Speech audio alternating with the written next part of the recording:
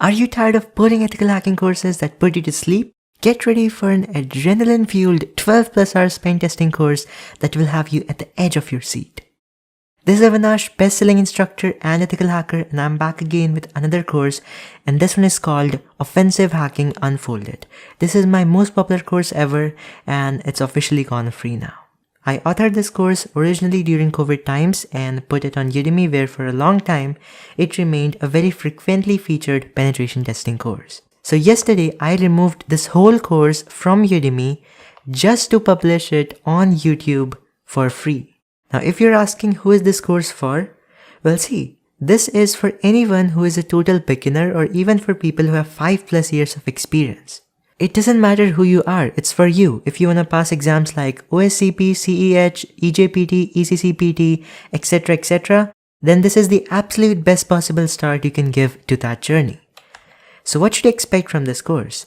Well, see, you will get in-depth knowledge of offensive hacking techniques and of course penetration testing techniques on real-world simulation labs. These are gonna be some really amazing labs which will provide you a safe environment to learn. We will not actually hack a real website that might get you into legal trouble or something. So in this course, to learn, we will set up a separate learning environment for pen testing where we will have multiple labs, and the lab 1 will be the most basic and the lab 2 will be a little harder, and that way the difficulty will increase as we move towards more advanced labs.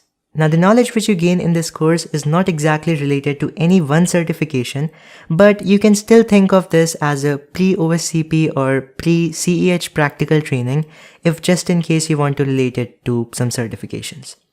Okay, and the second thing is that this course requires a lot of Googling. If you cannot Google for hours, then this course is not for you. In fact, hacking itself is probably not for you because we have to research so much stuff on the internet all the time. So Googling is something that you will be doing a lot of time during this course. And being really honest, this is an interesting part. It's not that boring as what so many people say it is. During this course, we'll go through 13+ hours of on-demand video. There are 11 articles, access on mobile and TV, and you will even receive this beautiful looking certificate of completion when you complete this course, which you can really just put anywhere. You can put it on your LinkedIn profile, resume, CV, wherever you want. Make sure you tag me when you make a LinkedIn post about your certificate. And after all of this, by the end of this training, you should be an intermediate level penetration tester. Now, you might be wondering what makes this course different from the dozens of other hacking or pen testing courses out there on YouTube. Because you can see there are lots of courses on the internet already that are free, that are 10+, some of them are like 25 hours and just free. And as a beginner, as a starter in pen testing, you might just see and think that the bigger course is the better. But honestly, I could have easily stretched this 13-hour course into a 30-hour course. But I instead chose to not waste time on any basic, like, useless thing. You know, for example, who is a hacker? How many types of hackers are there? Red hat, white hat, green hat, and all of these things which people say. But quite honestly, that knowledge is useless. So we will not focus on anything useless. We'll come to the point and learn exactly what you need to do to actually become a pen tester who clients would want to pay for. Not just learning random hacking techniques that no one will ever pay for. That's the goal of this course. Now let's come back to the topic, what makes this course different from so many other courses on YouTube and why this is the best penetration testing course you should learn from. Well, see, Offensive Hacking Unfolded is not a new name. It's not a random course. It's been around for years. It's been time tested, and I created this course when I was myself in the learning phase. When I was myself learning pen testing. That's why it's the best. Because I understand all problems a beginner faces. Because I face them all myself. And this course contains all the solutions. And this is a very career-focused course. As I said, this is not gonna waste any of your time in anything which is useless. As you can see in the picture, when this course was on Udemy at one point last year, it reached 4.9 rating, which is a very, very high rating, out of 5 by hundreds of Udemy students who took this course already. And this is not a joke for a pen testing course in our industry. I would say this is a pretty rare case when it comes to pen testing courses.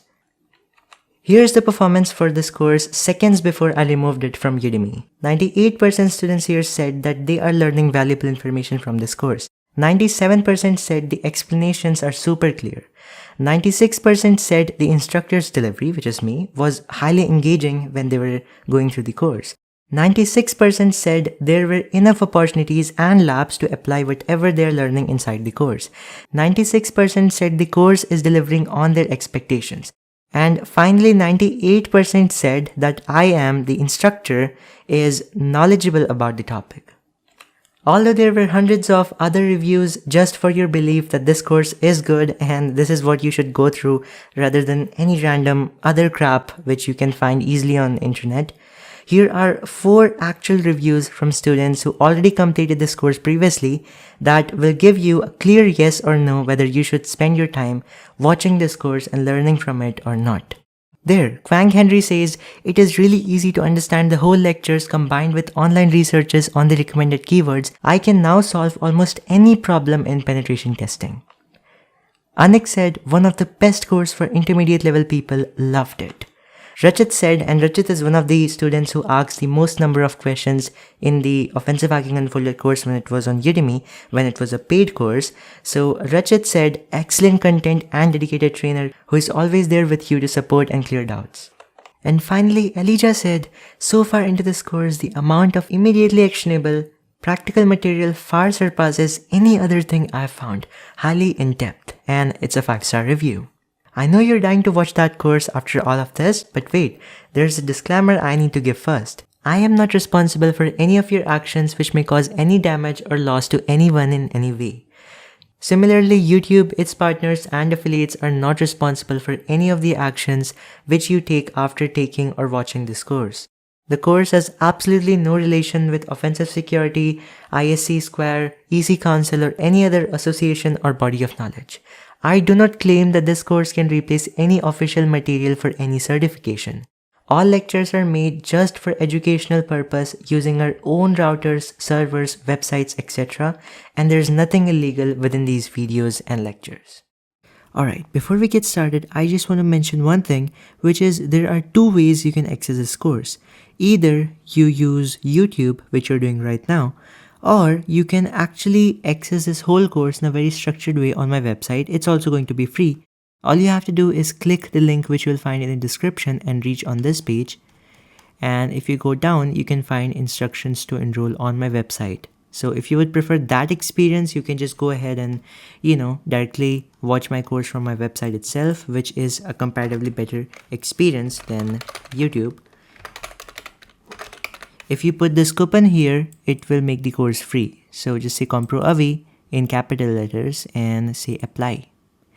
Course become free. If you click on this claim your free course button, you will get the course on your account and then you can start watching it. That's also a good way and a better experience than YouTube.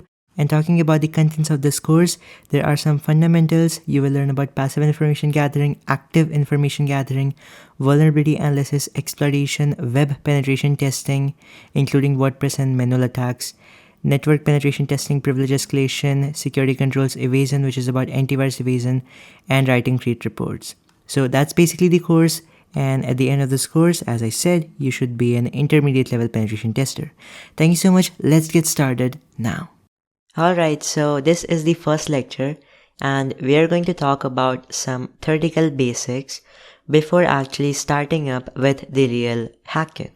So there are some important things which I have to cover in this lecture so that we can have a clear base on which we will build upon from the next lectures.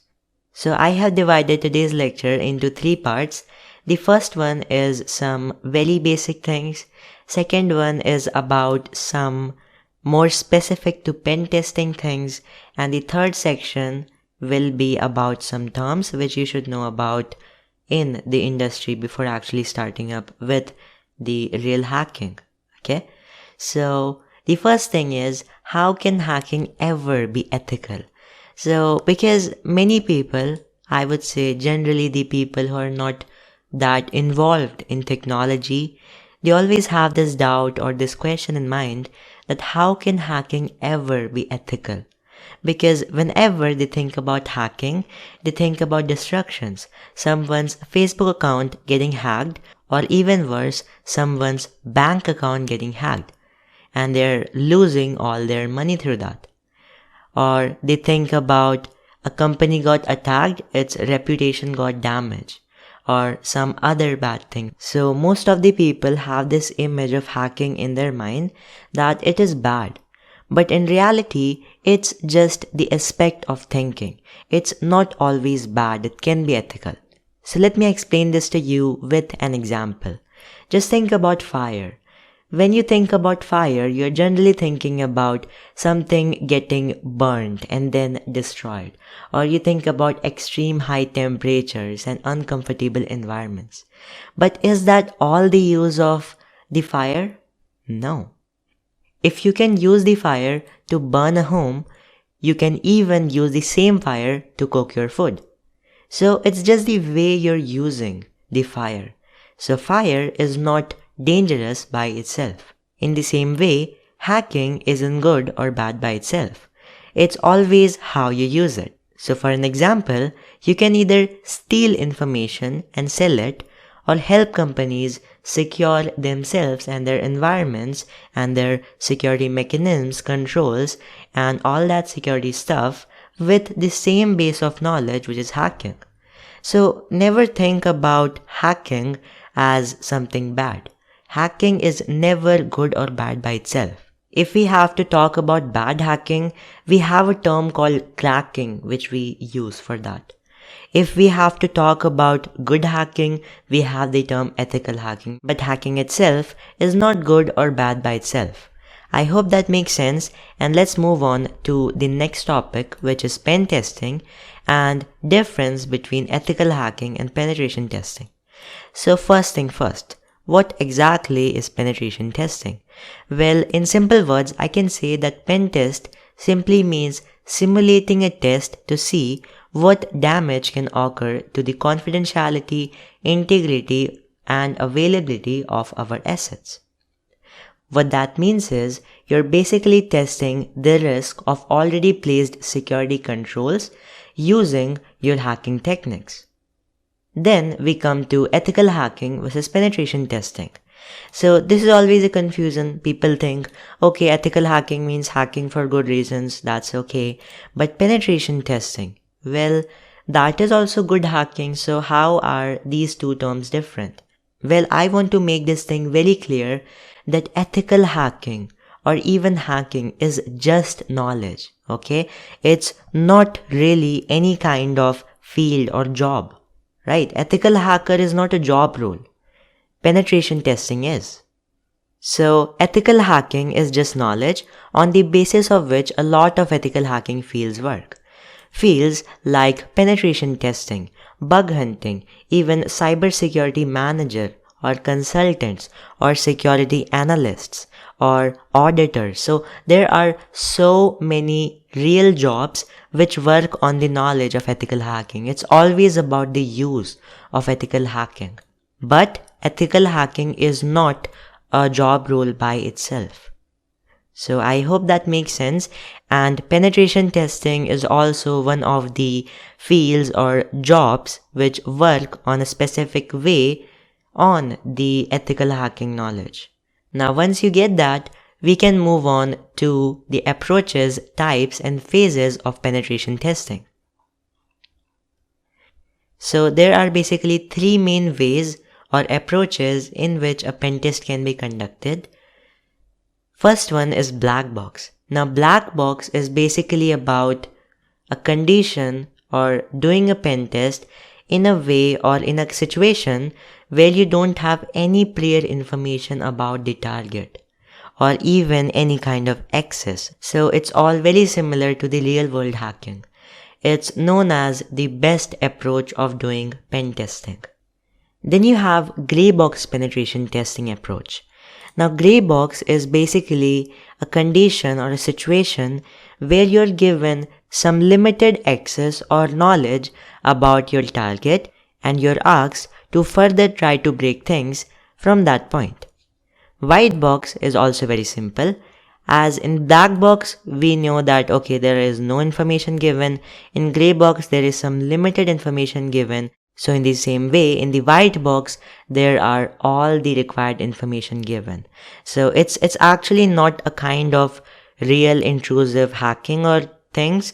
It's mostly about studying the data or information that we have and identifying any weak points or problems from that point. Okay.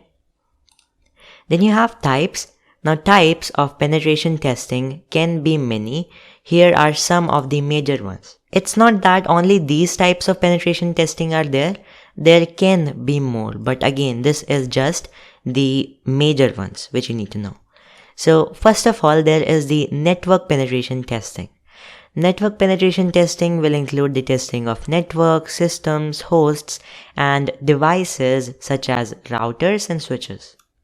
Web may include the website itself, the web server on which the website is hosted, the database which the website uses, and other things like API, applets, plugins, and a lot much more. So it's never limited. Then we have client-side penetration testing, in which we test browser, email clients, Flash, content creation apps such as Photoshop, media player, and many things. So yeah, this is also about the client side. It's more about the general softwares that we use, using them to hack into a target. Just like I said previously, media player like VLC. So if that has got some problem, if you're using that, because that's a general software, not a network service or something else, then that's a client-side type of attack. It's generally combined with social engineering. Now about social engineering, we will talk about this in a few minutes, so wait till then. Then wireless hacking will include anything related to wireless communications, from cables of Wi-Fi till the routers and everything in between. So it's all about wireless communication and the devices involved in that. Okay, and lastly you have physical penetration testing. So as the name suggests, it's about breaking the physical barriers, such as the infrastructure, building, or physically breaking or harming the systems and playing with the wires, disrupting things in that way, or even tackling the employees. So yeah, they can be a type of security control which you may need to break in some point. So these were quite a few types of penetration testing. Once again, I would say these are not everything. There might be more, but this is what we consider in general penetration testing. Just for an example, you may have heard about cloud testing or cloud penetration testing. I want to tell you that cloud testing is a field in itself. Cloud security includes it. So there are some things which you may call comes into penetration testing. However, the way we use them is really different from these. That's why we don't include them into our list of general penetration testing. Then we can look at the phases of penetration testing. As you can see, there is the pre-attack phase, there is the attack phase, and there is the post-attack phase. So as you can simply guess, pre-attack will include all the planning and structuring that we do before starting a penetration test. Attack phase is basically the phase where we actually do the technical stuff and testing of whatever targets we have. And then we have post-attack phase.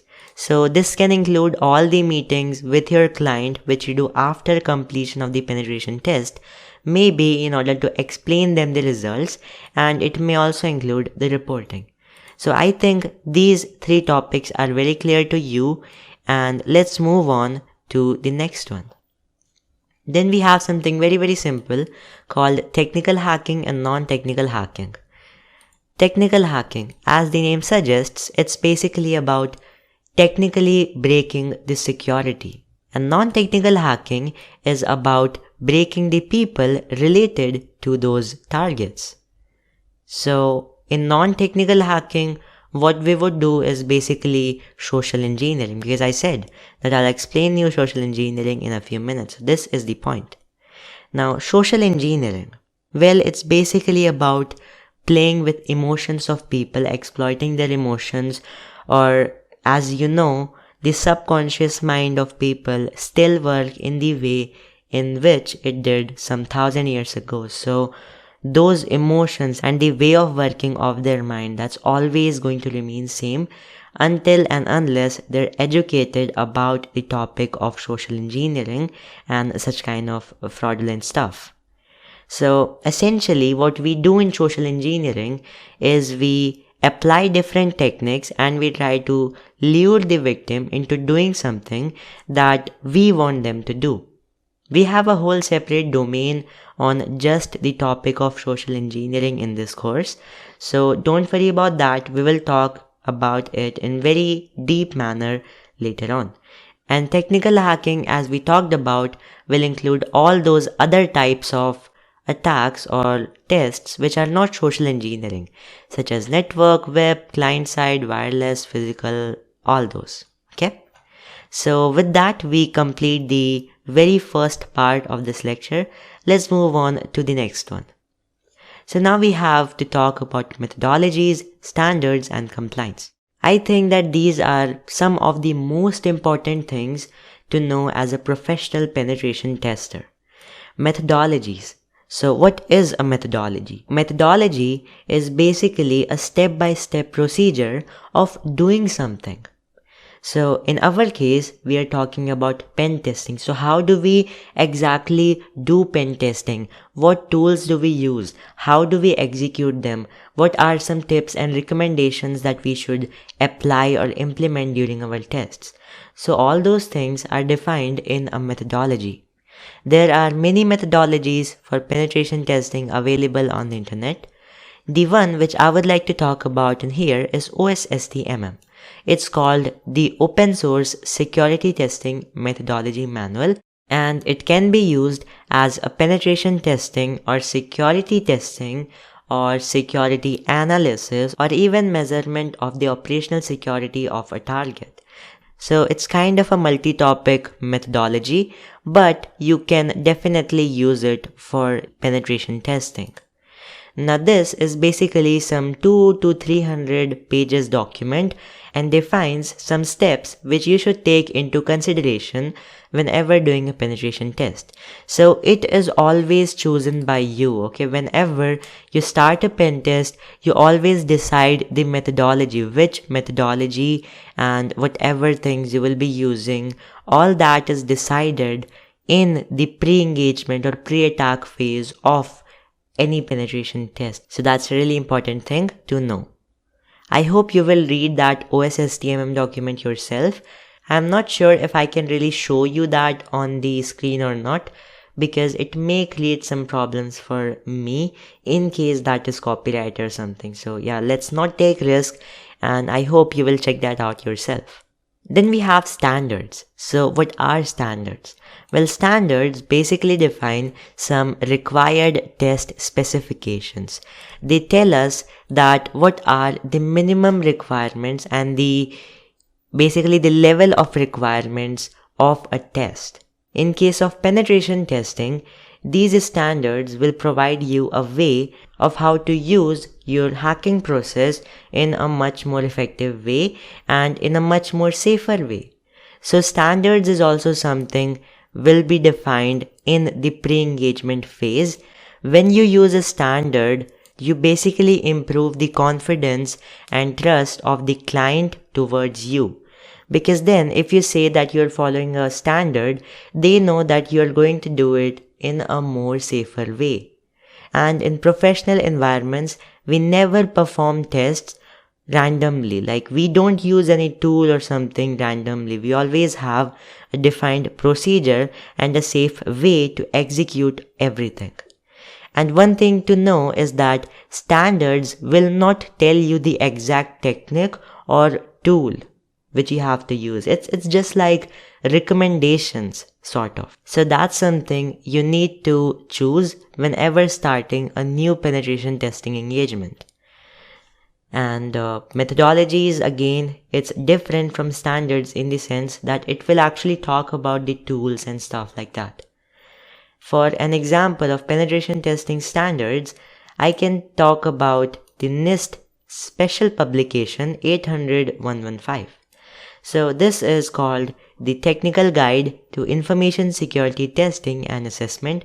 It's a very popular security testing standard used by many organizations. So if they are using this standard, you have to take all the recommendations from this particular standard and implement them into your penetration test.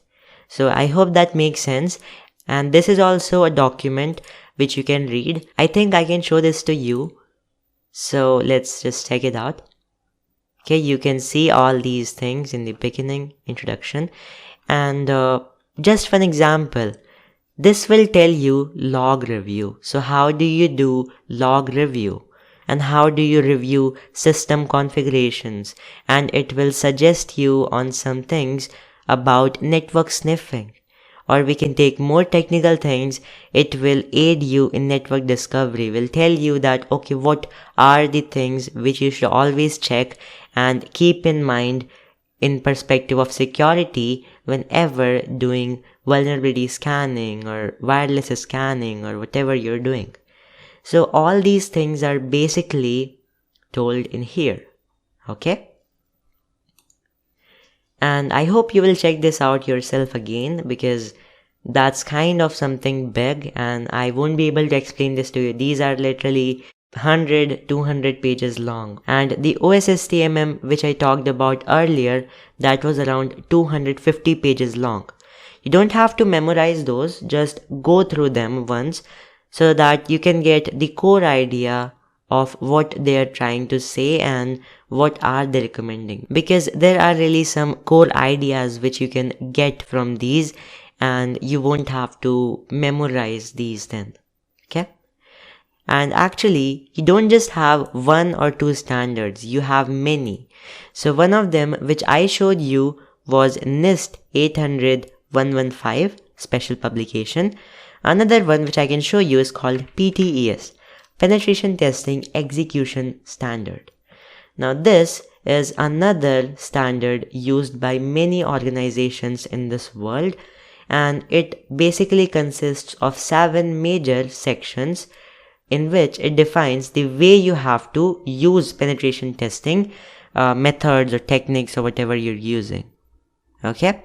So you can see clearly it tells you about pre-engagement interactions, intelligence gathering, threat modeling, vulnerability analysis, exploitation, post-exploitation, reporting, and all those things into itself. And another example which I can give you of a methodology can be the OWASP testing guide. So you can see it's in the recommendations. So this is also a methodology. It is more focused upon the web hacking side. It tells you how to conduct a wide range of different website hacking tests on applications to check their security. So yeah, this is another example. Then we have compliance. So compliance is basically nothing but making sure that our company and the employees who are working follow all the rules, regulation, standards, and ethical practices that apply to the organization. So basically following a rule or an order. Now compliance, as you can see, can be regulatory, legal, as well as some internal policies of the organization itself and even the bylaws. Compliance is actually a very important thing to take into consideration as a penetration tester. So your client might have some compliance that impacts in their industry and thus also their organization.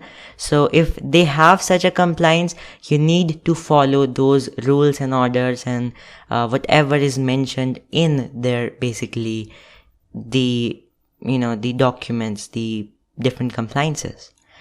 There are many different compliances available. There is PCI DSS, HIPAA, GDPR, and many more. So yep, PCI DSS is for payment card industry. So this will tell you that okay, how many times you need to do pen test in an year, like maybe once a year or twice a year. It will tell you that. It will not tell you actually, it will tell the client company of yours that what they have to do, but because your client has to follow these compliances as it is a requirement, not an option for them, so if you just say before starting of a penetration test that you know the requirements and all the recommendations mentioned in their compliances, then they will have even more better trust on you. So it's basically about their trust, and it should not get them into any problem, because if they don't follow compliance practices during an audit, they may face a lot of problems. PCR DSS is basically for any and every company who works in the payment card industry who process credit card information. HIPAA is another compliance for the health care industry. So yeah, there are so many of these. FISMA is another one, Secure Federal Government. It actually is very much related to the risk management framework. Critical controls is another important one, and common criteria is actually for computer security. It's like an international standard for it. So yep, similarly they have so many. You can see SOX is another one. So there are just so many in this world, and it really depends upon your client. So if your client has some compliance requirements, make sure you ask them about it in the planning phase itself, so that you know in which way you have to work and what are the limits and what are the things which are must to do. This was about methodologies, standards, and compliance. I know it might be a little confusing or difficult for you right now, but this is really something you have to understand, because most of the people whom I know, they don't understand the importance of compliance, standards, and methodologies in conducting any kind of penetration test. So yeah, if you got this right now, you are on a much better position. Also, let's look at the process of security testing. Now, we have information gathering as the first step. It's always the first step actually on any kind of security testing, not just penetration testing. So, information gathering is simply finding as much information as possible about the target. Vulnerability analysis is the phase where we use the identified data in order to recognize different vulnerabilities, and we study those vulnerabilities. Then we take advantage of those vulnerabilities, or we abuse those vulnerabilities using exploits in the phase of exploitation. In post-exploitation, we use more things such as preserving our access or privilege escalation in case we had some excess. But exploitation is not just always about gaining access, it can be damaging any part of the confidentiality, integrity, or availability of the target. And lastly, you have house cleaning. This is included in some processes and in some others it's not. I just included it, and it basically means bringing back the system into the same state in which it was before starting the pen test. So essentially, it's removing remnants of the penetration test. So whatever leftovers were there after your penetration test.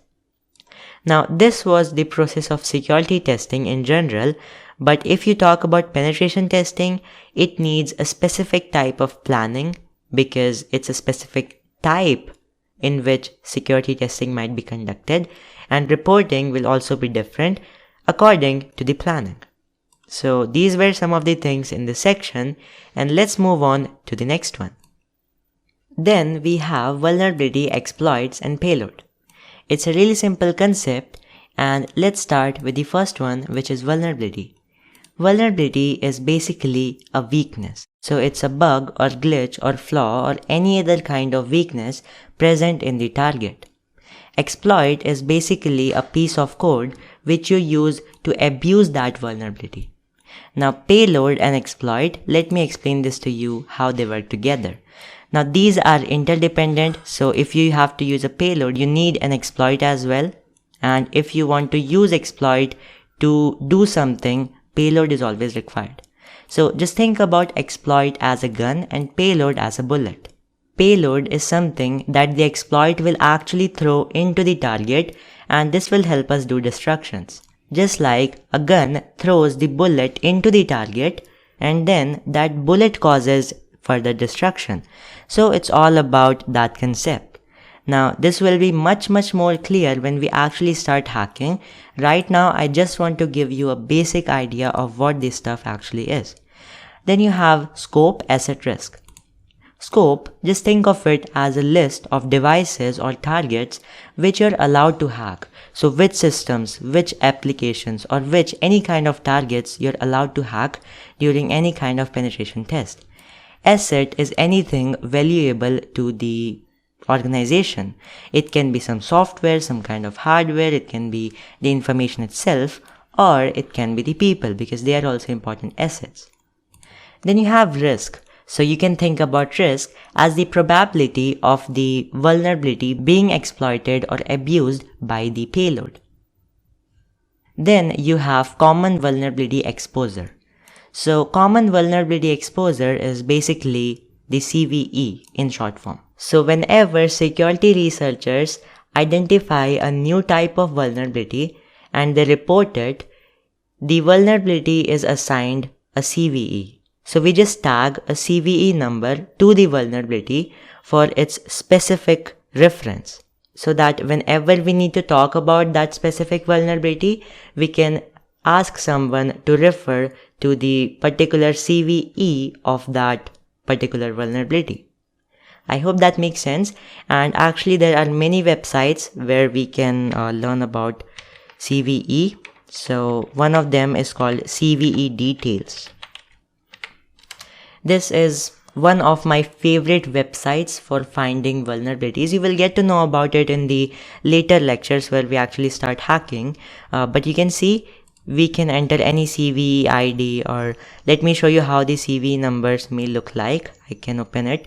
So you can see CVE. Okay, let me zoom it first of all so that you can see it. So yeah, CVE-2000- some number, right? Some identification number.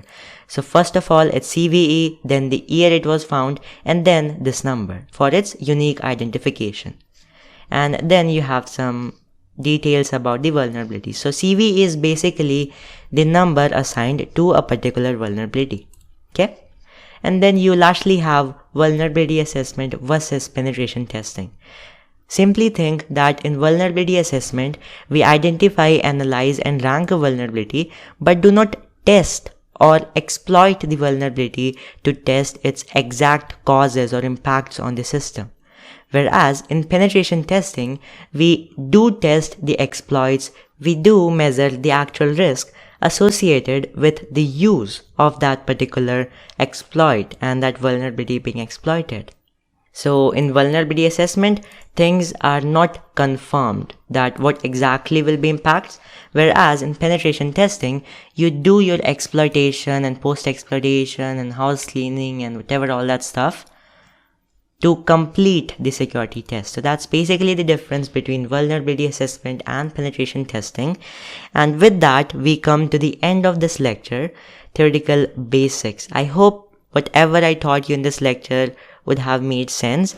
Now you will understand these things in a much more clear manner when we actually get into the practical hacking. So that's exactly what we are going to start from the next lecture itself. Till then, have a great day. And let me have a leave now. Let me quickly show you how you can set up the lab which you will need for this course. This way you will be able to practice everything that you see being done in front of you in the videos that you have in this course. So just go on Google and search for VMware Player. That's a hypervisor software. I'll explain what exactly does it do in a minute. But before that, I just want you to search this on Google, and then from here, you will see a link which will say vmware.com download player. Okay, you have to click not on the first link but on the second link which says my VMware. So I just click on this and I get redirected to my.vmware.com, and here's the download page. Now from here you can just select up the VMware Workstation Player, the version. So just choose latest one, I would say, and right here you will see product downloads. So as I said, just see which is the latest release and click on go to downloads button right here. Then it will give you the download options. So from here, product downloads, you have the file, so you can download it for Windows 64-bit OS, or you can download it for a Linux system as well. In this case, I'm using Windows 10 64-bit, so I'll just go ahead and download it from the first button. As you can see, it just gives us the save file option. You have to save it on your system. Now in this case, I have already downloaded this file on my system to save time, so I'll not download it once again. I just cancel it, and then once you have downloaded this file, you will see that it will look something like this. And it's around 200 MB, not a lot.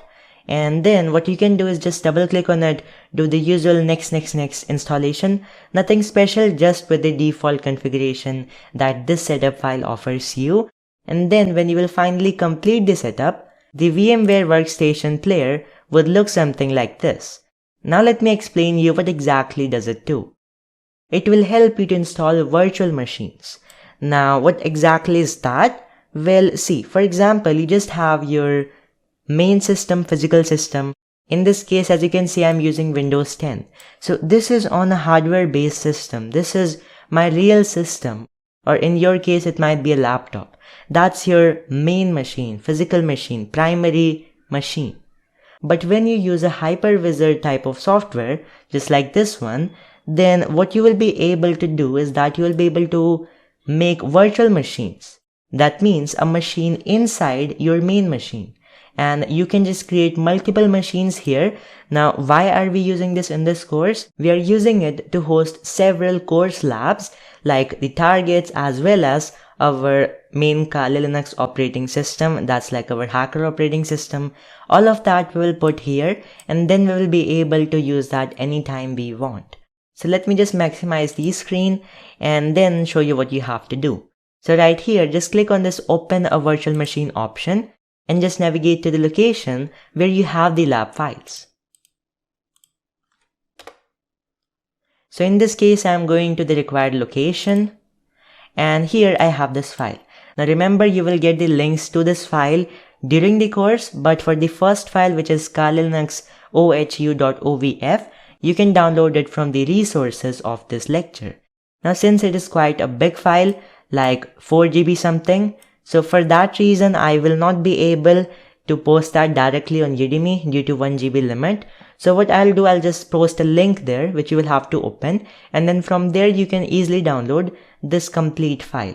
So I have already done all the setup for you, and it's the Kali Linux machine that we are going to set up first. It's our hacker operating system. So I just select it and click on open. And then as you can see, it asked us to give a name to this virtual machine. So you can give any name to it. I will just say something like Kali Linux OHU, Offensive Hacking Unfolded, and then storage path. So I'll keep it default and import. After that, it will start importing the Kali Linux file. Now this process can take a few minutes. So here you have to be quite patient.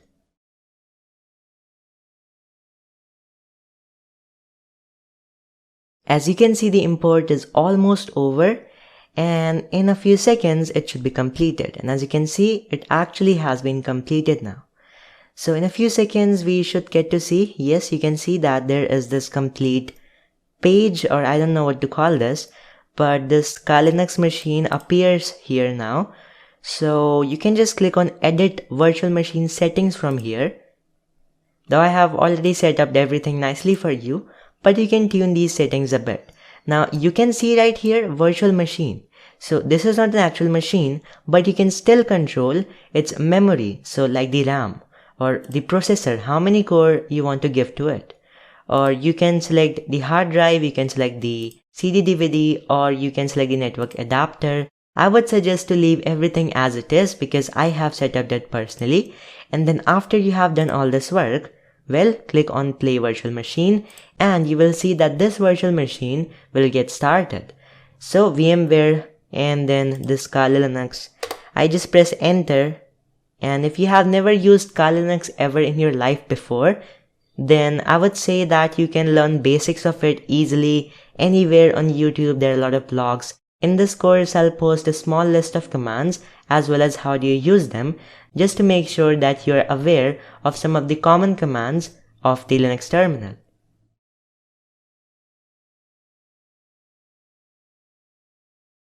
Now that this machine has started up, it's time to put the password and the username. So let me tell you what are the credentials. Well, they are these.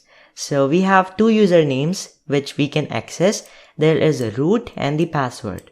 Now this root, if you just type this right here in the username, and in the password you say, what was that? Okay, it was password only, so I just put that here and press login. Then I'll be able to log into the system as root. Now root is the highest privileged user in any system, so if you can access this user, that basically means you can control the whole system as you like. You can even go full screen from here, so you can see now we get to see these bars, and then I can log out and then show you another user. So I just go back and show you the credentials again. So as you can see, there is another user, Avinash, that's my name, and the password is also Avinash in this case. So I just put that right here, username Avinash and the same thing in the password, and then I click on login. Now this way I can log in to this user. This is the same user that I have been using in the whole course. So if you want to get the exact same environment that I was using, well, then you can use this user. So this was for a hacker operating system. This is where we will execute all attacks from. But we also need some target labs whom we can practice the tests on. So for that, I can open up another window of VMware Workstation Player. And now I can just import another machine here. So click on open a virtual machine and then go to the required folder. So now I'll give you the labs during the course, so you don't have to worry really about them. But right now what you care about is the process. These all labs and even more than these you will get afterwards in the course. Like this basic pen testing one, you will get this for the first time in the exploitation lecture. So in the lectures where we use them, I will give you the links to download this machine in those lectures themselves. Right now I'll just use the lab one, basic pentesting 1.ova. That's gonna be our first target in this course, and then I can just click on it and open. And then it will again start the usual import process. Before that we have to give it a name, so I'll say leave it as it is and import. Now it's importing the lab and it says something like this. So here, if the import fails, just retry and you will see that it starts working again. Okay, so the import has been completed and we have this new machine here as well, basic pen testing 1. Now once you have this Kali Linux machine opened, you can also open your target machine, which is this lab 1 right now. So I just play this virtual machine and you can see we have both of these machines running now on different windows. So you can just access them like that. And once again, I'd like to say Kali Linux is for hacking. So for example, I can, or actually I will not open up terminal right now. Basically terminal is like a tool from where you can execute commands. I'll cut this, but I want to show you the applications which you get for hacking in Kali Linux. That's the reason we are using this operating system. You see, for every phase of hacking, there are their respective tools. We will be using quite a lot of them in this course with the time, and you can explore them yourself as well, because this toolkit, that's really big. And the only reason we use Kali Linux is because it gives us all these tools in one place, really most of the times very updated, and we don't have to set up them ourselves. That's the best thing about having Kali Linux. There are some alternatives as well which you can use, like for example Parrot Security operating system, or you have Packbox and Arch Security. There are a lot of them, but for this course, as I said, we are going to use Kali Linux because this is my personal favorite. I hope you understood the whole process, and let me show you one more thing. I can show the IP here. So as you can see, this is the IP here. This is the kind of the address of this system. And then if I run a command here really quick, So you don't have to remember any of these things. I will talk about them in the course, but right now, what I'm trying to really do is I want to see if both of the machines are in the same network or not. So the password is Avinash, I think. Yes. So in this case, you can see that this machine is not opening up. So let me just see.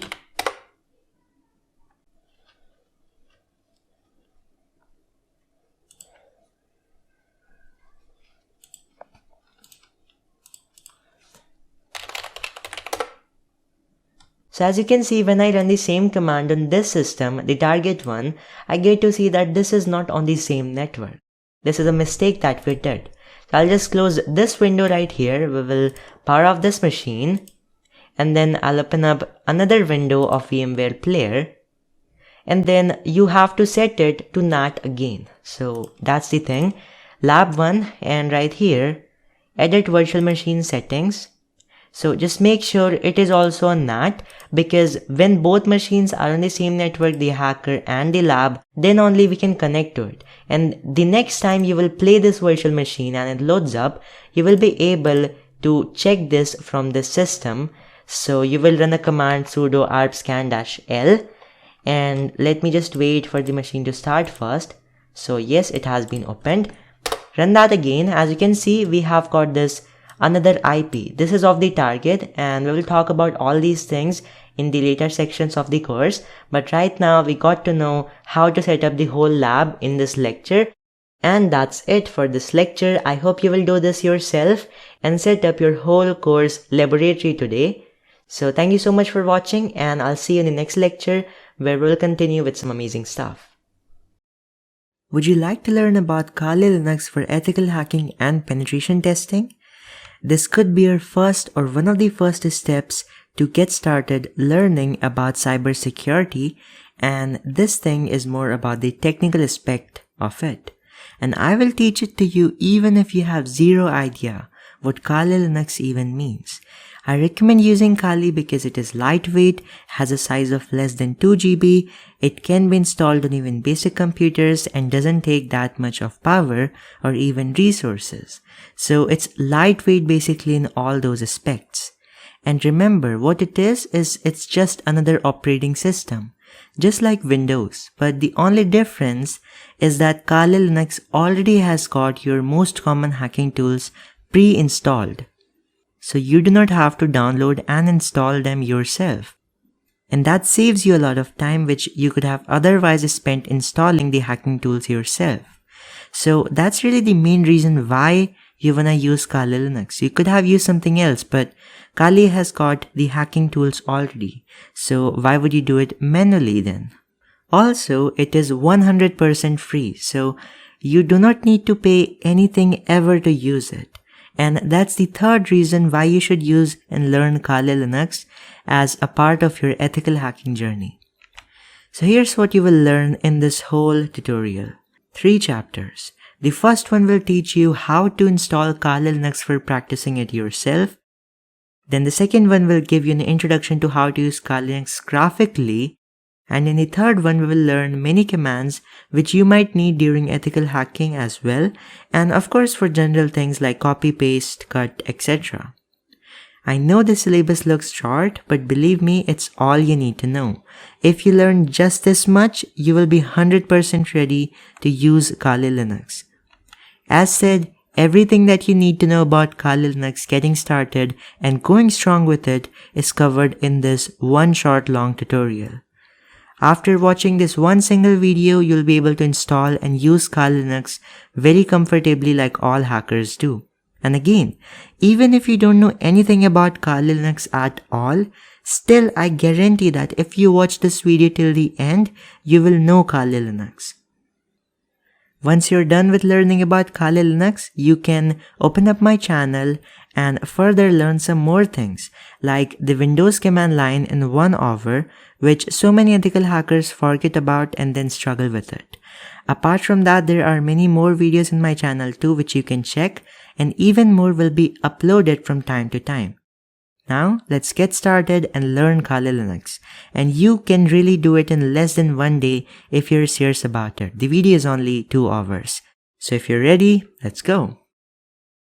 So before we get started with learning about Kali Linux and all kinds of things about it, I would say that it would be better if you could set up first of all a lab environment where you can install Kali Linux, and basically then you will be able to play the video side by side and have the lab environment on the other side of the screen, and you can just do play pause do, play pause do. That's what you have to do, and that would basically make it very easy for you to practice this stuff while you're learning. So I'm just gonna help you in this video building that same lab environment.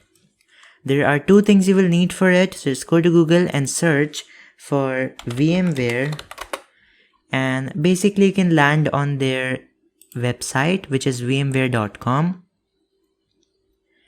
So this is the first tool we are gonna use, and you can find resources here. Click on that.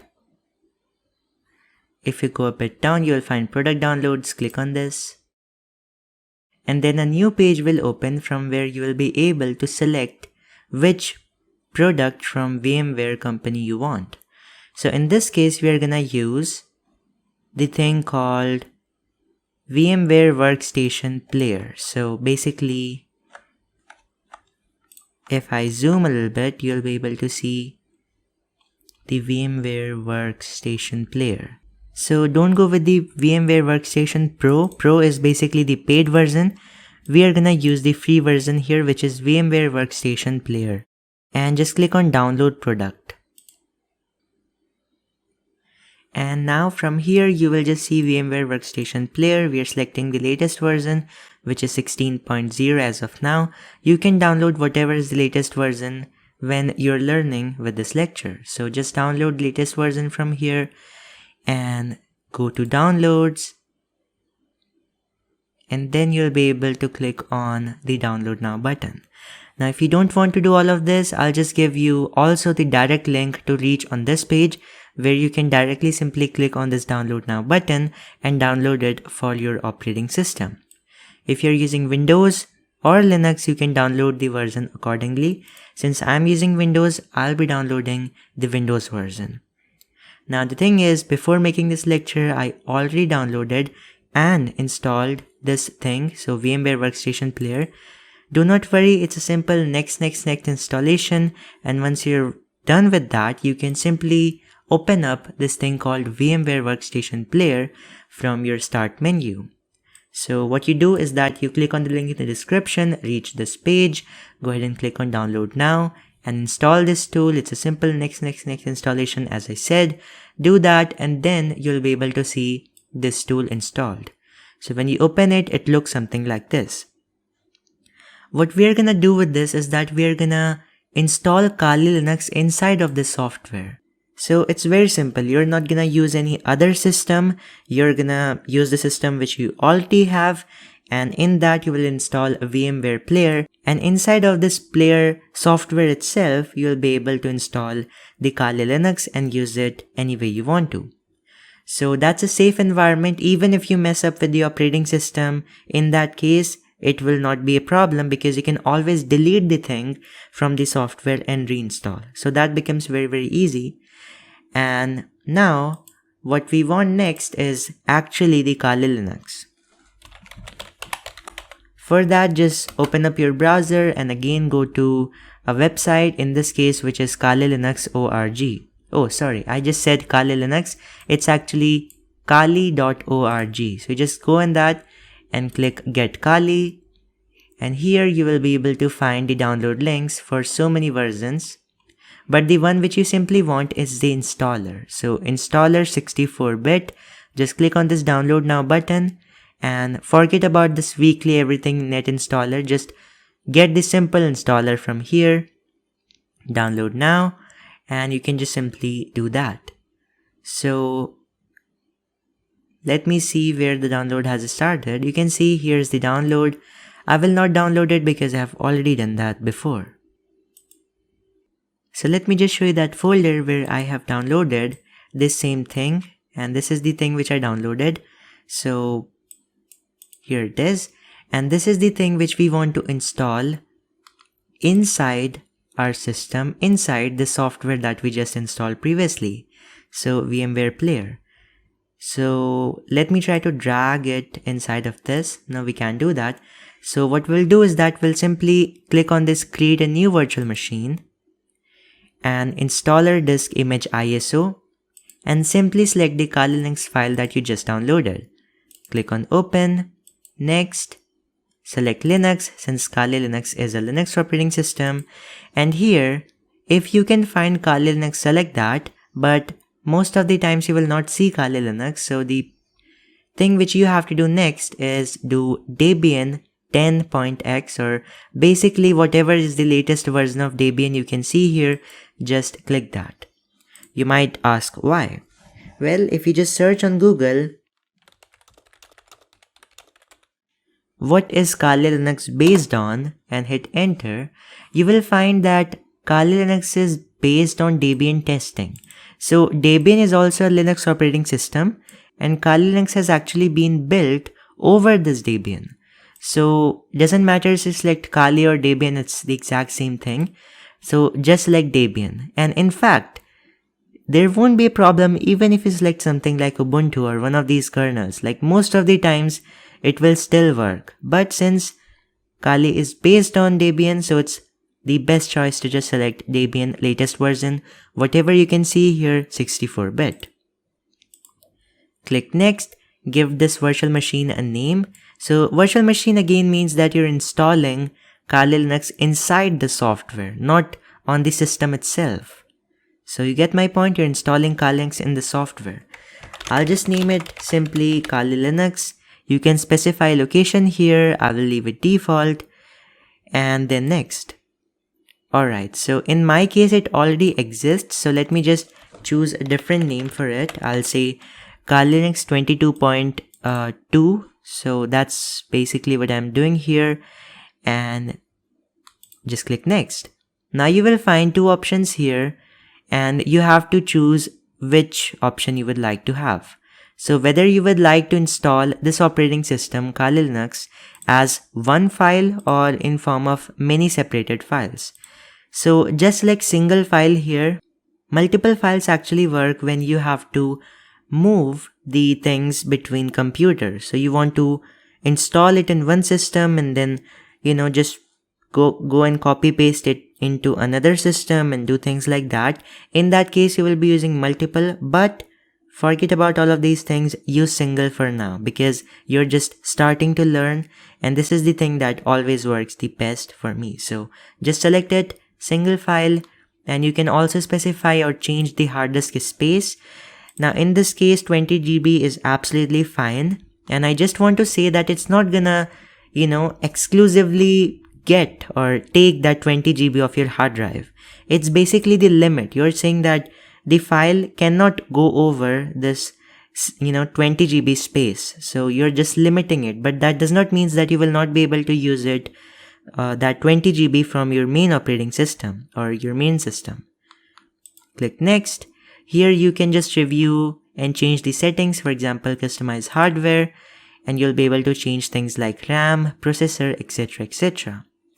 A good idea for the RAM is to give this Kali Linux half or less than half of what you have on your system.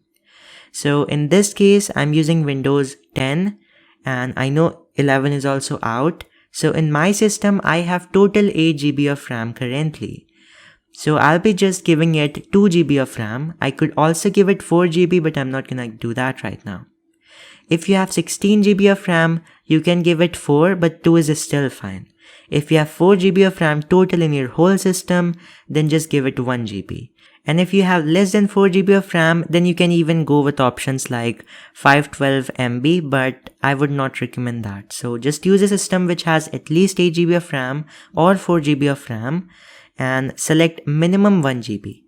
But I will be using 2 GB right now because I have more RAM than that in my main system as well. Now click close and finish. So now basically what you have done is that you have done all the configurations and now you can start installing the Kali Linux. So till now we were just downloading it and configuring some settings, and I can just click on this play virtual machine button to actually go ahead and start the installation for it.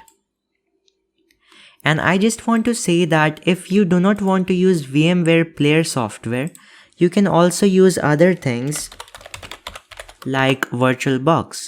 So VirtualBox is another free option, VMware Workstation Pro, so not the player that we install right now, the Pro version, that is a paid option, so you can also use that if you want to. But I always like to use VMware Player because it is free and just does your work, so you can do that as well. Alright, so it's making some sounds here, so let's go ahead and install it. So here, some basics about this software basically. What you have to do is that you have to first of all click on this VM, and now your mouse cursor will get inside the system. If you want to get the mouse cursor back on your main system, you can use Ctrl plus Alt keys on your keyboard, and you can see this cursor is again back on my main system. So now I will go ahead and choose install. You have other options as well like graphical and other things, but just go with installer. I think that is the most easiest way to do it, or if not the easiest, it doesn't make a difference whatever way you install it, but I always like this basic installation. So in that menu, just click on install. Now it is asking you to select the language. In this case, I'll just leave it on English. You can change it if you want to. I'll go ahead and select my country. You can select your country. In this case, I'm in India, so I select that. American English is the key map I'd like to use for the keyboard. And now it will start the installation, and actually before that it will also ask us a few more questions, so let's wait for that to happen. As you can see, it has done some work and it has again started to ask us some questions. So first of all, let me just do full screen here so that it's clear to see, and now it is basically asking us for a host name, which is already default to Kali. We will leave it there. Continue, which I did by pressing enter, and then domain name. We don't need a domain, so let's just continue without setting anything. Full name for the new user. It is basically asking us to create a user account, and in this case you can just use your name or whatever username you would like to have on the system when it gets installed. So because my name is Avinash, I'll just prefer to use that as my username. Continue again, and then it is asking us to select a username and continue, so the same thing, and choose a password for the new user. Now you can just set a password for the new user. In this case, I'm setting the password Avinash. You can set up whatever you want. Again, put the same password and continue. So the way you continue is basically by pressing enter again and again.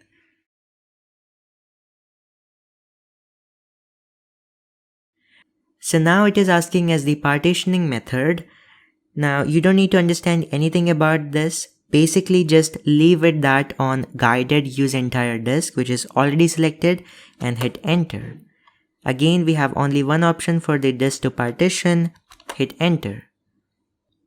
And yes, we want all files in one partition, so recommended for new users, just go with the recommended and hit enter for finish the partition.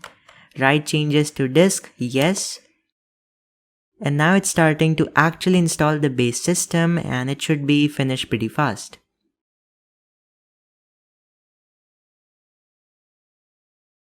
Alright, so after a few minutes, it again asked us some questions.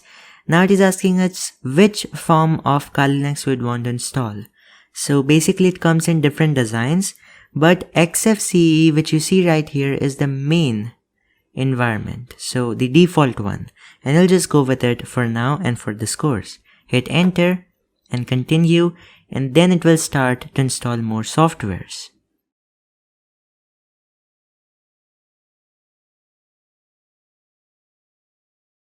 Okay, so now it has asked us if we want to use the grub bootloader. So this is what appears when you basically boot up this whole system. So we're just gonna say yes, and then it's asking us for the device which we want to use for the bootloader installation. So we'll just use, we only have one option, Dev SDA, so we'll just select that and enter.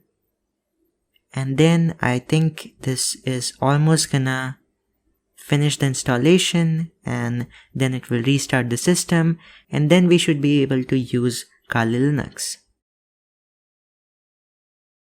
Alright, so as you can see now, it is saying that installation is complete. So let's just continue to boot. And now it should start our system for the first time. And just hit enter on this screen.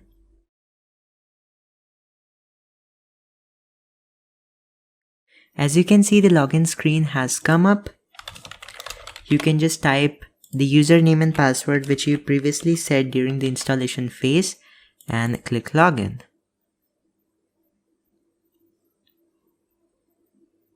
So if you again want to go and exit the full screen mode, you can just do that like this, which I just did, and you can again go to the full screen mode. So you can see you don't have to do or change any resolution, and it's already looking so good.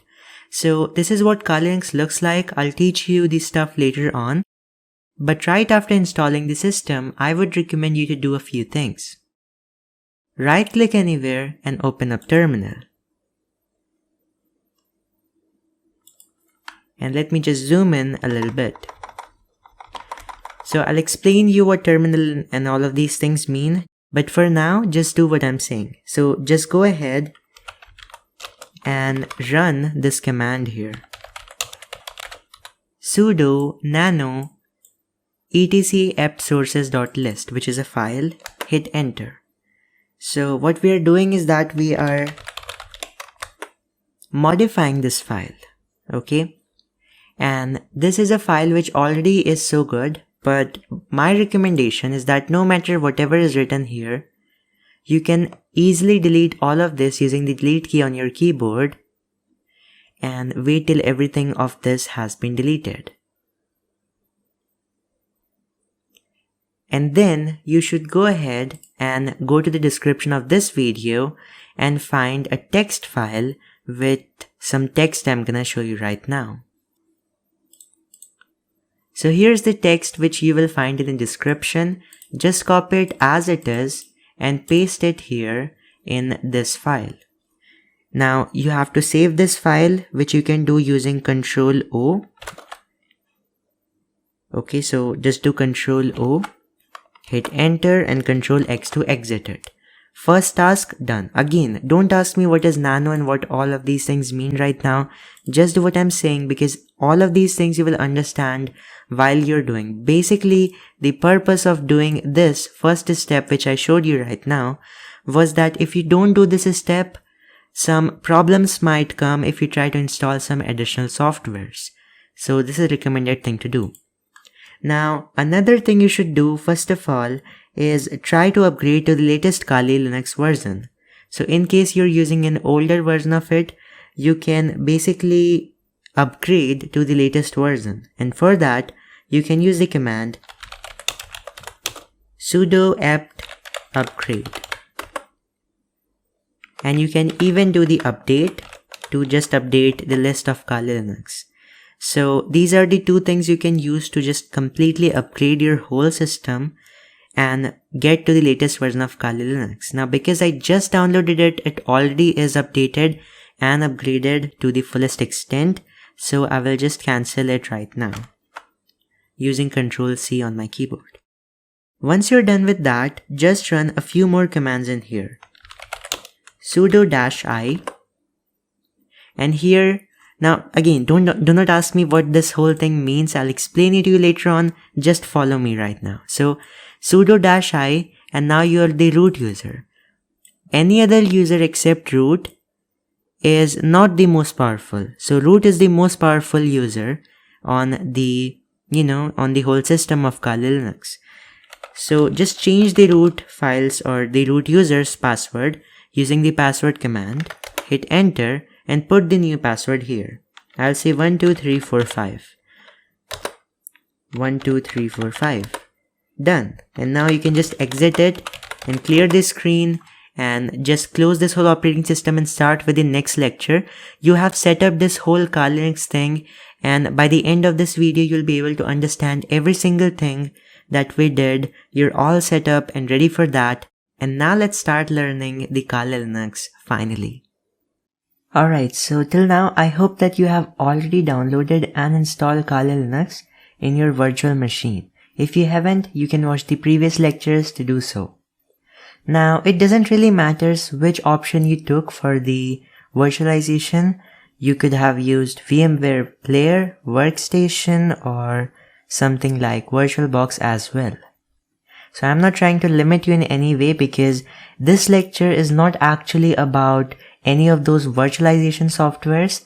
It's rather about using the operating system, which is Kali Linux itself. Now, even though I say it's for Kali Linux, you have to understand that the commands and some of the things that I'm going to show you, in fact, most of the things that I'm going to show you will be applicable to other Linux operating systems as well. Okay, so first of all, what we are going to learn about is an operating system, Kali Linux, as I have already told you. And this is a picture of it. It's the 2021 version. However, I'm recording this lecture in 2022. And as you can see from the bottom right corner, you can see it's 6th March 2022. This lecture should be relevant many days after that, and actually many years after that, because the basics do not actually change very much. And there is also a recent, new version of Kali Linux 2022.1 that you can use as well. You can use the latest version that's, present at your time of watching this lecture. Okay, and I'll be very slow in this video and I'll not try to rush, because I just want that every single beginner who knows nothing about any kind of Linux before should be extremely comfortable with using Kali Linux after this lecture. So this will be a complete guide, and let's get started. So now this is one picture of how Kali Linux looks like. The background can be different, but this is the basic look, and it's similar to Windows, as you can see. Actually, it's no way similar to Windows, but you can see that there's something like a taskbar on the top. You have something like a start menu on the left side of the top.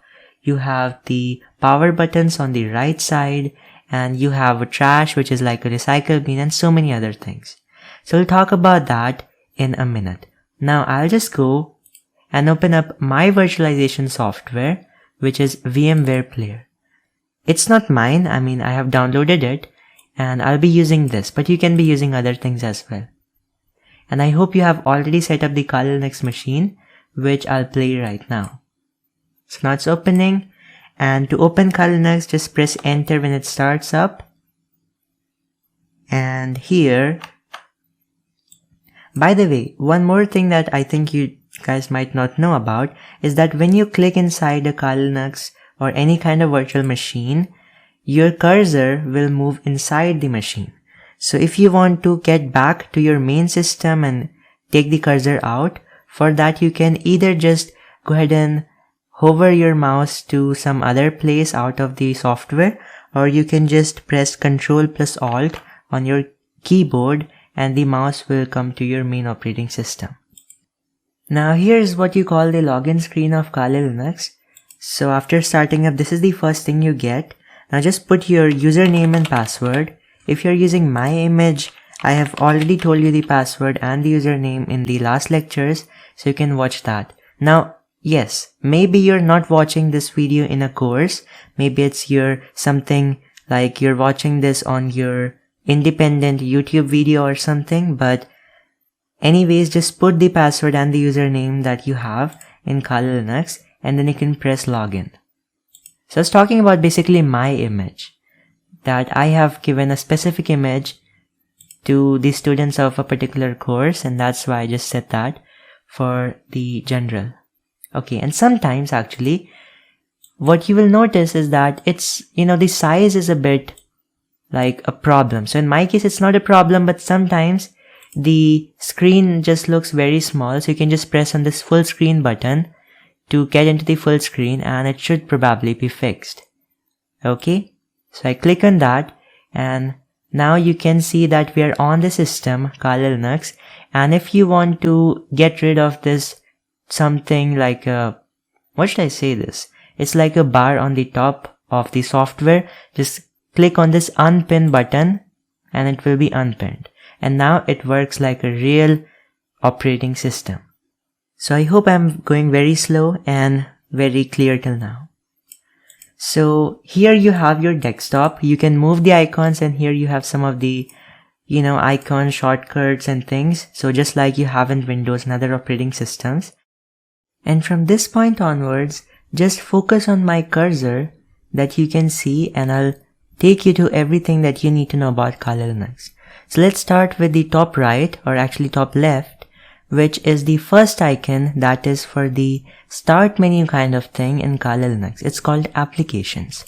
You click on it and you get to see all of the applications categorized very nicely in these categories, and you can see an organized view of everything that you can see. All of these are basically softwares related to hacking and sometimes not related to hacking. Now let's just start with the very basic things. So for example, if you want to search something, just type it in here. So the first application I'd like to talk about is Mousepad.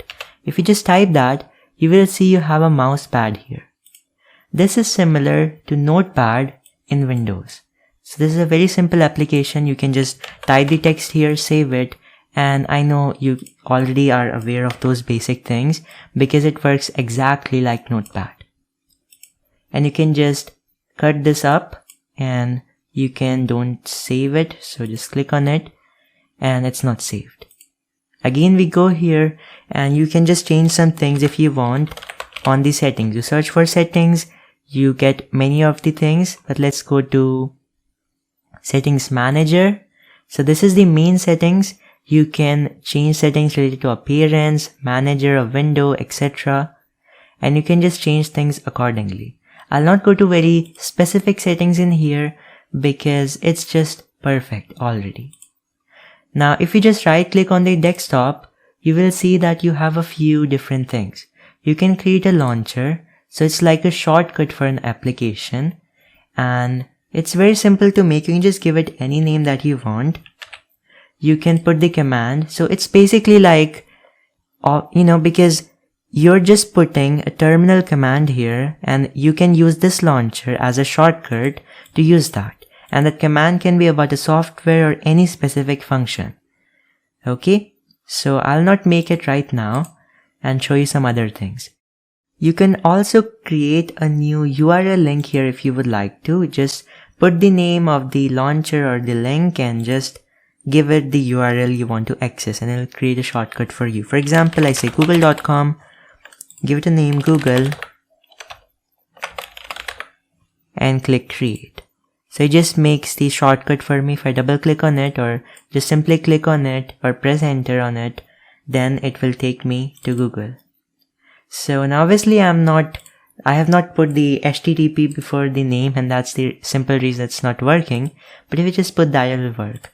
So it's a very basic thing. I hope you understand. You can create a folder, you can create document, and that will just open the mousepad for you if you'd like to. And then you can open the terminal. So we'll talk about that in very depth right now, in a few minutes basically.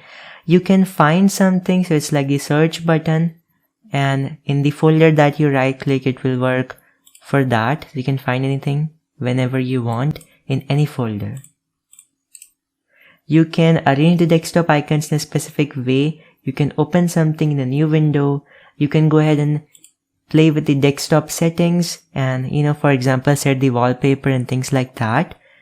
And icons and menus. It's all the basic things right here. You have the applications again, so you can specifically run a program or just, click on any application you'd like to use and you can make use of that. Now I know I'm going very slow with it again, but this is very important for someone who has no knowledge about the whole topic. So I'll go slow like this. You can actually increase the speed of the lecture if you think it's extremely slow. Next, you have the other icon here on the top left, and this is basically for restoring the minimized window. So if you have opened something and you have just minimized it by this button, you can again get to see that if you would like to. So it'll just restore the minimized window for you. And alright, I just did a mistake here. Minimizes this. And I can just, click on this and get this worked. Next up here we have this folder kind of icon that just gives you some basic options and folders that you can go through. For example, desktop, download, etc. You can open up a terminal right now through which you can make the commands. You can type the commands and just run them very simply. Next up here you have a screen recorder kind of thing. So you can just click on it and you can record a video by clicking on capture, or you can go ahead and take a snapshot of your screen. So screencast is for video, screenshot is for image that you can capture from your screen. Okay, and you have the other things like workspaces. So you can just go ahead and switch between workspaces. That means you can be opening some files on one workspace basically, and then when you have a lot of things and you don't want to mess the things up, you can move to another workspace by clicking about it on here. And then you can do some other work in here, and then when required, you can switch back to the first workspace. You can even right click on it and manage some of its settings. So here I have basically the bar, and I can go ahead and remove it if I want to.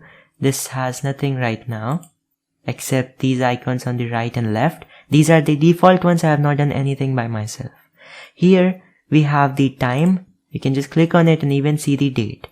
You can see on this icon for the network connections, and you can also connect to VPNs if you know what they are. You can click on this speaker kind of thing to manage the volume.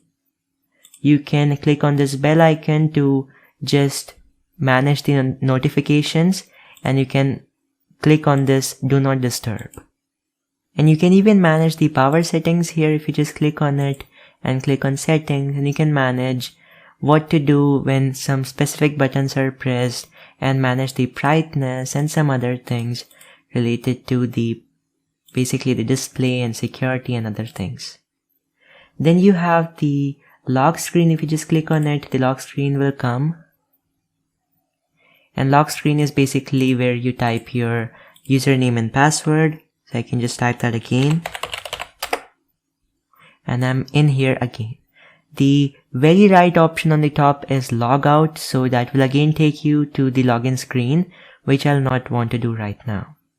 Other things are basically this trash. So this trash is like the recycle bin that you have in Windows operating systems. When you delete files, they go here, and you can empty the trash to permanently delete them. Okay, so the next thing we'd like to talk about is the file system in Linux, that what all files you have and how are they arranged and similar things. And not just files, folders as well. So you have this home thing in the Kali Linux. When you double click on it, it opens your file manager stuff. So basically you can just manage all of your files graphically. Just like you have a My Computer in Windows operating systems, it is that thing, but in Kali Linux with a different name. And it's very simple. So you can just go ahead and delete some certain files. You can right click on them, copy, cut, paste, and similar stuff. You can check the properties of the files to see their information, and you can go ahead and do a lot of stuff here. What I want to talk about now is the file system. So how are all of these things actually arranged inside of the Kali Linux operating system? I'm talking about folders and files arrangement. So what does each folder do basically on the file system? Now I'll be starting with the bin. So bin is basically your basic executable programs.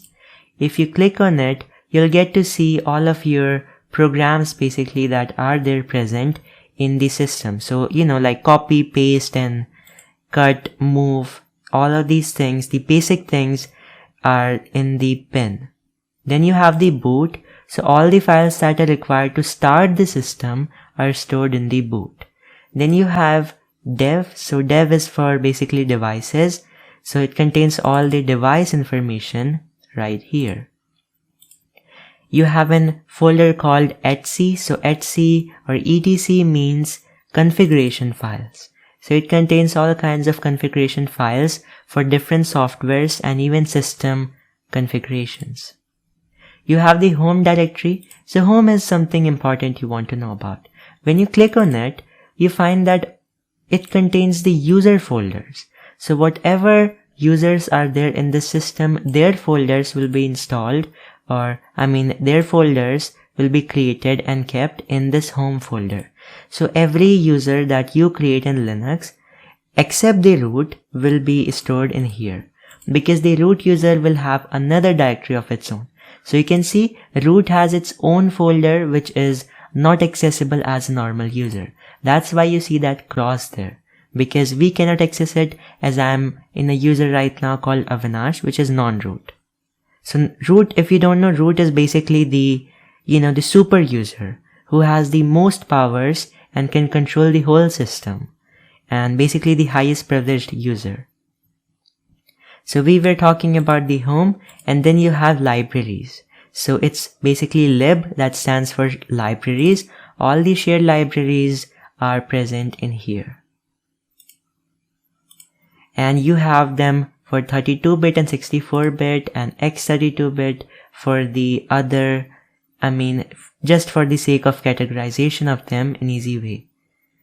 And then you have a media. So I'm just not talking about the things that are temporary and are not present in any Linux system. I'm talking about the main ones. So we have the media in here. Media is for external devices. So whatever CD or DVD or pen drive you have, the removable media or devices basically are stored in here. Then you have the MNT. So it's the mounting point where when some devices is connected, for example a pen drive, you can just mount that in here and read the material and things like that. So it's related to system, not very important for us as hackers. Then you have OPT. So OPT is basically the optional things. So some add-ons for softwares and stuff like that go in here. In my case, there is nothing in here, but there might be something in your case. Then you have PROC, which is for processes. So it contains all the process information that are going on the system or are present on the system with their ID. You have the root folder that I already talked about, contains the information about the root user. So it's its folder specifically. You have a run. Now you don't need to know much about it. It's just like a system folder related to file system. Then you have sbin. So sbin, now see, earlier I talked about the bin folder, which contains the basic binaries like the executable basic programs. But sbin is for system binaries. So system binaries are the system files that are not accessible most of the time by a normal user.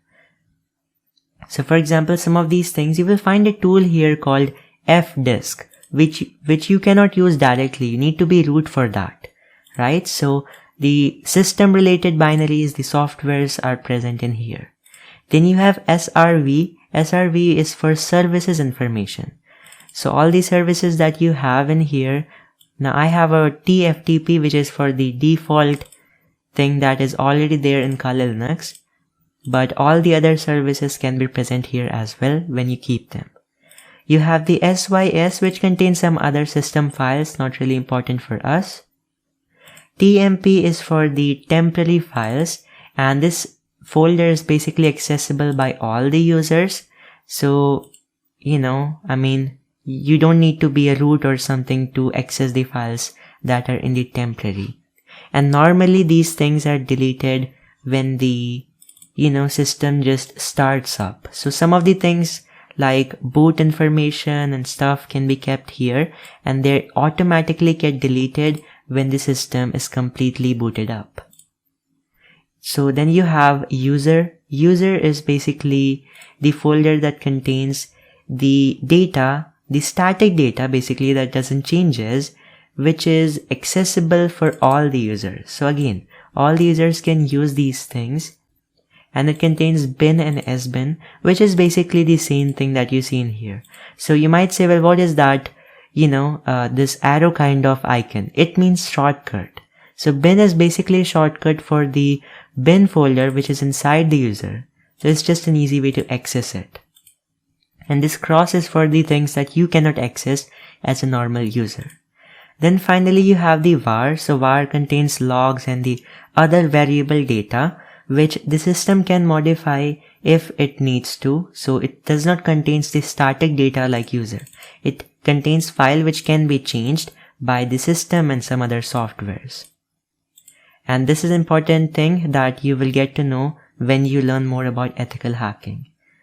Okay, so then we have some image files and stuff like that which are important to operate the system. So I hope you're now well equipped with the meaning of all these file systems. I've spent all this time, all these 20 minutes around in just setting up the foundation that helps you to now use the system very effectively. So now you can expect that you pretty much know everything that is obvious and that is for the basic uses of this operating system. So congratulations about that, and I hope that everything apart from this is obvious except the terminal. So, what exactly is terminal? Now, terminal essentially is the tool in Kali Linux, or actually any Linux operating system, that lets you to execute commands. So you can control the command or basically you can control a computer in two ways, in a graphical way and in a command line manner. So either you can just type commands through your keyboard and press enter and do things that way, or you can click on this stuff. And when I say Kali Linux application, that means there are two kinds of applications.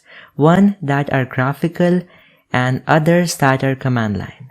So I have a difference here that I have made for you, and I hope that this will help you to understand the difference. So here we can see the difference between CLI and GUI. CLI means command line interface. So it is for, this is type of interface that is used in softwares in which you have to type commands and execute them in order to do the work. Okay, so this is a screenshot of a tool that is in the command line interface. Now here's the same tool in a graphical mode basically. So it was the same tool in command line manner, and this is the exact same tool in a graphical user mode. So I hope that you understand the difference. In graphical you can click buttons, and in command line you just have one option, you just type commands through a keyboard and press enter and do things that way. So I hope that it's very clear right now, and let's get back to the Kali Linux machine to understand the terminal and its basics.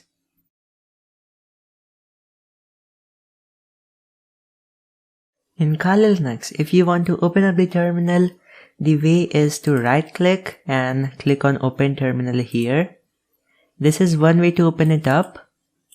The other way is to click on the desktop icon, or you can even search about that from basically the search bar, and you can either go ahead and click on this taskbar icon as well. So you have many ways to open it, but it essentially opens up the same thing.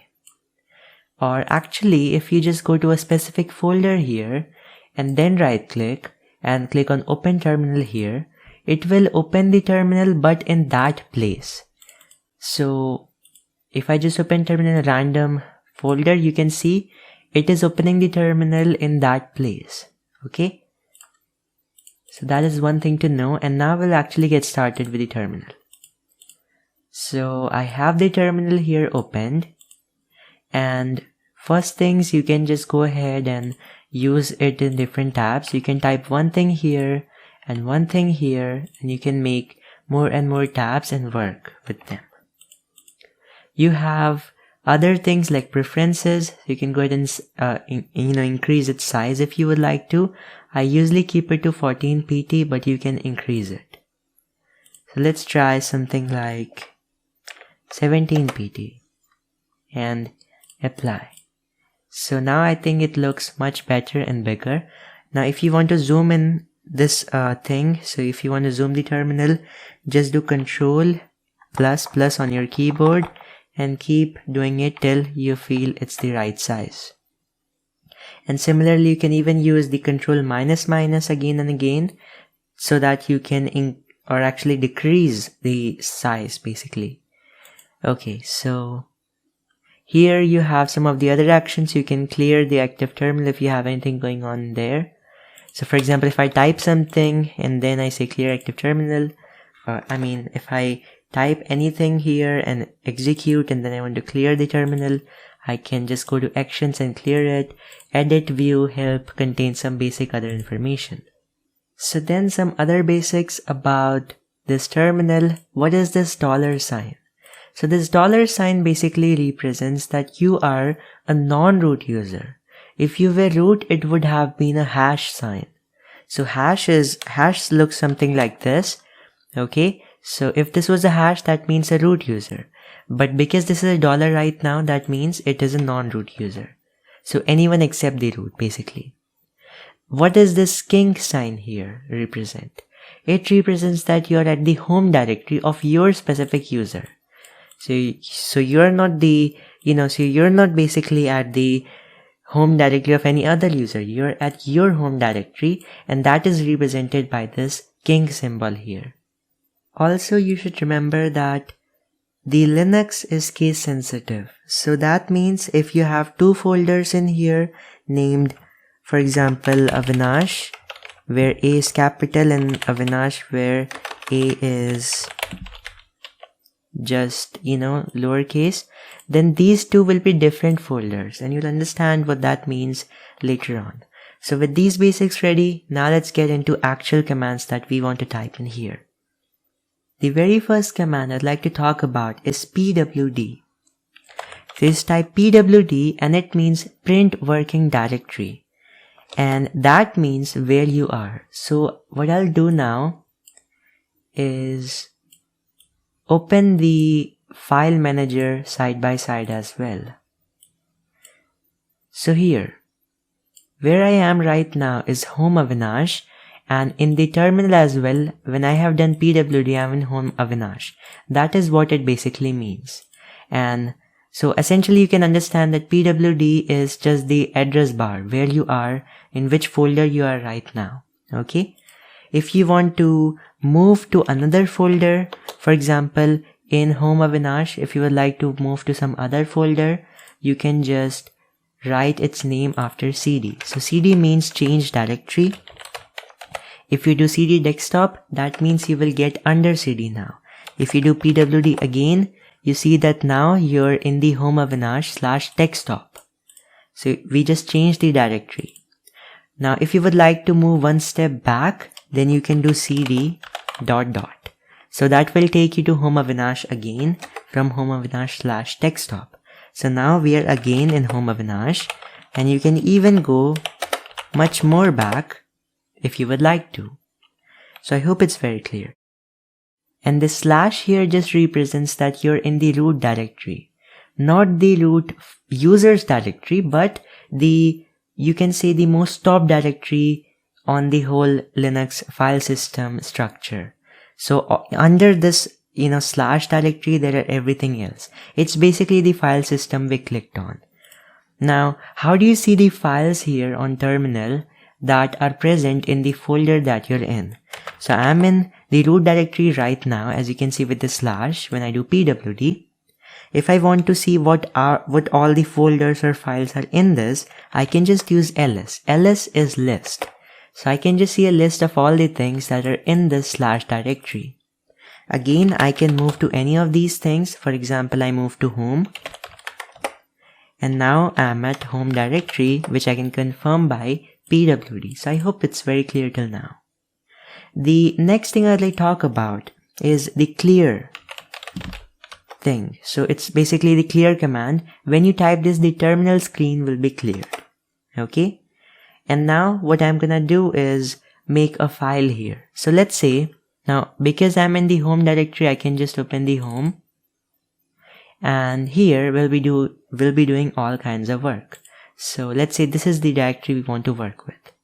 And we can also see that by this part. So in a short form, we are at home. Okay. Now, we are going to make a file. To make a file, you can use the touch command with the name of the file that you would like to create. For example, test.txt. Now, even if we do not specify this .txt, it will still be fine. But I always like to use the extension for the full name. So I will just say test.txt is the file I want to create and hit enter. Okay, so it just gives us an error which says cannot touch test.txt in this home folder because the permission is denied. So maybe only the root user has access to this. Let's do one thing. I'll go to the Avinash folder, which is my current users folder. And now I can just go ahead and work with this. So same thing again, touch test.txt. Now here comes the other thing that I'd like to talk about as a trick in terminal. If you use the up arrow key on your keyboard, it will basically show the previous command that you have typed. And if you want to see, and if you basically want to move further and see what command you will type next, basically, if you have gone up a bit and then you want to go down to the newest command, you can use the down arrow key. So this way I just reach to the touch test.txt, I do it, and now because we are in the Avinash folder, you can see test.txt is created right now. So now we have a file. Now let's say we want to see what are its content. So to see the contents, you can use the cat test.txt. So cat and the name of the file that you would like to see the contents of. So as you can see, it does not give us a result. That is because we just created this new file test.txt, which currently does not has any kinds of content. Now let's do one thing. Let's add some content here. So to add the content, what we can do is that we can either graphically double click on it and change it with mousepad, or we can use some command line tools here itself. There are two main command line tools for editing the text which I'd like to talk about, which are Nano and VI. So we will talk about both of them one by one. First of all, let's use Nano, which is the easy one. So you just say Nano and test.txt, which is the file you want to edit. So just hit enter, and now you can just type anything that you want with your keyboard. So I type a few random things in here, and then I can just use some basically keyboard shortcuts here to work with it in order to save it. So if you want to save it, just do Ctrl+O on your keyboard. And then it is asking you to give a file name. So we are not going to change the file name. We'll just hit enter, and now it's saved. Let's say we want to exit it. So now we just do Ctrl+X. So that thing that you're seeing on the bottom, this up kind of symbol is basically for the control on your keyboard. So I have just done it. Now let's say I want to also exit it. So I do Ctrl+X here to exit. Do I want to save the modified buffer? If I want to save this stuff, yes. So yeah, now it has been saved, and that is it. Now we can again do cat and see what are its content. So I can just go ahead and check the content of this file using cat now that we have written something on it. Let's say we want to change it. So again, you can do Nano and change it this way and save it again with Ctrl+O, Ctrl+X. Okay. And next, you can use the VI text editor simply. So VI instead of Nano text.txt, which is the file we want to edit. Now VI is a bit hard to use as compared. It is also easy, but a bit hard when you compare it to the normal Nano editor. So what you need to do first of all is press I on your keyboard to enter into the insert mode, because without that you cannot add anything extra. You will need to basically press the I button on your keyboard in order to get to the insert mode, which you can see that you're in the insert mode right now, and just type and do all the things. And this blue little symbol in here, like king or something, I don't know its exact name, it basically represents your like blank line. So I mean, this is not a line, to be honest. It is simply just nothing. And then if you add that, if you press enter, then it becomes a blank line with no contents. So it just represents when there is no data in there.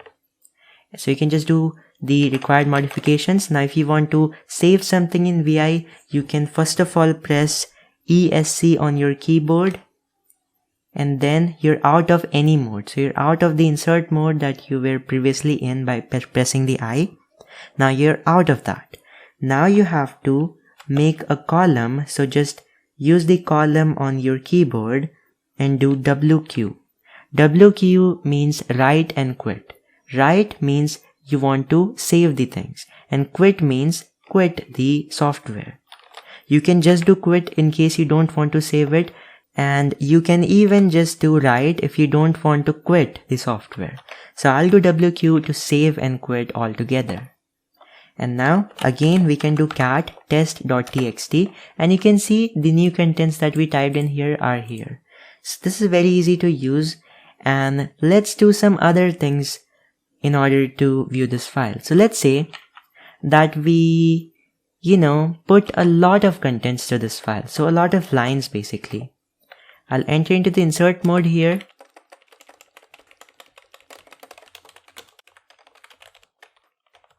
And what I'm doing is that I'm adding all of the lines that I want in here. And then I'll just go ahead and save it. So ESC, and then I had to do WQ after that column. So it is saved now. Now we can again cat the contents of this file and see what is there. So cat, what it does is that it prints the whole contents of the file. Now let's say you just want to see the first few lines of the, of a very big file. Then what do you do? For that you can use the head command. It is very similar to cat, but will only show you the first few lines. And it's about the 10 lines actually. I have not counted it, but it's around 10. So I say head and then just put the name of the file which I would like to see the contents of. And you can see it does not shows me the full contents right now. It just shows me the first around 10 lines. So first few lines, head. Similarly, there is tail as well. So you do tail and then the name of the file you want to see the contents of. So I just press enter and I get to see the last few lines. So from the bottom to the probably the 10th line from the bottom. Okay. So that is what you do with the tail and some of these basic things. Now we did everything related to touch till now, right? So we made a file and edited the contents and certain things. Now let's say you want to make a folder instead of a file. How do you do that? So what I'm going to do now, since I am, for example, I guess I'm in home Avinash still, which you can see. I can do ls, and here we made the test.txt earlier. Now, what I was saying is that we can also create a folder here instead of a file. To create a file, we use touch. To make a folder, we use a command which is called mkdir, which is for make directory. Directory means folder. So just say mkdir and the name of the folder you would like to create. I would say folder 1. I do it because it is giving us no errors. That means it has made the file. Okay, so we do ls again and we can see that there is a new folder here which is folder 1, which was not there previously. We can move to this folder 1 and do many other things in it as well. So you see we did some basic things till now and I hope they are very clear to you. Now I will talk about 3 legendary things that everyone needs to know in Linux, which are basically how do you copy, paste and cut and remove files basically. So copy, cut and how do you delete a file. These are the 3 things I would like to talk about right now. So graphically as well, let me get to the folder 1. So here I am. Now on the terminal and in this graphical file manager, I'm both at the folder 1. So they're at the same place. So let me just get out of this folder first by cd ... and I am in home directory once again. So here I had something called test.txt which we previously created. Let's do one thing. Let's copy this file test.txt from my home directory into the folder 1 we just created. Let's do that. So for this, it is very easy. You just use a command called cp. Cp is for copy. Then you put the name of the file which you would like to copy. You can give the full path, or if you're on the same directory, then you can directly give the name and then where you want to copy this file. So folder 1. Now we can give the full path to it actually. So for example, home Avinash folder 1, and just press enter and you will have it right now. So you see, it automatically copied that file here, and since there was no error, we could see it. If you wanted to see, or if you wanted to basically get the result here as well on the terminal, that was it successful or not, things like that, then you could have used the -v switch. So now I'm introducing you to the switch in commands. A command can actually serve a lot of purposes. So instead of directly typing the command, along with directly typing the command, we can also specify some switches, some special, you can say, properties to the command by this dash. So we put a dash here, or hyphen, and then our, specific, you can say, switch, which we would like to use. So in this case, it is V. V means verbose. Verbose means more detailed output. So when we do that, it actually shows us what it did. So it copied the test.txt to this location, which is folder 1. Let's say you want to, for example, move a folder. So first of all, here, let me see if I have a folder. Let's say we want to place this music folder inside the folder 1. So we can also copy a folder like this. Okay, so it's pretty much the same command, but what you're going to do essentially is you will have to use a switch which is -r. So R is for recursive. Recursive is when you want to copy a folder, because if I directly try to copy this folder indirectly to the home Avinash folder 1, what you will notice is that it will say -r not specified because it is a directory. So we need to put something extra here, which is -r for recursive. And when I do that, you will see it automatically gets copied to the folder 1. So folder 1. Okay. Alright. So by mistake, instead of folder 1, I just put folder here. So I'll have to put folder 1. And now it just gets copied under the folder 1. And by the way, you also got to know one thing by this accident, that if you copy something to an unexisting directory, it will also create the directory for you. So because by mistake I typed copy to the folder directory automatically got created because it wasn't there already. So I hope it's very clear to you right now. We'll clear this screen and next talk about how do you move a file. So move or cut is basically making a copy of the file to other location, but deleting the file from the first location. So you already know what that is, I hope. It's just basics of computer simply. So what I will do now is, for example, I want to move this folder, or I'll rename it something graphically first of all. Let's say I have this folder and I'd like to move it to folder 1. How do I do that? For that, I'll have to use mv. mv means move. So I just do move. Now since this is a directory, this is a folder, I'd again have to do the -r. However, it's not necessary when you use mv. For some reason, it just directly gets copied as well. It directly gets moved as well. So you can either use -r or not. Let's try without that. So mv123 into home Avinash folder 1. I do that, and you can see inside the folder 1, the 123 is moved, and from the first directory, the home, it has been removed. So I hope it's very clear. You could actually have used the -r, but you don't need that necessarily here. Okay, so we have learned about move, and we have also learned about the copy. Now let's talk about how to remove a file. So let me go under folder 1 first of all. So right now I'm in home Avinash, and I just go to the folder 1 by typing that in here, and now I'm in folder 1, as you can see right here. Now let's say I want to delete this file. So to delete a file, test.txt, what I'll do is put rename, it's called rm, and it means remove. So I just remove text.txt, press enter, and it gets removed. Once it is removed, it does not get to the trash. Remember that. When you delete something from terminal, it's gone forever. And even the recovery tools are not actually able to, for most of the cases, they are not able to recover the file. So be very careful with deleting files with terminal in Linux. Now let's say you want to delete a folder as well. So for example, 123. Can you delete it normally? No. Same case, you will have to put -r with rm so that it can delete a folder. And now it can delete a folder. So it has already deleted the folder.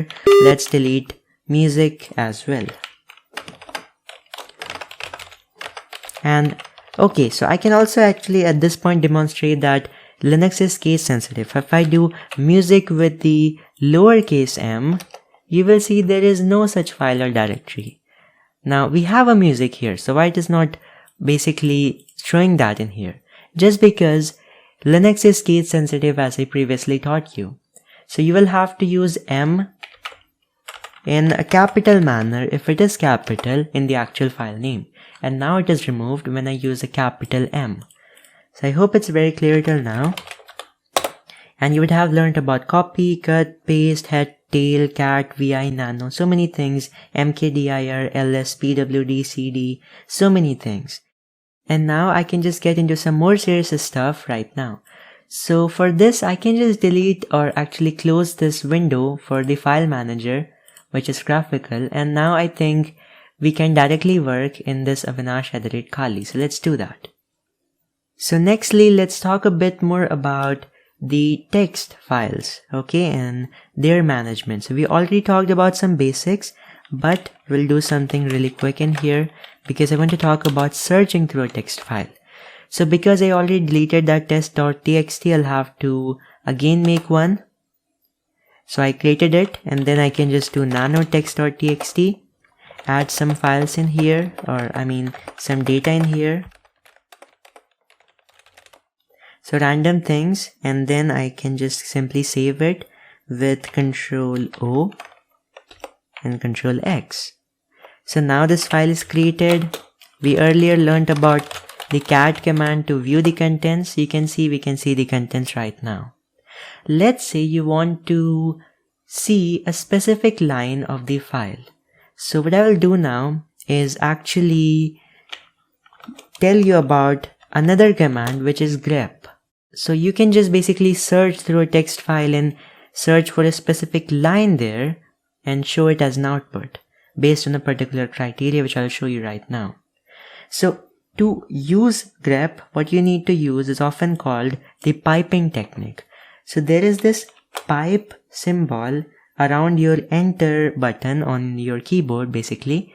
So you can just use this pipe after this cat command, and you can say grep, and you can simply put the thing that you want to search for. So for example, you want to see the lines that start with D, okay, or that have the letter D in them. So then it will not show you the numbers, it will just show you the lines that have the D, and it will even highlight where is D exactly. So you see, what you do is that you just take the output of this cat test.txt command and grep something from it that will basically give you the lines that contain what you have grepped. Okay, so that is basic thing. I hope you have understood what it means. Let's do something on the file.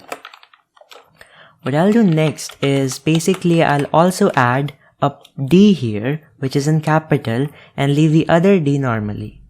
So, and actually, I'll delete these other D's in here, and then I will have to do Control O, Control X. So again, if we do cat test.txt, now we have a capital D as well. Since I have previously taught to you that Linux is case sensitive, so if we again grep that thing, you will see that this time it will only show the D which is, which is lowercase d. So it will not show you now the uppercase D. Now what do you do in this case? So what you can do basically is -I with it. So you just specify a switch in grep, and I basically means ignore the case. So when I search for D, either it is capital or small, it will still show it.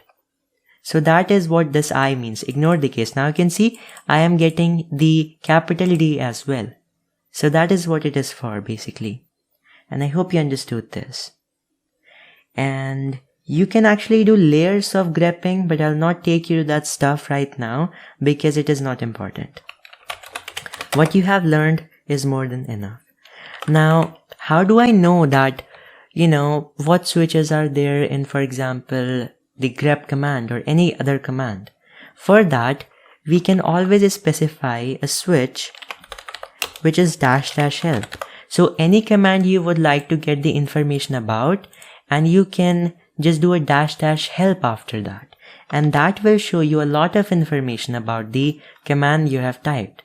So it will tell you, for example, that you have a switch called -I, which means ignore case, and what it does, and examples. Okay, so many other things are there which you can look at. And this is not just specific to the grep command. This is a very common thing which you can use for almost any command.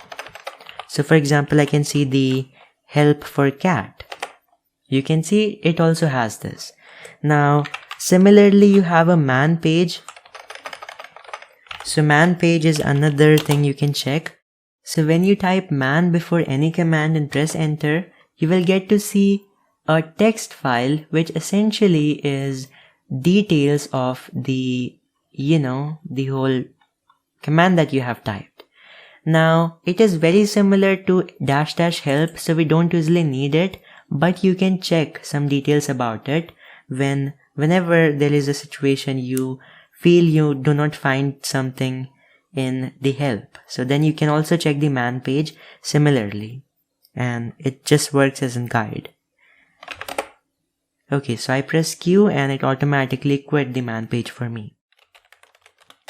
Okay, now we are almost done with this stuff. Very fast things I'll show you right now. If you want to see what commands you have typed previously, then you can just use a command called history. So that just shows you all the commands that you have previously typed. Since the beginning of this lecture, I used all of these commands, and actually beyond or before this lecture as well. So all the commands I just typed previously will be shown here with history command. If I do id here, so id is another command that will show you some details about the user and user groups. Okay, so right now I am an user called Avinash. If you would like to see it directly, that which exactly user are you, then you can just type who am I. So who am I means which user you are. I am Avinash user right now. Alright, and ID is just a bit more detailed. It also shows you the user groups, and groups basically are where more than one user can have the same permission. So basically multiple users can belong to the same group. You don't need to get into very depth of it right now, since you're not an administrator of system. You're an ethical hacker, so you need to know just what you need to know.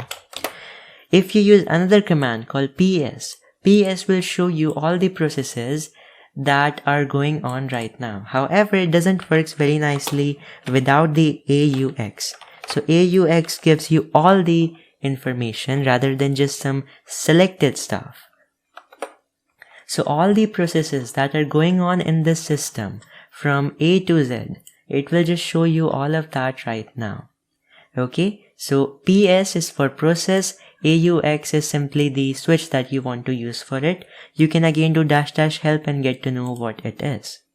So it just tells you the user, an ID to each process, some CPU memory stuff, and start time, when it started, for how much time it is running, the command which was used for it, or if it was used, so things like that. Again, this is more like technical stuff, so it will be used when we are actually hacking the systems. But I'm just giving this thing to you right now for general knowledge. Let's say you do another command, which is uname. So uname just gives you the information on which operating system you're using. But this is very general information. So it's not even telling that it is Kali Linux. It's just saying in general that is Linux. In fact, for your general knowledge, which I think you will appreciate, is basically that Linux is not an operating system by itself. It is a kernel, which is a core part of the system but is not the operating system itself. So if in case you did not know about that. And based on Linux kernel, there are a lot of systems and they are called Linux operating systems. Now there is a switch with uname as well, which is uname-a, which tells you more details. So A means all information, which also shows you that, yeah, it's not just Linux, it's Kali Linux, this is specific version, this stuff, and this information can be helpful when you're actually hacking systems. Next thing you can do is say ifconfig. So ifconfig just gives you information about the interfaces configurations. I generally use it to check the IP addresses. If you do not know what are IP addresses, I have another video up on network essentials with respect to ethical hacking or penetration testing. You can check that. Okay, and you don't need to get worried about each of these tools. A lot of people just tell me that, man, how do you know about so many things in Linux and how did you actually initially remember all of these things? Well, when you work with all of these things frequently, you just automatically remember them. And these are very easy things. Each tool has to be learned separately. So there's no specific course or video that teaches you everything. This lecture's goal is basically to teach you everything that you need to get started and use Linux comfortably so that you can then learn all the tools yourself if you want to. Linux has more than 3000 commands. You just need to practically know 30, 40 or 50 commands maximum in order to do your work comfortably. Next thing, again basic command, if you do uptime, you can see for how much time the system has been up. So you can see it has been up for quite a long time now. It's like 1 hour and 26 minutes. It is not in minutes actually. I mean, it is for the hour first of all, and then it is showing the minutes. So it does not give you exact seconds information, but I don't think you need that accurate information as well. So next, let's talk about how do you specifically search for a file with the terminal. So on the graphical interface, you just right click and say find in this folder. Okay, and you can find in other folders as well. And you can just find what you want to. But when it comes to the terminal, there are many ways and many commands that you can use for the same purpose. Let's also learn about the locate command in order to search files. So if you want to search for a file in a Linux system, you can use the locate command. And after this, you can just put the name of the thing that you would like to search for. What locate does is that it just searches the location of the file for you. Or it's not exactly searching a file, it's more like searching for a keyword. So everywhere this Metasploit was found, it just gives you that information. Another way to find something from a terminal is using find command. So you can just specify find here, slash. So slash just means where you want to find. So I'm saying that, okay, search in the whole Linux system. So don't leave any place at all. Then you specify switch, which is name, and tell what is the name of the file that you would like to search for. For example, test.txt. And you can see it tells us that specific thing here. So, okay, I'll just cut this right now. You can use Ctrl+C to cut or stop a task. So here, the file that I created, the home Avinash test.txt that we created together in this lecture, and even the folder 1 test.txt, they are all present in here. So I hope you got that as well. Next thing I'd like to talk about is where is. Now let's say you want to search for a specific program name, that for example, where is Python in this system, or if there is Python in the system. So you can use this command, which is where is, with the name of the keyword which you'd like to search for, and this is more or mostly used for the programs. So for example, I say where is Python, it just tells you all the places where this Python keyword was found or Python program was found. Okay, so this is generally used not for folders or files, but for the specific programs. Another thing I'd like to talk about is how do you zip or unzip a file. So as I think all of you are aware of already, that files can be in a zipped format. Sometimes we download files from the internet and they're zipped together. So zip is just a method of archiving. I have two files, let's say, and I just put them into one single file that becomes an archive and collection. So if you want to make zip of a file, how do you do that? It's very easy. So for example, now first of all, I'm not even sure if there is a file here. Okay, there is. I do ls and it shows me test.txt. Fine. So what I'll do now is zip this file. I say zip, and then the name of the zip file which I'd like to create here. So for example, new zip.zip. So this is the name of the file which I would like to have finally as the output. And then what will it contain? So it will contain my file, or what was the name of it? Test.txt. I do it and you can see it says adding in this. If we do ls again, we see there is a zip file here which now contains the test.txt as the material inside it. Let's say I want to extract it. So we also have the extraction. Now actually we can go to the location manually from the graphical user interface or this file manager, and we can right click on it and open with whatever archive manager it has, and then extract it to get the original material back. But let's say I want to do it from the terminal itself. So we have a very simple command, unzip. So we just do unzip and the name of the zip file that you have, which you would like to unzip. And now because I already had a file called test.txt in that location, would you like to replace that? Let's say yes. And it has been done. So now it will be unzipped and present on the location once again. Okay, so this is the file. And it just got overwritten, so it made no difference, but I hope you understood how that works. Last few things I'd like to talk about is that how do you shut down a system? So if you'd like to shut down a system, what you can simply do is just put the shutdown command in here and press enter, and within a minute it will just go ahead and shut down the system. Okay, so you can see it has scheduled the shutdown after a minute. Okay, but let's say you change your plan, you want to just stop it from having that schedule and to shut down. Basically you can do -c. So -c basically means you want to cancel the shutdown, and now it has been cancelled. You can also do shutdown now if you would like to. So if you want to just shut down right now, you can do that with this command as well, which I'll not do. If you would like to become root, or actually use any program as root, so sometimes we just don't have a permission to use a program. For example, fdisk. So this is a program, and if I try to use it with a switch -l. Now you don't need to know what this is, I'm just giving an example.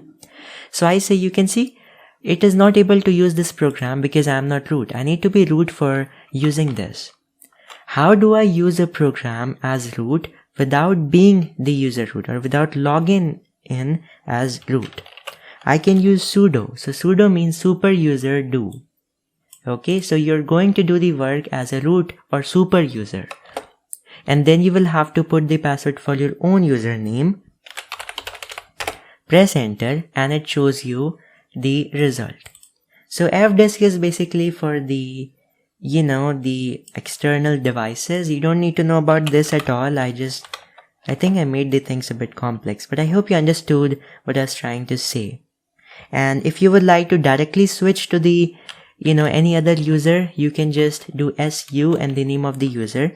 In this system, if we do not basically specify any other username, and if we just say soup, that means it will ask you for the root password. So if we don't specify any specific username after su, then it will directly switch you to the root user. But you will have to obviously give a password for that. Let's say you don't have a password for the root user. What do you do then? So in that case, you can do sudo su. So you can directly use your own password to switch to the root user. And you can see I have directly switched to the root user with my own password which I previously set. So it's not the root user's password. It's basically I used my own password to log in as root. Now I'm root. So you can see in the starting of this video, I just told you that there is a hash mark in a root user. That is what it is. And now a root user can do everything that is possible on the system.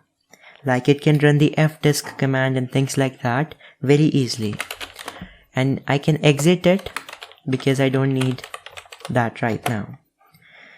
There is almost nothing left after this except the permissions and ownership, which I'd like to talk about here as well. Since I have a file called test.txt in here, let's do one thing. We will go ahead and check an advanced listing for this. So I have actually two files in here, right? What I'll do now is use a switch with the ls command, and this will be LA. Okay, so ls-LA for more detailed output. Now it tells me the permission, the owner of this file, the owner group, or basically the group it belongs to.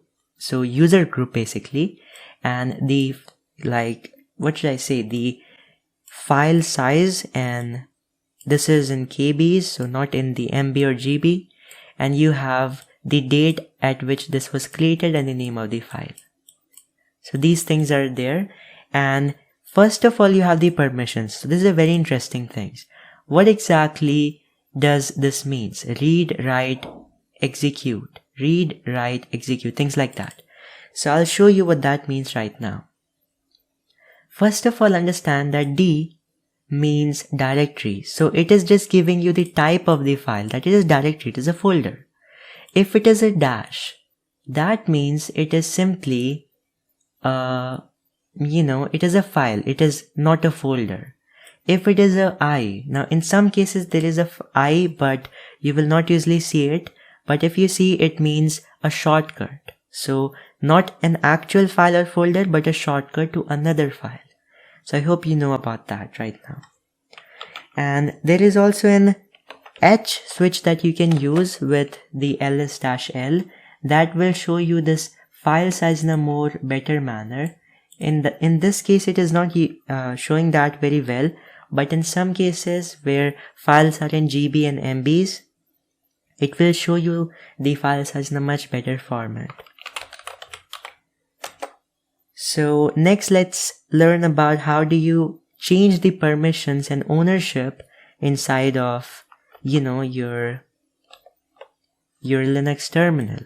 So you can see already that I have read, write, execute permissions and something like that here as well.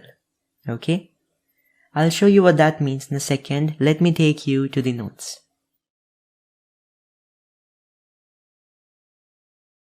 What we are going to talk about right now is basically setting permissions.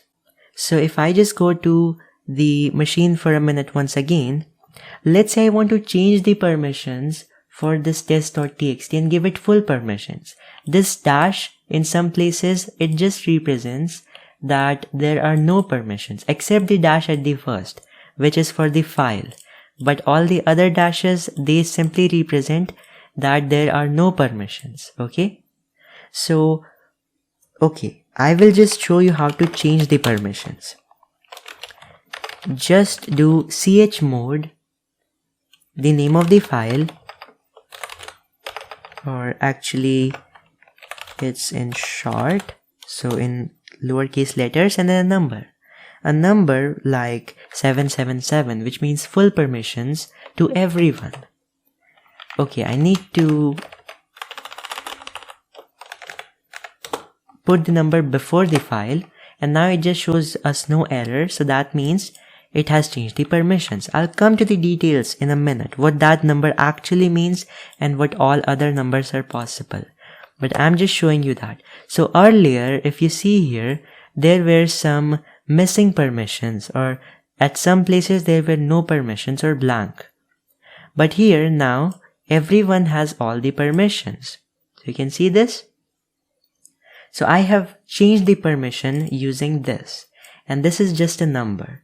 And I'll show you what that number exactly means right now in the notes. So if that number is basically 0, that means no permission. And sometimes it is actually represented by a dash. So as I said here, it is represented as a dash in the actual permission. But what we are talking about right now is this number. What all digits can be there and what is the meaning of each one of them. So if there is a 0 in there, it means no permissions. 1 means execute, 2 means write. Since 3 is 2 plus 1, it means write plus execute. Then 4 means read. 5, because it is 4 plus 1, it means read plus execute. Now you might say, well, 5 can be 2 plus 3 as well, so why not that here? So, I mean, obviously it's not making any sense, because 2 means write, 3 means write plus execute. So if we use 2 plus 3 for the 4, or basically 5, it will just mean write plus execute. So it will have 2 writes in there, which does not make any sense. So it is read plus execute. 6 means 4 plus 2, so read plus write from here. 7 means 4 plus 3, so read plus write plus execute. Do you need to learn all of this? Probably not. You just need to know 777 and 000, because that will mean no permission to anyone. But what does that actually mean? Like, you have one digit. We learned about a single digit right now, right? But here, in the numbers, we specify 3 digits. So what does each digit actually represent? So first digit is for the user, basically the owner, you can say. What permissions do the owner have? If there is a 0 in the beginning or the first digit, it means there are no permissions to the user. The second is the user group. A user group can contain multiple users so that they all can share specific permissions. So for the system administrator and these kind of people, it just makes the work a bit easier. And that's why they add users, multiple users into a same group, and it just makes the permission giving task a bit easy. So each user in a group will have the same permission. So what are the user group permissions exactly? They are in here on the second digit. The third digit represents the outside world. Outside world means anyone, or basically so more specifically, it basically means that any user who is not in the user group of the owner, that will come under the outside world. So that is basically what it is. The outside world is the third digit. So this way you can specify the permissions for every kind of user, user group, or outside world. Let me explain you what this means. Now, one more thing. Read is represented by R. Write means modification, so it is represented by W. X means execute, and execute is basically like running the file or running a program. Executing it basically. Write is modifying and reading is just reading. So 000, what it means really quick. So for the user, it means that you have no permission. Okay, so it means a dash. So it has, like, for the all three, for the user it has no permission, for the user group it has no permission, for the outside world it has no permission. 777 means all permissions because it means read, write, execute. So it means read, write, execute, read, write, execute, read, write, execute to all three people or user group and outside world. 100, let's try with it. So 100 means you have just the, okay, so you have execute permissions for the user. That's mean you do not have the read or write permissions. You just have execute permission for the user and no permissions to the outside world and user group. 755, what does that mean? So 755 probably means read. Okay, so wait. It means read, write, execute permission for the user. 5 is read plus execute. So R, and you do not have an write permission here. So it's execute, and you have again a 5. So that is basically it. So you can just make that easily from these three things I have shown you right here, and you can understand what the permissions actually mean. Just the thing you have to remember is in the images that I have in here, and I have written these, and not now, it's like my handwriting of like 2-3 years back, or maybe more than that when I was just starting up. So I used to write these things, I just took a photo and put that in here.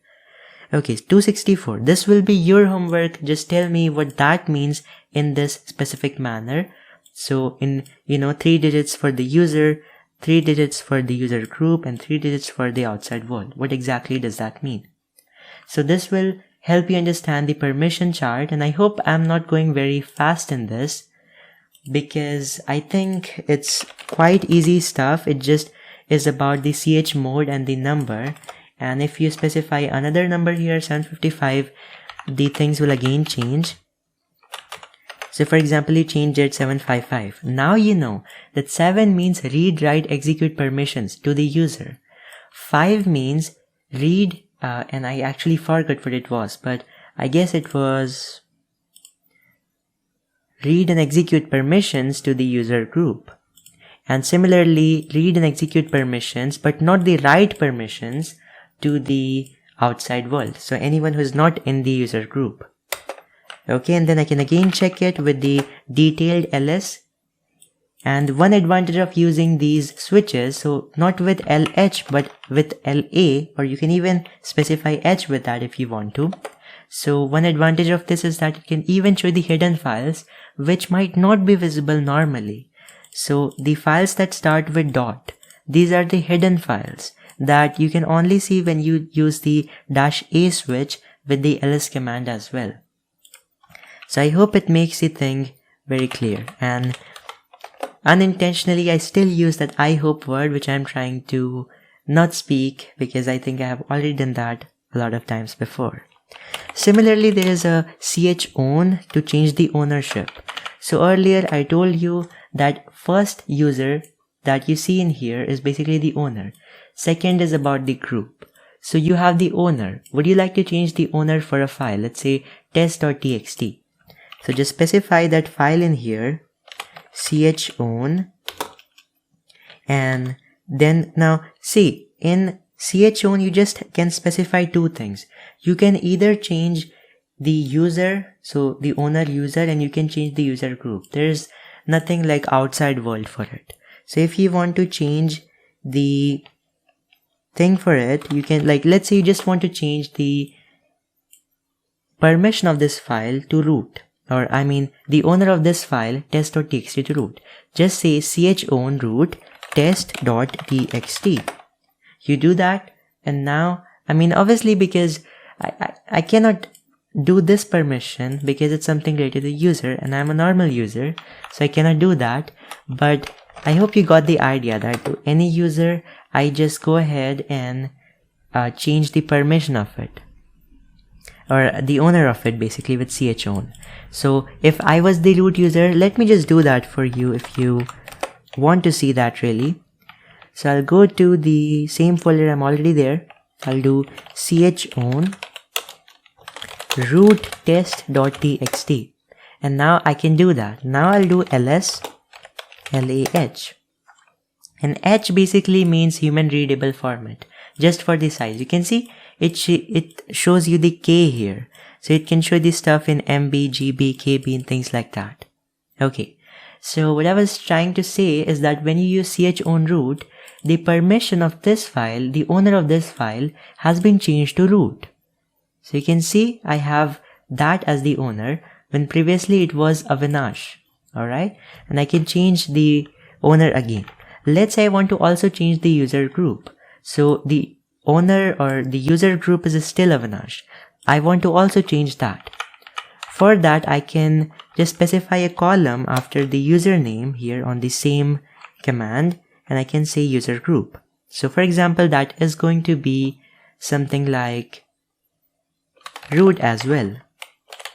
So the first before the column, it means the user, that will be the owner, and the after that column, it means the user group that you would like to keep for the file. Once again, we do ls and we can see the user group is also now root. So these were all pretty much the things that I wanted to talk about. I know this has become a big video, but this contains everything that a beginner needs to know to get started and use Kali Linux very nicely. There are also some tricks that you can possibly learn. So for example, you can use the clear command to clean the screen. You can use the tab button to autofill what you're typing. So let's say I already typed the command before. Now I can just type half of it and press tab and it will auto complete the thing for me. So for example, I can just type cd and d. I type d and then e and then I just type or press the tab button on my keyboard and it should automatically actually complete the thing for me. This worked in the earlier versions of Kali Linux very well, but nowadays you can use the right arrow key on your keyboard to do the same thing as well. So you can see it just completes the thing automatically for me. I typed it half and then the tab button or the right arrow key on your keyboard completes it fully. If you freeze a terminal by using Ctrl S, you can do that unfreezing work by Ctrl Q. So Ctrl S basically means if you by mistake do this Ctrl S, that would mean that you're freezing the terminal. Freezing the terminal means that you cannot type more commands on it. So for some reason you might think, okay, you just type that or you just press the Ctrl plus S keys by mistake on your keyboard and then you just go ahead and unfreeze that by Ctrl Q. And that will allow you to write the commands again. Otherwise, when it is freezed, you cannot write more commands. Ctrl A moves you to the beginning of the line while Ctrl E moves you to the end. Oh, alright. So let's say I'm typing a clear command. If I do the Ctrl A here, I press Ctrl A on my keyboard and then it takes me automatically to the start of the command. So I did that with mouse or my keyboard directly. I just did Ctrl A and that took me to the beginning of the line. And that will even work with any text editor. If I do Ctrl E, that will take me to the end of this line. So E is basically for the end. That is why Ctrl E is used. You can run multiple commands in one single command. So for example, I want to run something like cd desktop and then I just specify a semicolon here and I say ls. So that will first do the cd desktop and then it will also do ls. So I press enter and you will notice, alright, so cd was not possible because we were on the folder 1 directory, not on home, but ls worked. So you can see that we run 2 commands from just one command. Alright, so in one line we can specify 2 different commands and do the work that way, and it just makes the things much more easier sometimes. So semicolon is to add 2 commands and use them together. Press up arrow key. I have already taught about this to you to find previously typed commands, and you can increase the terminal size by pressing Ctrl++ on your keyboard, and sometimes Ctrl+ your mouse wheel can also be used. So I have already taught you these all things in the video earlier, and I hope that you have understood everything in depth. Before ending this Scala Linux topic, let's quickly cover some additional commands for different purposes. So, I will not take much of your time now because I have already taken so much of it, so we'll do it really quick. Let's say you want to create a new user in the system. How do you do that? To create a new user in the system, you can just use the command add user followed by the name of the user which you would want to create. For example, Sky. Hit enter and it says that only root can add a user. So for that we will just put sudo behind the same command and hit enter. Type the password for this username, and then this user has been created, this new user Sky that we just wanted to create, and now it's saying put a new password for this user. So just make any password. I'll say 123, enter. 123, okay.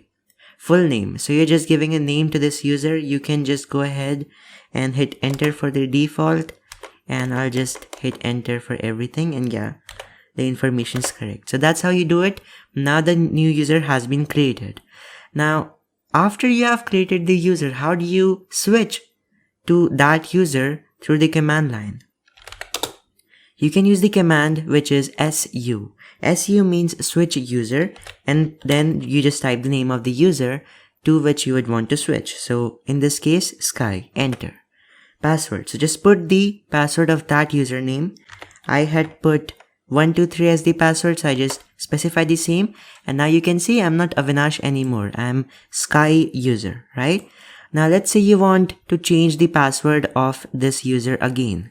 For that you can use the password command and then hit enter, and current password which was 123, new password you can say anything 1234, let's say.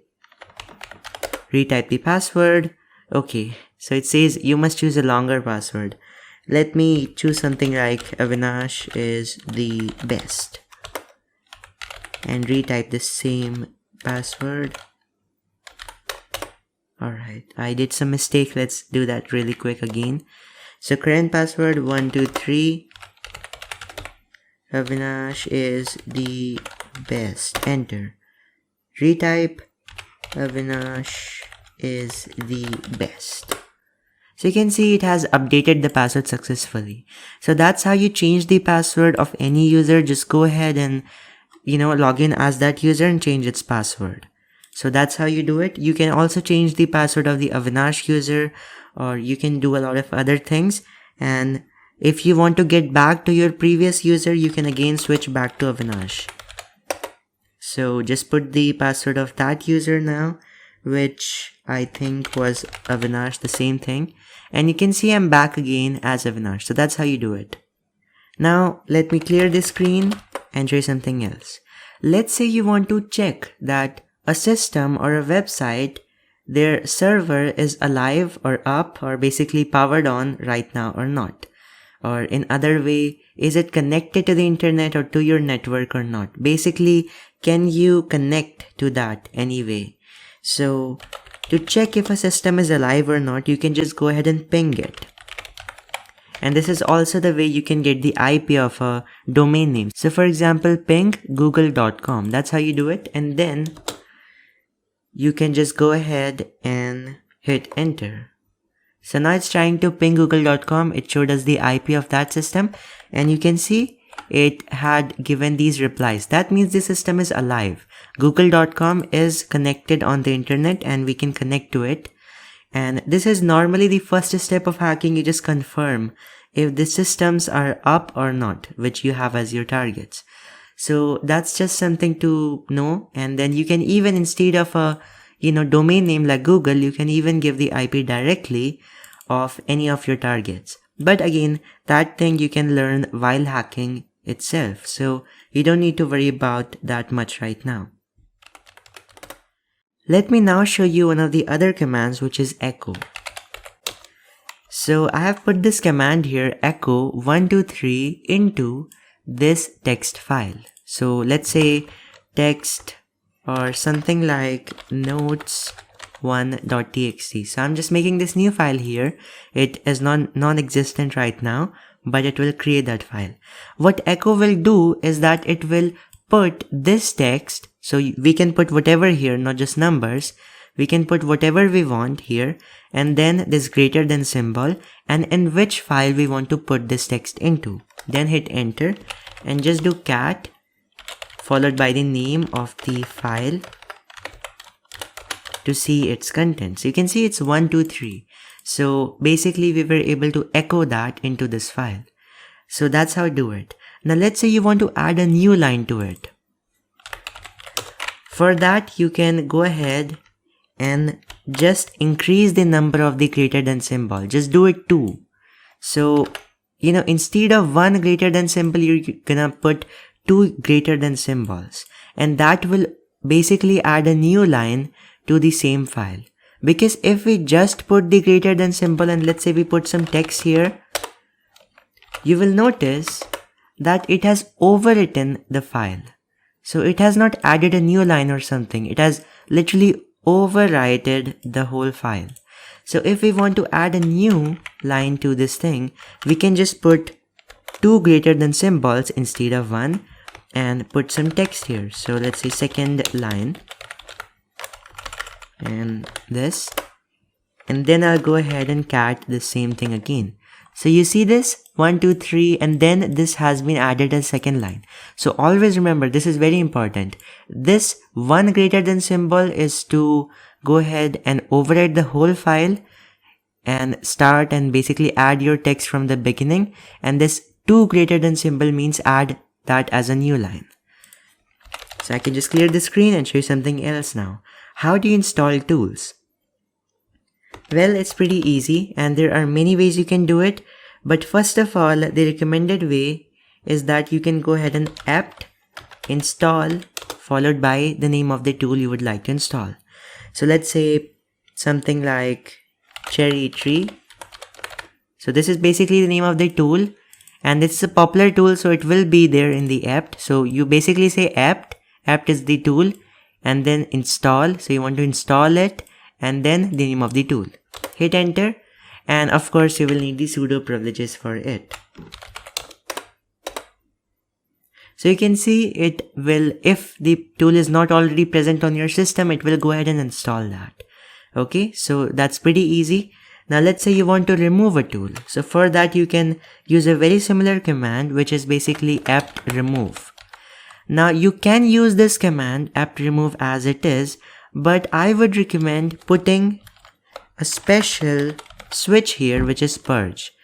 So basically what happens is that if you just use the apt remove followed by the name of the tool you would like to remove or uninstall, what happens is that sometimes some specially modified configuration files or stuff is left. So it's a good idea to just put this purge switch in here, and that will go ahead and remove every single thing. So this is a more detailed kind of removing of the tool.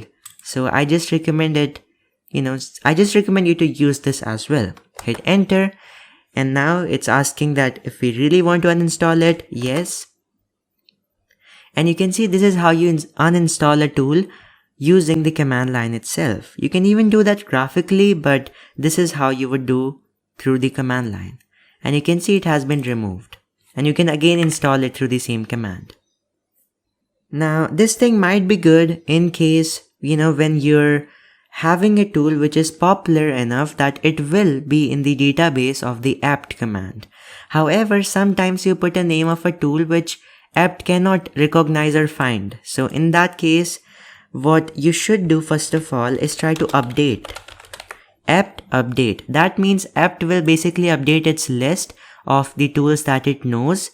So it will just update that. You can hit enter and it will do that if you just put the sudo before it. And then you can go ahead and try to use the same command to install it. So that's a good idea in case, you're using an old version of Kali Linux where it is not the latest version of apt.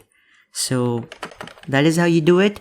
And then you can, if you want to upgrade to a newer version of Kali Linux directly through the command line, you can use the apt upgrade command. So if you just hit enter, basically what will happen is that your Kali Linux version will be changed or upgraded to the very latest version. But I'm not gonna do that right now, and I'll just clear the screen because I just want to tell you about that and didn't really want to update anything for now. But you can do that always. Now, this was how you install some tools in one way. So apt is one good tool to do that, but do not think that this is the only way to do it. You can also manually download the tools from the internet and install them according to the guides which you might find on the internet as well. And when you're manually installing something, it's very similar to, how you do it in Windows sometimes. So you might just find a whole graphical installer, click next button. That kind of installers also come for Linux. But many a times what will happen is that you will get a command line, situation where you just have to do it using command line. So in that case, if you have manually downloaded something, a setup file basically, for your Linux system for any software, it will depend how you install it on the extension. So let's say that it was a DEB file. DEB means a Debian extension file. So in that case, you might want to, use something like dpkg-i. dpkg is basically a package manager software. You can use it with the -i switch to install something. So if you have downloaded something called setup.deb, you can use it. But again, it really depends on what extension it is. Maybe it is not DEB, it is something else. Then you can just Google it always and find out how to install the softwares of that particular extension in Kali Linux or in Linux general. Because what happens is that in Linux and Kali Linux and all these Linux operating systems, the commands are almost the same. So nothing really much changes except the logs, and sometimes the kernel changes. But the commands, for the most part, and at least the basic commands and the working remains the same. The next thing I'd like to talk about is the wget command. We all know that if you want to download something from the internet, then we just go to our browser and click on the download button on any website to download something, right? But how do you do that from the command line? It's very easy. You can use the tool called wget, which means web get. So anything from the websites you want to get or download, you can use the wget command followed by the exact URL of the thing which you would like to download. So I don't know what I'm gonna download right now. So let me just go to the web browser and try to find something which I would like to download. And we'll just wait for the Mozilla Firefox to load here. And let me just go to something like, okay, so I don't know what I want to download right now, but let's say we are going to the internet and download something like XAMPP. So XAMPP is a tool, and if we want to download it, we can just go to the internet and click on download. So basically what we are trying to do right now is get the URL of the file which we would want to download and put that URL onto this wget command, and then it will automatically download that for us. So the internet is pretty slow today because I'm downloading something else as well. So you can see XAMPP for Linux. So just go ahead, right click on it, and of this download button, you can just go ahead and copy the link location and put that in front of wget. Enter, and you can see it's trying to download that same thing. But I will do Ctrl+C to cancel this. I don't want to download it, but you get the idea, right? So just put whatever you want to download, the URL of what you want to download in front of the wget command, and that will download it for you. An alternative command will be curl. So with curl, you can do many things, but this is one of the simplest features or uses that people use it for. So what you will be doing is that you will say curl, and it's a very similar command. But in this case, you will also have to specify the output file. So the name of the file, which, in whose name the file that you download will be stored. So something like, let's say, test. Or, test111, something random. And then I just put the URL of the file which I want to download. So same thing. So in this case, instead of, directly putting the URL, we are also specifying this -o for the output file.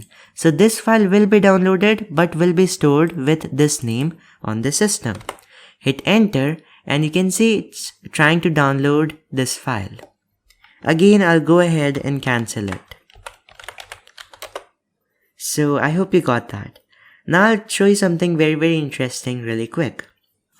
But before that, I'll go ahead and cut this whole browser screen. So basically, let's say you have a very big command. Okay, in this case, I'll take a small example. Let's say there is ls. But if this was a very big command and you don't want to type it again and again, then you can basically make a short form of this command, which when you will run from the command line, it will basically run this whole, command for you.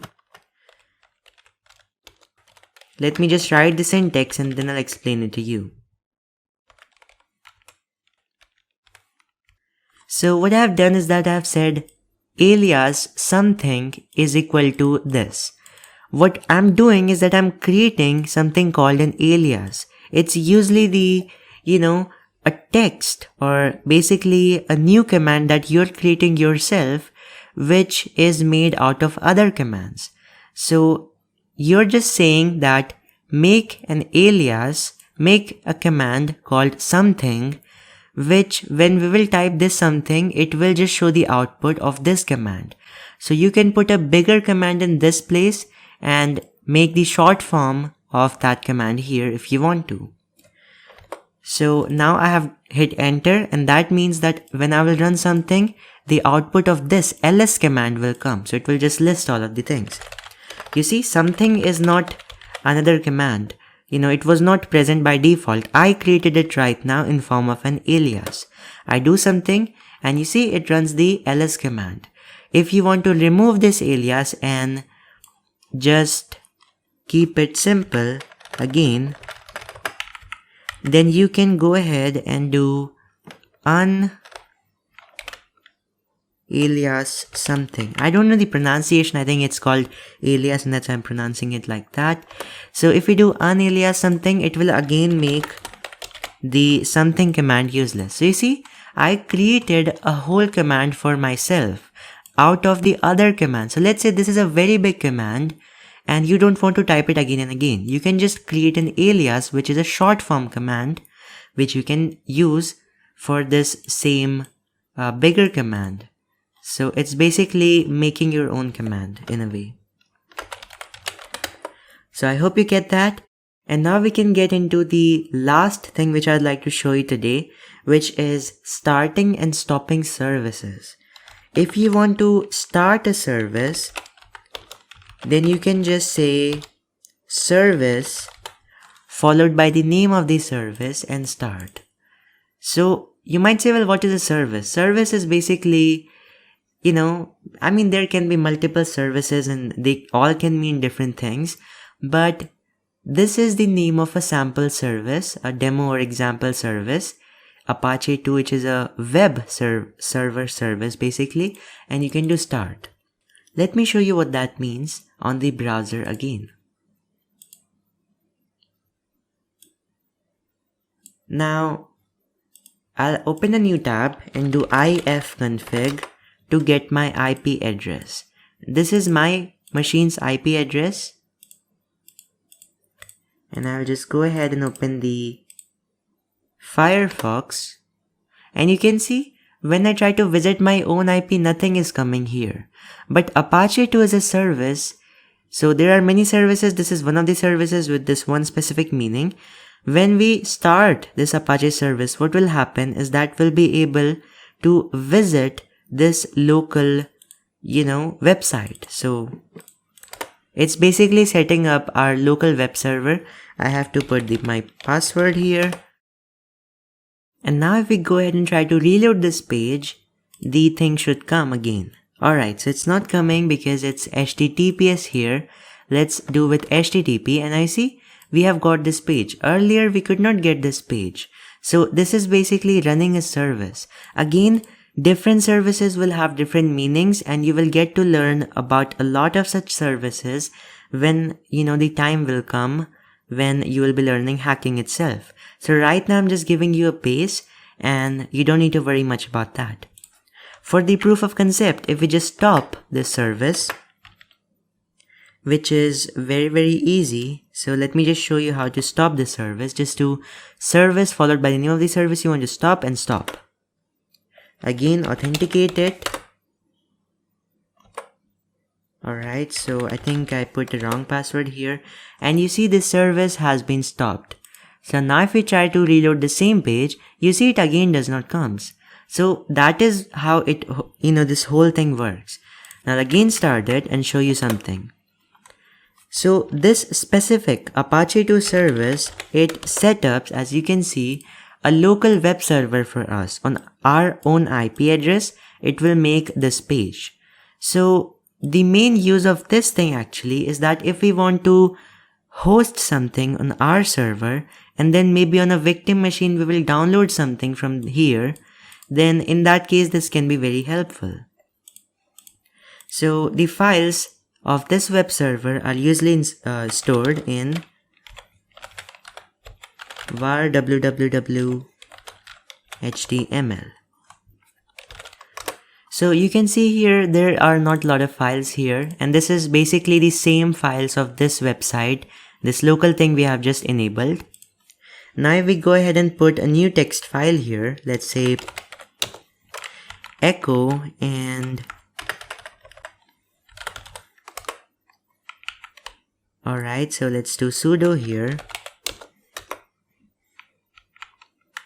Okay, so permission denied, it's not giving the whole thing. Let me do that with 1. It's not working.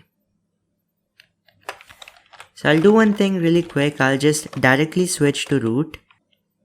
And the root password, I think I forgot it, or it was password. So now I can just make a file here basically.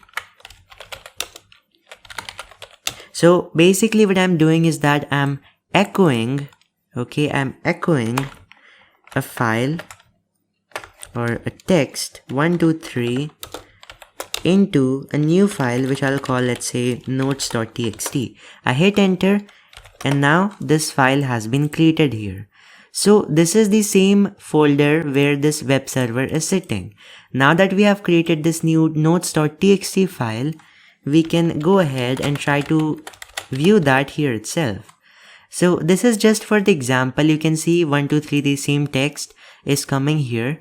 So basically on the victim system, you can just wget this URL or these kind of things to download files from your system like an exploit or something. But again, those things you can learn while hacking itself. So that was the service. Now what happens by default is that a lot of times, when you run such services, they will only be enabled for this time you have opened the system. If you turn on the system and turn on it again or restart it, this service will again get stopped automatically. So if you want to make it permanent, then you can just do systemctl enable and the name of the service which you would like to permanently enable. So in this case, Apache 2. And put your password. And you can see it will just enable that permanently for you. But in this case, it's again showing us an error, so maybe we need to do sudo. And now you can see it has done that. So now, every time we open the system, we don't have to manually open or, just start this Apache 2 service. It will automatically be enabled on the startup. So that's just a good thing to do. And that's how you basically do it. You can even try to disable it. I've never tried it. Let's do disable. And you can see it has also removed. So it's very similar, enable and disable, if you want to remove this from the permanently enabled list. So that's what it means. So these were all the things I wanted to teach in this lecture. Of course, there are other services as well. So apart from the Apache 2, there are things like PostgreSQL and stuff like that which you might want to start for different purposes. But again, all of these services and things you will be learning while you learn hacking itself. There's no point in teaching all of these things right now. I just showed Apache to you for the proof of concept and just to, show you one specific service. But again, there are lots of services, lots of meanings, lots of stuff, and you can learn them while you're learning hacking, as I've probably said 10 times by now.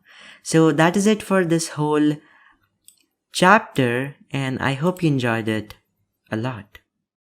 In the last lecture, we learned very nicely about how to use Kali Linux and a lot of commands about it. This lecture will be a similar format, however, now we are going to learn about Windows. I'm going to use Windows 10 because I have it right now, and I am aware very well that Windows 11 has also been released, but for the most part, it's pretty much the same thing. So it's not very, different apart from the looks. So it's like, some more modern look and a few different things. But however, the basics are going to be the same. So you don't need to care about whatever Windows you're using. Let it be XP, 7, 10, 11, whatever that might be. It will still work the same way, and this video is going to be relevant for each of them. So, basics of Windows. Now, this will be, as I said, in a very similar format to what we did in the last lecture. I don't need to install Windows in any virtual machine this time, especially because I already have my main, operating system here as Windows itself. So I will not need a virtual machine to explain it. I can explain it directly right here. So I think everyone is aware about this interface because it's just so common. Windows operating system is very, very common. So, this thing is our desktop, the first thing we get after we log into a system, okay? Here we have this PC. This PC is basically your, the place from where you see all the disk drives and things like that, the hardware connected.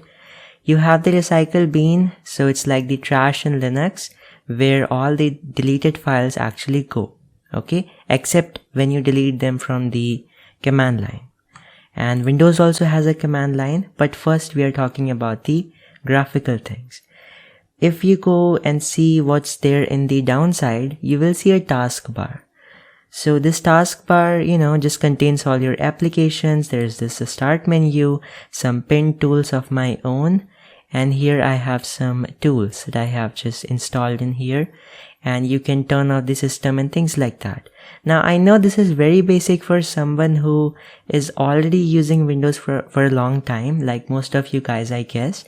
And don't worry, I'll teach you something new as well, which will be in the command line part. But for someone who might just be, aware about Mac OS or might not have just dealt with Windows that much, I think it's very important. So here you can see, things like Wi-Fi and stuff. If you have some Wi-Fi in your range, you can just connect to it. Speaker volume and notifications, date, time, things like that. So very basic, right? Now here I'll open up this PC for you. So when you open this PC, in earlier version of Windows, it's called My Computer. And this is one of the icons that you will see on your desktop. Or you can even, in case you don't see it, you can just do it from the settings. You can, unhidden it, basically. Now, once you open this PC, you will just see devices and drives that are connected to your system. So I have the local disk C, D, E, F. What you'll notice is that these are named drives. In Linux, we don't usually see, name drives. Okay. So here we have C, D, E, F. In very earlier days, there used to be A and B as well, for things like floppy. However, they are not used in today's, trends. So that's not important to know. So it starts with C. Here, C is usually your Windows operating system. That means the actual place where your system has been installed. Other drives are for storage purposes. And so I hope that is very clear till now. In this PC, you can also see some things like folders. So some frequent folders you might want to use. These are the default folders that are, just there by the system itself. You can go ahead and see what you have downloaded, documents, desktop pictures, videos, lot of things here. Now, let me just tell you that you can also search something. So if you're looking for a specific file, just type that term in here and search it. And then of course you can go ahead and minimize this or maximize the window, or even just close the whole window. Alright. So this is very basic stuff. Again, you can view some certain things in different ways. So in the view tab, go extra large, large, and things like that. Now, obviously, this will be a bit different in each different version of Windows. If you're using Windows 7, it will be different. If you're using Windows 11, it will again be different. So I'll not go very specific to anything related to Windows 10. I want to tell you the general stuff which is common to all the versions.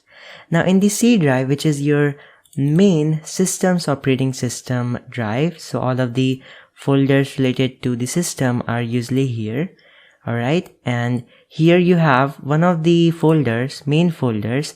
It's called program files. Whatever softwares you installed, that will just come up in this place.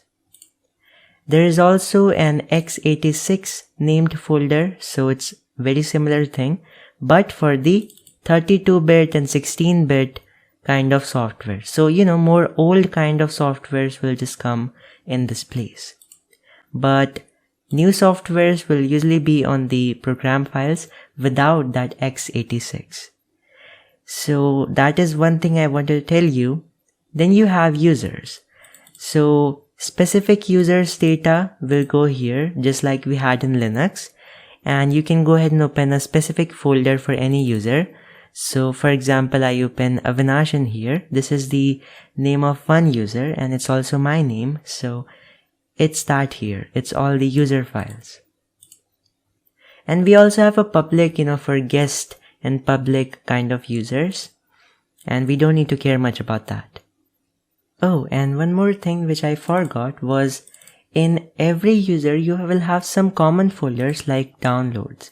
So whatever this user has downloaded will generally come up, or by default come up on this downloads. So you can see the name of a just famous song coming when I hover the mouse over it. So things like that. I hope it's very clear till now. And then you have your Windows folder here as well. So Windows is the place where all the system related files will come. So I just maximize the window and now it looks much clearer. Now here you can actually find system and system32 named folders. So here we have a system and system32. These are also very main and core components of Windows operating system, where all the DLL and exe files are usually just stored. So this is and these two folders are actually very important. Sometimes we can also find a folder here, which in this case we're not seeing, is called inetpub. So that is for the that's like the default folder for the web server software in Windows. So if you see that inetpub named folder, it will be a default folder for the Windows, default kind of web server software. But you don't need to care about that. That will be a bit specific for pen testing. Since we are learning, in general, Windows right now, we'll not be talking about that. So I'll just cut this for you right now. And one thing which you should know is that if you right click on this PC and click on properties, you will be able to see very clearly some basic information about your computer. So for example, which Windows edition you're using.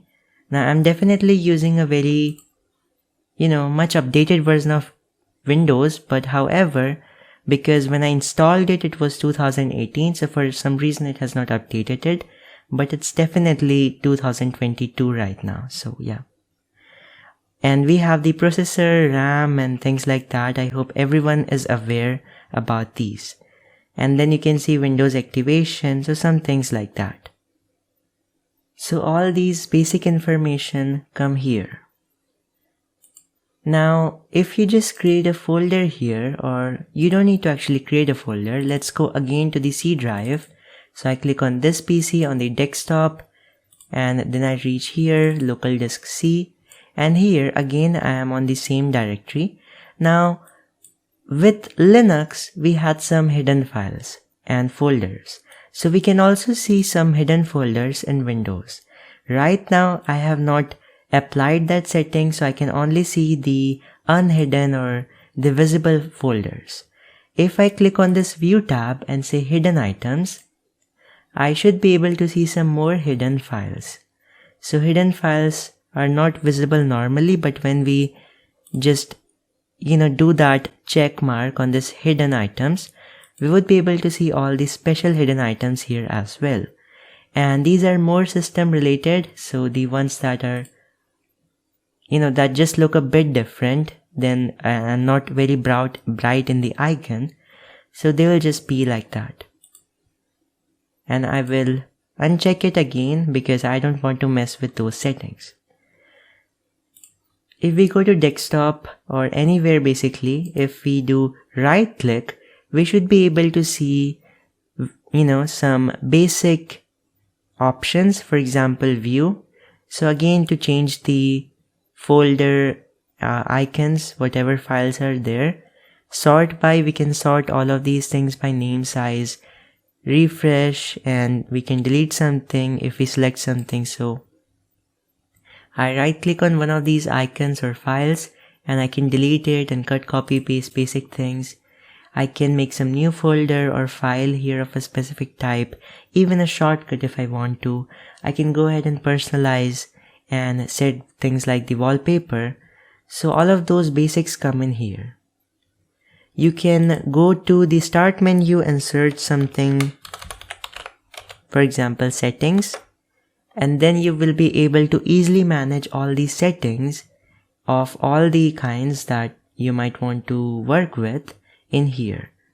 So these are all the basics about the graphic interface of Windows, and now we'll get into the command line just like we did previously in the Linux lecture.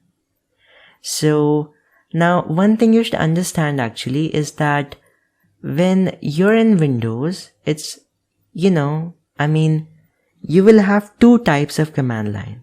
So you have one CMD, okay, it's called command prompt, and one which you see in the newer versions of Windows, it's called PowerShell. So PowerShell is a new thing that they have just made, and this is also a very powerful thing.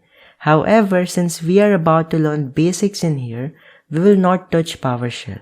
If you would like another lecture for PowerShell, just let me know and I'll create that as well. But in the basics, I'll be considering the traditional command prompt, which is extremely important for you to know. More important than the PowerShell, because it is a basic and you need to understand this first of all. PowerShell is also very important, but first of all you need to learn this. So just go to your start menu, search for CMD, open the command prompt. Again, you will see that you can right click on any of these icons or results that you see. I did it for the command prompt, and you can run it as administrator. So here I have run this CMD as an administrator. This is where we type commands and execute them.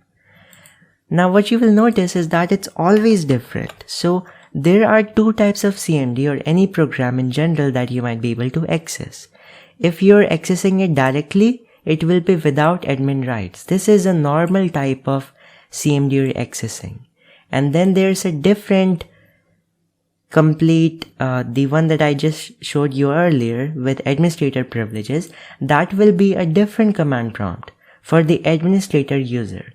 And when you're, just opening it directly without run as administrator, then that will be this standard user's command prompt. So in Windows, they are different. And in Linux, we just directly did that su and sudo kind of commands, and we were able to use root and the normal users in just one terminal. So it's not possible directly, or at least in any easy way when it comes to Windows. So for a recap, I'll just go ahead and again open the start menu, type CMD to search it, and command prompt. Just open it directly And this is what we're going to work with right now. So again, you can right click on the command prompt, the title bar that you see here, and do properties and increase the font size and some things you might want to play with. But it's perfect for this lecture, I guess. Now, some command line basics that you need to understand when it comes to Windows CMD. It is non-case sensitive. So in Windows, or actually when we did it in Linux, it was case sensitive. That means we were typing, if we were typing something like QWERTY and QWERTY in capital. So small case and lowercase was different in Linux.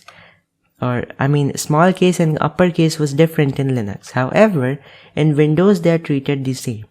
So a file with this name, small letter A and capital letter A, that means the exact same thing in Windows. So that means it is not case sensitive. Just like you did in Linux, you can use up arrow key for any previous any previous command that you have typed. For example, I type any random things in here and I do up and down arrow keys, I can move through the history.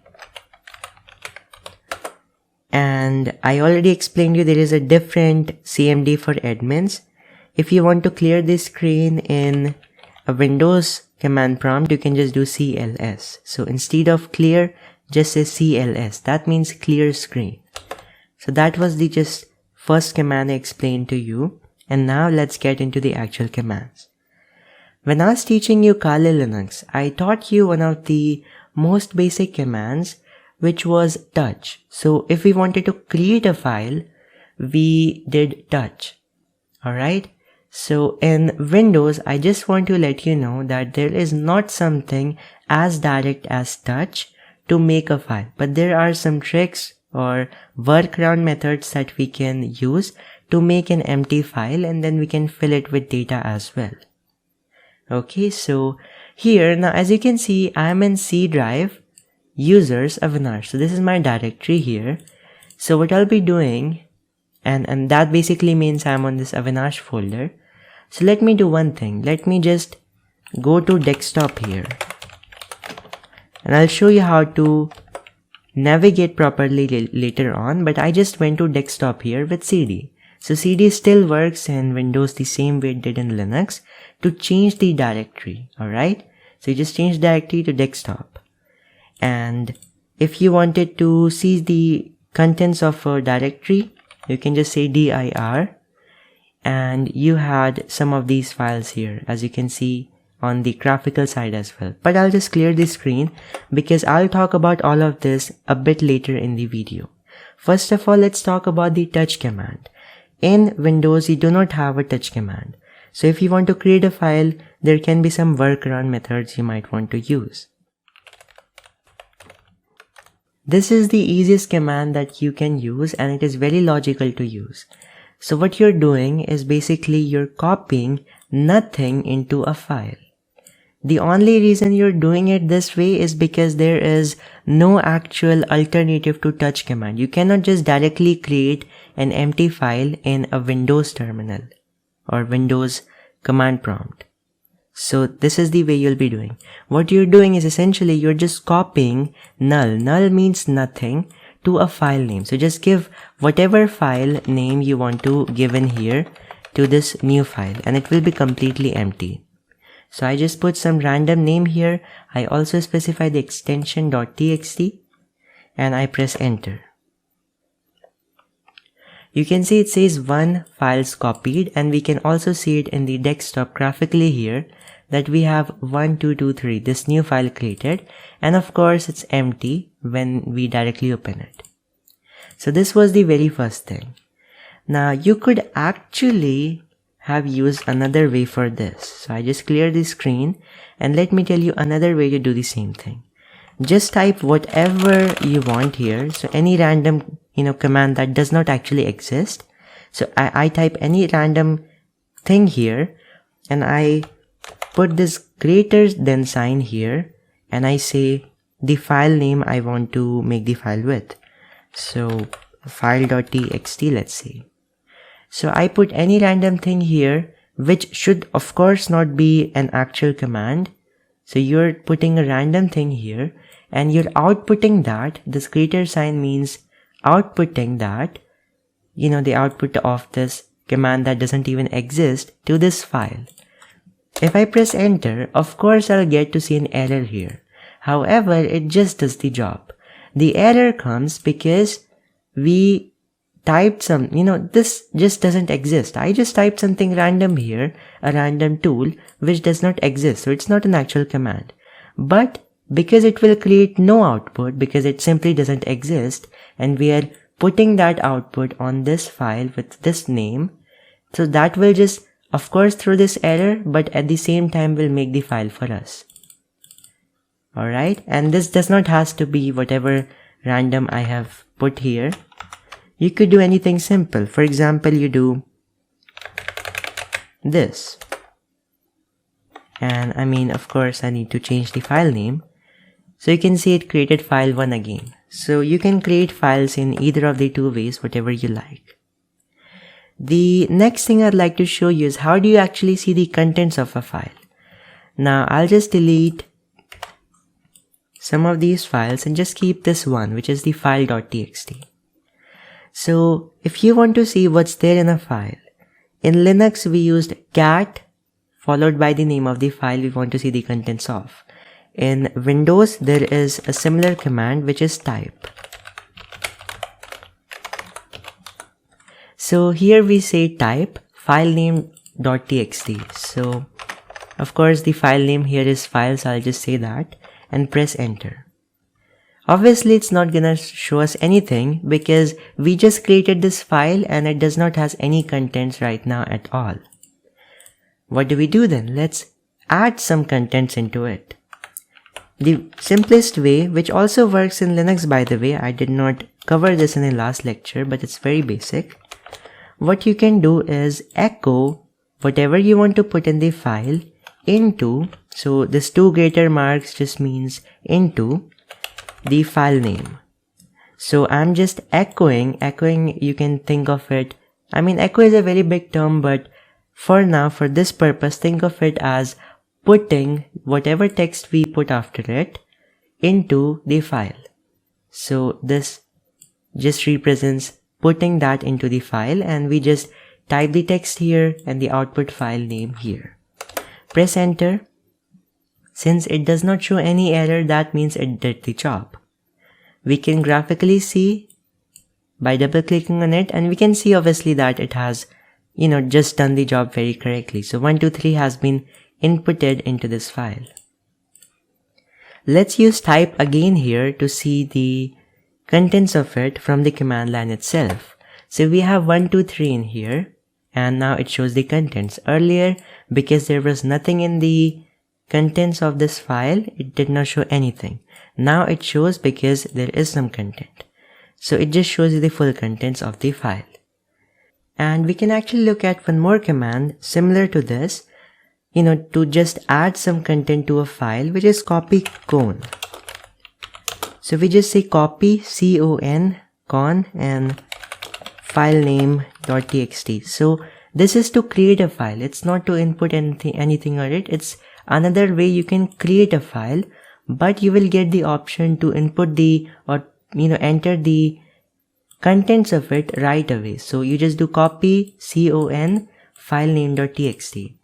You can use this as a kind of alternative to the Nano and other kind of text editors you had in Linux. See, because in Windows you again do not have an actual command line based text editor. So you will not be able to use that. Of course you can type notepad here, but in case you only have command line access to a system, which you will usually have, then you don't have any option. So you can just use it as a workaround for a small technique to just get the work done. Copy con followed by the file name you want to create. What's different about this is that as soon as you press enter, you will see that the marker reaches here. Now we can type whatever we want in this thing, right?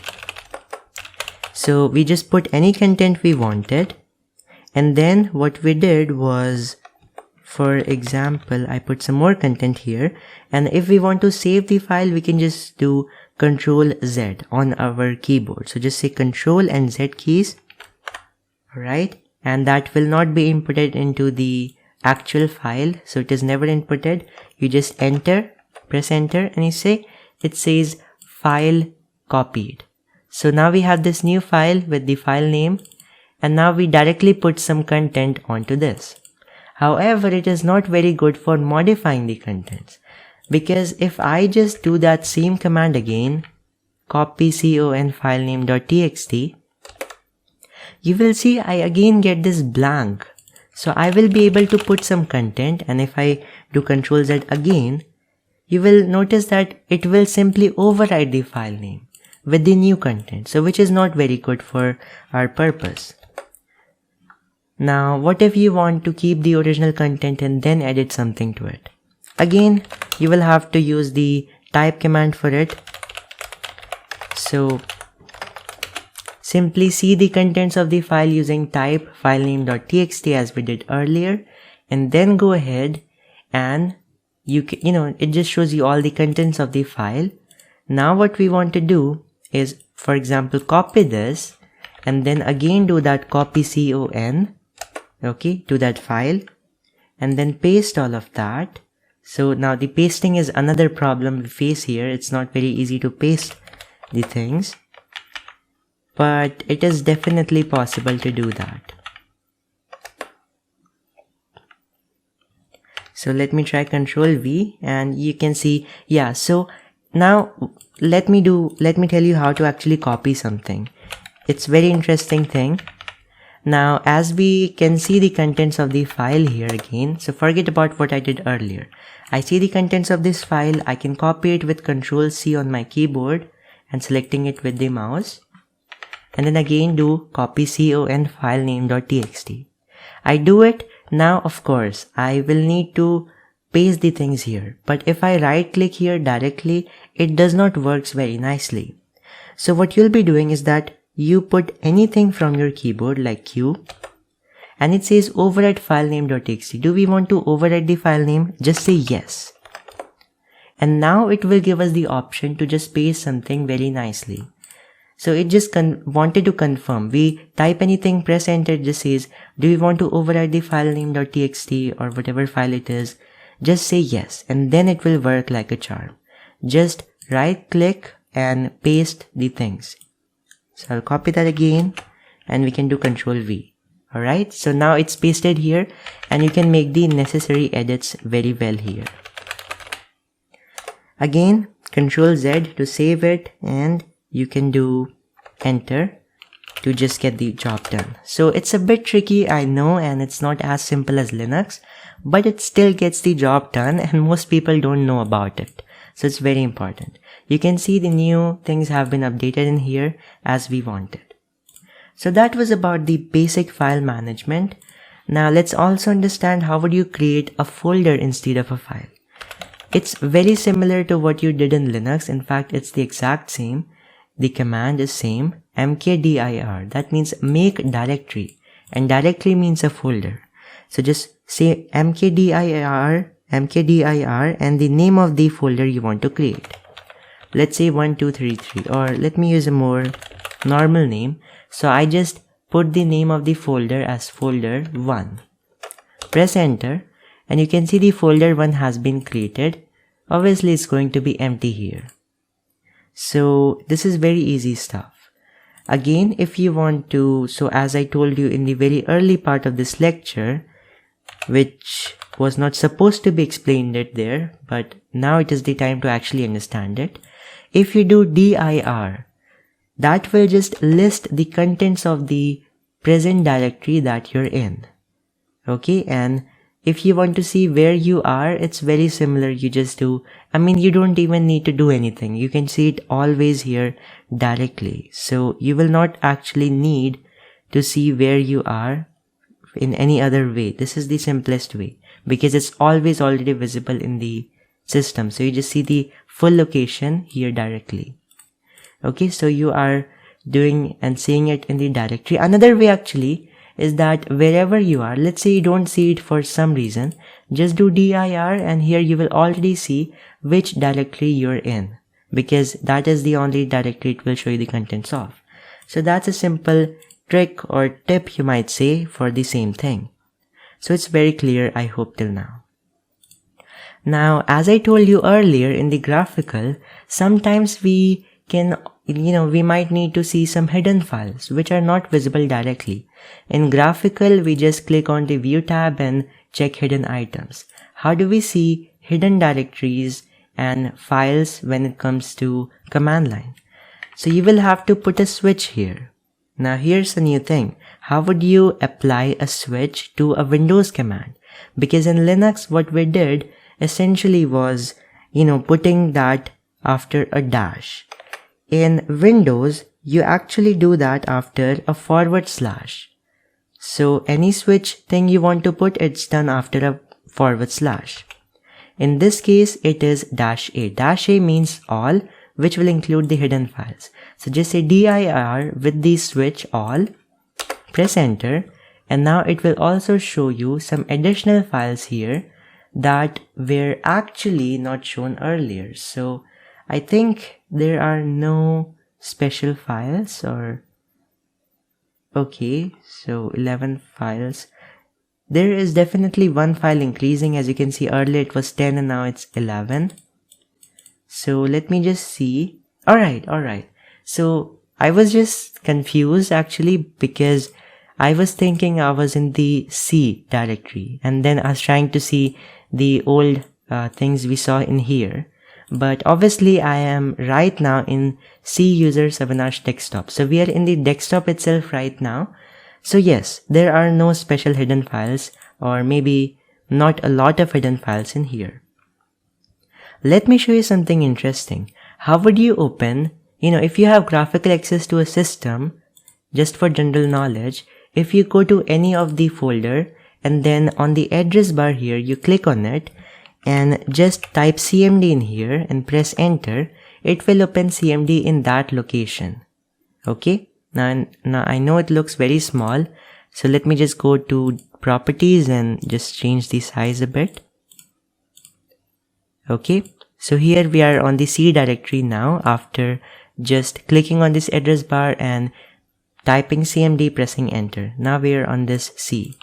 If we do dir/a here, you can see we will see a lot of the hidden files here as well. So yeah, which we don't see normally. We'll have to apply that hidden check mark. So that is how you see the hidden files as well when it comes to command line. If you want to also see something inside the folders, you can do -s. So it's a very simple thing. Let me just go ahead and create a folder here, or a file here inside the folder 1. It's called 1. So if we want to do dir/s, what that will show us is not just the contents of this, or alright. So it's, yeah, it's correct. So basically what it's doing, we run the command on this location, desktop, and we specified that dash or /s here as the switch. So /s means search folders as well. That means it's going to show every single thing here. Okay, so in the folder, like you can see, it showed us the contents of the desktop directory, but not only that, it also went one step further and showed us the contents of the folder 1 without us asking for it specifically, right? So it's also showing us the contents of folder 1, the file I just created. As you can see, it shows the 1.txt I created there. So it's very, very easy stuff that I hope you understood. /s is for a more detailed search that will also show you the contents of every directory inside the directory you're currently in. So if that makes sense to you, we can move forward. Now it is going to be very, very easy because we have already covered all the basics. And then at the end we'll come to copy, paste, delete. So if we want to, for example, see what processes are running or tasks are running in our system, in Linux we could have used the ps command for processes. In Windows we can use task list. I press enter and it shows me all the tasks or processes or tools or applications, whatever is running right now, along with their ID and session name, and even memory uses in this case. So that's how I can see all of the processes using the task list command. Before going to the copy paste part of this lecture, let me tell you one more thing. So earlier we just created these two files, right? Now let's say you want to search the contents of one of these files. For example, file name .txt that we created in the first part, or a few minutes before in this lecture basically. So in Linux we use that grep. We are going to do how to do that grepping work when it comes to Windows. So that means how do you search for a specific line in a text file. For that, just do something like, type file name .txt. So you're basically viewing the the contents of this file. Okay, so you can do it. And now we are going to search for this specific line that contains the letter E, for example. Okay, so that's different. That's not in any other line. So it should show us this line when we search for E. Okay, how do you do that? It's very simple. If you have watched my previous video on Linux, then it's the same technique. You have this normal type command typed in here, and then you're just doing a pipe. Pipe means you're sending the output of the first command to the another command. What's going to be the another command?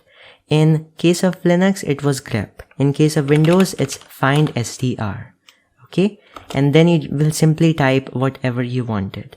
For example, you wanted to type something like, or as I said, we want to search for this E, so we'll just say E.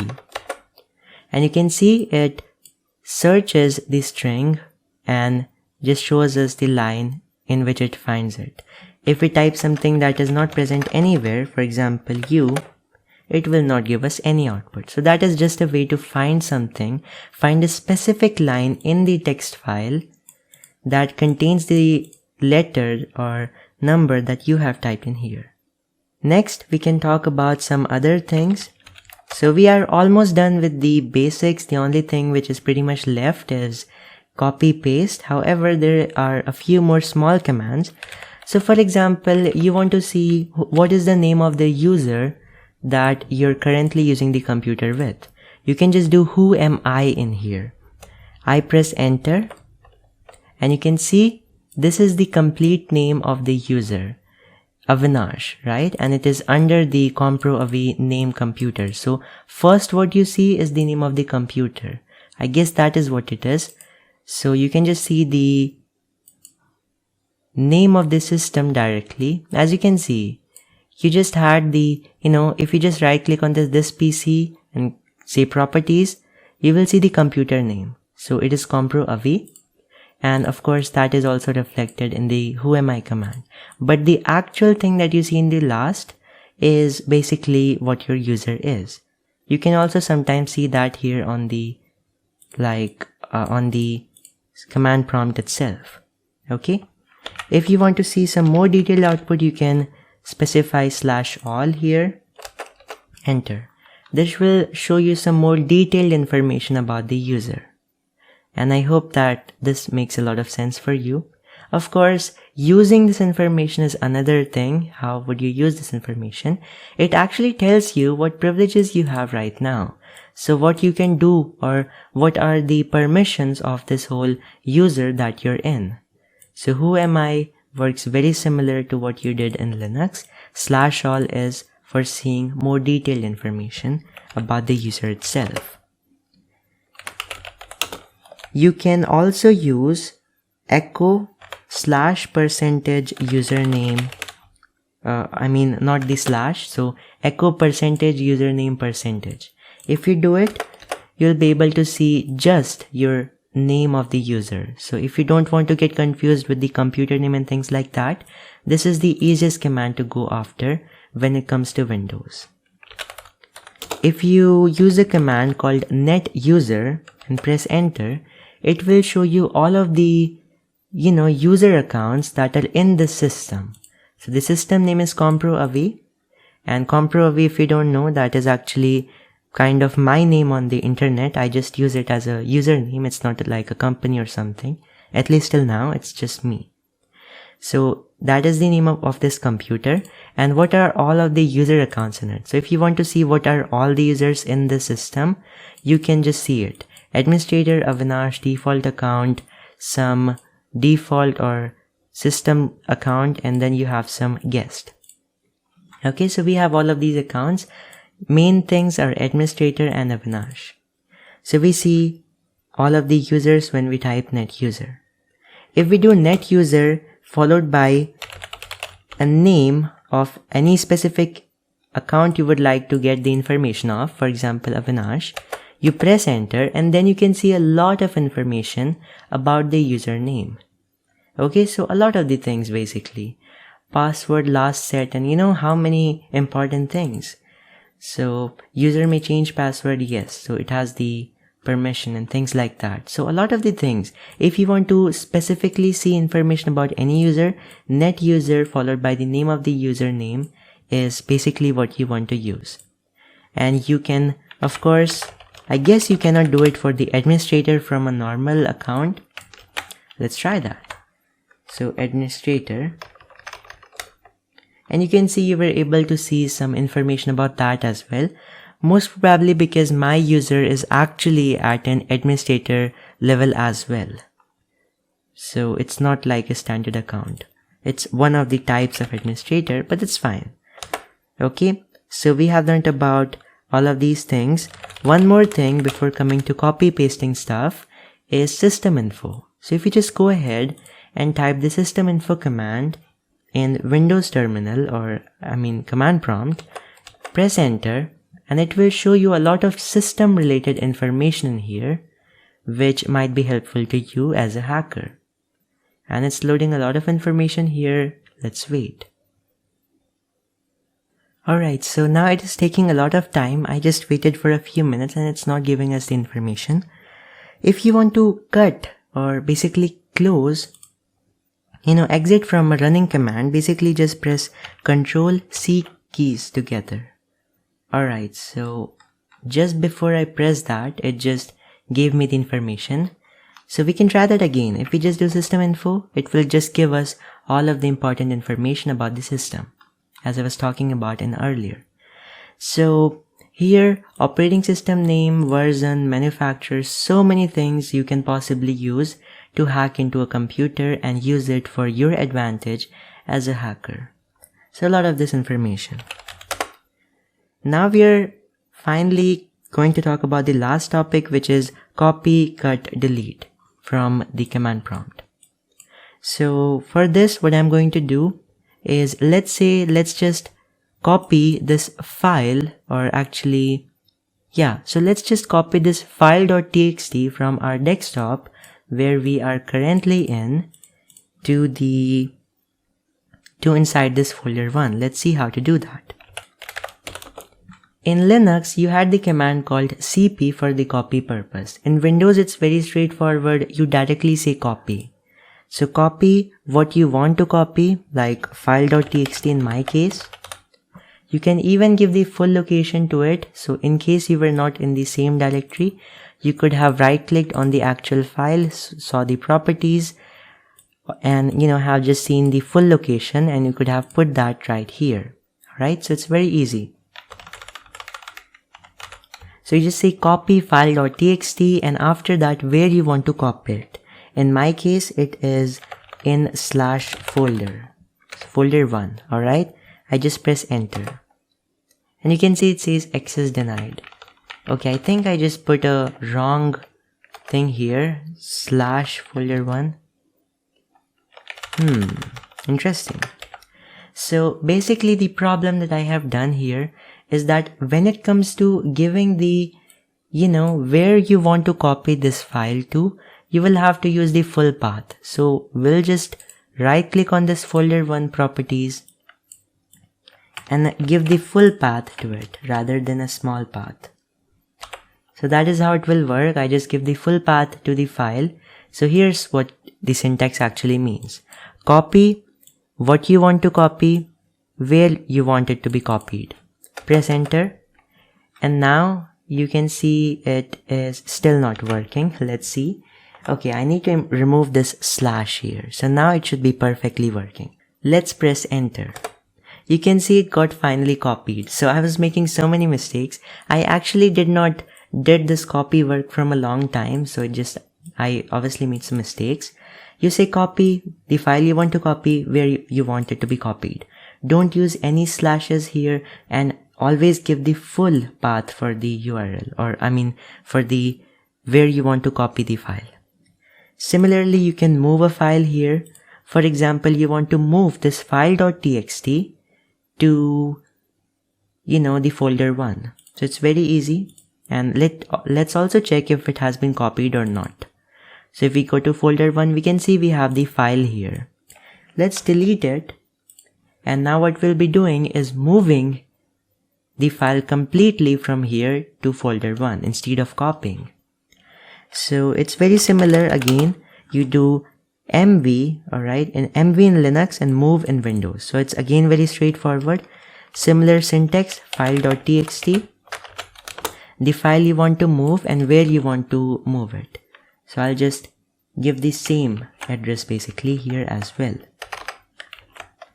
Press enter and you can see one file has been moved. And we can see that here very clearly. We can even go to that folder and see that very easily. So just cd folder 1, dir, and we can see it has been copied here, file.txt. Now what if you want to delete this file here? So if you want to delete a file, very easy. Just use del. In Linux it was rm, in Windows it is del. Alright, so you just do del and the file you want to delete, file.txt, press enter. It does not show us any error, that means it has been deleted. Let's do dir again to check the contents. You can see there is not that file.txt here anymore. So it's very easy. Let's try to also delete a folder. So we'll come a step back. Alright, it's a very important thing I have to tell you, which I'm going to tell you right now. How do you move a step back when it comes to using the cd command? You can just do cd ... So just very similar to what you did in Linux. That means you'll be moving a step back to the previous folder you were in. So instead of the current folder, just one step back. For example, from folder 1 to desktop. Press enter and you can see we are on desktop right now. Can we delete a folder directly without any special switch? I say delete folder 1, which is this folder here. Press enter and you can see it is saying, are you sure you want to delete or not? Of course I'm sure. And you can see it does not delete it. So what do? Let me introduce you now that when you're not sure about the syntax of any command, what do? So here we are in a situation where I don't know, and I honestly do not know what will be the syntax to delete a folder. So let's see what we can do. In Linux, when we wanted to know the syntax or some help about a command, we just use --help. However, in Windows, we have a similar thing, which is basically /?. So I do that after any command, not just tell, basically any command, and I can press enter. Okay. And that will, just show me some help menu for this. So if we want to delete a file or folder, probably I need to put some of these switches here. We can see we have -p, f, s, and all of these things. So let's see what that means. And we can just see all of the important things that matter. So let me just see. if we want to delete a file that is hidden, we can use dash or /h, and let's see. Alright, so we cannot actually see something to delete a folder here. So, alright, so probably that means we cannot delete a folder here directly. Then I'll have to introduce you to another command here, which is rmdir. So that is the command you use in Windows command prompt if you want to delete a folder directly. So this del will only work for files, not folders. The simple way to delete a folder is rmdir and the name of the folder you want to delete, folder 1, and you can see it has been deleted. But remember, it cannot be recovered. It just goes from the computer forever. It's very hard or almost impossible to recover files that are deleted from the command line. Same goes with Linux and same it's with the Windows command line. When you delete something, that's pretty much gone forever. So we are pretty much done. Again, remember the cls command to clear the screen.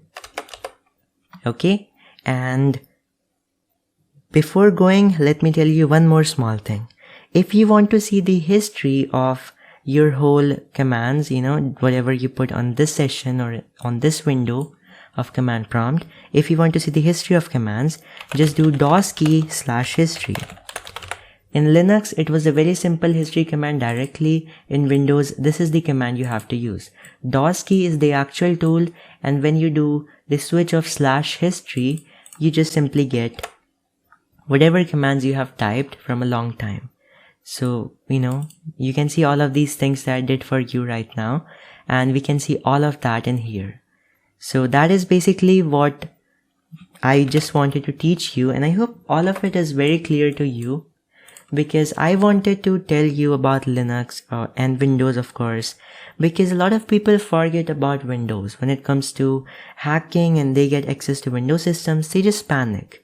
And once you know all of these basic commands and things I have taught you, you will be very comfortable with using it.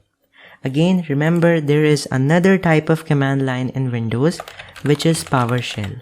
So this is not something we are going to cover right now, because this was a basic lecture, because the name of the lecture was Basics of Windows. So this is an advanced topic, however super useful if required later. And if you specially ask for me, if you specially ask me for making a lecture on this, sure, I'll be happy to make a lecture on that as well. But for now, this is all I wanted to teach you. Thank you so much, and now I'll see you in the next lecture. I hope you have a great day. In this lecture, we will be talking about passive information gathering. Now, the very first thing to note here would be information gathering and reconnaissance are two terms with the same meaning. So if I ever use them interchangeably, please don't get confused.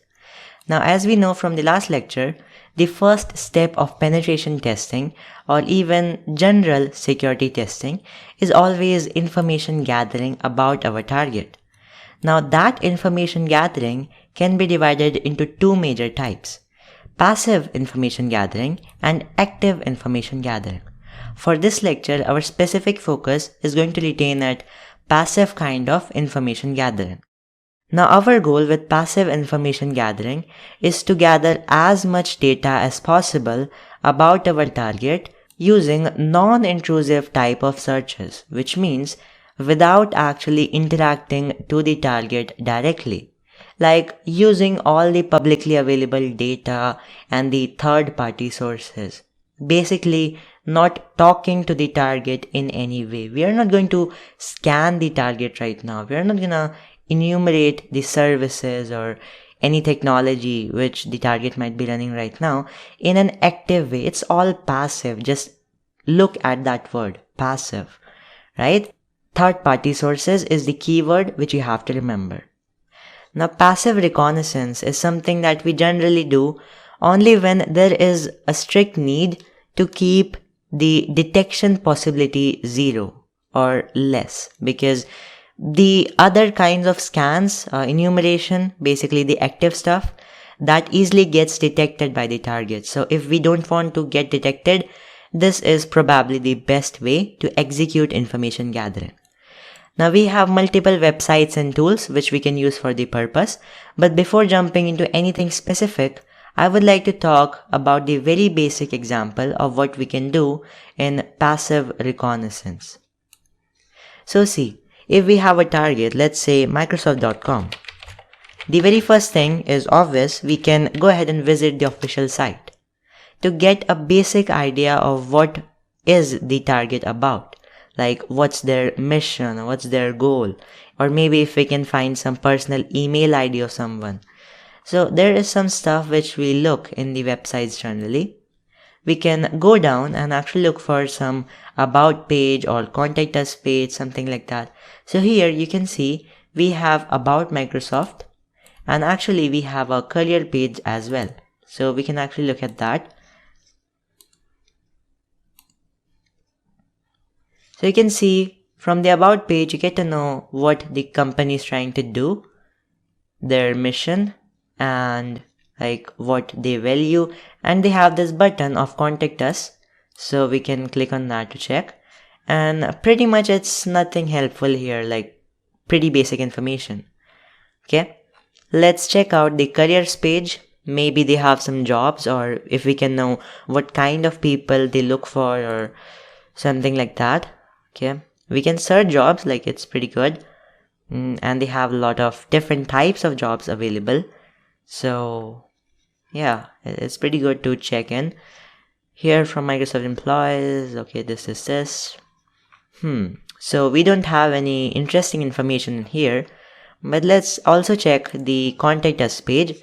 Maybe if we can get some office locations like we get. However, there are many of them, so it's again not specific. And actually on contact us pages like this, you generally want to see some email addresses or phone number, something which you can use to contact them in a more direct way later on if needed. So yeah, I mean that's the information we can get from the official site. Now let's get into our real techniques for passive reconnaissance. The thing which I would like to tell you right here is how to Google in a more effective way, how to basically search the internet. What you can do is you can use some keywords or parameters called Google Docs in order to narrow down your searches into a very specific, I can say, way, and to get the specific kind of data which you need. So there are many of them available actually. The first thing is that if you use 2 quotation marks and type something in here, for example Microsoft, and hit enter, you will see that in the content of every single page here, you are going to find that Microsoft word or phrase which you specified under these quotation marks. So you can see here also Microsoft is there, and here as well, and everywhere. So you can actually use this to get all the results with your exact word or phrase. This was kind of basic, but what you can do next is you can actually go ahead and use something called cite column, and you can use, for example, you want all the results from Microsoft.com, and you can again put some quotation mark and something good. For example, some more contact us, or actually let's do email because that's what we were looking for. So you can see all the results which we are going to get are from Microsoft.com, and it contains the content as email. So you can see here as well, and everywhere you will find the same thing. So it's a really good way to narrow down the information in the exact way which you want. Another thing which I can show you is called in URL. Same thing, in URL column, if you specify a particular thing in here, that should be present in the results URL, okay, whichever URL you get. So again contact, enter, or we can actually use multi-docs. So we can also say that okay, we want to search only of Microsoft.com and hit enter, and you will see every single URL which you will find here will have in their URL this contact. Okay, you can see here as well contact, and so on. So this is another Google Doc. And lastly, I would like to show you in title. This is also, as you can guess, in the title of a website. If you know this thing, what appears on the top of a site, that's their title. So if we say in title and specify something, Microsoft, or maybe we can specify, email in the quotation marks. I'm just using multi-docs. You can definitely use one. So you can see in title of every website there will be Microsoft, and everything, basically the email word will be present everywhere. So that's something you can use, or you can simply use it alone in title Microsoft. For example, I click on something, some good thing, office.com, and you will see in the upside there is Microsoft Office. So that's their title, and that's how we prove that our techniques, our docs really work. Now there are just so many of these Google Docs that I cannot tell you every one of them, but there is a really good way to learn more about these. There is a website called ExploitDB, which you can go to, and under the same website, ExploitDB, there will be a Google hacking database. So let's check out where that is. Okay, it is here. And this database is all focused upon different Google Docs. People make the Google Docs for different purposes and post that in there. So you can see whichever interests you. Like here, we have Google Doc. Okay, in title, this is the actual Google Doc, what it does to check various online devices, which date was it published. So it completely depends on the author what they include in there. But yeah, you have a huge library of different Google Docs for many types of purposes. Some might be for information gathering, and some might be for serious stuff. Like for example, in some vulnerable websites, you may find that you can simply use some Google Docs and get their username and password of their databases. Or you can even check the specific vulnerabilities. If you have heard about SQL Injection, yeah, there are Google Docs available on the internet which can help you to identify if there is a specific type of SQL Injection vulnerability on any website. So it's pretty good to explore, and I leave this to you now to check it out yourself. The next thing which I can show you is called Whois. So if I just search about Whois, you will see that there are many websites who provide the Whois lookup facility. Let's just go with the first one, whois.com. You can see you can simply enter a target domain in here, let's say microsoft.com, and search. Again, all these searches are going to be passive, so it's nothing illegal actually. It's just the information that we're getting from the publicly available sources. Now it says Microsoft.com is unavailable. Definitely it is an official domain of the company and they have reserved it. But what we are interested in is checking the Whois information. So you will get to see what information is here. It's all about the domain information. It tells you who registered the domain, when was it first registered on. You can see when this will expire, the status, the related name servers, and sometimes you will even find the actual email addresses of the owners of the sites. These things are really helpful. But the thing is, maximum times actually on big companies, what they will do is that they will pay some money to like the Whois providers, Whois information providers, and will ask them to hide their information. So that's how they can hide the information, real email addresses, phone numbers, etc, etc. But still we can say that there are many companies who do not really use this Whois security or guard.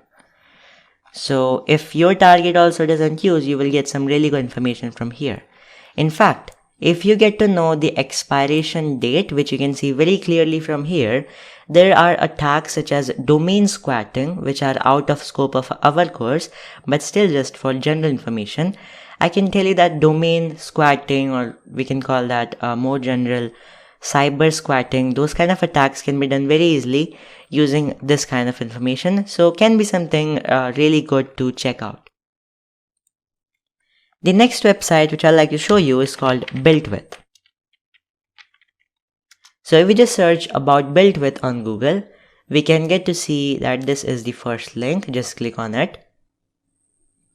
Now, BuiltWith basically tells us the technologies on which different websites are running on.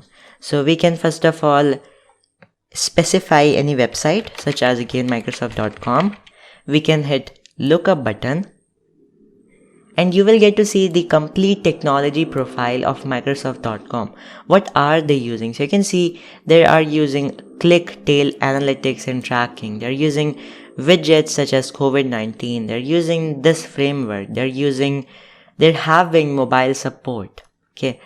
And they have UTF-8 document encoding. They are using all these things, Twitter cards, DNS prefets, some really general things. I won't say these are any security issues, but it might be there. Like sometimes you will find websites are running on specific technologies which we might later on analyze that they are vulnerable, that they have some problems. Now because they have problems, we can compromise the site through them, or we can get a good or better understanding of the target's infrastructure, how exactly things are working, just by looking at this technology profile, which lists all the technologies which are being used by this site. Okay. This was one site which you can look at, and the another one is called roptex.com, where you can go and specify again any target, Microsoft.com, so that we have the results about the same site. We click on go, and you will get to see in a minute what kind of information it has. So see, it has many types of information. It has got records, search engine optimization, Alexa related information, shared information. Let's just check it out, what they have. So firstly, it has analysis, which says Microsoft.com has 4 name servers, 1 mail server, and 5 IP numbers. You can get some information from here about the IP numbers, the results, kind of the related, domain names. Then you have some quick info in a very organized table. Like that's pretty much the same information, but in a more better presentation. You have some reverse DNS reports for which you'll have to log in. You don't need that. Records. You can see which records they have, the hierarchical analysis of the entities, and all this information. Then some search engine optimization data, which common keywords are being used. Then you have some Alexa related graphs, which you can check out. You have threat miner, you have shared data, which is basically the host names, related host names, IP numbers, stuff like that. Okay, here it is, right? You can see related host names, IP numbers. It uses CNAME, PTR, these mail servers, IP numbers, sharing IP numbers, partially sharing IP numbers, name servers, sharing name servers. There is just so much of information which we can get just by looking from here. And this information can help us to increase our attack surface, like the area or the scope of the test. We can, get to know about more things. When we have more, let's say, subdomains, or we have more host names, then we have more targets. And when we have more targets, we have more possibilities. Something might be vulnerable. Because how many systems or hosts will they actually secure? Something might be vulnerable somewhere, right? And then you have some OS and other stuff which you can look at. So some really cool information is what you can get from roptex.com. And this all information can be really helpful when you want to increase your understanding about the target. So that's another website to look at. Apart from that, what we can look at is called IntoDNS. IntoDNS is actually a site from where we can check the health in terms of security of the DNS and mail servers of our target. So we can again put our target in here, Microsoft.com, hit report, and here you can see it gets us a lot of information about the health of the DNS configurations. So how good are they and what are the suggestions to fix them? You can see NS records, name server records basically. You have these things, DNS parent and glue, okay. You have some more NS records, you have some glue, I don't know what that is, but yeah, you have that information. You have recursive queries. Actually, in most of the websites, you will see that recursive queries will throw an error, okay. Like they're missing something in this. So yeah, that's something good about Microsoft.com. They have implemented these things in the right way. And you can see there is just so much information. Now, if you don't know what are the NS records and MX records, you don't even need to. Okay, all the information is just in case you need it, because you will always know if you need this information or not. It's just like you're collecting information at the moment, and if you need it sometime in the future, you will basically use it. But generally, you don't need it. Again, you have some green text and this informational sign, but here is only one exclamation mark which marks the critical things, which is an error about some MX records which you might be interested in. And it also shows you that www is a record, like there is a www.microsoft.com, because some websites might not have that www record. So if you search for the www version of any site that does not have this record, then you won't be able to access it that way. So Microsoft was still very secure in terms of the DNS configurations. Let's also, check a website called SSL Labs for testing our SSL server health. It is provided by Qualys, and let's quickly put this Microsoft.com as our target again in here and click on search. Now it's going to take some time to analyze the data to get us all the results, because this is a time consuming thing. Till the time it is working, why not to check another website called Security Headers. So to check the security of our HTTP response headers, we can use securityheaders.com. We can again hide the results because we don't want everyone to see these.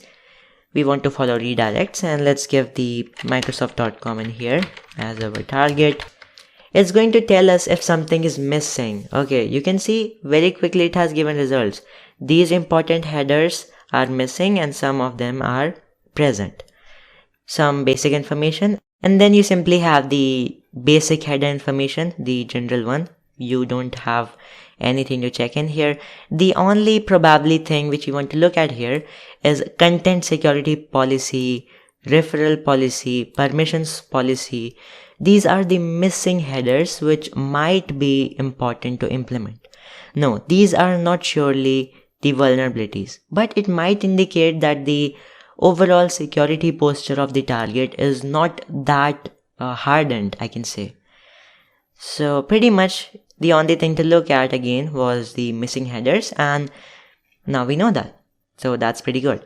Let's get back to our SSL server test which we did, and you can see it's still saying please wait, but at least it got us one server's information.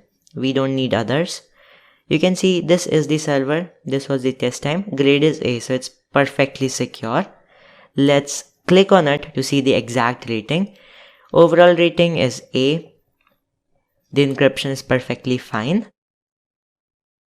And you have some other certificates about other type of encryption.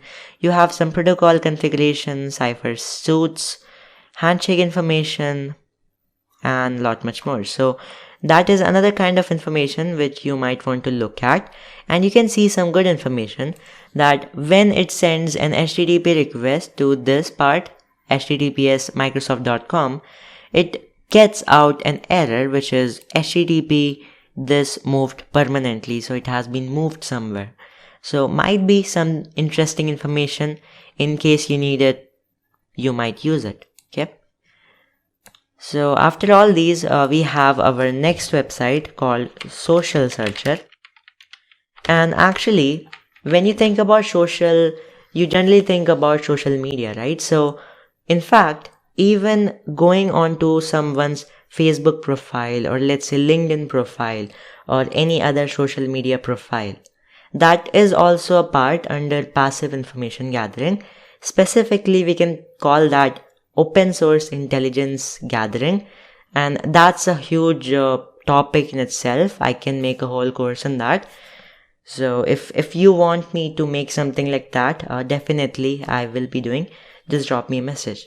Now, for Social Searcher, it will help us to search the whole social media for free. You don't have to pay anything for it. Now, there are different things which you can do. You can search for mentions, users, trends. Our focus is on users. Let's say, for example, my own name. Or actually, let's use, Bill Gates, because we're talking about Microsoft. Now, in some time, it will get you the information about the Bill Gates, okay, the official account, what they say, and not just the official account, even the fake account, like whichever are available. So you can see so many fake accounts, but some are real as well, right? You can check that out. You can specifically take that for example, Facebook, if you need that. Now, this is saying become premium to load more. We don't need that actually. At least we are getting this much of information about the official person. We can click and actually visit the page where they're saying all this stuff. Now let's get specific and let's search about me, if I can be shown here. I don't think if I will be available. Let's actually check. So you can see I am not available in here anywhere. Like, these are accounts but not mine. But hey, what if I provide some more specific information about myself? For example, there is a name which I am called often on the internet, which is ComproAvi. I hit enter by searching that, and you will see that eventually it's going to find an account which will be mine. It will be on Instagram. Let's see. And you can see here, the second one is mine, Avinash ComproAvi on Instagram. So that's like my own account. Okay. So yeah, I mean, that's pretty awesome stuff which you can look at to identify the profiles of various users on many platforms. Then you can look at Shodan, or Shodan, people call it. This is an IoT search engine, Internet of Things search engine. You can put the host name of your target here, for example, Microsoft.com, host name Microsoft.com, and okay, we need to log into use search filters. I don't think we need that. Let's, actually click on explore and check what they have without logging in. They have some top voted categories, they have some featured categories, they have some recently shared ones. Let's check any one of them, for example, cams. And if these will not be password protected, if you just click on these links, you would be able to see live stream of their live camera. Okay, so that's something you can do. Some are saying login, but others are pretty much without password. And if you just click on them, you can find a lot of good things. The reason I'm not gonna do that is because it might violate the privacy of some, people or companies, whatever. So we are not gonna do that, but still, I gave you an option. You can look at that. In fact, there are many search filters which you can use if you log in. But even if you don't log in, there is a lot of stuff which you can explore. So yeah, that's definitely an option to check out. Then we can look at another amazing website which we can consider while looking for web pages that probably have been deleted from the internet. So we are talking about the Wayback Machine. If you just search about it on Google and click on the first link, which comes from archive.org, this is the website which manages the Wayback Machine, you will get to see that it has stored more than 549 billion web pages over the past few years. So I can put the Microsoft.com as a target here again to check what Wayback Machine has to offer as its history. Since this is a really famous website, I hope to see many results. You can see this graph is like something that never misses a day. Okay, so you can see pretty much every single day the information of their website. You already know how it looks like in 2021. So let's check out 2015. This year, any random snapshot. As I was saying earlier, that Wayback Machine can be used to even check the websites that are no longer existing. They might have been deleted, or if some content has disappeared from some website which used to be present there, you might want to check its history on the Wayback Machine and see the information. So Wayback Machine is pretty slow right now, or maybe my internet is pretty slow. So you can see actually how it looked like in 2015, right? It was decent looking website. Now let's check for 2010 and see what it had as an information in there. As you can see clearly, this is how the site looked like back in 2010. Now for some reason, that 2010 was redirecting me to 31st December 2009, but that's also okay because that's almost 2010. So you can see how it looked like in that time and what were the popular projects in that time. So you can pretty much understand the history of a particular website using this. So it's a really great way to look at it. Then we can look at another website called Specific Framework. So I can just search about it on the Google and click on the first link. Now this is an information gathering framework. You can check different categories in which information can be discovered, and for each one of them you will see the different types of tools and techniques which you can potentially use to gather information about that specific topic. So first there are categories, you click on them, then you choose a specific type of information that you want, you click on them, and then you have so many websites which can be used for getting information for the specific topic or subject which is selected. So it can be used to gather potential ideas about what kind of information you can get, the possible opportunities you have. It's really good to look at it whenever you're doing a real pen test. Mostly you need this kind of information in your kind of the non-technical attacks, social engineering, but it might be helpful in the technical stuff as well. And with that, we actually finish all the websites that I had for you to show in this lecture, but still we have some things which we can do apart from these tools and websites. They are, first of all, when you go to a target, let's say Microsoft.com again, since that's like we have considered that since we have considered it as our primary target.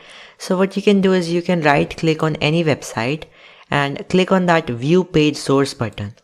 As soon as you click on that, you get to see the most basic type of the HTML source code.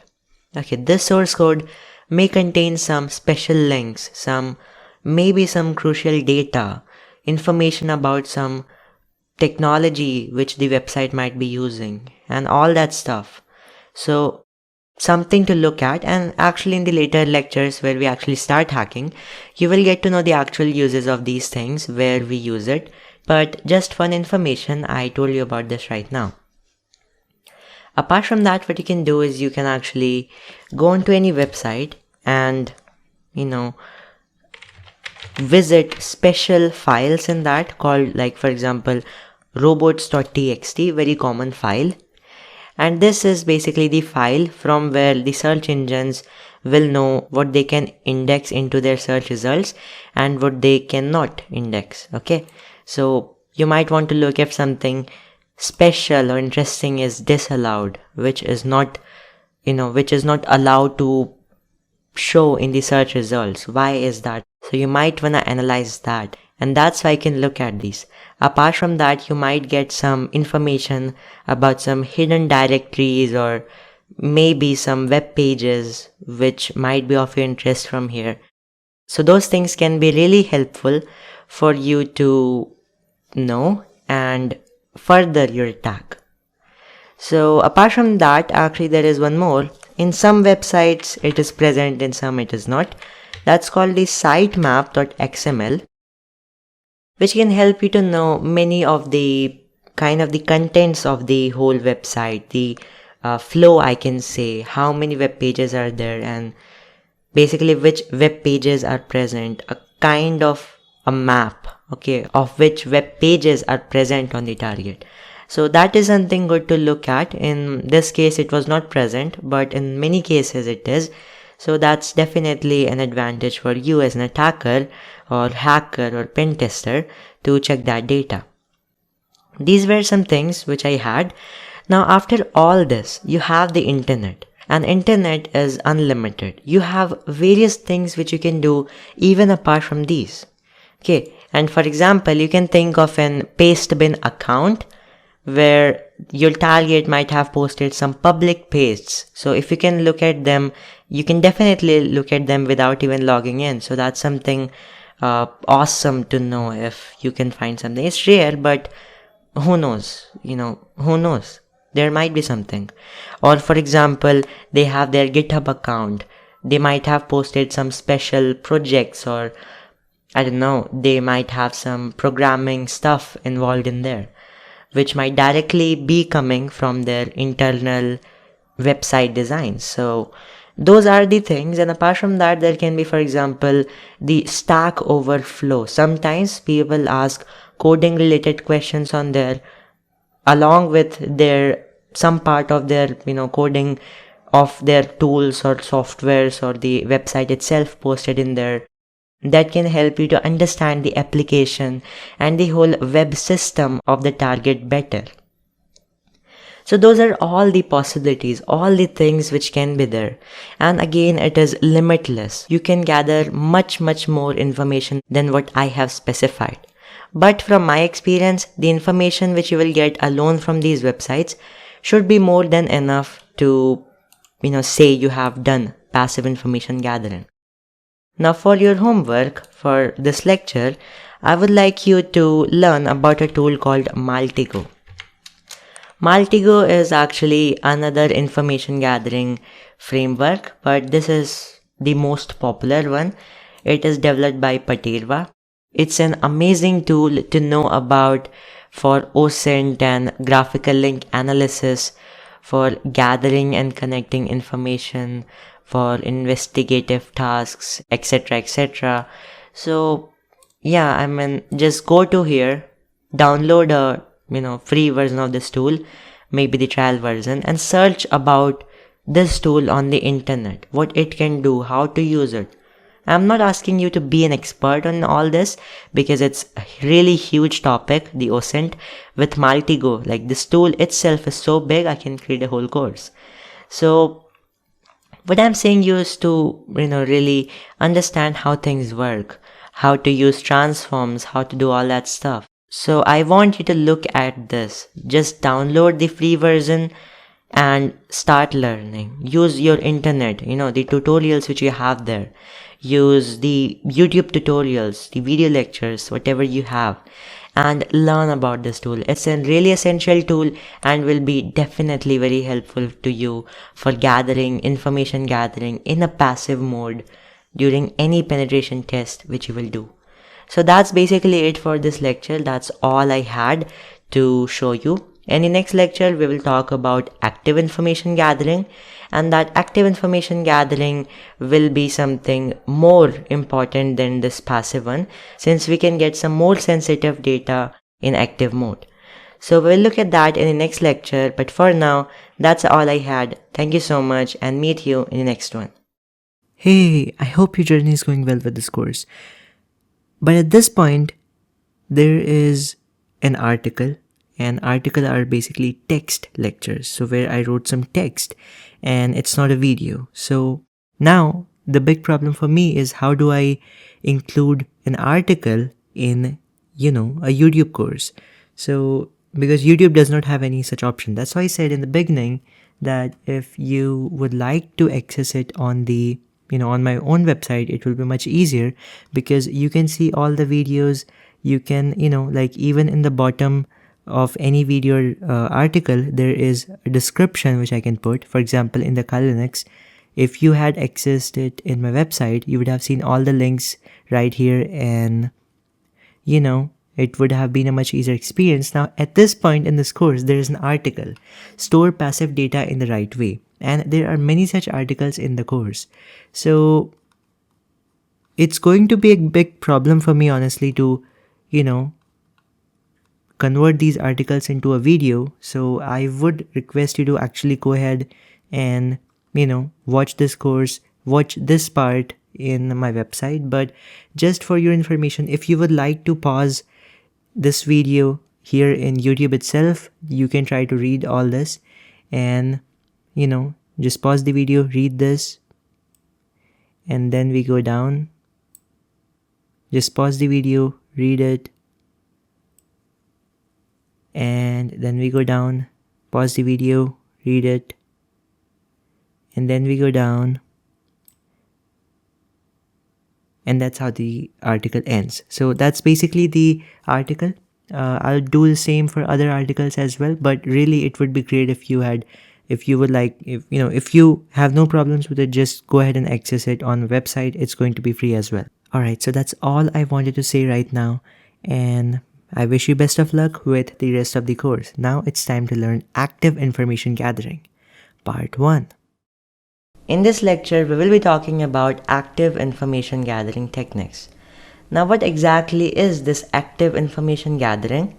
Well, it's the exact opposite of the passive one.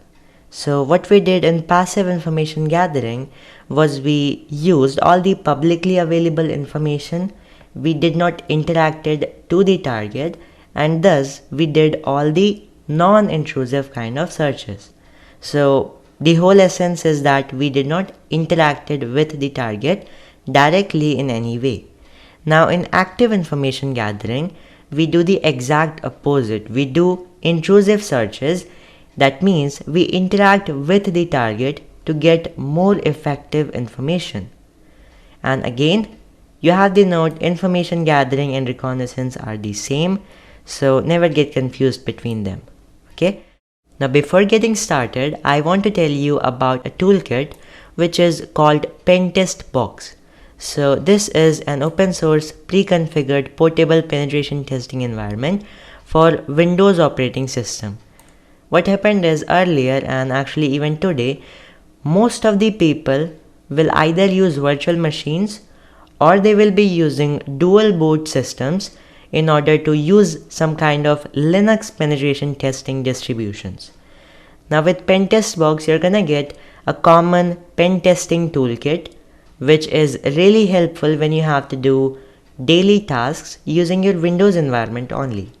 So simply think that Pentestbox will work like Linux, like in some ways it can act like an emulator, and what will happen is you will be able to access and use some of the most common penetration testing tools from your Windows environment only, and thus you won't have to use Linux every time you do it. So there are two versions of Pentestbox. There is Pentestbox without Metasploit, and there is the version with Metasploit. I recommend you to install Pentestbox with Metasploit. Just download it from this site, which is called pentestbox.org. Click on this button, download it, install it. It's a simple next installation, so I won't be showing you that. And once you install it, simply open it. So here I have my Pentestbox toolkit. This is how it looks like, and you can see it looks pretty much like a normal command line tool. Well, yes, because it is. Now the first example which I would like to show you of active information gathering is of course going to be the ping scan. It is used to check if the target which you have, is that alive or not, or in more simple words, is that online or not. So to check that, you will have to specify a target here. Now in my case, I am going to use this virtual machine which I have right here. this is going to be our victim machine. I will later on tell you in this course, in the exploitation lecture or somewhere around that how do you really set up this machine. So this is going to be our first target, and apart from that, for some specific example, we may want to use scanme.nmap.org, which is a really important and amazing website which we can use in order to test our different Nmap scans. And this is an official subdomain of Nmap, so probably it is the most authentic website to scan on the internet, and you are allowed to scan it. That's what I can say. So that's like going to be another target after that virtual machine. Now first of all, we want to get the IP address of that target. So I log into that, and you can see on running a command called ipconfig, I'm able to see the IP address. So 172.16.186.131 is the IP address of this target. Okay, so we will remember that, and then we will type that simply after our ping command. So that was 172.16.186.131. Okay, now once we press enter like I do, you will see that you start getting replies. Now whenever you start getting replies from a target, it means that is alive, because it's really simple. You can connect to it in the real world as well. If you ask a person and he replies, definitely that person is alive, right? Now you can see how many packets were sent, how many were received back, and how many were lost in the transmission. Apart from that, you can see the approximate round trip times in milliseconds for minimum, maximum, and average round trips. So this is something you can check out. Now apart from this purpose, why we use ping can be that we want to get IP of a specific domain. So as I had shown you, we had a target called scanme.nmap.org. So if we just say scanme.nmap.org, you will get to see when we scan it, we get some replies. And these replies, when we get them, you know that the target is actually alive. Now here, if you notice, we have the IP address for this domain. So that's pretty good, but you might feel a little bit strange with this kind of IP address. Maybe you haven't seen this before. So actually this is the example of IPv6. But if you want to see the normal type of it, that is called IPv4. So if you want to check that version, you can simply use the switch, that is -4 with the ping command, and once you press enter, you will get that IP here, the IPv4, and you can right click to copy this IP and paste it on your browser, and you will visit the site. You will see that this is the same website, scanme.nmap.org. Now how this IP and this domain lead to the same website? Well, this happens due to the domain name system. So I want you to research about domain name system yourself, and yeah, take that as homework. Now that we have understood about the ping, and thus we have understood that okay, when we do active information gathering, we interact with the target, we can move on to NS lookup. So this is another utility, network utility, which you can use for checking many types of DNS record resources. So once you enter in the tool, what you can do first of all is look at the help menu. Now specifically what I want to explain from this part is the type. There are different type of DNS resource records which you can check for. There is A, there is Quad A, there is A plus Quad A, NE which means all types, CNAME, MX which is for mail exchange info, then NS for like name server information, then we have some more PTR, SOA, SRV and much more. So yeah, these are the ones, the common ones which we want to check out. Now how do you know what is this about? What is this A? What is this Quad A? What is this MXNS? So for that you have a Wikipedia page. If you just go on Google and search for the list of resource records Wikipedia, and you will click on the first link, you will get to see a complete table of these resource records. You will get to see what is A about. You will get to see what is Quad A about. and similarly for all these. Now, not necessarily all of these would be available in NSLOOKUP. There are some of these which are available, as you can see. So yeah, I mean, you have plenty of them. The main ones you already have, so I don't think you would ever need to check anything apart from that. But if you want to know about the function of each type of these DNS records, then of course you have this Wikipedia page which you can check.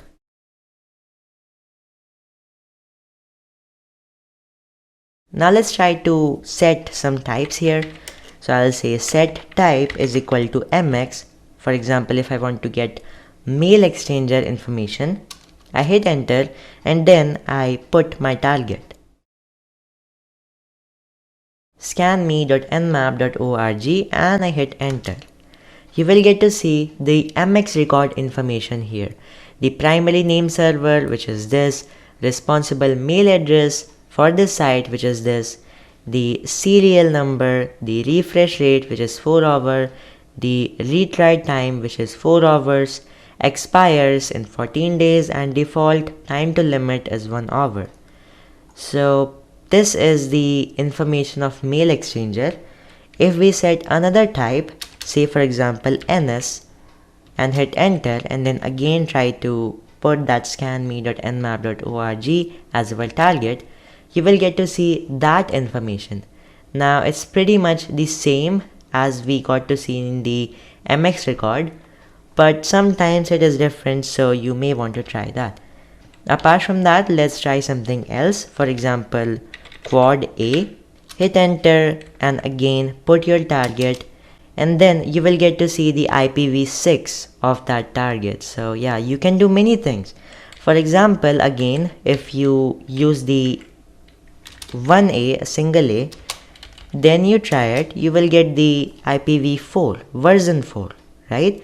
So there are many things which you can do. It's much more advanced than the ping and it's helpful a lot of times.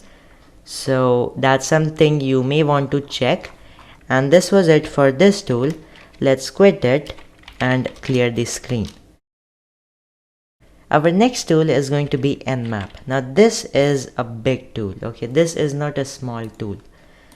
I can show you the Nmap's website, which has a lot of tutorials of how to use it.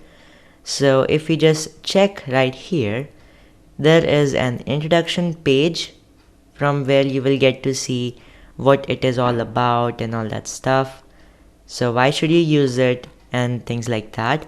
And after that you have some book or docs which you can check.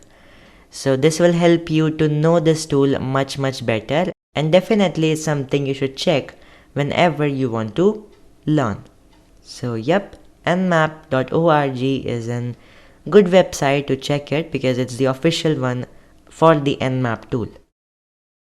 Now let's actually first of all open the help menu by saying nmap-help, and you will get to see all the options which it has, and you can see there are so many of these. So there are many of them. I'll show you some of the main ones. First of all, if you want to input the list of targets from a file, then you can simply use the -il switch. For host discovery, there is SL, which you can use to simply list targets to scan. -sn will be a simple ping scan, and you have some more as well. Then you have scan techniques. There are many of them. I will show you the important ones later on. Port specification, of course, you can specify 1 or 2 specific ports when you know about them. Then you have some options for service version detection such as -sv. You have scripts which are available in Nmap. These are really helpful for different types of enumeration. Now we will learn about these later on in the course when we have to enumerate specific ports. That is a pretty advanced topic. Then you have OS detection. -o is what you can use for it. After that you have some more options for firewall, IDS evasion and spoofing.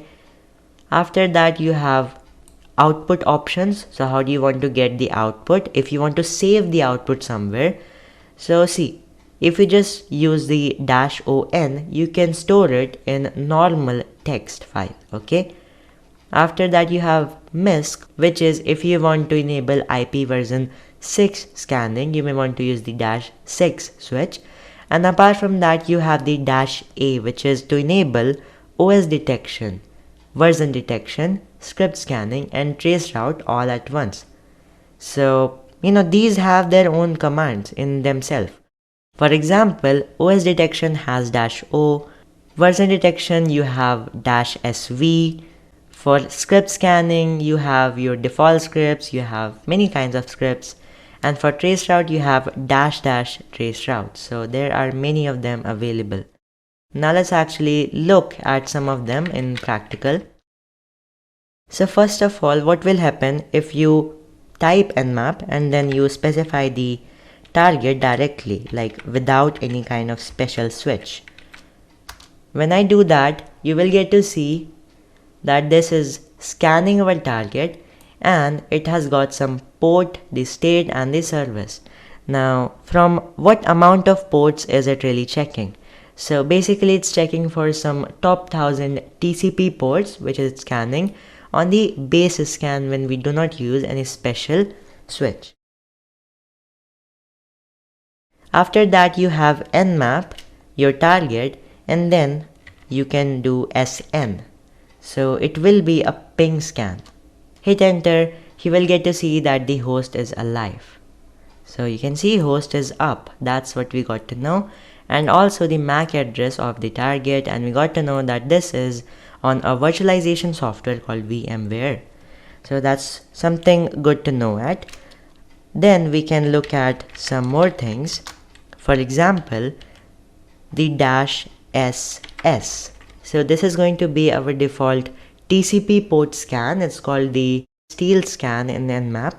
You can hit enter and you will get to see the number of ports right here, and you can see these are the ones. On port 21 there is a TCP port which is open and the service is FTP. Similarly on port 22 it is SSH. Similarly on port 80 it is HTTP. So this is information which you got to know only about the TCP ports. Now sometimes it will not allow you to do this SS scan. So in those cases what you can use is a -ST scan, which is called a TCP connect scan. So if you just use this one, you will not be required to have root privileges in order to do it. I'm going to cancel this scan to save our time because we already know about the results, that we have those 3 ports. So let's move on to the next scan, which is going to be -SU, because all the time we were speaking about TCP ports, but hey, what about the ports which are not TCP?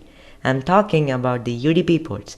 Now this is a really slow kind of scan, and if you press enter here, it will start to scan the UDP ports. But in my case, I know that this target, this basic pen testing virtual machine victim, this doesn't has any UDP port. So even if I start to do that kind of scan, that would be a waste of time, and it takes a lot of time again. So it's like a very slow scan. Then you can look at the -A scan, capital A, which is for script scanning. I mean the default scripts. It is for traceroute, it is for detecting the operating system, and also the service version numbers. So all of that we can get just through this one command. It's like a collection of commands. So if you just hit enter, it will start to scan everything. Now it's going to take a little bit of time because it has to do a lot of different types of scans. Till it is doing its work, I can tell you about some more things on a new tab. So I open up a new console, and here I can talk about some really interesting things. So for example, if you use the -V, which is for verbose, and actually there is -V, there is -VVV, or even maximum I have seen is 4V. So the number of V's you increase, it becomes more verbose output. So the output you get will be more detailed. Like that's what you can think. You can see you're getting more detailed output. Now it is telling you it is an ARP ping scan. You see the host seems down and all that stuff. Okay, there is a problem. How can that host seem down? The problem is I have typed the wrong IP. So let's correct it and then do it again. And now you will see it's a detailed output with verbosity. You can see completed ARP ping scan here, completed parallel DNS resolution. It is actually telling you what it is doing. So discovered open port, all these things, and then your normal output in here. So if you want, you can use this -v to get this kind of more detailed output, which you really need in some cases. We can move back to our -a, which actually finished quite fast. You can see 30 seconds. I was expecting it to be at least 100 seconds or so. But anyways, let's check it out. So you can see the port, the service, the state, and version, all that stuff. Again, on port 21, there is FTP service with the following version. You have this port, this service, this version, some detailed enumeration about this. Then you have the HTTP port on port 80, which has this Apache version on its service, and then some HTTP title that it doesn't has, and then there is no exact OS matches for the host. Now I know that it is Ubuntu, but this is not able to tell it. The only thing I can know from here is it is an Linux. Okay, this is indicating that our target is a Linux host. So that's right, our target is actually Linux. And all this information, I want you to store it very carefully and in a very organized manner. In the next article, I'm going to show you how to store this data. I'll provide you a template which you can use for storing all these databases, all this information into proper target databases. So make sure to check the next article. Okay, and then in the next lecture, we will focus upon how to use this kind of information to assess vulnerabilities. So this was all I had for the Nmap section of this video to tell you, but definitely there are so many other things which you can check. Always check the help menu of any tool that you use and learn more about that. I can clear now the screen, and then I can use a tool to enumerate the HTTP port, because as I know from the port scan, I have an HTTP Apache service on port 80. So to enumerate it, to know more about it, which is more critical kind of information which we can use. So we can type nicto, there is one switch which you should know, -h, and then you specify your target. So it was 172.16.186.131. When you press enter, it will start to enumerate our target. Now it really takes a lot of time. I don't know why. Maybe it has to do a lot of misconfiguration checks, because at the end Nicto is an audit tool which does many misconfiguration checks, many problems, vulnerabilities, and even checks databases for some common vulnerabilities. Like for example, it tells that if a particular version of Apache is outdated and it is not latest, so it can tell all that stuff. Now it is taking a lot of time here, and what I can show you is a scan which I do from Nicto earlier, just to show you how the result would look like. So I did that from my Kali machine, but again the command is same, the tool is same, so yeah, the condition is same, you don't have to care. So when you do it and you get the results, it is that you get to see the target IP first of all, the target host name, which if it is not able to find, it will simply display the IP in here, the target port, which is of course 80, it can be 443 if you specifically say that, and the start time of this scan.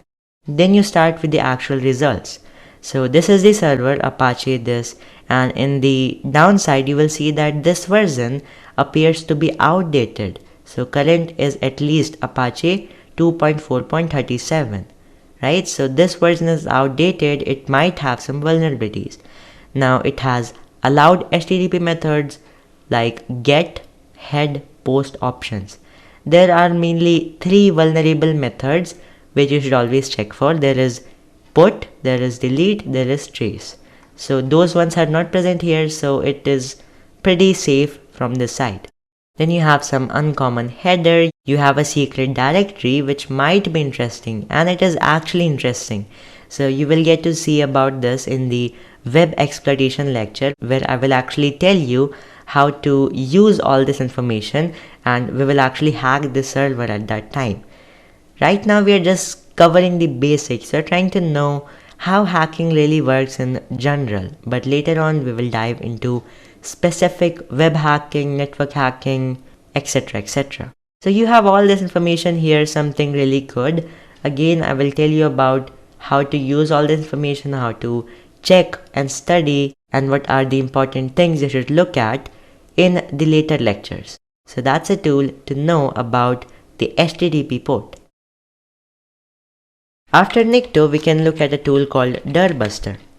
And by the way, it's not required that if you're doing these things on Windows, you have to download Pentest box. No, you can install all these tools in separate manner. Like you can first of all download Dirbuster, Nikto, Nmap, and you can install them on Windows. Most of these tools will have a Windows version, so that's nothing to be worried about if you have a problem downloading Pentest box on your Windows. Or you can use Linux, so that is like the most easiest example I can tell you of. And then without wasting any time, let's move on to Dirbuster. And when it is started, you will get to see that you have to set the target URL. So you can put any target in here. For example, I put another website which is called testphp.vulnweb.com. This is also a website which allows you to scan it, which allows you to like test it. So that's what we are going to do. It's an demo website for all this purpose. And you have then the work method. You can use get request and head and get. You can switch. So I like to keep it on auto switch. Number of threads. This will allow you to specify how faster do you want to get. As you increase the number of threads, it will mean that you increase the speed, and generally in real scenarios it would be somewhere around, I would say 75, somewhere around that. Okay, and you can click on this go faster, that it will start using 200 threads. Okay, and even you can go maximum up to 500 threads in this tool. Then you can select the scanning type. So do you want to use a list? Do you want to use a pure brute force? In this case, let's use the pure brute force, and you can select some character set, which type of characters you want to use, and minimum length, maximum length, all that stuff. Then you have select starting options, all these things, URL fuzz, do you want to do that? Then you want to brute force for directories, brute force for files, and of course be recursive. Be recursive means that for example, if I have this website and like for example, if I have specified this as the target, nmap.org, and then Dirbuster finds out that there is this book directory under it. So do I want it to scan more deep in this sub directory and scan further? So for example, discover something in this. This is called recursive searches. So that is what you should look at. And then some more things, PHP file extensions. I will tell you all about this later on. Essentially what we are doing with Dirbuster is that we are setting options to discover different directories and files. Like if I have a target, again nmap.org, so I want Dirbuster to scan different things, to try different things in here, for example AAA, BBB, and somehow it will reach a stage where it will find a working directory or file, and that file it will tell me. So that is what we are trying to do. We are just trying to find a path, a directory, a file, something like that. Okay, you can start, and yeah, so your target is not a valid URL. What we have to do is we have to put HTTP here, HTTP,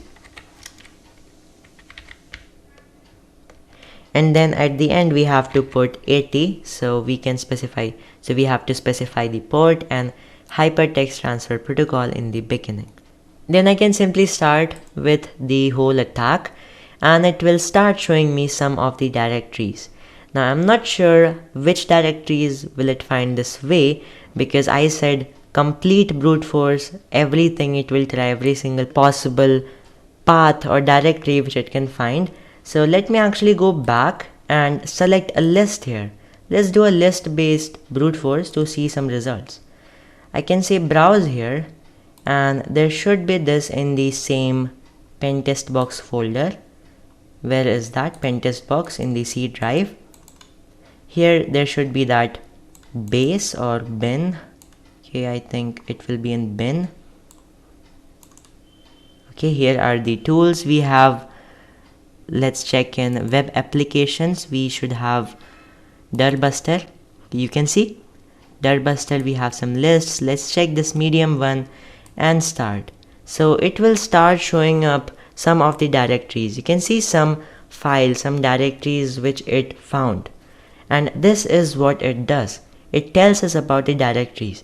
Now we can, in a real pen test, check these directories. We can know about these directories and specifically search about vulnerabilities in them. So any technology this website uses.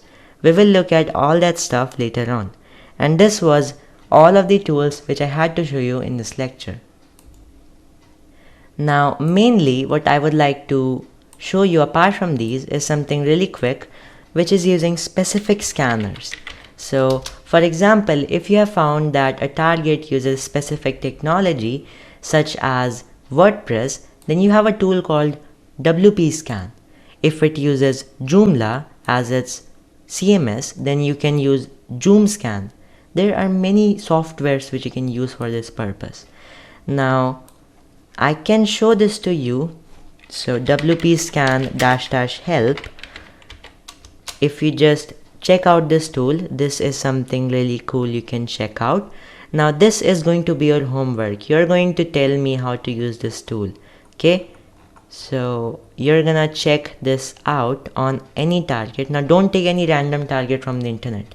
It's going to cost you a lot of problem. Check this after we actually move on to the exploitation lecture, where I will show you how to set up this lab, because this lab has a WordPress installation. So that's going to be your homework for that lecture, and I hope you would do that. And the last thing which I'd like to show you is called online scanners. There are many online scanners which are available. One of the favorite ones of mine is called Hacker Target. Sometimes you may want to use online scanners instead of your scanners which are like on your system. So for them you can use many of the online scanners, one of them being again hackertarget.com. Let's use it. Now it can have a paid version as well. You don't need that. I just want to show you an example. Okay, so it has some website in here, types of vulnerability scanner and all that stuff. I'm not getting what I'm interested in. There used to be a header here. Yeah, this is that thing. So see, you have many online scanners which you can use from the hacker target. You have Nmap, OpenVAS, this Zmap, Nikto, WhatWeb, WordPress, Joomla, all these scanners. This is what you can do online. Very quick example. If you want to check technologies of a website, you can use WhatWeb. Okay, so you can put any website in here. Now this is passive search, so this is not actually active. This is not going to interact with the target, but again I'm just going to use it. scanme.nmap.org. If I just put that, and let's select WhatWeb instead of Appleizer and start scan. So it will send some packets and will show us all the technologies which is being used by the target. You can see this is the Apache version. This is some reserved country which is not being showed. It is using Google Analytics, HTTP server, Ubuntu Linux, Apache this version. This is the IP, this is the script, this is the title.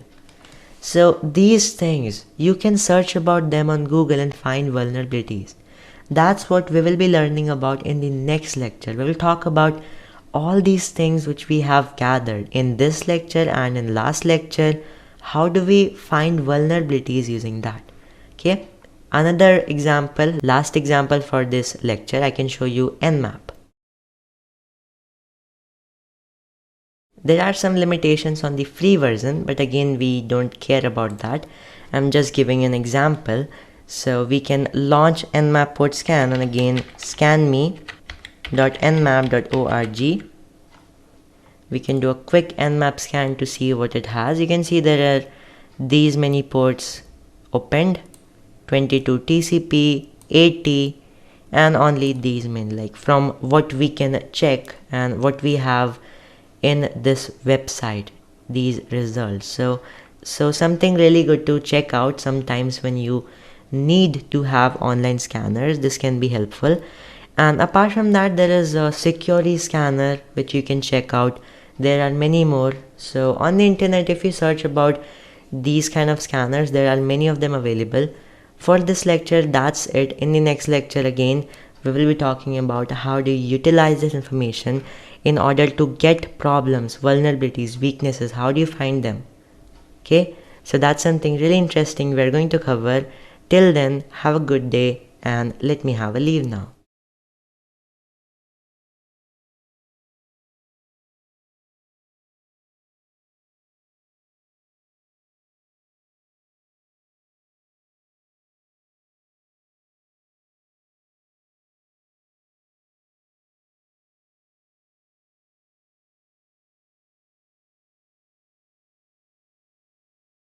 In this lecture, we'll talk about doing vulnerability analysis, or what you can even call as vulnerability assessment. This is the next step after completing your passive information gathering and active information gathering steps. And right here, what we do is that we find and deal with the vulnerabilities. So basically, the data which you have gathered during the earlier phases of your pen test, you're going to use them to find, that means identify, analyze, which means researching or understanding the vulnerabilities, and ranking, which means rating the vulnerabilities. That is what we are going to learn all about in today's lecture.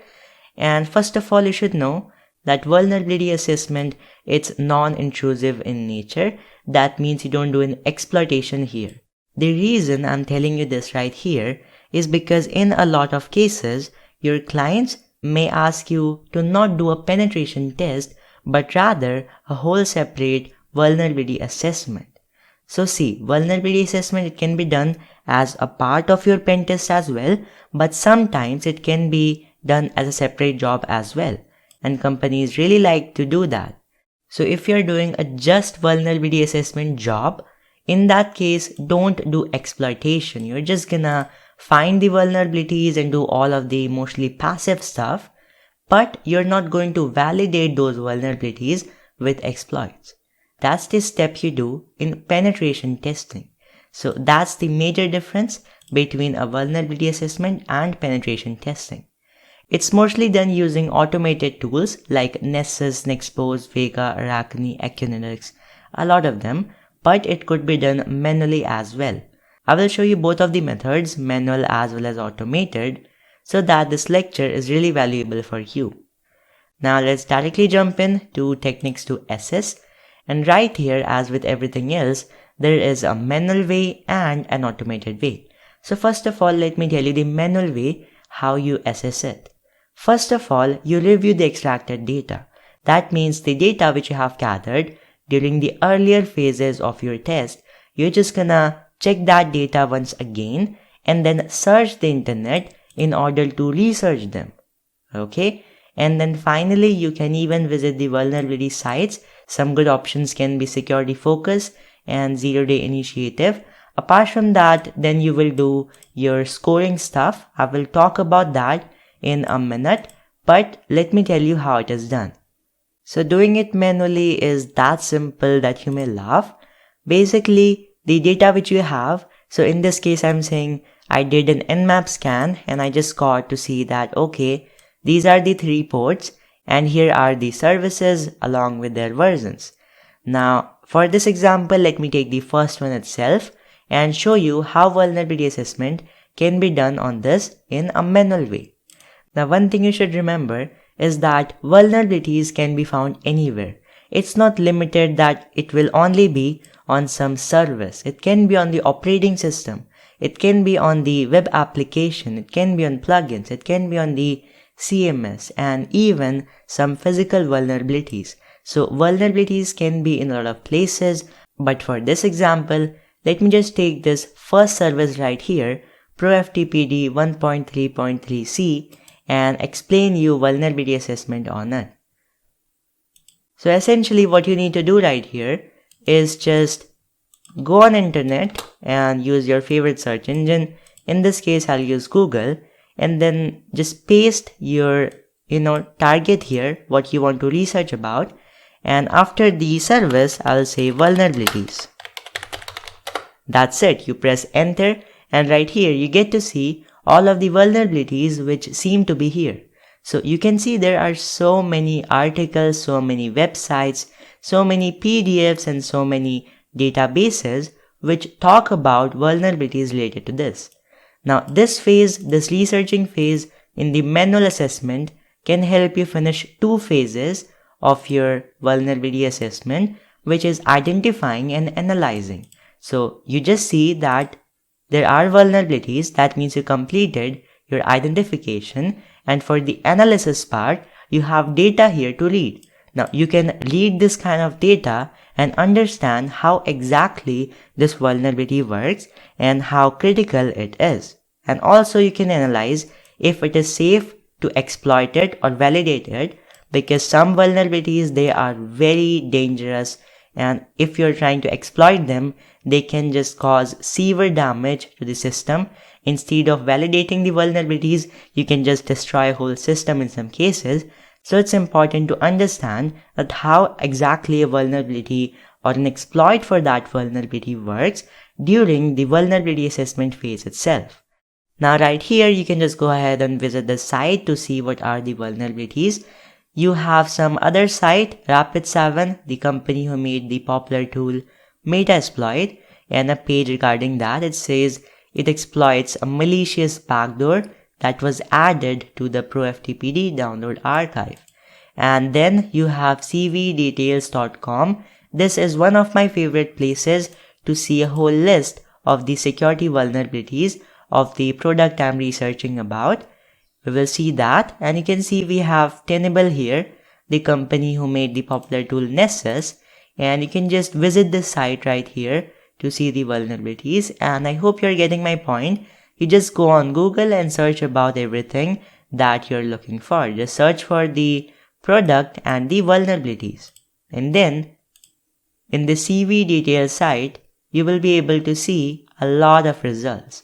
So the entries, you can see some of them has very low score, like 1.2. These are pretty much the safe or almost impossible to be exploited things. So right here, what you can see is we have a few 7 vulnerabilities, and mainly what you're interested in are the 8, 9, 10 score ones, because they are mainly the most critical. So you can just visit any one of them, and I'll open the both of them. As you can see, I have an exec code and an exec code overflow with both of the 10 scores, and actually one is 9. So let me just visit that out. And you have some others as well, which you can see in case you don't find any high level critical vulnerability here.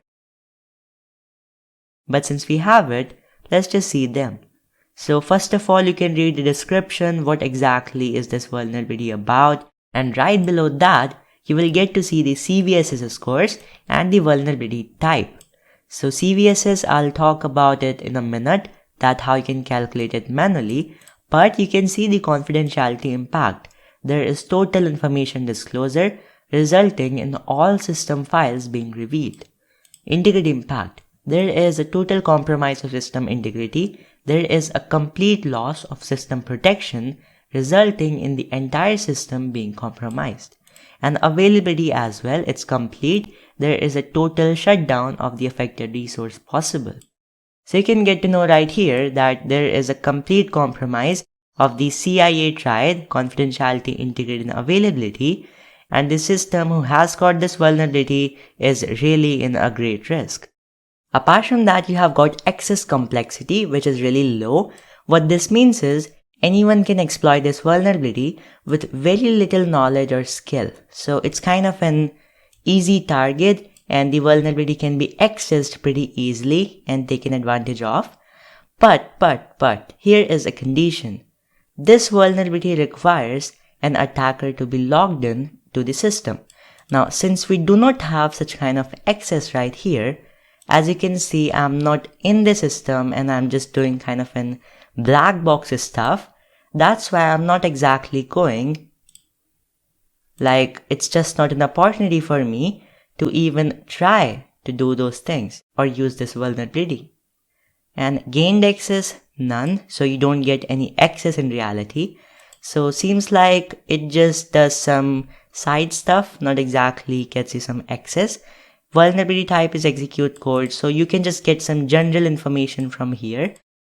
Then the related oval definitions, you have some of them, and then the products affected by the CV. So which of the products and their versions are affected by this? You can check that our version also falls into this 3.3.3 C, somewhere it should be. So 1.3.3 C, you can see it falls here. That means it is completely vulnerable, but we cannot use it anyways because it requires some authentication, and we don't have that. And we have also got number of affected versions by product. So the vulnerable versions for this product ProFTPD are 62, and it's quite a huge number, and it's very dangerous. References which you can see and check basically to learn more about this vulnerability, and you can see largely some Metasploit modules which are normally the exploit related to the CV. So this is how you can see a website and get information from here, and you can complete your identification and analysis phase for your test. There was some other vulnerability as well. Same thing, you have the description, you have the CVSS score. This time you don't even need any authentication, and this time the vulnerability type is exec code overflow. The products, we have our product as well, 1.3.3 C, it should be somewhere 1.3.2 C, so it's around that actually, 1.3.3 B, so it's pretty much around that as I said. Again, the number of affected versions by product, some references, and this time we have got some exploits as well in Metasploit. So you cannot execute the exploit, but you can definitely learn about them and how they work if you want to confirm how exactly this vulnerability can get exploited. So these are some things. You also have some other websites like Tenable. You can see this is talking about another vulnerability, and mostly it's just talking about some of the backdoor related vulnerabilities of this version, which is really a high risk thing. So we just get to know all of this information from here, and the solution is really simple: upgrade to ProFTPD version 1.3.3 or later. So basically upgrade to the stable and safe versions, that's the whole thing. And this is how you go on Google and search about this stuff. I know it was very simple and you might be thinking what was the even need to mention this, but really that's what we do. If there is any vulnerability, you will get to see it on your Google search results. That's the first thing which we have completed here.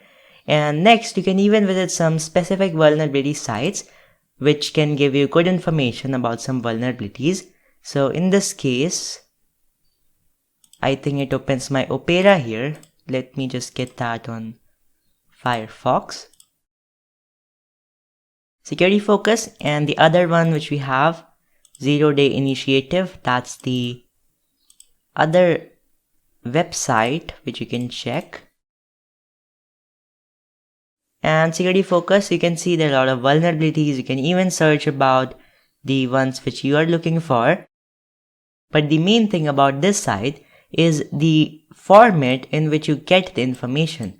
It's very simple thing, and you get to see a good amount of info and relevant discussions, exploit solution references. This is like whatever you want to know about this vulnerability.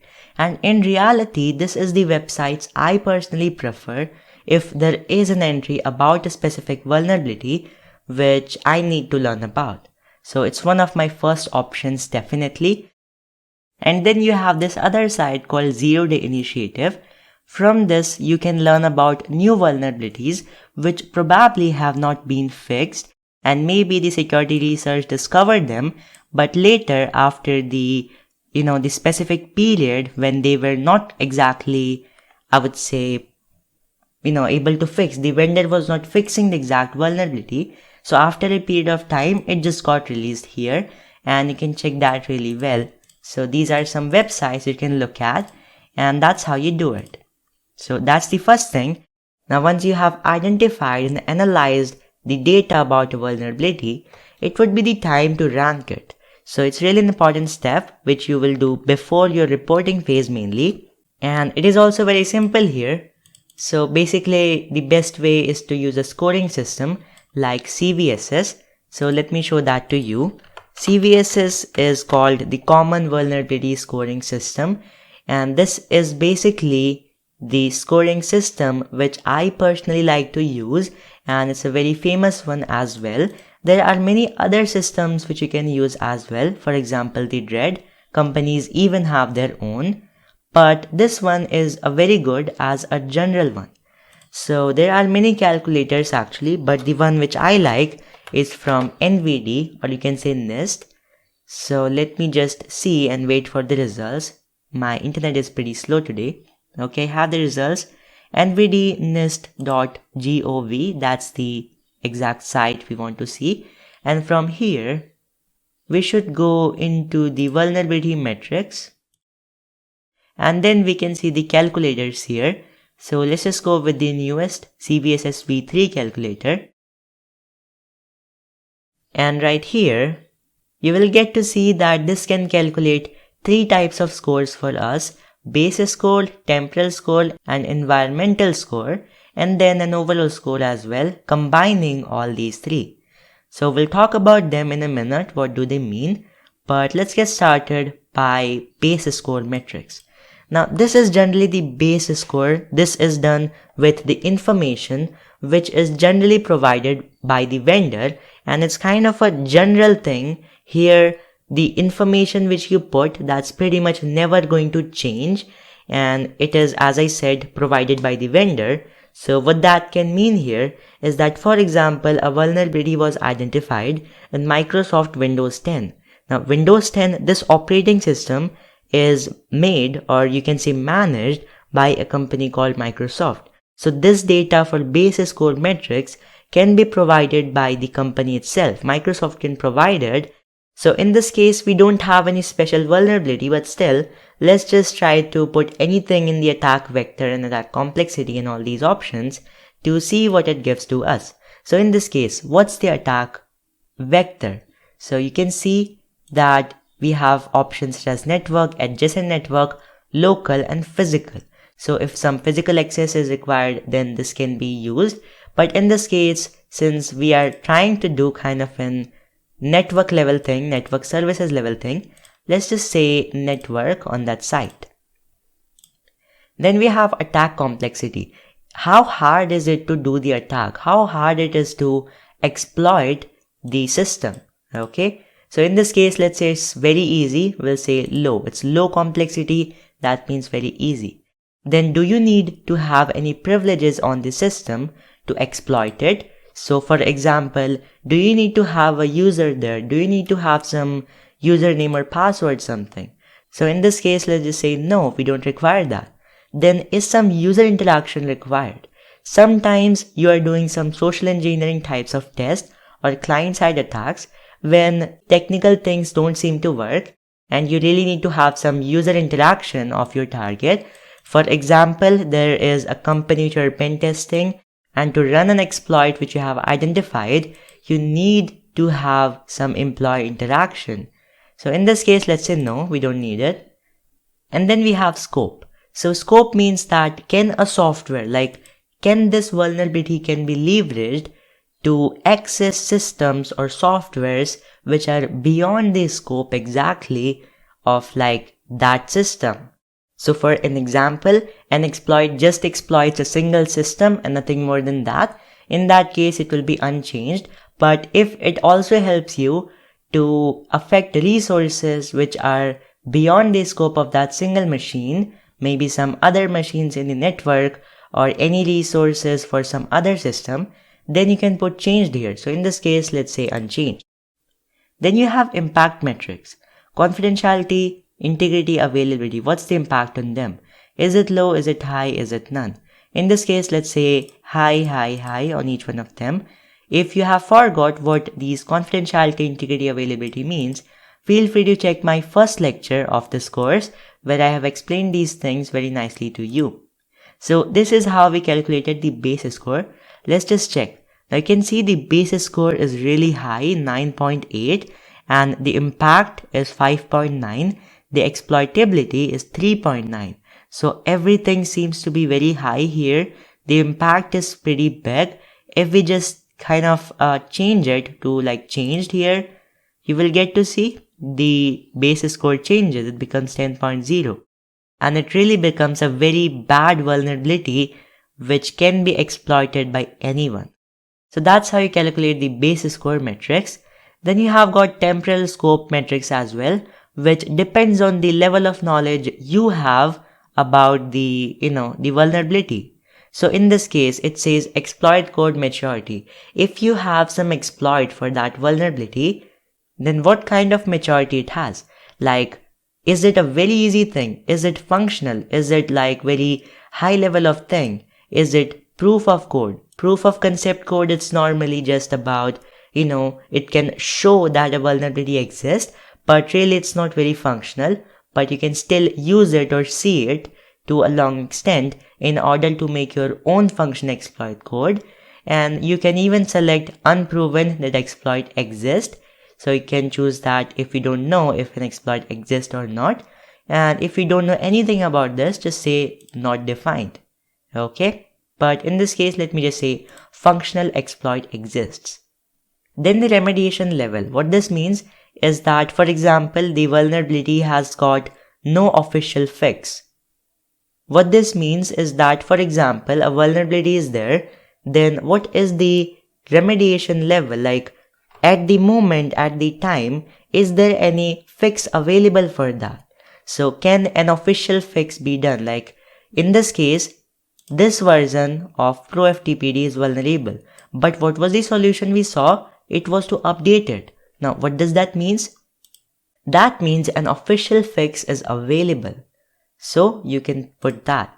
But even if an official fix is not available, there are some things which can be done right here. For example, some temporary fix can be done, then you can put that. Or there can be some other workaround which can be done right here, or unavailable. So if there is really nothing which can be done about this vulnerability, then you can choose this. Then report confidence. So how much confident are you about that your target has like got this vulnerability? You can say unknown, reasonable, confirmed. In this case, let me just say it's confirmed. Then we have environmental score, which is generally specific score for the exact your target organization. Now how is it different from the base score metrics is that this is done very generally. So by the data which is provided by the vendor, that is really very general for all of the systems. So maybe the base score just says here that a vulnerability can be exploited very easily, the attack complexity is low, but in reality, in your environment, you have got some security controls in place like a firewall, which makes it pretty hard to, really attack the surface, attack the systems and exploit that vulnerability. So you can set those kind of things here, the specific data about the specific situation where you have in your test. You can set the attack vector here. In this case, let's just say network. Attack complexity, let's say something like low. Privileges required, let's say none. User interaction, none. Scope, so is this scope changed or unchanged? In this case, let's say unchanged. Confidentiality impact, let's say high. Integrity impact, high. Availability impact, that also high. And then you have got confidentiality requirement. What that means is that system really important? Like maybe the confidentiality breach is high, but in reality, do you care about that? So do you even need that level of confidentiality for that system? Those kind of things you can define here. In this case, let's say it's low, it's medium, and it's high. So I have set these values randomly, and when you will go above here again, you will get to see the basis score, the temporal score, environmental score, and the overall score. This is what you really care about, and you can just take this score from here and put that directly for this vulnerability from there. So that's the basic way how you use CVSS in order to calculate or rank a vulnerability or give it a good risk score. So that's the thing, and that's how we complete the manual part of this lecture. I hope it was very easy and you understood it very well. Now it's time to move on to automated assessment. So as the name suggests, it's automated. We'll be using some tools here in order to conduct the vulnerability assessment for us. There are a number of products available on the market. Let me just show you Nessus here, which is my personal favorite for doing network vulnerability assessment, and VEGA vulnerability scanner for doing website vulnerability scanning. This way you can understand vulnerability assessment in both of the ways, and you will really be able to get an idea of what these can offer you. So now let me just show you Nessus first of all. It's really easy to install it. You can see guides on Google if you want. Otherwise, you don't even need to install it for this course because there is a really small part of it in the whole course. In fact, this lecture is the probably only one we'll be using it. So if you don't want to install it, or you have some internet limitations or some other problem, feel free to leave it. I can just show this to you right here only. So when you install it, you will get to see a URL. It will redirect you, the installation will redirect you automatically to this location where you can just go and access Nessus. And you can see we get a warning here, but this warning is not something very dangerous because really this Nessus is using a self-generated certificate, and it normally happens with the enterprise level products that we use. So you can just say advanced right here and click the button which says accept the risk and continue. So you want to continue anyways. Right here, I have not changed the default credentials. It's going to be username as admin and password as password, and I just say sign in. And you can see it just pops up with an Nessus Essentials welcome dialog box. So in this case, let me just say close it. I want to show it to you from the beginning. Now, of course, I'm going to teach you how to use Nessus, but we will more be focusing upon when shall you use it, why shall you use it, and how should you use it in a more business level environment. Because most of the people who will teach this thing to you, normally what they will teach you is a very general way you do it. But I will talk about the most realistic way you can do it in a real business. So in this case, in Nessus, you can see, like, you can just try to familiarize with the folders here: my scan, all scan, trash, and policies, plugin rules. So things like that you just have here. In this case, we want to start with policies. That's how you will start in a real vulnerability assessment as well. Now again, it's only for people who will be doing it as a job, because if you're doing it yourself, like in a pen test, and you're doing it for some other company, in that case, you might not want to care about their internal policies. But again, if you're doing it like as a job, you're inside the company, it's like your daily weekly task, then it's good that you configure a policy here in Nessus. Now, policies are like custom templates for defining what actions are to be performed during a scan. So basically, you're going to configure a custom template right here. And what exactly does that mean? Well, you will see in a moment. So just go ahead on the Policies tab and click on Create a new policy. Now here, you can just choose from a lot of policy templates. for specific vulnerability scanning, web application tests, some compliances in the most below side. We have a lot of them. Now this can be really helpful in specific situations where you require some predefined actions, or you can say steps and configurations which these templates can offer you. But right now, let me just get the full control of the template using the advanced scan so that I can just start from scratch. So I just click on advanced scan, and this is how you start a policy. Now here is the thing, while configuring the policy, make sure that first you gather the original policies of your business, of your organization, which are like the written documents which they have implemented in the organization. So the thing is, you want to gather those policies and map those with the policy of Nessus. That's how you do things in real life. And the reason we are creating a policy here, so that we don't need to create a custom scan daily. We can just have our own template which we can use daily with different systems, and that will have the same configurations as required to comply with the company's internal policies. So that's what you do right here. Now for the advanced scan, let me really quickly tell you what you need to do. In the name, you can put anything here. In this case, let me say, for example, Basic Pentesting VM. That's the name of the virtual machine which I'm going to test or see right here. It's called Basic Pentesting 1. You will see how to set up it in the next lecture, so don't worry about that. But you give some name here, and these are good. Then you have descriptions which are really handy to mention. So you can put anything here. In this case, let me just say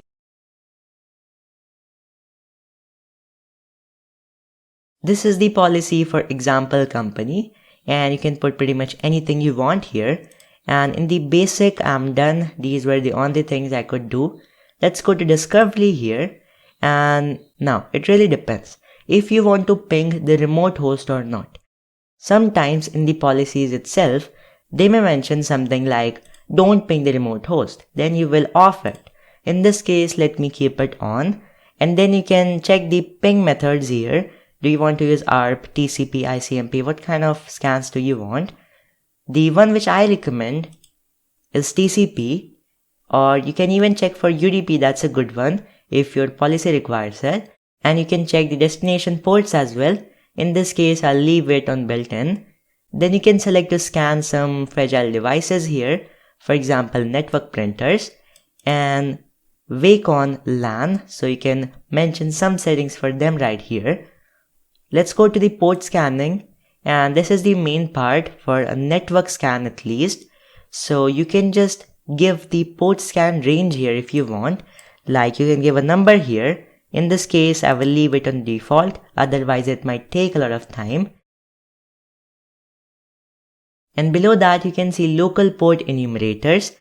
So Nessus, it has got a lot of local port enumerators which can be used, and in reality they are recommended to use. So in this case, I will also check one more option here, like verify open TCP ports found by local port enumerators. Check that, and below it we have some other options you can set regarding the port scanners. So I'll leave that for now because I want to finish this thing fast and show you how an actual scan looks like. So I go to service discovery, and right here you can enable or disable the search for SSL, TLS, DTLS services. These are some special services, and then you can check some other options regarding them as well. Then you can go to assessment, and here you can see you have a lot of options. You have general options, for example antivirus definition grace period, which means in how many days are the antiviruses updated. So you can check that right here, but in this case let's leave it on 0, because in this case I really don't think this machine has any security mechanism like that, even an antivirus, so we'll leave that. And then you can set a third-party domain if you want. In this case, we are not testing a website, so we will not specify anything like SMTP here. Let's go to brute force. So do you want to do some brute force here? Well, you can do that, or you can just use the credentials provided by the user itself. So in cases when you have the credentials, you can use them as it is. If you don't have the credentials, you can uncheck them.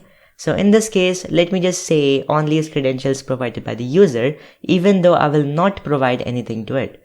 So we will see if it gets us any error on that or not, and we'll see that in some moment. Then web applications. Do we want to scan web applications? Not really. In this case, it actually has got an web application here running on HTTP 80 port. But in this case, let's just consider we want to do a network service test.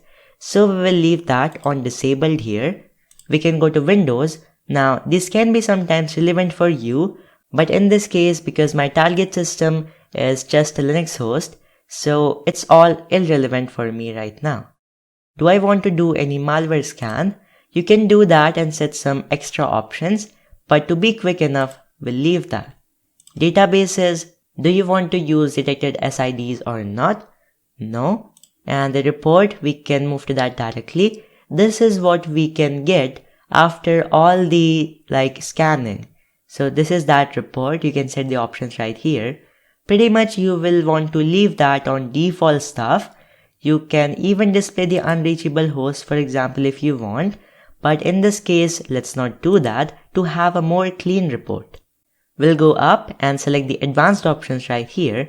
And you can see we have enabled safe checks. Then stop scanning hosts that become unresponsive during the scan. So let's do that. Let's see if it works. And then performance options. So network timeout in seconds. You can set that right here and a lot of other things.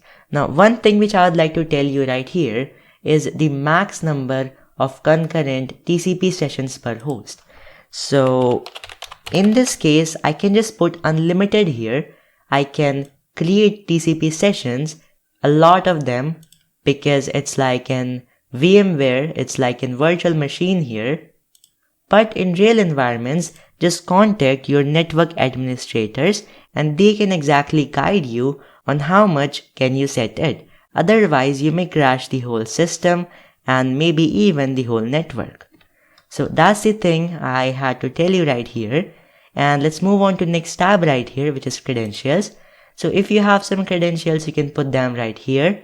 In this case, you can see there are multiple categories, but in the category of host, which is for the operating system, I really don't see anything for Linux systems. But for example, if you were testing a Windows one, then you could have provided some credentials here as well if you have them and you're not doing a black box kind of test. Then you can provide them to enhance the correctiveness of the scan, and you can check plugins, which are pretty much like extensions for your scan. Okay, so you can check them. I will leave everything on enabled. The reason to do that is because I want to get maximum results using all of the extensions. And do I have something else here? No, I do not have. If I just click anything, I can get to see some more information of them right here. So we'll leave that everything on their enabled position because that's pretty much good here. You can disable if you want. And finally, when you're done with the Nessus policy configurations, go down and save it. So that's the thing, the policy has been saved successfully. Now, you can go to My Scans right here and just say create a new scan.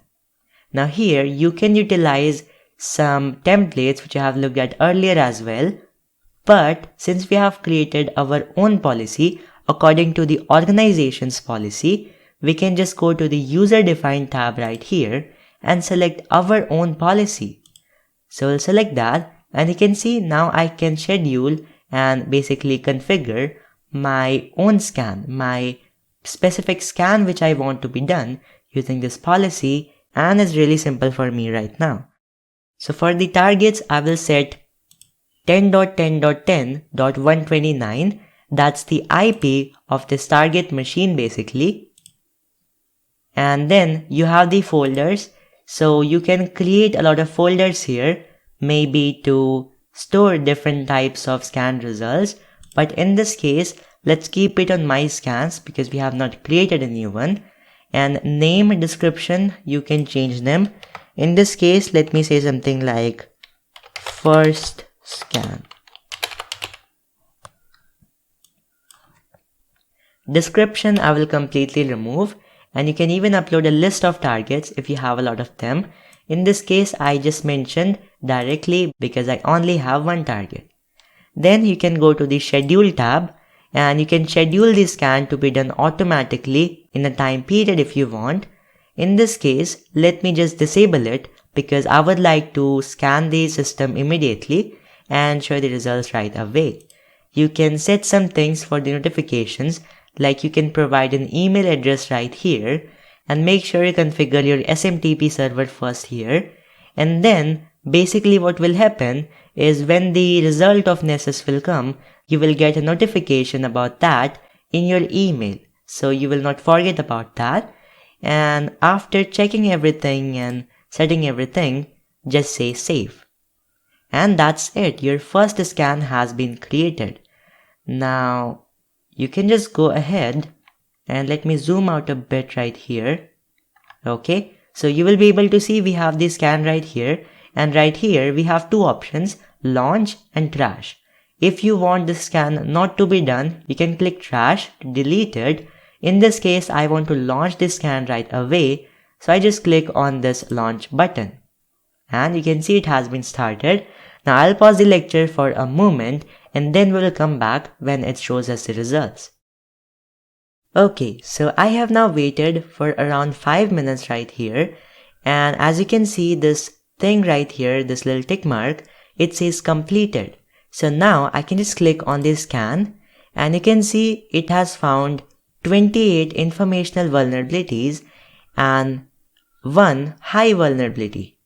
So let's see the results in the host first of all.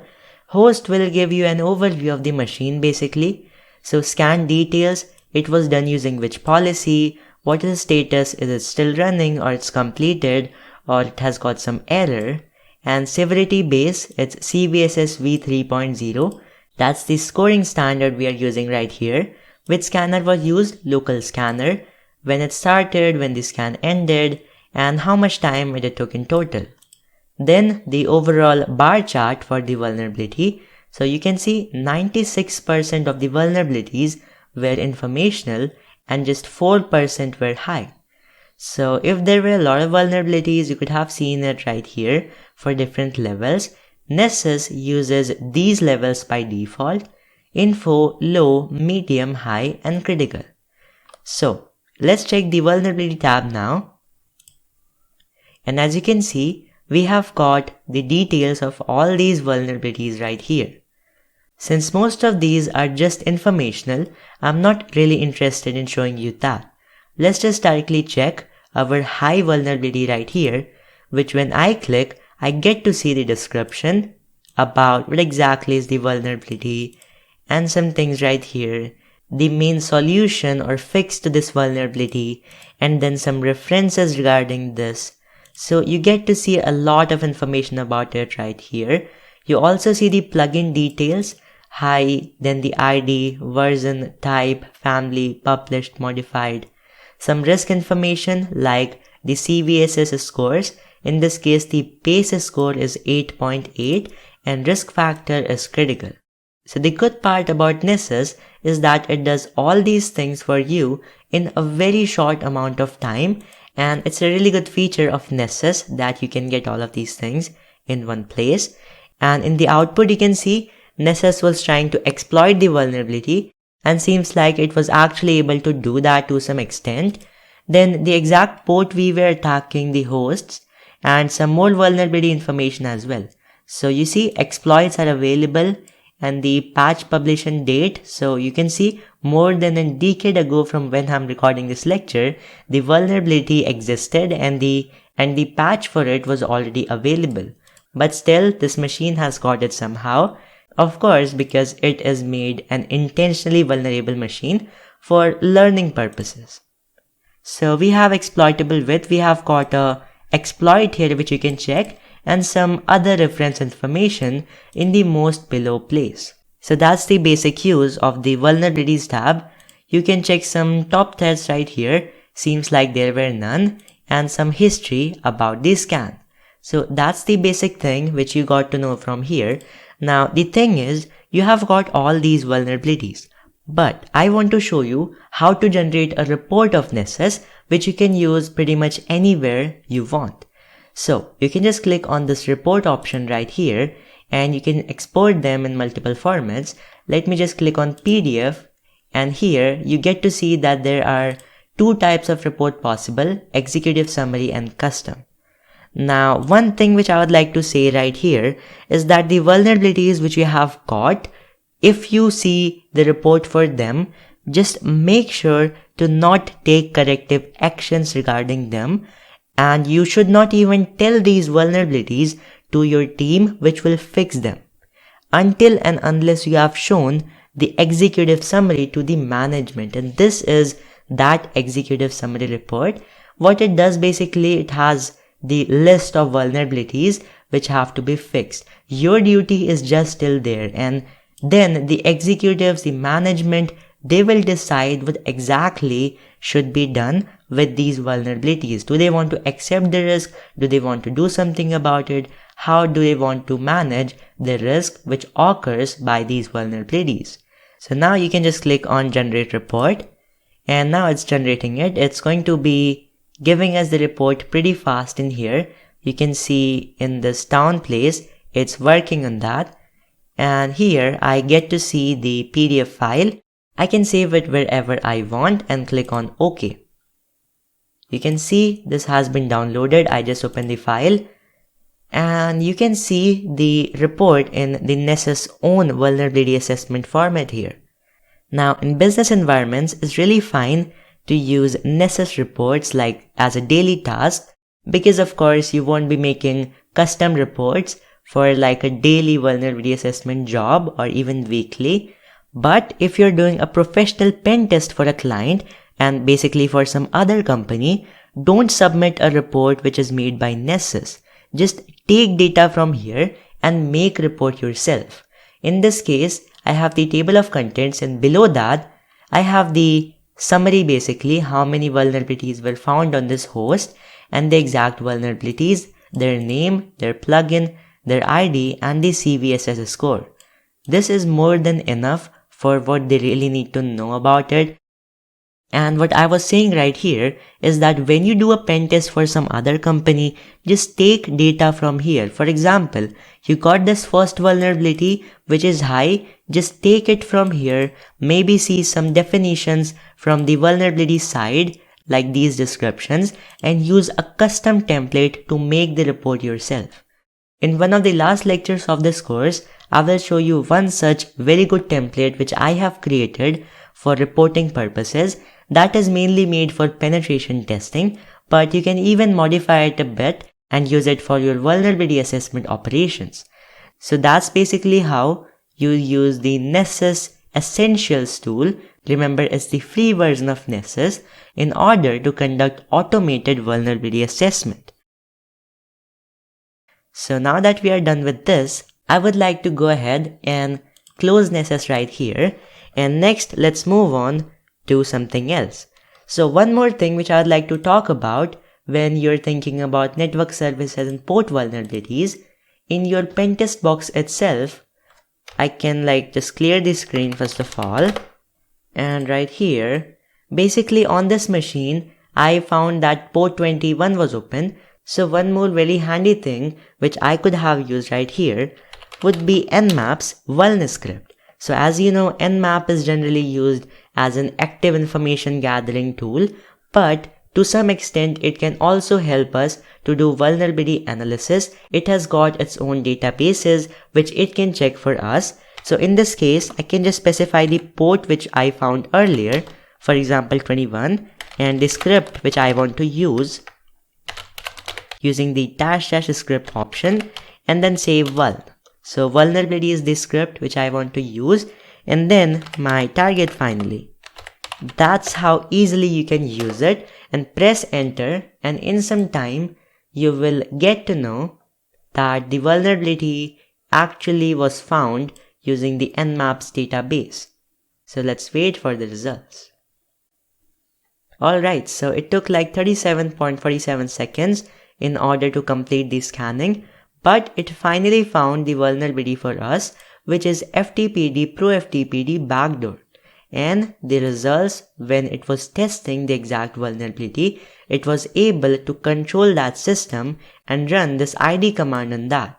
So that's how you can use Nmap's vuln script as well to know about critical vulnerabilities which are present in a service. So you can just close that now, and even this machine actually, let me leave it. But one last thing which I would like to teach you here is VEGA vulnerability scanner. So first of all, I'll take a target website from here. It's only made for demo purposes, so it's not something illegal we're doing here. It's made for testing purposes, testphp.vulnweb.com. And I shouldn't have closed the pentest box actually, because the VEGA scanner, it is pre-installed in the pentest box package.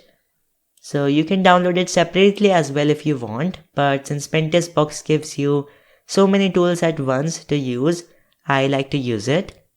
Now when you just open your pentest box and say VEGA, you will get to see that you have your VEGA vulnerability scanner interface, which looks something like this. It's a product by Subgraph and can be a really helpful free scanner which you can use to scan for website security vulnerabilities. So in this case, what you need to do here is just go to scan, start new scan, and right here you can give the base URL which you want to scan.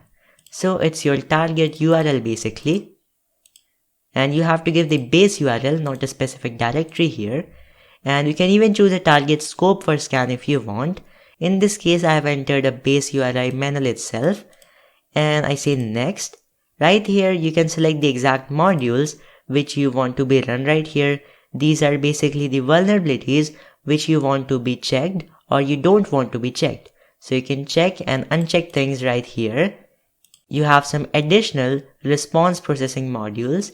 For example, insecure script include and HTTP header checks. So you have a lot of them. In this case, I'll leave everything on default and see next. Now if you have some cookie value here, you can put that. Basically, sometimes on pages you want to test with a little bit of extra access. In that case, you use some methods to extract your cookie, or maybe you just get that from the owner of the website if you're doing a pen test. And what you do there is basically you put that right here to scan the website with a bit of more access, which can be helpful sometimes. In this case, since I don't have any such cookie, I can just say next. And lastly, I have the parameters which I want to test. If you want to exclude certain parameters, you can put them right here. In this case, let's keep that all default and click on finish to start the scan immediately.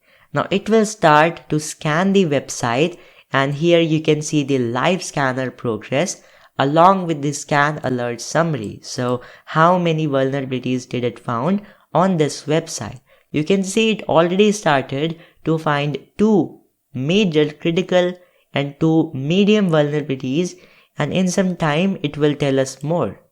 So you can just go ahead on the scan alerts and try to expand a bit to see the exact vulnerabilities. So basically this is the way you use the scanners. Just select any vulnerability which you want, which it has detected, and in this you can just expand the vulnerabilities and see the exact vulnerability here, the information. So at a glance, you can see very good summary here. The classification is environment resource, which is vulnerable is login.php. The risk is high. The vulnerability is clear text password over HTTP. The request is this. Discussion is this, which is basically the description here. What is the impact if this vulnerability is here? The remediation, which is the fix, and references to learn more about this vulnerability. You got to know there are so many things and so many opportunities with these scanners. You have a cross-site scripting vulnerability as well. As you can see right here, we have got at a glance the resource parameter method risk classification, the attack request, the discussion, the impact, remediation, references. This is the way, okay? You just take vulnerabilities from here, and before reporting it to anyone, just make sure that you test them manually if you are in a penetration test. See, if you're doing a vulnerability assessment, you just don't have any option. You have to rely on the results which you get from these scanners because you're not allowed to run any exploits manually.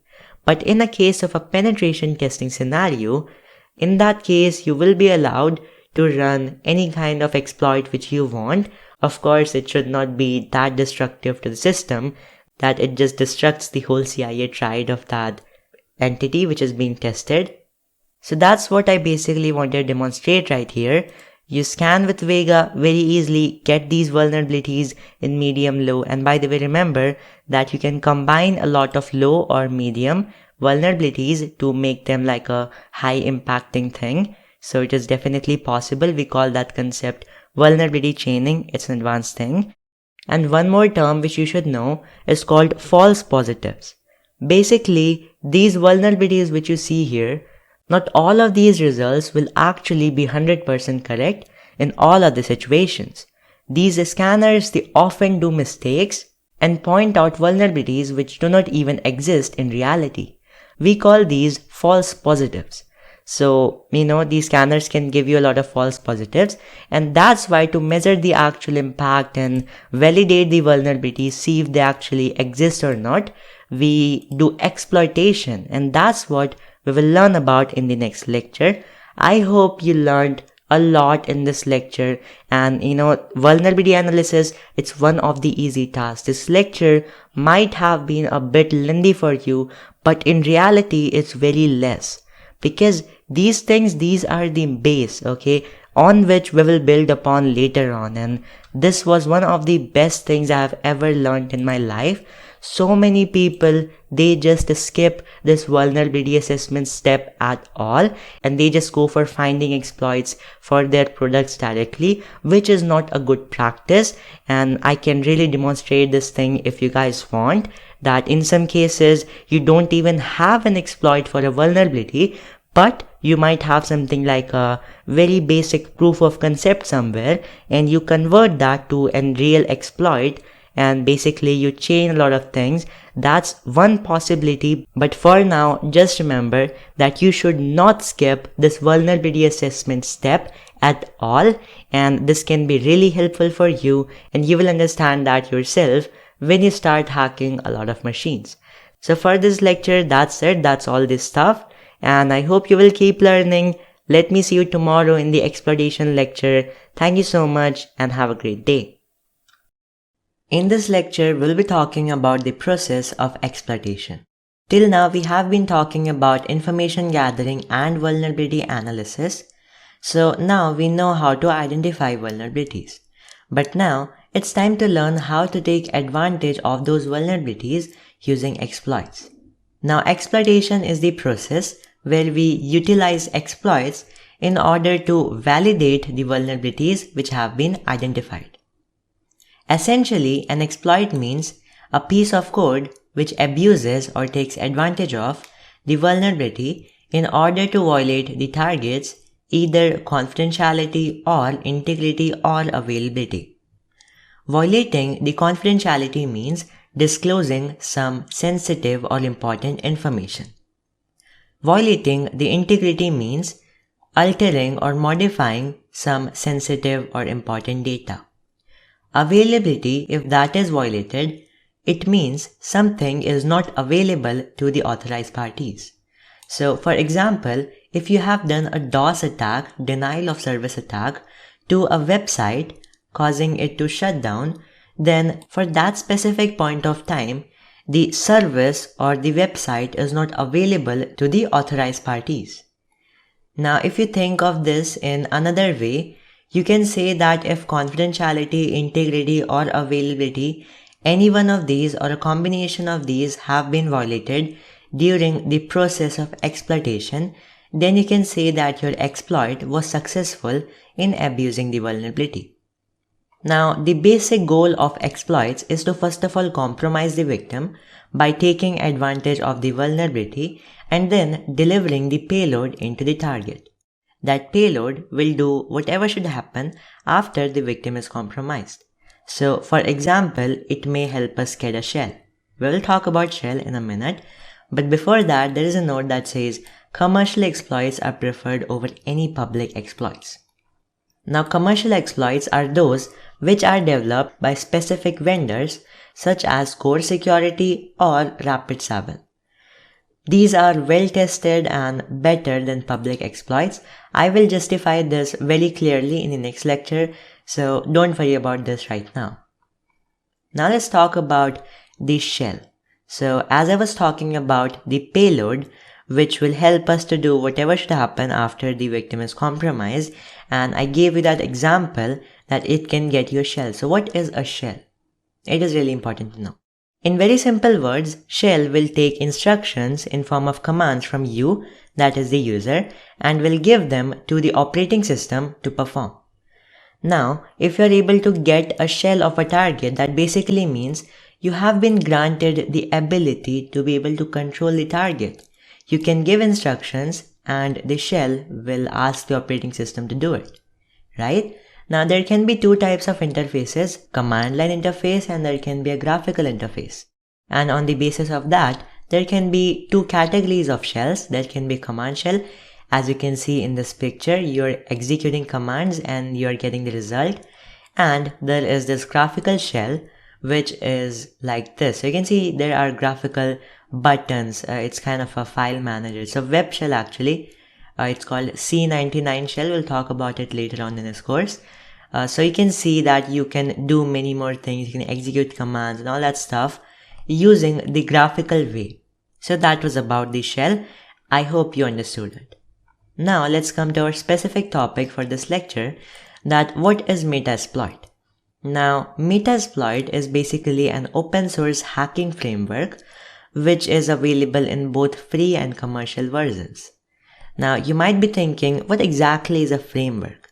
Well, as you know that hacking is a complex process, and during a single test, you might need to take care of scanners, exploits, encoders, snobs, and much more. Now, these hacking frameworks makes your life easier in the sense that they will allow you to take control of the entire hacking process, or most of it, from a single platform. So they are going to act as a platform from where you can do many things to complete the process of hacking. Okay, so this was about the framework, and Metasploit is a framework. And as I said that it is available in both free and commercial versions. The free version is called Metasploit Framework and the commercial version is basically a graphical tool and it is named as Metasploit Professional. And free one in the opposite way would of course be in a command line style. So the thing for which Metasploit is famous for is its large community, and thus as a result it has lots of exploits. Now one thing to note here is that it is a hacking framework, not just an exploitation framework. It can do more than just exploitation. Okay, so it can offer you to do scanners, it can give you fuzzers, it can give you evasion and encoding modules.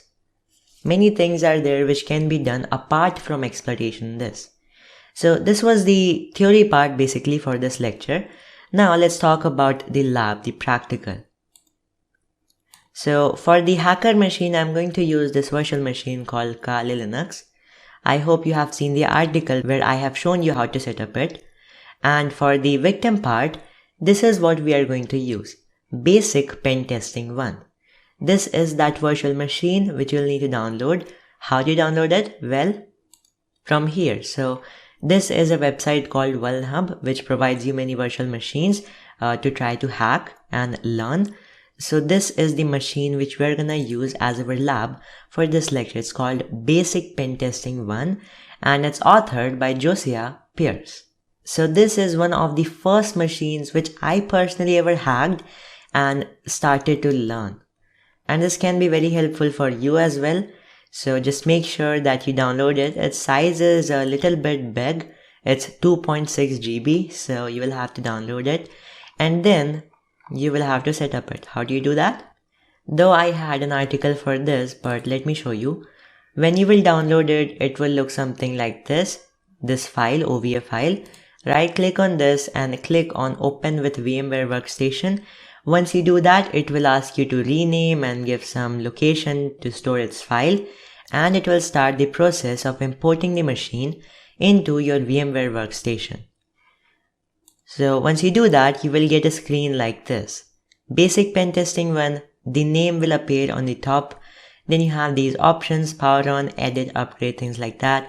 And then you have the settings or specifications of this machine. Just make sure that the memory is set to 1 GB and the network adapter is same as your Kali Linux, which is NAT. So you can click on edit virtual machine settings and set the memory in here. So just keep it 1 GB. And network adapter should be NAT as I said, and leave everything as default and click OK. Now it's done. Just power it on and go to your Kali Linux machine. So here I am on my Kali Linux and we are going to start to hack that lab. So before doing exploitation, we are going to do some basic information gathering and vulnerability analysis as well, just to check. So as you can see, we are in Kali Linux again and we have opened this terminal. First thing, we want to find the IP of our victim. Now you just have to run a command called netdiscover, and before it you just say sudo because it requires root privileges. So this is the tool that will help you to discover different IP addresses in your network. Just hit enter, give your password and hit enter. Now it has started to work. Now it may take some time. In some cases it may take a lot of time. It can take like 30-40 minutes or even 1 hour. So you need to be very patient for this. Now another thing which I would like to show you is like a trick. If you believe that your target and this machine, if they are in the same subnet, what you can do is that you can use netdiscover with a switch of -r to specify a range. Now also get your IP with the command of ipconfig here.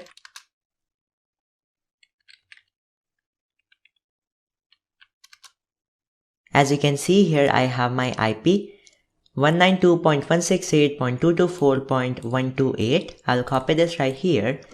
And since we're talking about the subnet, what we will do, we will at the end of this IP, we will specify 0/24 to scan everything in that range and hit enter, and you will find that it is much faster scan now.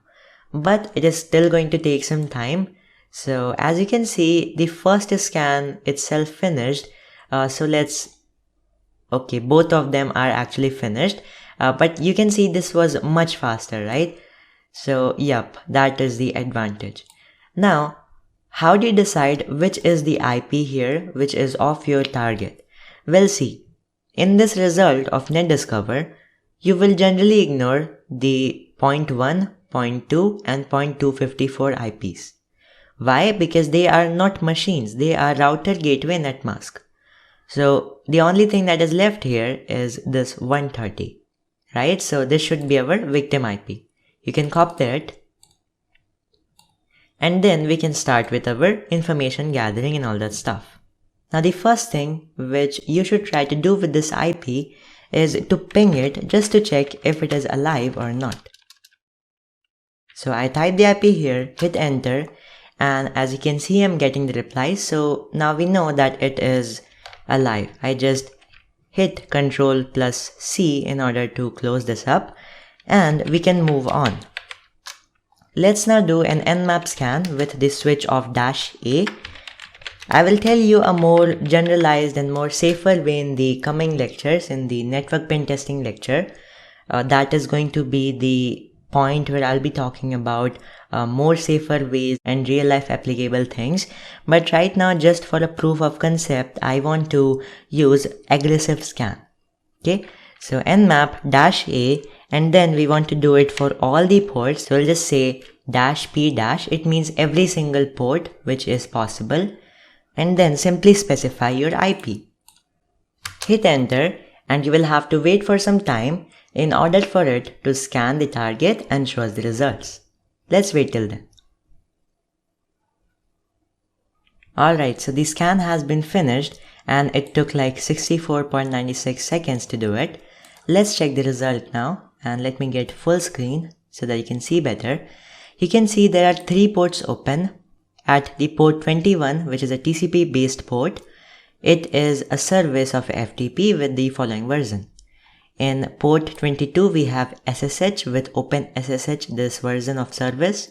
And on 80, it has an HTTP Apache HTTPD service, which is running on Ubuntu operating system. So we also get indications that the target is an Ubuntu based operating system. So these things are pretty clear right here. And for this proof of concept in this lecture, we are just going to focus upon this first port, which is FTP. So let's see how do we try to exploit this. Now, before exploitation, a very important step which maximum of the people will always forget is to do vulnerability assessment. So before directly trying to find any exploits, you should always try to find the vulnerability. Now, how do we do that? Well, as you have the FTP service on port number 21, what you can do is you can use your Nmap with a script called vul, which is for vulnerability, and you specify the switch, which is P21. And then at the end, you just say your IP. I mean the target's IP, not your IP. Okay, I again copied something wrong here. Let's take this out, copy and paste. Hit enter and it should get us something. And by the way, if you are not able to find any vulnerability by this method, you will go more deep, and we'll talk about that in network pen testing lecture. Okay, so you can go ahead and research on different websites. We have already talked a bit about it in the previous lecture where we did our vulnerability analysis and those kind of stuff. So it is going to take some time, but it will finally show us a good vulnerability to try to exploit. As you can see, we have the results here as follows. So on this FTP service, it has found an FTP Pro FTPD backdoor. Now this indicates that the installation has been backdoored. And this is a dangerous vulnerability which can even be exploited manually. So there are ways. However, this lecture is not about manual exploitation. We are going to see how to use Metasploit exploits in order to do that. And here it says some example command ID and it has got our results. So yeah, for this command, it has got the result this. So yeah, this is a proof of concept of this vulnerability. Now that we are sure that there is this vulnerability, let's try to find exploits for this. So you just copy it up. Now there are different ways to find exploits. You can even go on Google and try to find them. But since we're talking about Metasploit, let's open it up using the command msf console, and you will get to see all of the collection. So this is a tool where we will search about that service. As you can see, this has started up. And actually, before starting with our exploitation here, I just want to tell you about, again, the Metasploit is not just about the exploits and all. It also has auxiliary. What are auxiliaries? These are supplementary things. For example, scanners or fuzzers. Post is post-exploitation modules, which are basically the things which you can do from Metasploit after getting access to a system. Payloads, you already know that. Encoders will help you to convert the code or information into an encoded form. NOPs is something out of scope. It's called no operations. We will not talk about that. That might be required somewhere in the advanced buffer overflow kind of thing, but we don't need it. And about evasion, we have 7 evasion techniques or modules in it, which is basically about bypassing specific kind of security mechanisms. So for example, you may have a module for Windows Defender, any specific way how you can bypass this specific kind of antivirus. Now that we have this basic view of Metasploit Framework, that what it consists of, all these types of different modules, let's now use the search command in order to search for the exploit for the specific vulnerability, which is this. And as soon we search it, you can see there is only one type of module available, which is this. So we only have one option. There is nothing to check out, right? Now there is actually sometimes a lot of result about a specific thing. For example, if I remove this version, in some cases you may just not get this version. So you can see there are multiple modules available. Now the thing which you want to do here is you might want to use the type operator, or I would say it's kind of a option which you can specify, and you can say you need exploit. Okay, or you may want to use any other kind of module, payload or encode or something, whatever you're looking for, you can use that to search specifically about it. And you can see these are the matching modules. Now it's still the same, all were exploits about this specific service. Now what we can do is we can select this exploit because this is the exact match, right?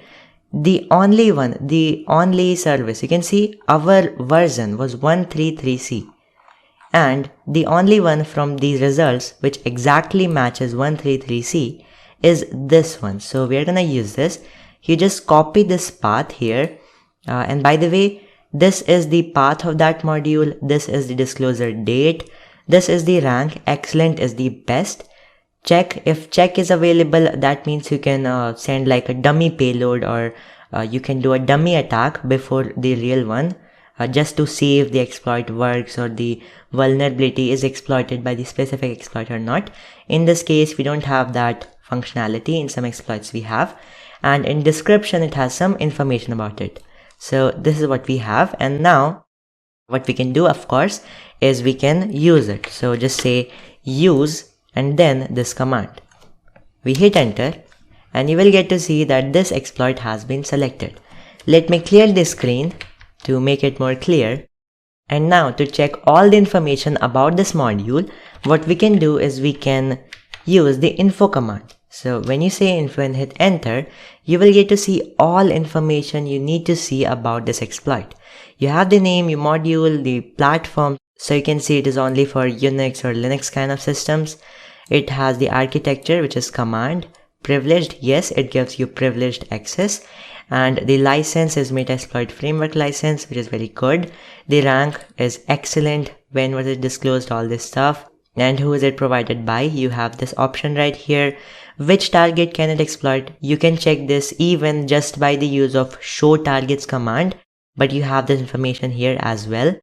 The target will be automatically selected. Is check supported? No, and some basic options. And this is what we really care about. These basic options which you have to set. Now there are some minimum options which you should know the meaning of. For example, our hosts is our target host. So we just give the IP or domain of our target here. For our port, we will give the remote port which we want to attack. As we know that the FTP service which we are trying to attack is based on port number 21. You just set it right here. It is already set, so we don't need to. And you can see, is it required or not? So yep, it is required, and the description here as well, you can see it. And about the L host and L port, I'll explain this to you a bit later on. And you can see some payload information in here and the description of this exploit and some references. So these are all the things which we wanted to see. Now let's set these options. So we wanted to set our hosts, which is our remote host or the target. So we just say the IP. I think I have that on my copied. Okay, once again, I don't have that. Let's copy it right here. And paste it after set our hosts. About the R port, it has been already set. Still, let's just do it for confirmation. R port 21. This is done. Now what we want to set is something called L host, which is listening host, because we are attacking the target, but where will it send us the shell back? It should send it back to us. And since Metasploit does not know by itself whom to send the connection, we have to specify our own IP in here so that it does work properly. Okay, so we just say our IP, which is 192.168.224 and 128. Okay, hit enter, and then after that you say L port. Now L port can be anything, listening port can be anything, whatever you want. In real life, you might want to use simply 1234. It might be the option, or you can use anything, it doesn't matter. Apart from the main service options, I would say, like don't try to use the ones which are already being used by the target. For example, some people want to use 443 or 80, but that is not really recommended since that's already being used by something. Okay, but anyways, since we are doing this on our local virtual machine in our local lab, we don't care that much about security, but definitely you should have a basic information and knowledge about that. Now we have all the basic options set. Let's simply check the options once again if they have been set properly or not. So you can see they have been set. Our host is this and our port is this. And after this, only thing that is left is called payloads. So you just run the command called show payloads and it will show all the payloads which are for this exploit, which are okay to run with this exploit, because by default there are many payloads, maybe in thousands in Metasploit, but these are the ones that are said to be working with this particular exploit. Now from here you can use anything, though it is recommended to use payloads which have a word called Metasploit in them, which are Metasploit payloads, because that's like the most powerful payload which you can ever use in Metasploit. So that should be your first option. Apart from that, the next option should be reverse. So of course it's an experience thing, but just for your knowledge I told this to you. And after that, if you don't have that option to use even reverse, then you might want to go in generic bind perl something. Okay, so you just select this exploit using the set payload command, followed by the location or name of this exploit, which is this. You hit enter, and finally when you're done with tuning all this exploit stuff, you can use the run command or exploit. I like to use exploit in order to start the process.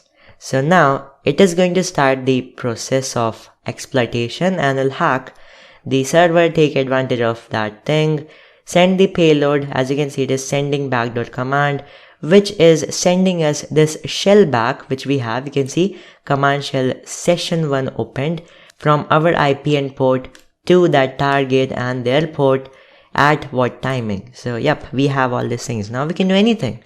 As I said, when we have a shell, we can give instructions. So we're just giving. If I say ID, I can get to see the ID. If I say who am I, we are root. So yep, we have administrative privileges to this system. We can do anything we want. Now you can do whatever you want. Okay, ifconfig. You can see once again for confirmation that we are on that target. So this is the power of Metasploit. This might seem a bit big process, but it is one of the most easiest things to ever do. Metasploit is very easy to use and it can ease your way of doing all the hacking process. It makes complex things easier.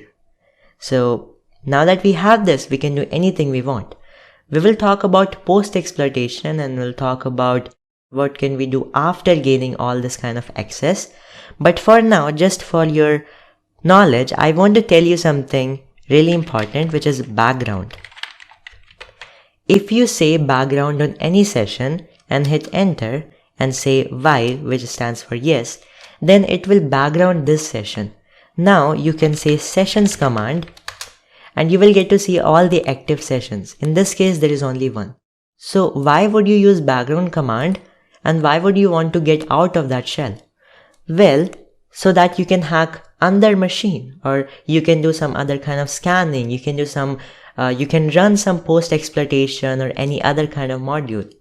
So it will allow you to access Metasploit and while keeping that connection. Never just say exit. If you will use exit command instead of background, it will quit this session. You don't want to do that, right? So here you can see the active session, all this information, the ID, the type, the connection. And if you want to interact back with this session, you just say the name of the session here, sessions1.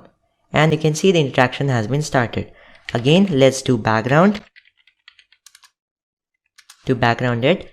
And as I previously mentioned, that we did not get a good payload to select here, right?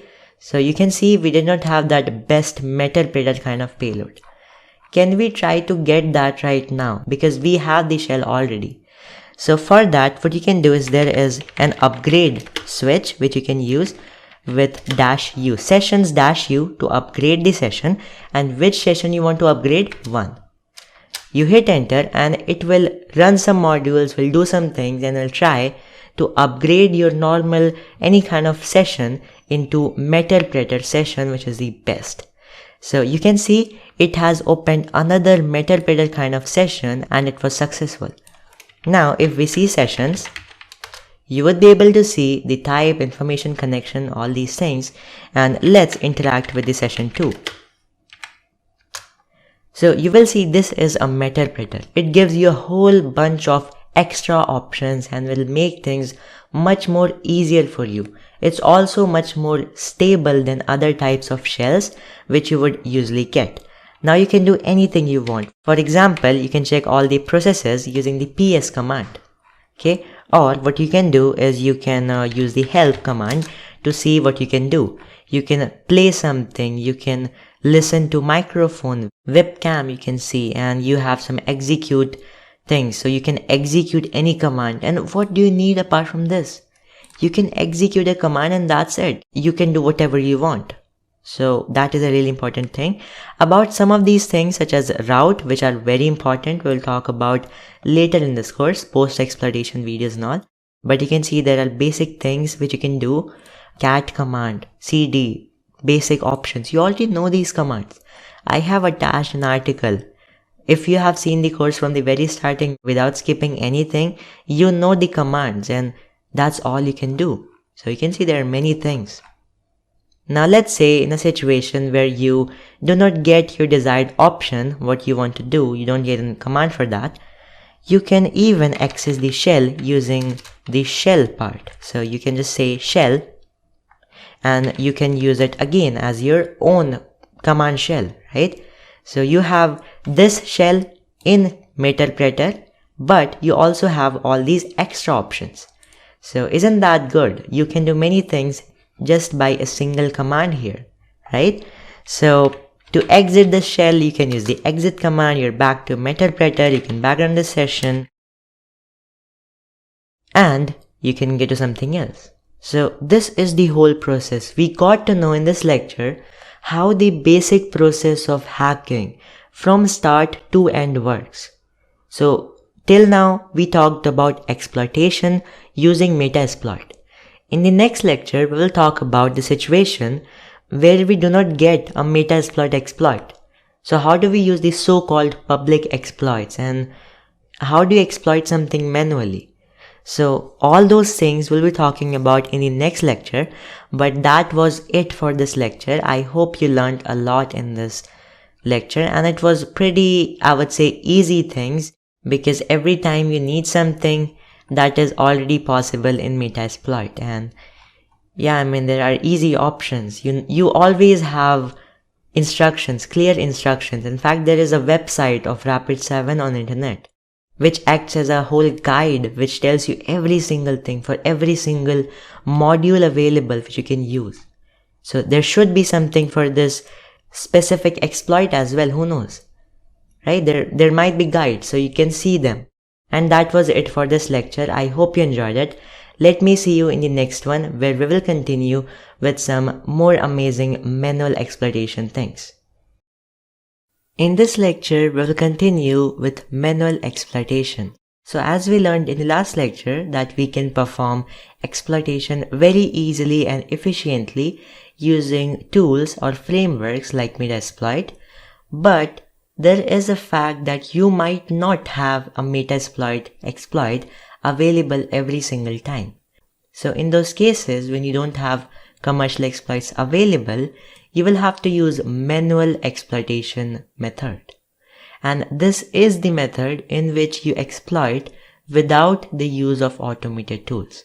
Now, one thing to note here, Metasploit is not considered a completely automated tool. In fact, it just provides you a better interface of how you can configure and run your exploits and can give you some more options, but it really doesn't do anything with the automation because you still have to set the options, you still have to manage everything yourself. It's just that with tools like Metasploit, you get a bit easier environment. So in manual exploits, what you would be using is basically the publicly available scripts. You will download them. They are available in many languages. Say for example, Python, C++, C#, and many more. So yeah, you have to work with them accordingly. And by the way, the Metasploit exploits, they are written in a specific way in the Ruby language. I told you that just for the knowledge. Now, the goal of exploits is still the same. It's to compromise the victim by taking advantage of the vulnerability and deliver the payload. Now, one thing to note here is that public exploits may or may not include a payload in themselves. So now you might be thinking that how can an exploit even work without a payload? Well, it's very simple. Exploit can still do its work without a payload in the sense that it can compromise the victim and prove the concept. So it can prove that the vulnerability can be abused. These are called POC or proof of concept exploits. Kind of the incomplete exploits or scripts which you can get on the internet. And these are just used again to prove that a vulnerability can be abused and can be taken advantage of. So that is basically the whole point. However, if you want to do any harm with the exploit, you definitely need a payload. Now, let me make this more clear for you in case you have some doubts. So just say that you have an exploit which is for a vulnerability called buffer overflow. Now, with that buffer overflow exploit, you can execute different payloads on the target in order to harm the system as you want. So for example, one payload for the same exploit may be for causing a denial of service attack, which can be used to disrupt the availability of the target, making it unavailable to the authorized parties. But another payload for the same exploit might be just for the purpose of getting a reverse shell. So, that's the whole work of a payload. To do anything, you need to have the payload. Denial of service, reverse shell, maybe even as simple as creating a new user, modifying some data. There are many examples. So, all those things are done by payload, and if you ever get to define payload anywhere, just say it's the malicious piece of code which is supplied to the target by the exploit. So that's basically the whole concept. Now, what is the process for using public exploits? Well, first of all, find the exploits for the discovered vulnerabilities. So you have some vulnerabilities, just research about the exploits for them. Now, there are two major ways which we can use. First thing is to visit popular sites like exploitdb.com and to search the databases such as SearchExploit. But it's not just about the exploitdb.com. In fact, you can use any website on the whole internet. So you can just say you need to Google a lot to find the exploit. When you find the public exploit, what you have to do, you have to test them. So if they're working fine, that's good. But if they're not, you need to fix them up as required. Finally, when they're fixed and ready to be used, you just execute them in order to validate the vulnerabilities. So that's the process. Now, what's the problem with manual exploits and why commercial exploits should always be your first choice? Well, the thing is, manual exploits are written by community members. So that person who wrote your exploit might not be an expert in the subject, and maybe he would have made many mistakes while writing it. So that's the first thing. And then you have the exploit might not have been effectively tested. It might not support multiple environments and operating systems. They often need to be fixed up before they can be used properly, because many exploits which you will find will be buggy at first. Then of course, the manual exploits will not give you the functions or the features which your frameworks like Metasploit will provide you. Just for an example, you cannot manage the sessions in the manual exploits here. So, there are many things, and frameworks, whatever advantages they have, you do not get them in the manual exploits. And of course, at the end, you can mess up very easily, because every time you want to do something, you have to play with the code. You need to configure something. You need to play with the code. You need to fix something or check something. You need to play with the code. You need to work with the code because you really don't have any option there. They are mostly command line things. You just configure them, buy the code and run them. However, nowadays there are many good exploits which provide you an interface by themselves, but still anyhow they are not going to provide you as many features as frameworks provide you. Now after all these disadvantages, why do we still have to use these kind of manual public exploits? Well, the reason is tools can never replace everything for the tester, because they are not always accurate. You need to have a working exploit, and that exploit should be particularly made for that specific tool. So for example, Metasploit, the exploits which are made for it, they have to be written in a specific way in the Ruby language. So you can just think not all exploits will be written in that way. There are Python exploits, there are exploits which are written in C language, there are many types of exploits. So not all are made for the tools. And often you cannot configure them after a certain extent, because maybe you just don't know how exactly do they work. So you cannot make any changes, and even if you make, you will mess up. So the whole essence is you cannot be expert at everything. You cannot learn the way to work with specific codes of specific tools like Metasploit exploits. So that is basically the complete introduction for this lecture. Now, before jumping into the practical, what's the lab setup? So basically for this lab, we are going to use Metasploitable 2. This is a vulnerable machine, as you know, as we have already downloaded one machine from here, Basic Pentesting 1 in the last lecture. So it's pretty similar to that. However, it has many more vulnerabilities as compared to that, and it focuses on operating system and network services vulnerabilities. So you can just download it very easily. You have the option here. You can see download. You can just download the file from here. It's going to be a zip file, as you can see the name. And since it is a zip file, you will have to extract it. Once you extract it, you will get to see a folder like this. So in this folder, these will be the files. And from these, what you need to look at is metasploitable.vmx. Just double click on this file to open it with VMware Workstation. And for this machine specifically, you don't really require any, I would say, different configurations. It's pretty good as its default, since it is already set to NAT, and it has 512 MB of RAM. Now because that's already the memory size that comes by default from it, so we don't really care about changing it much. So you just set up it and turn it on. After turning it on, you can jump into your Kali Linux machine. So here I just log in into my account, and you can open up a terminal which will look like this. And first thing, as we have done lastly, we have to run a tool called netdiscover. Let's also specify the range right away, which is our 192.168.224 0/24. I have explained all these things to you in the last lecture.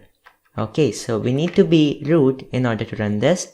Let's do that. Let's say sudo and specify your password, and it has started to find the IPs in the local area network. And again, it's on local area network, so you cannot use it to scan anything on the internet. The network devices which are scanning should be in your local area network. So as in our case as well, it is on the virtual machine. It's good. Alright, so we have the IP here after the scanning is finished. And as you know, 1, 2 and 254, these IPs we generally ignore. So the only thing that is left here is this 131, which we're gonna use. Let's clear this screen and initiate an Nmap scan. So it's really going to be an easy one. We are just going to do a full port scan, which is -p-, and we are going to paste the IP. Now this machine, as you will get to see in some seconds, it has a lot of ports. You can see so many ports are here. So if we just count the number, okay, we don't have a number here, but you can see there are so many of them. Now it takes time to check everything of it, but for this demonstration, let's just take our FTP port, which is the first one. And again, I will be telling you how to choose ports and how to do pen testing of a machine as a whole in the network pen testing lectures. But right now, we're hacking this machine just for the demonstration of public exploits. So let's just take this one target right here, 21 number port. Just clear this screen and initiate another Nmap scan, which is going to be for the specific port 21, and the switch which we'll be using is going to be -A, and then our target's IP, so that is 192.168.224.131. So you just do that, hit enter, and it'll start to do the scan, and very quickly it finished. You can see 0.57 seconds. It's pretty fast. So you can see the results right here. First thing which we get is that anonymous FTP login is allowed. So let me show you what that means. If you just connect to that machine and use a username which is anonymous with the password of anonymous, you would be able to log in the system through FTP. Now don't think that you have hacked this machine. It's really a limited kind of thing. For example, you can run ls and see the directory listing. Sometimes in some CTFs and other kinds of games, you get to see some flags or some files here sensitive which you can check out, and maybe they will give you hints on how to move ahead. But since we are not talking about CTFs, you're talking about real life, it's really rare situation that you will get an anonymous FTP thing allowed in any server. But still, if you want to check the commands, just say help and you will see these are the commands which you can run. So let's take any command and try to run it. For example, you just say system, and you can see it says the Unix type as L8. I'm not sure what that exactly is, but definitely that's something to check out. Apart from this, you can see you can try to put something, maybe a shell.php or something. It has some Nmap thing. It can be used for prompt. It can be used for switching between users and much more. But don't get excited by just seeing the number of commands that you can do, because many of these will not be working in the way you exactly want them. So, it's just like an possibility which can be helpful for you in an assessment, but generally not. Okay, so let's just close this tab and get back to our Nmap result. You can see the FTP server status. It connected to the target, it logged in as FTP, this thing. The only thing which I get to see of interest here is this version which we get. So we're just gonna use this version and do some vulnerability analysis. Before that, let's just check if Nmap can itself try to find some vulnerability for us. we'll be using the script one as we did in the last lecture. And quite quickly, it has shown us the results. So yes, it is vulnerable. This is the vulnerability which says VSFTPD version 2.3.4 backdoor. This is an exploitable vulnerability, and this is the disclosure date. The exploit result is this, and we are able to see references. So we got to know that this vulnerability is exploitable. Now we can try to find some exploits for it. But of course, in real assessment, you will not be that straight. You will look at these references and check out exactly the vulnerability and how it works. But for now, since we just have to do a demonstration, let's go on to Firefox and search for exploits of the specific target which we have, which is VSFTPD 2.3.4, and just say exploit. Once you will search it, you will get to see some websites here which you can check out. So if you just check the first one, it is Rapid7. And from here you can see this is an exploit, but I'm pretty sure it's not a manual one. And you can see as well, it is a Metasploit exploit because it has been written MSF in here, and MSF means Metasploit Framework. So it's not a manual public exploit which we were looking for. The second one is a good one. So you can see it's an GitHub page. It's probably a good Python exploit. It's probably a manual exploit. Apart from that, you have some more results, exploit.db, but again you can see in the content it's Metasploit. Then some more websites, but not exactly an exploit. Now many times what will happen is you will just find the Rapid7 or Metasploit types of exploits. In those cases, there is a very small tip which you can use, which is after your normal search, just specify GitHub. Once you will search it, you will get to see all the Python and C and kind of the manual exploits here. Because on GitHub, people generally do not post Metasploit kinds of exploits. So it's a pretty good opportunity for you to use them. In this case, let's just go with the first exploit which we get here. It's an Python exploit, as you can see here, Python. And what we want to do here is that we just want to click on this exploit.py file to see its content. This is the exploit code, and I will just click on this raw button right here so I can copy it. Ctrl A, Ctrl C will be used for copying it. And what you want to do with it is that you want to create a file. So just open up your terminal and say nano. You can use any text editor which you want. I like nano, so I'm going to use it. And you can specify any name here. In my case, I'm going to say vsftpd exploit.py.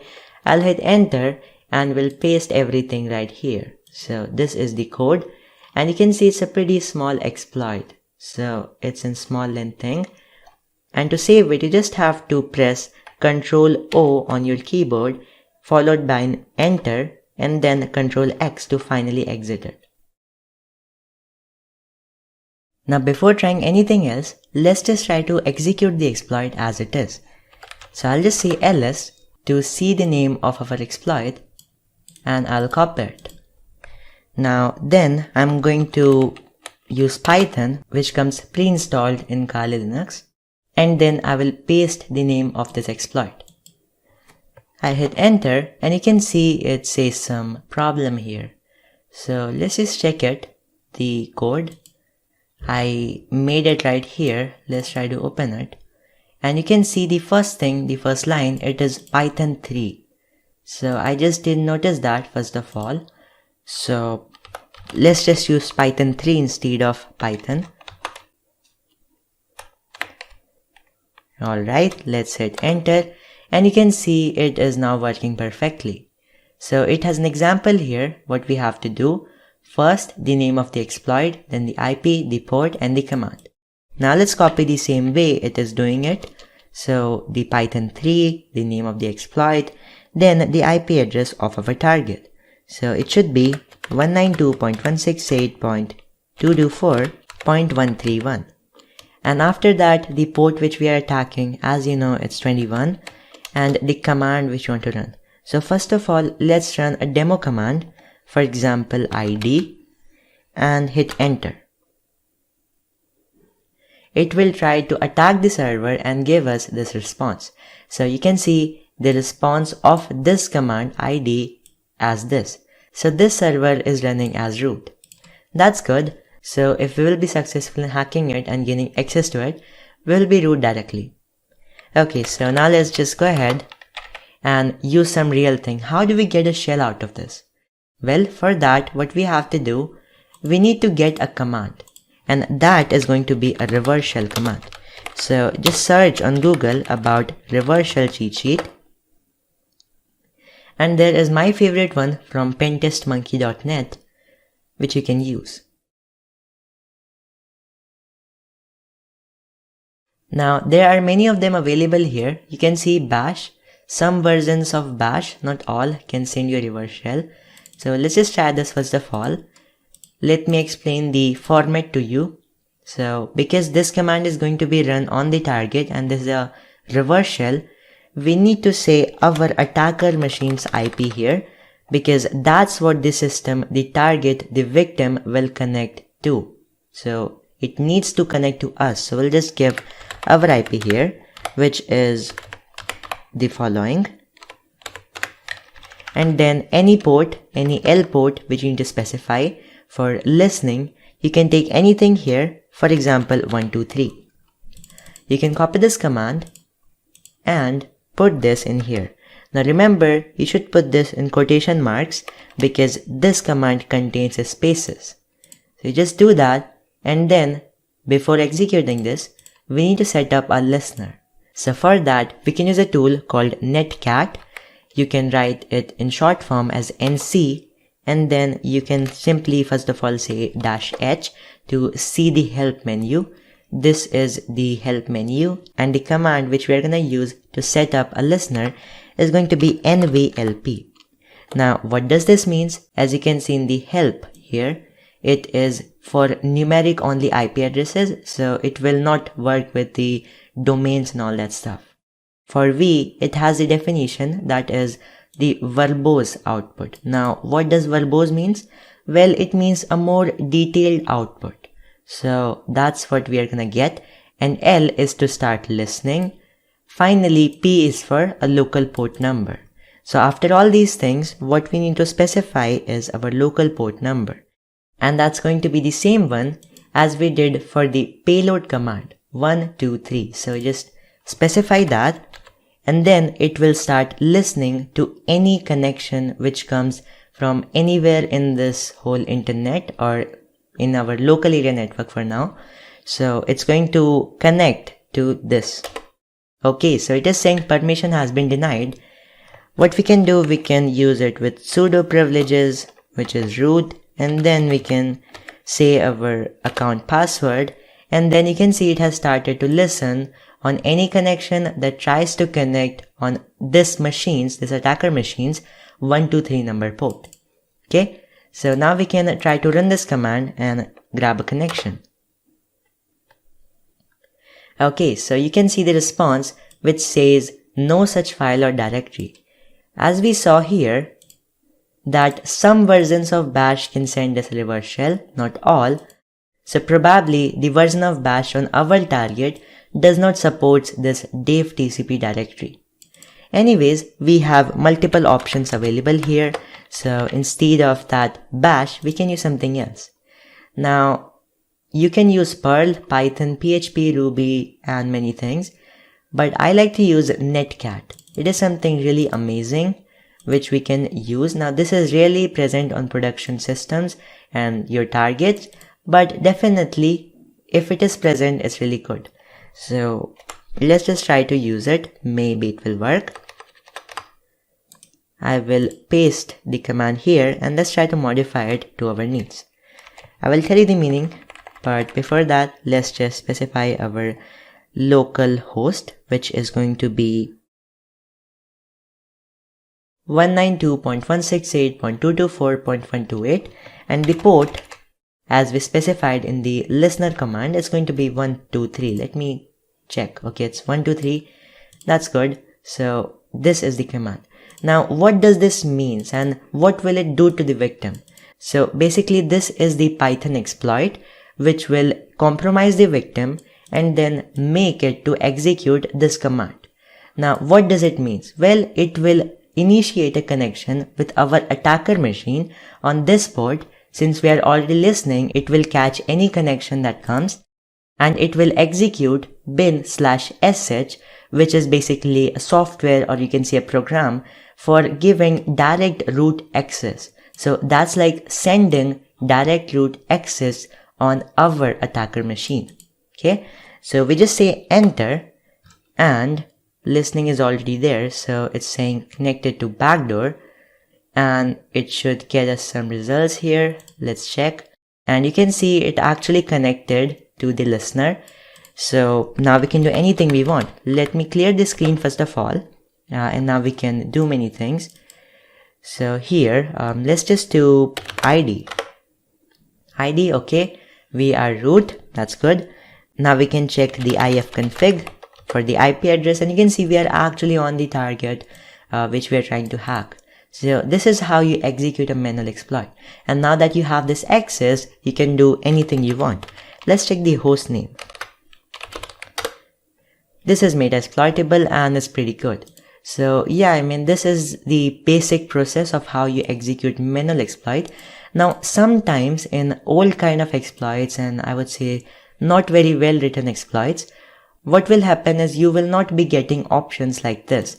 So, you won't get examples on how to use it. You won't get much details on how you have to use it right in the command line part. In those cases, you will need to modify the code itself. So you will have to identify where you have to put the L host, where you have to put the L port, where you have to put this command. In some cases, you won't even need to put this command. So, if that is a really good exploit, you won't even have to do all this listening part which we did. So, I mean, it really depends from exploit to exploit. This was the most, I would say, basic and most important kind of exploit which you should be knowing about, and I told you about that. We will look at more examples, not exactly of manual exploitation, but related to any kind of exploitation later on in this course. But right now, this was it for this part, the manual exploitation. One last thing which I would like to tell you for this lecture is how do you spawn a TTY shell. So if you just go on Google and search for spawn TTY shell and click on any link,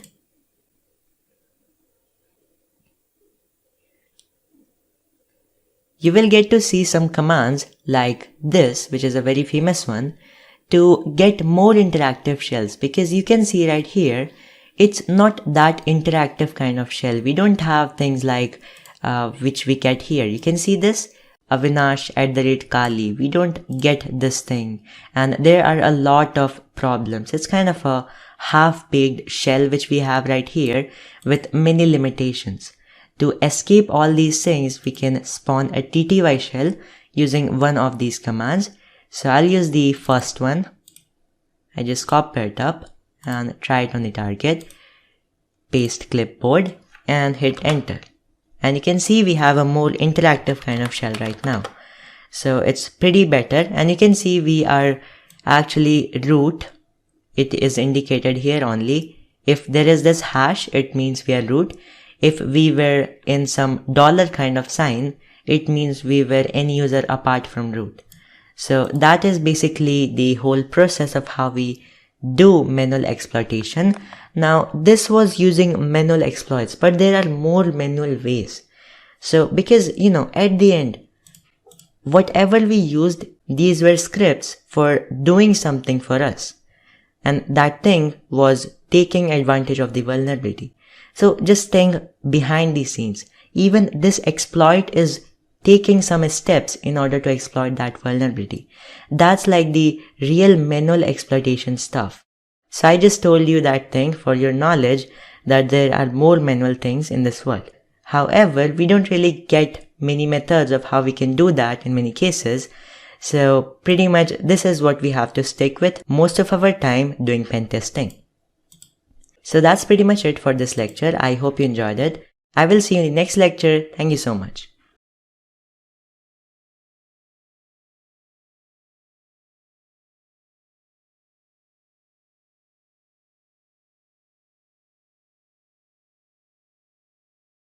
With this lecture, we are going to get started with our web hacking module, and in this specific lecture of that module, we will cover two different labs and we will see how to hack web applications which are hosted on those two labs.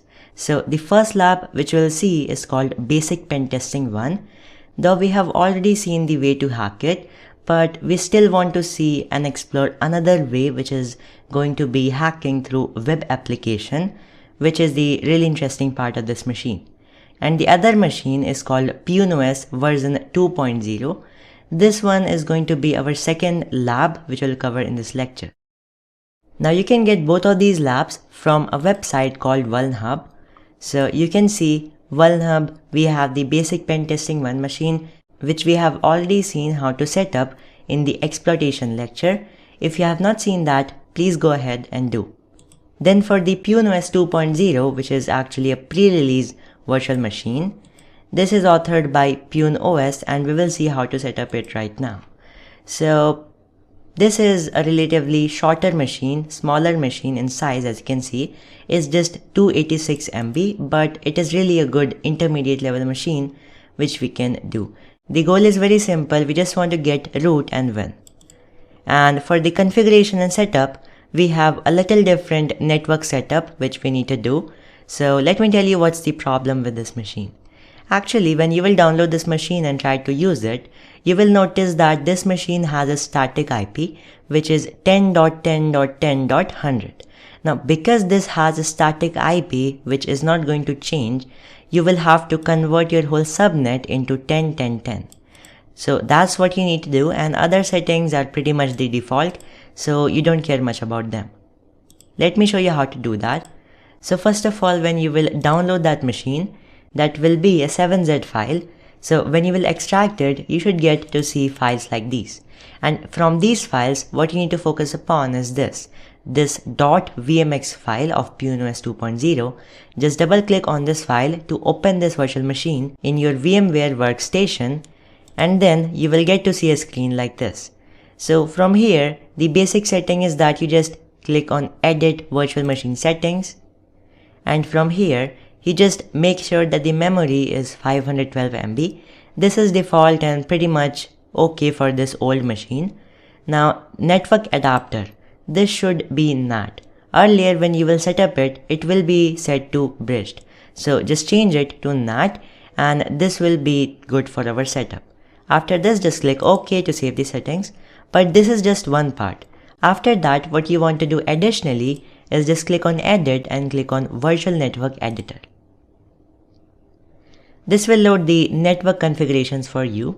Click on Change Settings.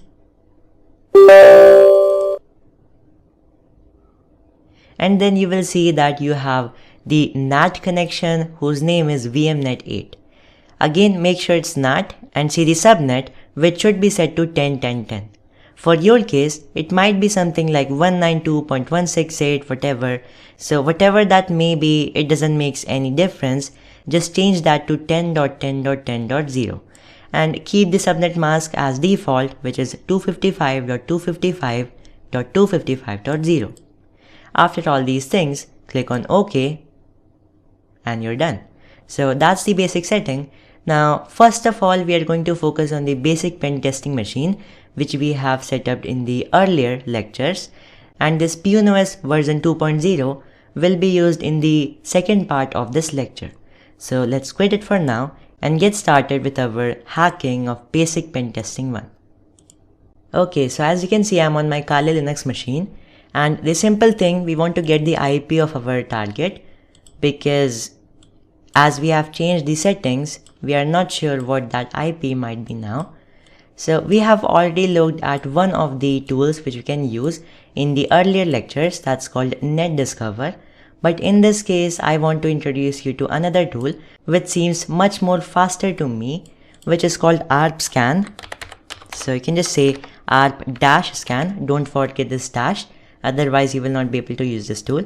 ARP-Scan-L.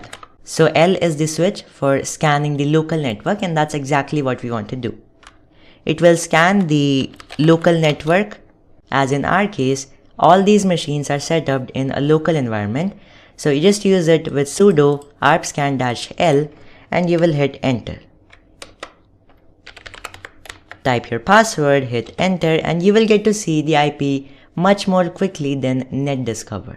In case of NetDiscover, it might take some minutes to scan, but here it is in seconds. You can see scanned in 1.886 seconds. Okay, so now from these results, you already know that we will ignore the .1, .2, .254 IPs, and then whatever is left is our target. So it's 10.10.10.129. Let's copy it and get to our web hacking. Now in this case, we are not going to do any Nmap scan since we already know there is an HTTP port here, and we'll paste the IP here to try to access the target. So let's just do it, hit enter. And you can see it looks like a default page, nothing special here.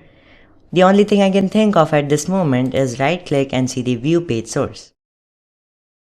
As you can see, nothing interesting here as well, because we are not able to find any special links or softwares, versions, anything. Even sometimes you might get like credentials or some special information here. In this case, we don't get anything, it's just as it looks like in the default page. So yep, we are dead from this side. Let's do something else. Now a good way to identify any web technology that might be running by this target is to use a tool called whatweb. So we can just say whatweb and specify the IP of our target, which is 10.10.10.129. Once we hit enter, you will get to see the different technologies being used by it. Now in this case, as you can see, this page doesn't really has anything special, so we cannot really expect any information from here. The only thing we get to see in this case is Apache 2.4.18, which is probably the network service, which is simply out of scope for our lecture here. That might be used somewhere in the web server hacking, but not exactly in here. Okay, so the other thing you see here is Ubuntu OS being used, but anyways, we don't find anything interesting here. But you should always try to use it. Maybe in your case you might find some version here, and that version might be vulnerable. For now, we are dead from this side as well. Let's check something else. There's a very nice tool which I would like to show you. It's called Uniscan. So if I just say uniscan-h, okay, we don't have the permission. Let's use it with sudo. Specify the password, hit enter, and let's check it out. So you can see here, it's a very good web application scanner and can do a lot of things for us. It can do directory checks, file checks, can check robots.txt, sitemap.xml, dynamic checks, static checks, stress checks, Bing search, Google search, web fingerprint, server fingerprint, and a lot much more. So you can see it has a ton of features and it can do all of this for us automatically in a very small amount of time. So it's something really good. Let's just take the first example here, which is this. It is using QWEDS scans. Let's see what are they. They are directory checks, file checks, robots.txt and sitemap.xml checks, dynamic checks, and static checks. But in your case, you might even want to include your web fingerprint, server fingerprint, etc, etc. But for now, let's just do this. I clear the screen and put this example here, and I will simply change this command a bit. So we'll remove this .pl and keep the -u for the URL, and we'll change it to our target IP, which is http 10.10.10.129 and QWEDS for all types of scans. So let's just hit enter and see if it works. Okay, once again we need sudo privileges here. So let's just give that in the beginning of the command, and then you can see it has started to do all these checks. So we have to wait a bit for it, but meanwhile we can check another tool which can help us for this situation for performing various web app scans is called skipfish. So I can just say skipfish -- help if it has one. Okay, it has a help page and it can do mainly our interesting crawl things. You can see there are so many options for crawling the website and finding interesting directories, doing some other types of checks there for vulnerabilities and all. So yeah, I mean, it's a really good one. So we're going to use this thing here, the basic command. Let's just try to use that here.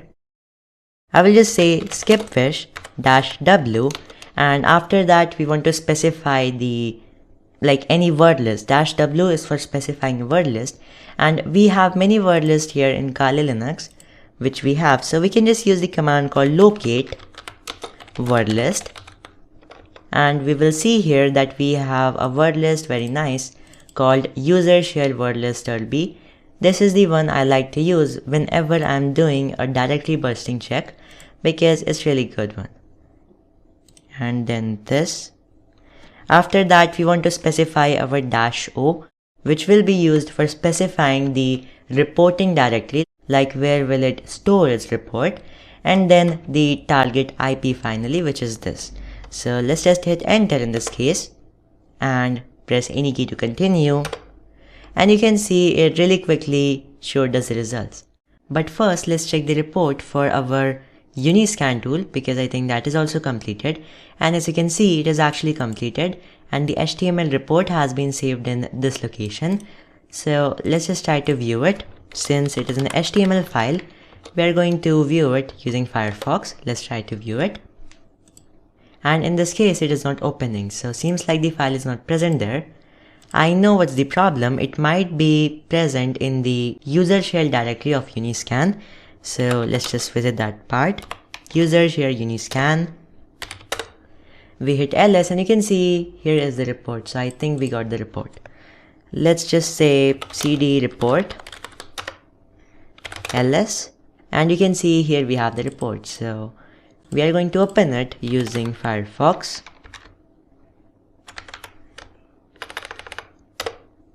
And you can see this is a very clear and concise report given to us by Uniscan scanner. So first of all, you can see some very basic information here: scan time, the target, the banner, and some crawling which it did. The secret directory, it is a very important directory which it found for us. Then we have the file checks done here. Index.html, it found the 200 code here, which means simple successful code. It found 6 URLs in overall. It found external hosts, and you can see it found the host name of the target, which is VTCsec. So that's something good. And it did some other scans but was not able to find anything. But we cannot even blame this tool because of the fact that this website or this main page of this site literally doesn't contain anything. Like many of these attacks which it might have tried to perform, they are based completely just on the topic of if there exists an input field here, but in this case there is nothing to input, so we cannot blame this tool for that. Okay, anyways, whatever it provided us, the secret directory, these external hosts, we appreciate it for that. Now let's also check the skipfish, which is done here. You can see the report is saved in here, so let's just say ls on this directory. Here is the report folder. We'll say report ls, and here we can see there should be the report somewhere present here. You can see index.html. We will open it with Firefox,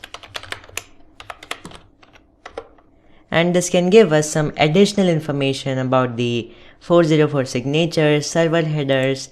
If we open the thing, you can see incorrect or missing char set, low risk but still something good. You can show the trace right here, some additional information, the request, the response which came, and many more things. So it can be something really good to look at when it comes to basically starting and planning the attacks. and you can see scanner. Okay, this is scanner version, nothing special. But anyways, we found some good information with these two tools. So yeah, something good to start with. Now let's get started with our real hacking, the things which you will definitely perform most of the times. So let me show you. Now the first thing which I would like to do right here is called directory bursting. It's the process where you identify various directories and even the web content of different types. You can say many files like PHP files, ASPX file, HTML files, TXT files, etc, etc. So basically under this application it's trying to find some directories or files. For example, file number A, okay, this directory ABC, then CDE, something like this. These are all directories. Now can we just guess it manually? No, definitely not. So for these we use various tools, and tools include things like dirbuster. So that was a graphical tool which I have already shown to you in the active information gathering lecture. But for now, let's understand another tool which is in command line. It's a similar one which is called dirb. This is a tool which you can use to enumerate the directory structure of the target. So let's try to view it here. Now dirb, if you just hit enter, you will get to see all the different options it has to offer you. From these, I will just show you some of the most important ones. Here you can see the examples, but let me show you the things myself. For the very initial scan that we are going to do, you can just say dirb and then specify your target here. So in this case, which is 10, 10, 10, 129. Of course, you can include the dots, but it is a little difficult for me to pronounce. So you can just add them yourself. You can see dirb, this target, and then after that we can just hit enter. As soon as we hit enter at this point, it will automatically start to get the different directories there. However, if you want to use some custom word list, not the default one, you can easily specify that. Just say space and then simply specify your word list, whichever you want to use. You don't need to have any special, I would say, switch which needs to be specified here. There is nothing like that, and you can just specify your word list. In this case, I'm going to specify the word list which is in the dirb folder of user shared word lists. And after this, when you're in a directory and you're not sure where to go from here and maybe what content it provides you, so what you can do simply is just hit double tab on your keyboard and you will get to see the files which are present here. So in this case, big.txt, you have them, and we are going to use this word list right here. You can hit enter and you can see it is generating word list, and soon it will start to attack. So as you can see, it actually started to attack right here. And now it is just trying to use different words in there using the hit and trial method, and then whatever it finds out, it will show to us. So in this case, I'm going to really stop this scan, because as you can see, the first part is the directory and we just have one directory here. Everything else that we were trying to get here was basically the part under this directory. So it's like a recursive scan. That's something you should do in real world, but in this case, just for the demonstration, we don't need that, so I'll not do that. Okay, so this is how you scan for the directory. Now what would you have done if you wanted to scan for some specific kind of, I would say, extension files? Like, you know, in this case it is just directory, but hey, we also have PHP, TXT, ASPX and many types of files which can be present in the web app. So how do we find them? For this, again, you can use the dirb command, this normal one, or maybe let's just keep the default word list here, no custom word list.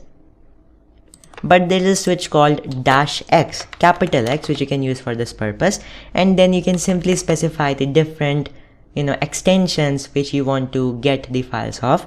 PHP, HTML, TXT are some of the common ones, but apart from this, what you can do is you can check for JSP, SH, old, jar, zip, exe, etc, etc. There are many of them, so you can research on them yourself, and once you will start to run this, you will get any files which are like with these extensions. For now, let's just move on with the directory which we have here, which is this secret. So we are going to see it. Let's copy this and open link. So you can see this is a directory which is called secret. Now it looks like there is a WordPress installed here, because you can see it says WordPress, and this image also seems of a very default theme of WordPress. You can right click to confirm and say view page source. So from here you can see the links which are being used are of WordPress, as in this case if you see there are these WP content themes 2017, things like that, then WP content includes things like that. All of these things, they are indicating that this is not a fake WordPress duplicate something, it is actually the site which we were looking for. So yeah, I mean, let's just go ahead with it. Now, since we have already identified that this is WordPress, the best thing we can do is try to find a scanner for this application. So in this case, since it is a WordPress CMS content management system, we are going to use a tool called WP scan. Now in your case, you might not have identified this, I would say, WordPress. In your case, you might have found some other CMS, October CMS, or you might have found some Joomla or Drupal. Most of the popular CMSs, they have got their own tools. In case of Joomla, there is JoomScan. For Drupal websites, there are DrupScan. Similarly, for most of the popular CMSs, you're going to find a tool like that, which you can use to scan them. So in this case, we have our WP scan. If I'm going a little fast, please, watch the lecture again, because we have a lot to cover in this lecture. So I'm just trying to kind of rush the lectures, but, just try to watch the lectures again and again if you want to really understand the things better. In this case, let's just use WP scan. The only possibly thing we need at a minimum here is going to be --URL, and then we will specify the target here, which is 10.10.10.129, this IP. We will hit enter and it will start to scan our site. Okay, so I did a mistake here. Actually, WordPress is not installed in the IP itself, but we need to go specific to the secret directory which we identified, and now it will see the WordPress and will get us the information. So very quickly, it has got us many information here. Mostly not interesting information, at least in this case. You can see there are some possible header, XML, RPC, etc things. But all of those things, they look to be less sensitive stuff. But one thing to note here is that it identified for us the WordPress version. So maybe this version is vulnerable. You may want to research about it and find an exploit if possible. So you can see in this case at least, it is a latest one released on 2020-10-29. Like, it is a really new one, so we cannot say it is going to be vulnerable, but you can see it itself also found out the secret directory. It seems to be an interesting directory to WP scan. Apart from that, you might find some plugins or themes there which might be vulnerable. In this case, it is not able to identify any plugins or themes or anything else for us. So pretty much it is not helpful information at this point.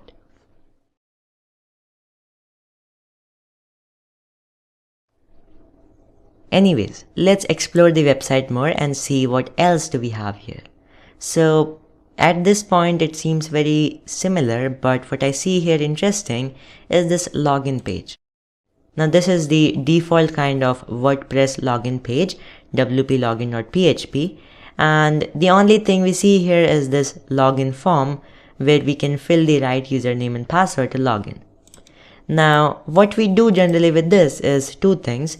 Either we try to, just guess some common password. For example, admin password. Okay, admin and password as the password. Didn't work. Admin, maybe.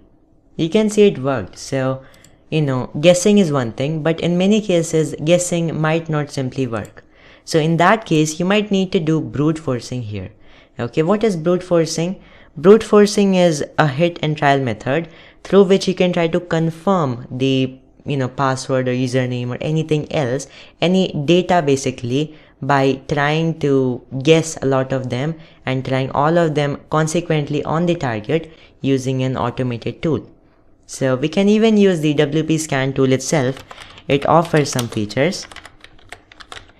If I do a normal help here, WP scan -- help, you will get to see it can enumerate the users for us. So -e option with -u option will help us to find the users. So let's try that. WP scan E and -u, and of course we'll have to specify the URL of our target. So it is going to be the same secret directory in this IP. Let's hit enter.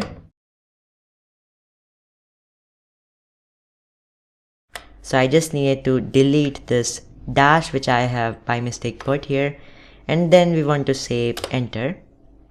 So now it will also try to enumerate some users for us. In this case, you can see it has brute forced some of the author IDs, common ones, and have identified an admin user. Okay, so this is something good. We at least got to know the user. Now we can also try to brute force this user and try to identify its password. Again, brute forcing, it will simply use a list which will contain many usernames and passwords which might be possible for this application to have, and it will try all of them consequently on these and just do that hit and trial method. Whichever works, it will show to us. Okay, so what we are going to do now is we are going to set the password. Now for setting the password here, we have another switch which is called -p, capital P, and you can just specify the word list here from which we want to do all these things. In this case, I'm just going to use a word list from the Metasploit. So the directory is user share word list, and from here there should be something called Metasploit word lists, Metasploit, and let's hit double tap to see what it has for us. You can see it has many of them, the word lists. So if we can find something good here, let me see if there is something called HTTP default pass. That is the one I'm mostly interested in, so let's check that out. And this is the whole string or command which we need with WP scan to try to enumerate the password. So we can just hit enter, and then it will use this word list to do our work. Once again, the same problem. We need to remove the user enumeration part here since we have already enumerated the user. So we can just use a switch here, or basically -u, and then we can just simply specify the user which we have identified. So in this case it is admin. Let's use it, and okay, it is an invalid option -u. Let's just go ahead and see the WP scan -- help once again to see what is the default username. Okay, so maybe we need to use this -U, or I'm not sure exactly because it is with list. So let's check.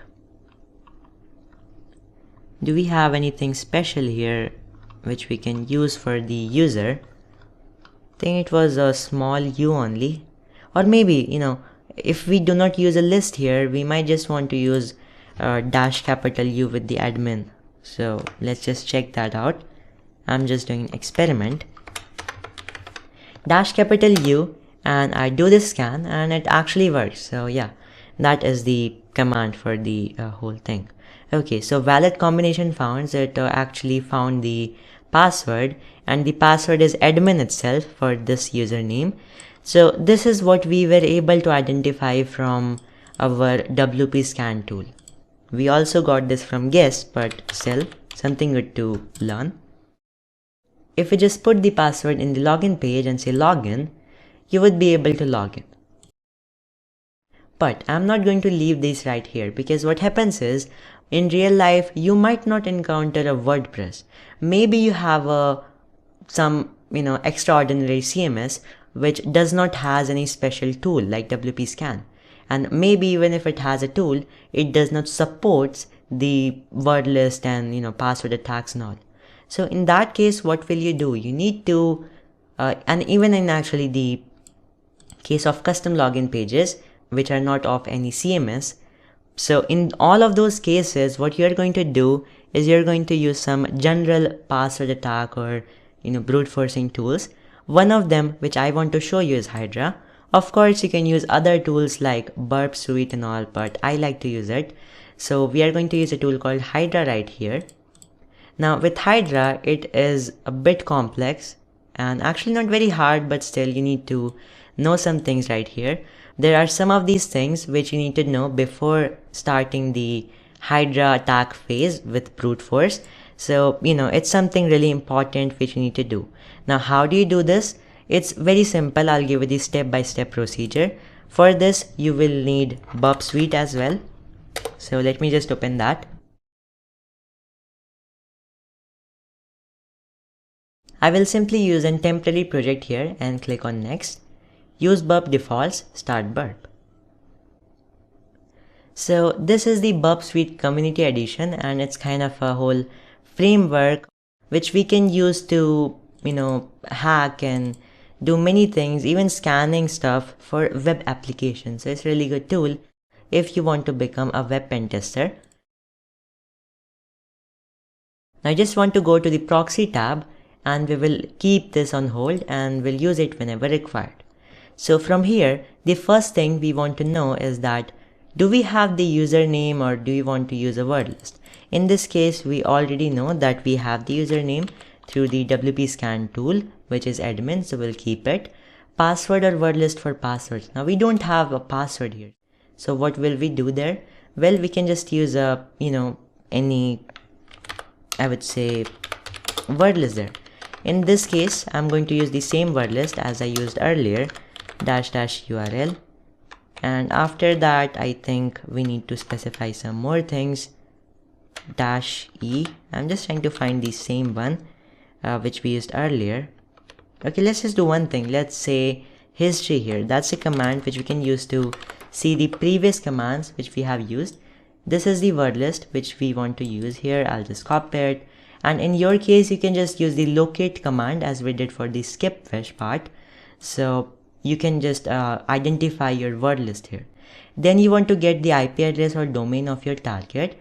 You know that already because it is here. Okay, you can see in this case it is VTCSec as well. But let's just give the IP because that might be better. So it's going to be 10.10.10.129. Then is it going to use the HTTP method post or get? So this is very important for Hydra to know. Now for this, you can either use your Burp Suite. So you can just go ahead and open the browser. Okay, here is the Chromium browser and you want to access your site here.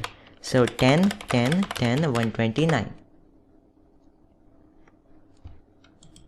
And specifically under this, okay, let's just close the intercept here, off the intercept for a moment, just that we can access the site. And we will go into the secret wplogin.php. This is going to be the login part. Now, what we want to do here exactly with Burp Suite is we want to intercept or capture the request which this web application will send to this machine, like the target server or database for, all the checking of this password and all.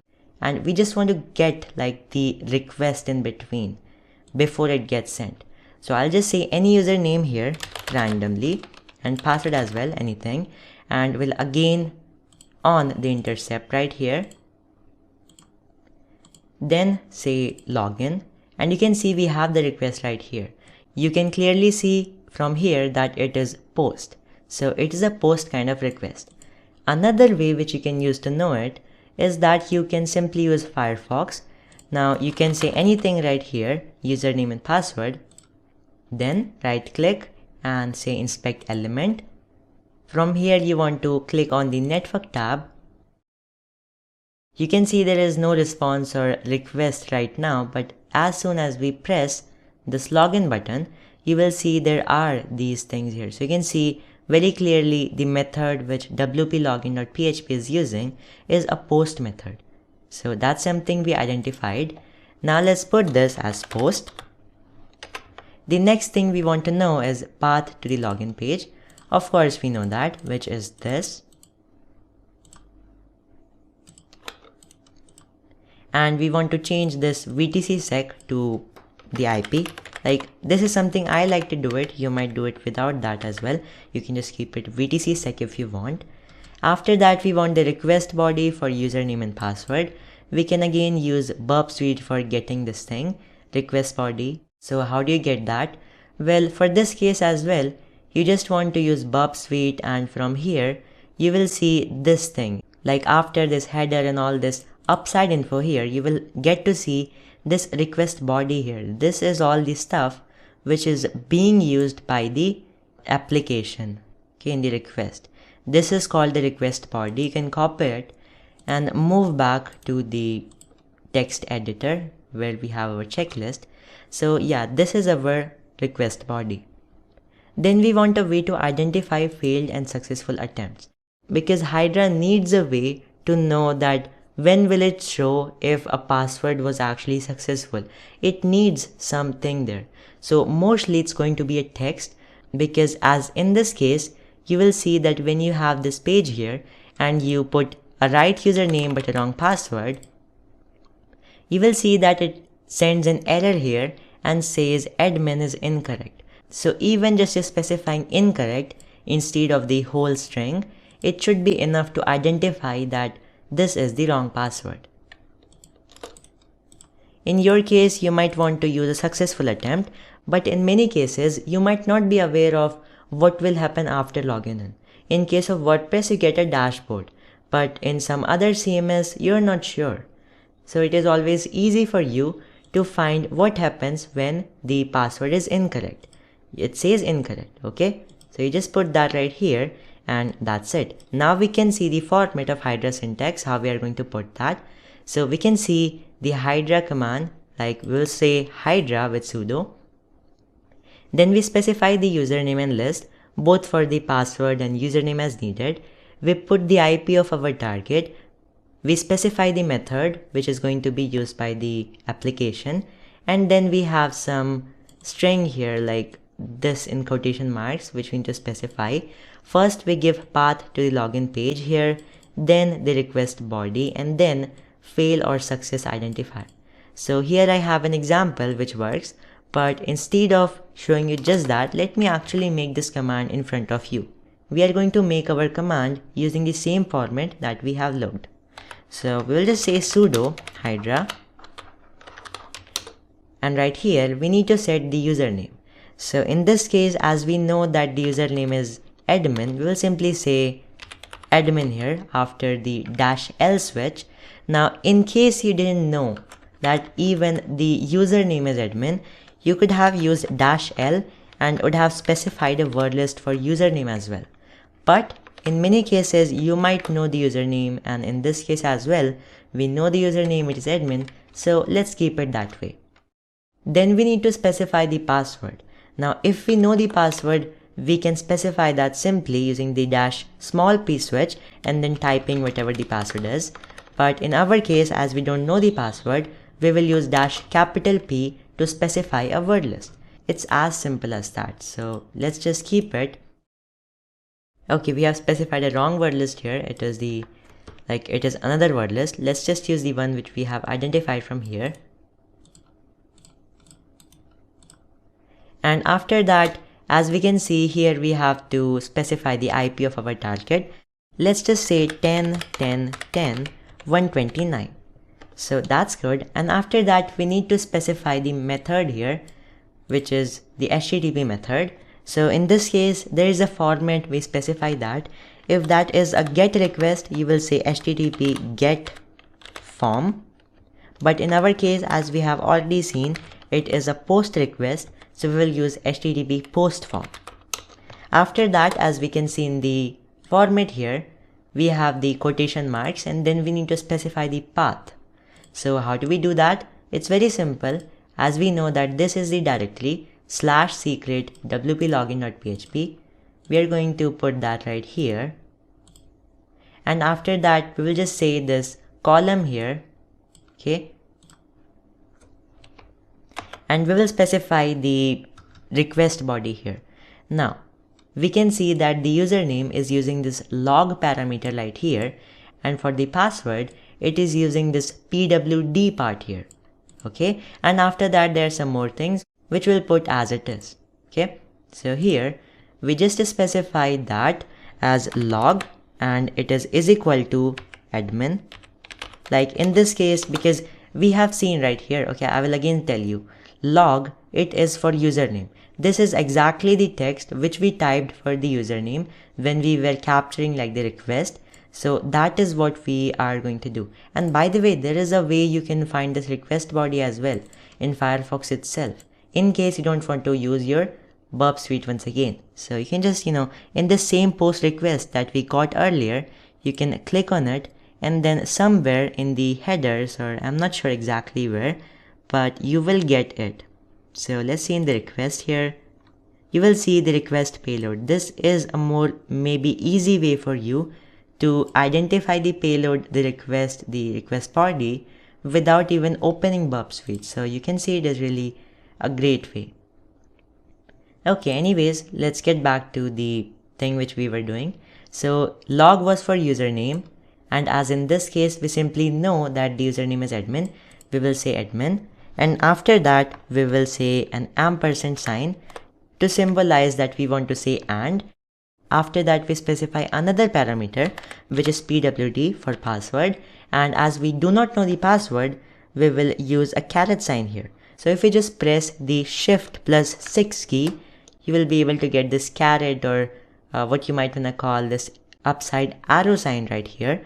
So you can just get that, and you want to do it 2 times, and in between you want to put your pass there, because this is what you want to brute force. Okay, you're just specifying the the part here which we want to brute force. This is the parameter. Okay, and after that you can just put whatever else is there. So in this case, after this and, whatever is there, you just put that, like copy as it is and then paste. So yep, this is how you do it.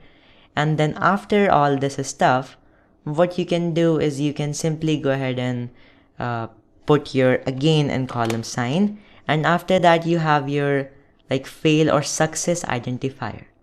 Okay, so what can be used for identifying is the brute force attempt failed or successful. For that, as we have identified, it is incorrect. Now there are 2 things which you can do. If you are using in text, which is the identifier for failed attempts, you can use capital F, and then you can say is equal to the string incorrect. In a case where you might have identified instead the successful attempt, you may use the dash capital S in that place. So this is the overall command which we need to put, and if this will not work, we will simply see from here what is the problem. But pretty much this was all we needed to do here. So yep, let's do it. And you can see there's some problem which I did here. Let's just delete the 7th thing. Maybe I copied it by mistake. So test cookie 1, yep. After that, this, okay. Yeah, I mean, this is the whole command here which we have. Let's try to run it and see if it works. So I will go to my terminal here, and then I try to execute this command. Let's hit enter, specify the password, and let it do its work. So you can see it is trying to do its attack, and very quickly it actually identified the username and password. This was in a case when you have a custom login portal. Maybe that is not a CMS, or maybe it is a CMS but you don't have a automated type of tool for that. Like in this case we had WP scan, but in your case you might have some other CMS for which there is no tool like that. So this is how we use Hydra to brute force web forms and get the username and password. This might have been a bit overwhelming for you, but really it's nothing rocket science. It's very easy once you memorize this checklist. Okay, so let's get back and just see the dashboard here. After specifying the username as admin and password as admin, we log in and you can see this is dashboard. Now from this point, what you can do is you can try to get a shell. Now when I'm not sure what I have to do, I just open MSF console, which is the Metasploit Framework, and then I will try to search for some WordPress related things.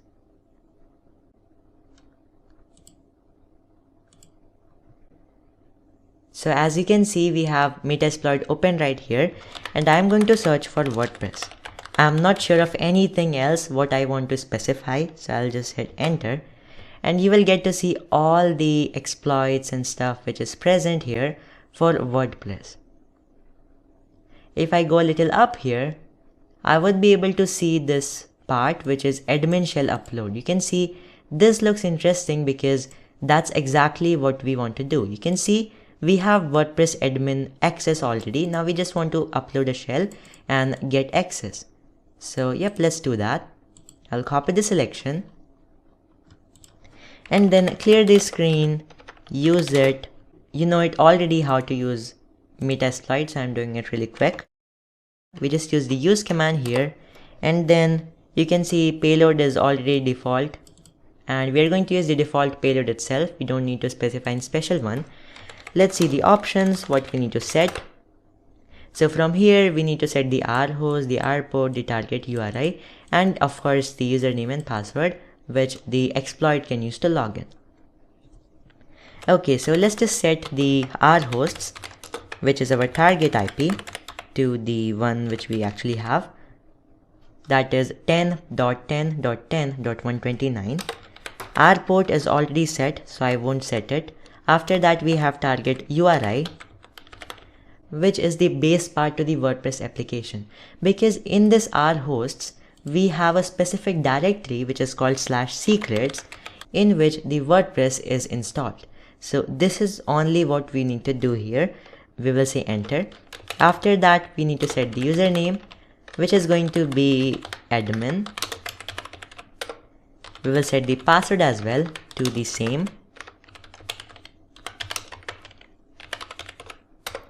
And now we can just say exploit, because all other options are already set. You can see the payload options, lhost, lport, everything else is set. So let's just type exploit and wait for the shell.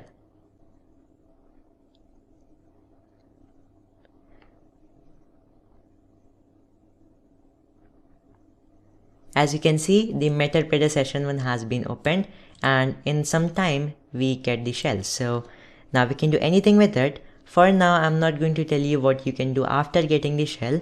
That's a topic for the post-exploitation lecture. But for now, that's it for this part, like the automated part.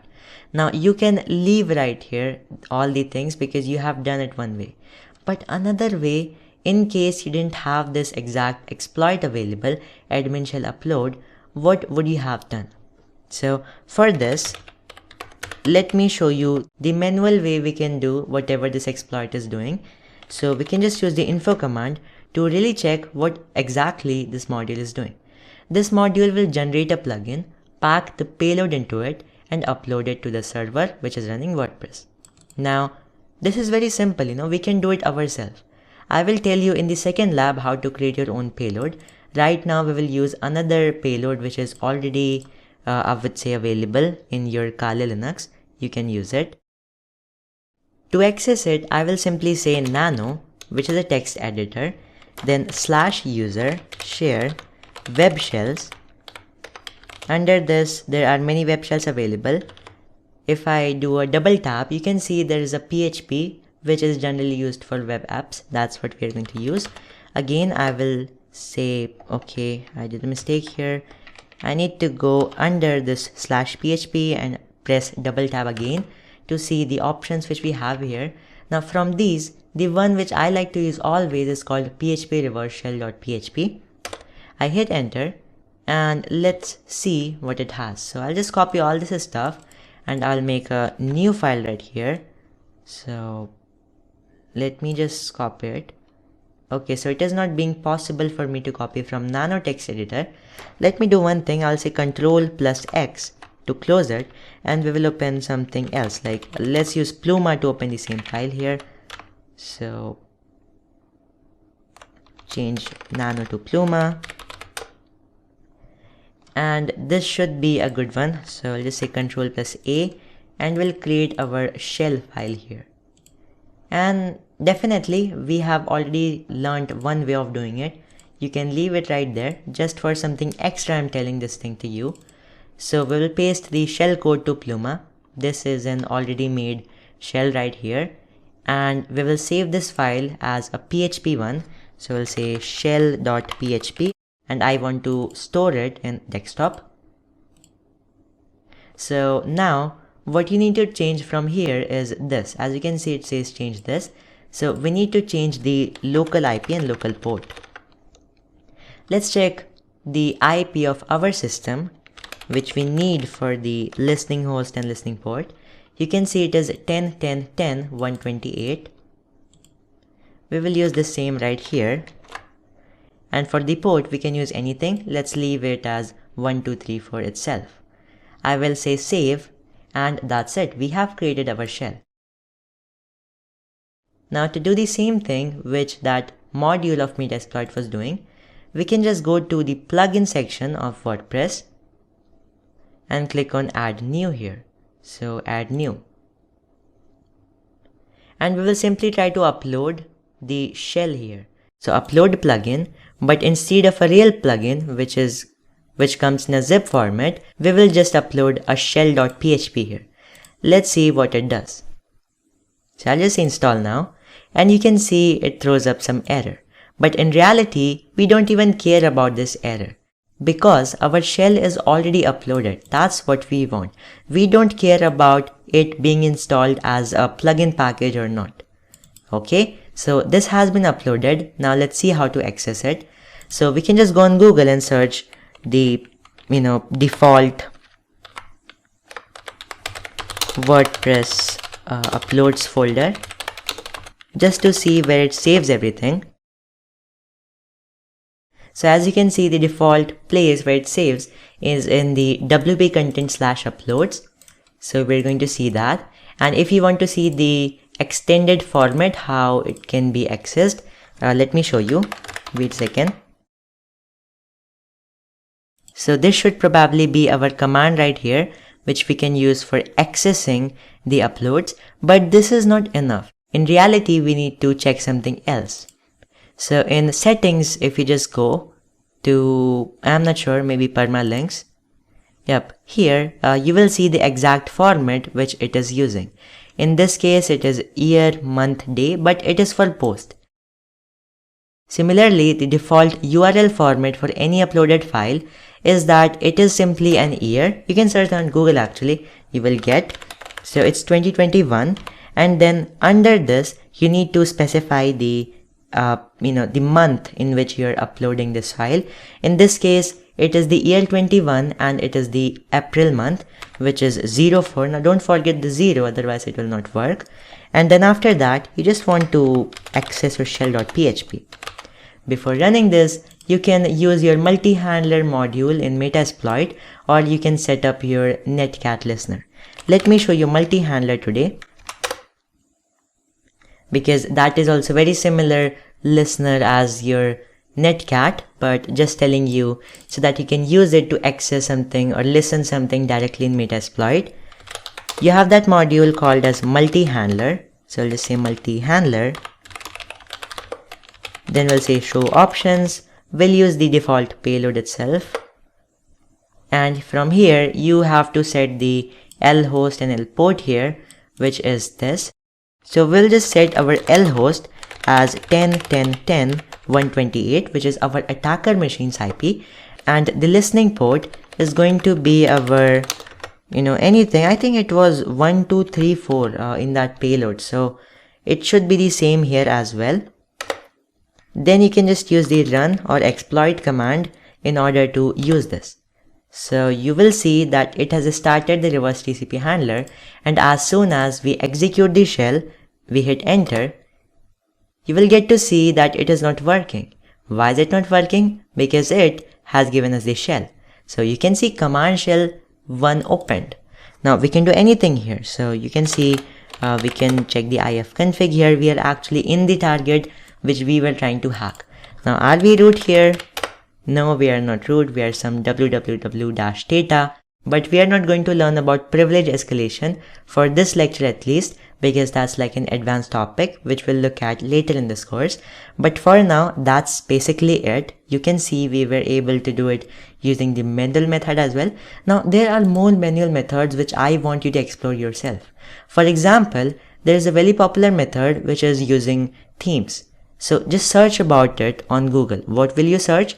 Just search for how to upload shell on WordPress site and see the method which uses, actually there are more methods using plugins as well, but for now let's just talk about themes. So just search and research about how to use the themes, and there are many methods. You can modify the theme, put your code there, and then get the shell.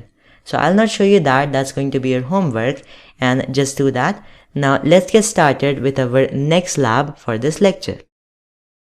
Alright, so let's get started with our second lab for this lecture, which is called PuneOS 2.0. Now I have already shown you the setup of how you can install this machine in your virtual environment. So now I'll not waste time teaching you that again. You can see the first part of this lecture, and now let's get started. So I'll simply power on this virtual machine and get to my Kali Linux machine, from where we will do all the attacks. Now this lab will teach you the importance of version numbers. So you will get to know that what can you do with versions of different applications and small softwares, which you get to see often in web apps. And when it comes to web applications, you have to be very thorough. So you have to find any versions in the web app. For example, if there is a plugin which you can identify, what is the version of that? If there is a CMS, then what is the version of that CMS? If there is a custom login portal or any other software being used by the target for any purpose, then what exactly is the version of that? Now you will understand what we will do with those versions in this lab. So what we are going to do exactly in here is, first of all, let's get the IP of our target.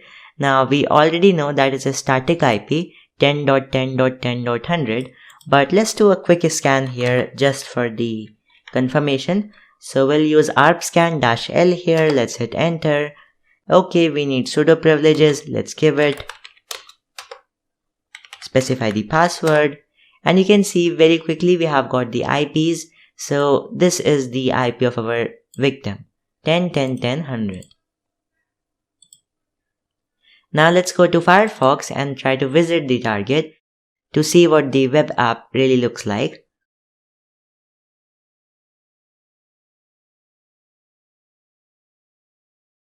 Okay, so this is how the target website looks like, and you can see it is a very simple is.int.as_some page here with a welcome message, and it has got 3 buttons which you can see right here to access different pages of the site.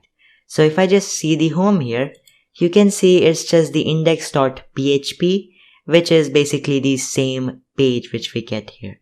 Then we have the register page where you have some input fields, and then you have a login page. Now let's go to the home page and check the view page source to see if there is anything special here, and you can see there is really not. So it is really what it looks like in here. There is no special comment or something. Now if you check here in the register, as I have already shown to you, these are some input fields, and you will even find such input fields in the login page. So see, there is a route which you can take is to try to put some malicious input here. Now there are many attacks which can be done because of no proper input validation, such as XSS, which is called cross-site scripting, SQL injection, or there are multiple other vulnerabilities. But I am not going to take this route now because I haven't taught you those vulnerabilities yet. So let's just do one thing. We will again start our derby scan as we have done for the other machines. So see, derby simple scan. We are going to try that on our target, and this time I will not specify any special word list. It's just going to be the default one, common.txt of derby. So I'll hit enter, and you can see here it has generated the word list, and then it has started to try all these combinations here, and it has found so many directories and possibly some files. Okay, so you can see right here, we have some normal pages. Here it has identified a directory called blog. And after that, it has only found a one directly called includes. So we will look at some of them. Let's say this blog here first of all. We will say open link. Where is that? Right click and open link. And you can see this is how the blog page looks like. Let's also check the includes here. So this is some basic header, footer, config inc, some PHP files here, which really doesn't look anything special or interesting. So yep, this is not a good end for us. Now let's see what it has found under the blog directory. So you can see under blog it has done its recursive searches, which are really important.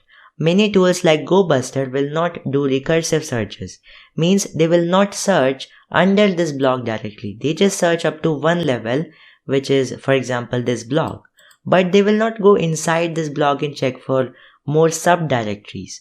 So this is actually very crucial in the real environment.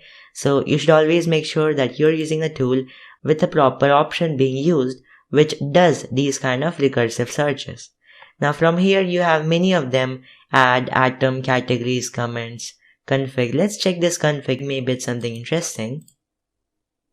So it has some config.txt and password.txt, config, no title, no footer, something. We go back and let's see the password here as well. You can see there is something right here. So maybe we can look at it after some time. It might be something good. So after that, what do we have? We have something called docs here. Let's check this out. Open link. You can see there are some document files here. So we can check here. We can see it is using a software called Simple PHP Blog. It has some credits given, again Simple PHP Blog. Then install Simple PHP Blog. You have a readme, which is again the same thing. To do, you can see it has some version here. Maybe it's version of some internal program. And you have your trackbacks. Same thing, upgrading. Yep, so you're able to get one good information here, that the software being used is called Simple PHP Blog. Now, you can see that we have some more directories here, like images. Let's check it. So this is what you have to do. Just check every directory. Now in this case, you can see that it is a completely blank directory. So it doesn't have anything special, but maybe it can be helpful later. So we'll remember that thing, and everything else looks pretty normal. You can see there are some setup, static, stats, some things like that. But overall, the important directories, we have checked them. So this was all for the Derby scan. Now let's get to the blog directory and inspect it. So you can see that it looks like a normal blog website. And from here, you can get to see the application name once again here. If you just go on the right side, in the downside, you can see there is this SPHP blog. So possibly this is the Simple PHP blog. And you see, when I move my cursor around this, it actually shows me that version. You can see powered by Simple PHP blog, and this time we even see the version 0.4.0. So yep, we got some interesting information there, but maybe in your case you might not find that information in there. So you should always right click on the website and just click on view page source to see the HTML source of this site. Now you can see right here as well, if I zoom a little bit, you can see there is this Simple PHP blog and this version here, and we might have some more entries here. Let's see, what do we have else? Maybe we have some more information about this thing.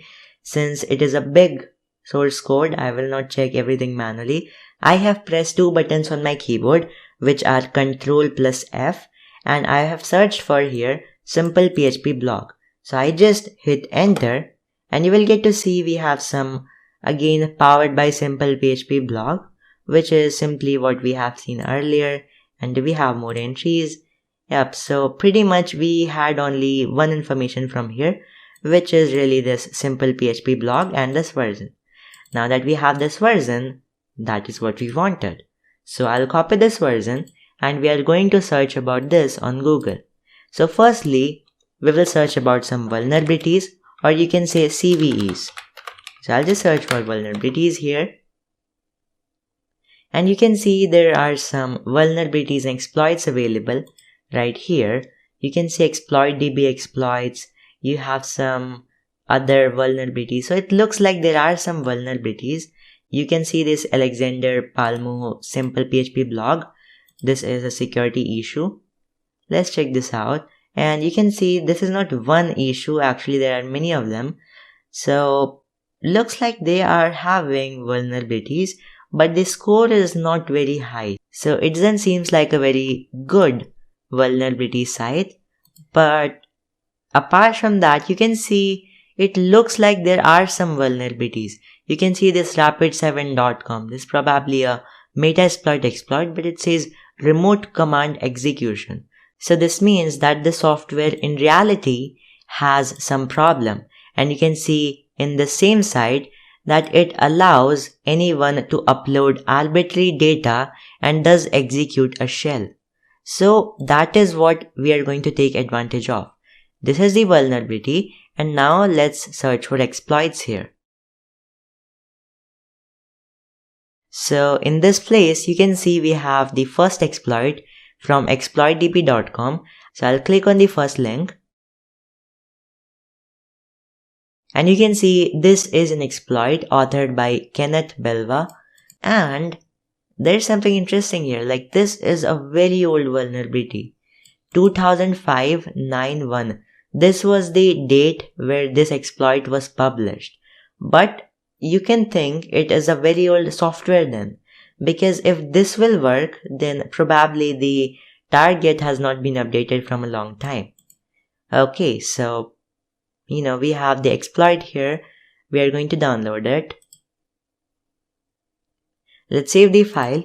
And if we see here, you can see that this is actually in .pl extension for the exploit. Now this means that this is a Perl based exploit. You can see in the source code here as well, Perl. So just like in the case of Python exploits, you don't need to do any special, I would say, compiling stuff. I will show what are the compiling things and what you have to do when dealing with exploits which are made in languages such as C. So I'll talk about that later in this course, but let's go down and see some examples. So you can see this is the help menu. We could even have saw this after downloading the exploit and using the help menu, but let's see here itself. So you can see it has a -E option for exploit, -H option for host, and the third option looks interesting for us, which is called set new user name and password. Now that's something good. If we can change the username and password, that means we can possibly log in. So let's see first of all, where will we even log in there? You can see there is a login page right here which we can access. So I'll just click on this button right here to reach to the login page, and this is how it looks like. So possibly this exploit is going to give us credentials to use in this place. So this is the whole command which we're gonna use, -H for host, this IP, and let me just show you in the command line itself. So we have downloaded this exploit. Let's just go to the downloads folder. Here it is. I will right click and open up a terminal right here. Let's just say ls. Of course, we have the file here. So 1191.pl. No, actually we have to open it with Perl, not like this. So Perl. And after that, we'll simply paste the command which we copied. This is the syntax. And host, we will change it to our target, which is 10.10.10.100. E is for exploit, and since the third option in the exploit, as the guide said in the exploitdb page, it will be used to change the username and password for that login page. And what do we want to set the username there? Well, we want to change it to Leet. and password as well to lead. So let's just hit enter and see if it works. Now it says that it doesn't work. Possibly this error is caused because we did a mistake in specifying our target here. We don't want to specify our target's base path here. Instead, we might want to just copy this whole login.php.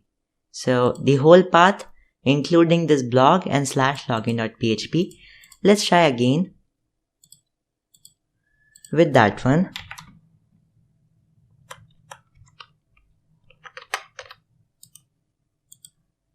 And now let's hit enter. And you can see once again it gives us that error. Now to solve this problem, the only thing I can think of is just copy the whole problem here, the error, and go to Google and search about it. So can't locate switch.pm. Let's just try to view this thing. We need to type this command here. So let's just try this. Maybe this module is missing and that's why we are facing the problems. So I'll just hit enter and just specify my password. After that, it has started to download some modules here. Let's wait for it to do everything. Okay, so seems like it has been downloaded, and now let's try the same command again. So Perl, this host, and exploit username password. Let's try it now. And you can see it actually completed here. So we just learned how to troubleshoot an error. You literally do nothing but search on Google and find whatever is the problem and resolve it. That's how everything works. So now you can see username and password, they are both set to lead. So I'll just copy it because it's not normal E here, it is using 33. So I'll just copy this and go to our login page. And in the username and password columns, I'll just paste this up. Lead and lead. Now let's submit it. And you can see for some reason we are still not able to log in. So in this case, seems like this exploit is not able to do our job. Now as we have looked that there was an Metasploit module available for it as well, we are going to use that right now.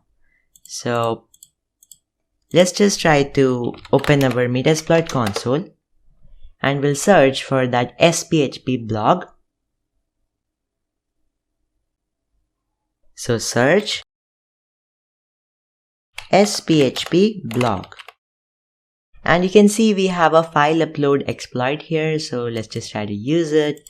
It was also published in the year 2005 and its rank is excellent. So we definitely want to try it.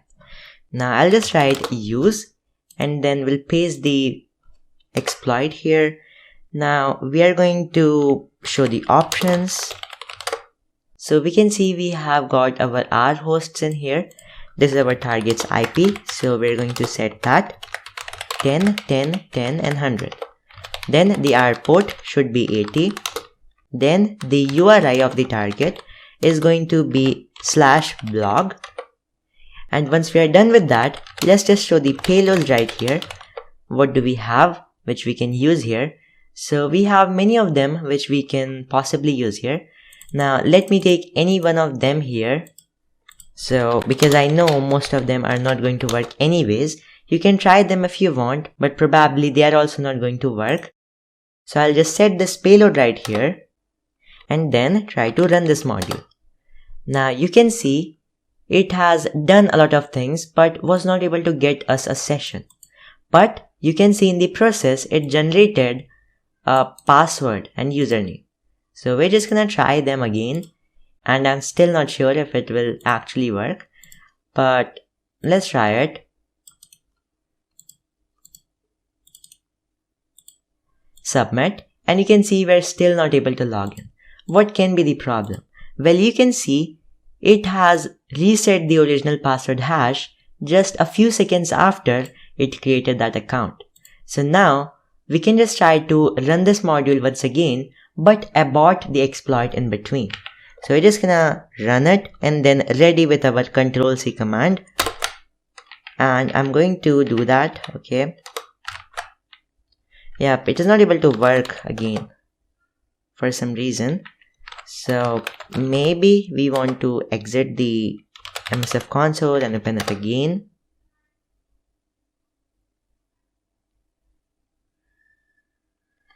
Let's search for the SPHP block again. And I will set the options to the required ones. So this time again, let's show the payloads, and I'll use the first one here in the upside. So say set payload and then paste it, enter, and we'll try to exploit. Now I think we have just broke the server by doing all these things. So give me 1 second, let me revert the box and come here again. So I have configured the machine once again, and now let's see, can we do a check here? Yep, the target appears to be vulnerable. Now we'll try to exploit it and wait some time before actually, doing the Control-C stuff. And for some reason, once again, we were not able to get the original password hash. Let's try, maybe this might work, though I don't think.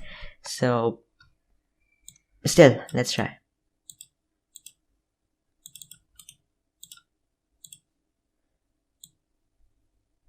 And when you're doing pen testing, you always do mistakes. It's just not easy to do things again and again. And for some reason, I was still not able to do it. Let's just try to do it one last time. And you can see, this time, I cancelled the exploit before it successfully resetted the original password hash. Now we can try these credentials, and I'm damn sure they're going to work. So, let's just paste it right here, the username, and then the password. Now we should be able to log in.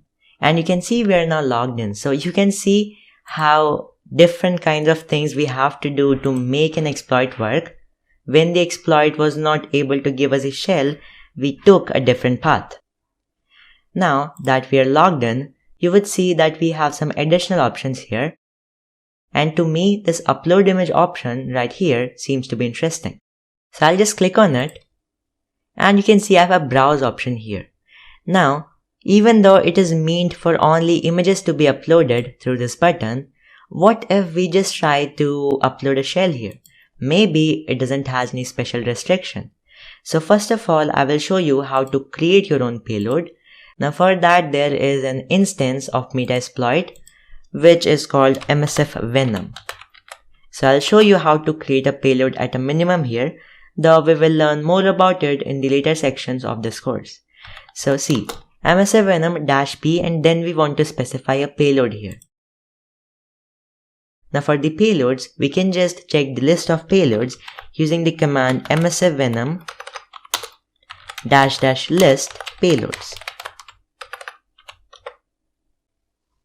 Now as you can see, there are really a lot of payloads here. So probably we cannot check all of these, but we have some good better ones as well. So let's check. Okay, so this looks to be a really long list. I cannot check it. I will use my favorite payload directly because I cannot see the whole list right here. So I'll use my favorite payload, and it is called the PHP based Metasploit, and that also of the reverse TCP type.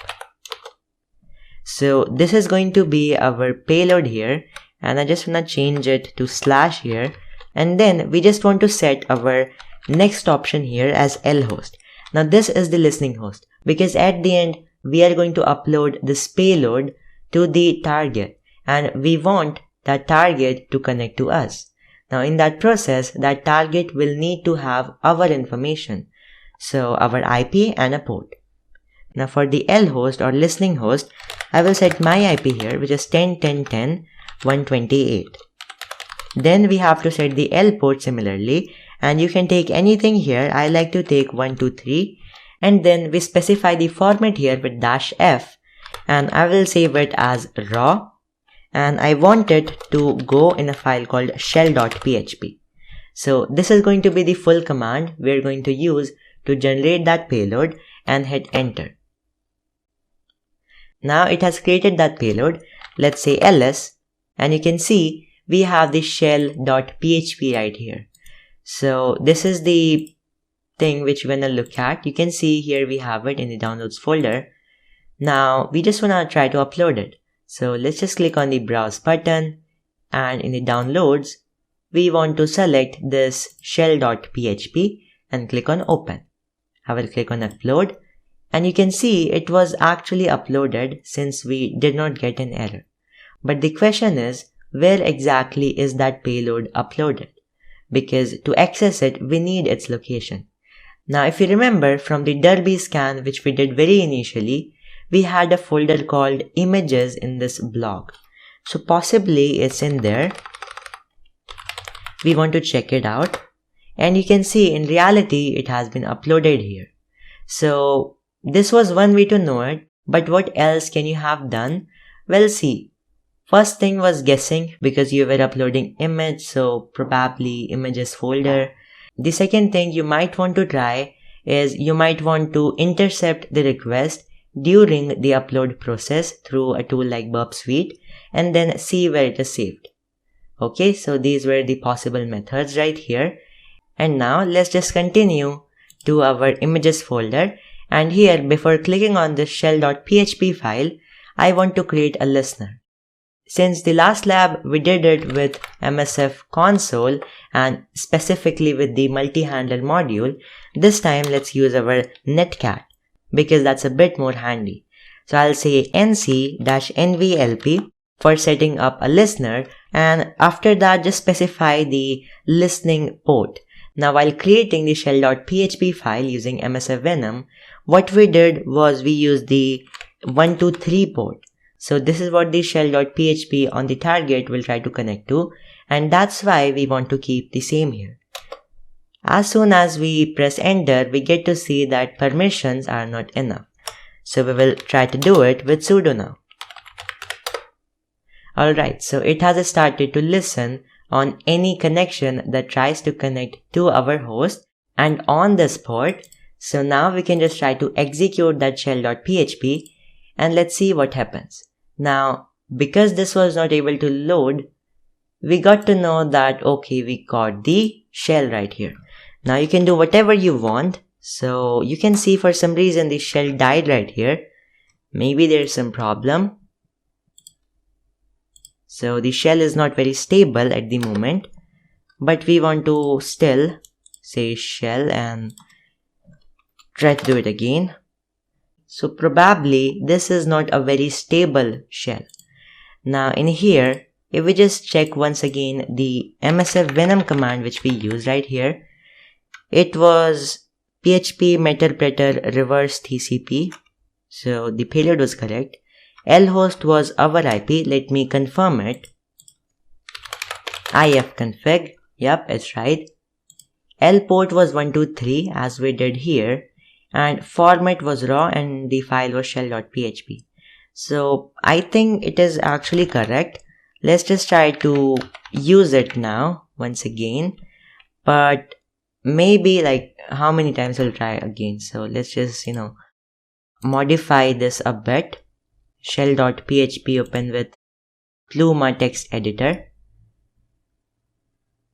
And then I just want to change this file to our 1234 this time. So let's save it and we'll try to upload it once again. And let me change the name so that we can identify which one is new and which one is old. Then we want to upload it once again.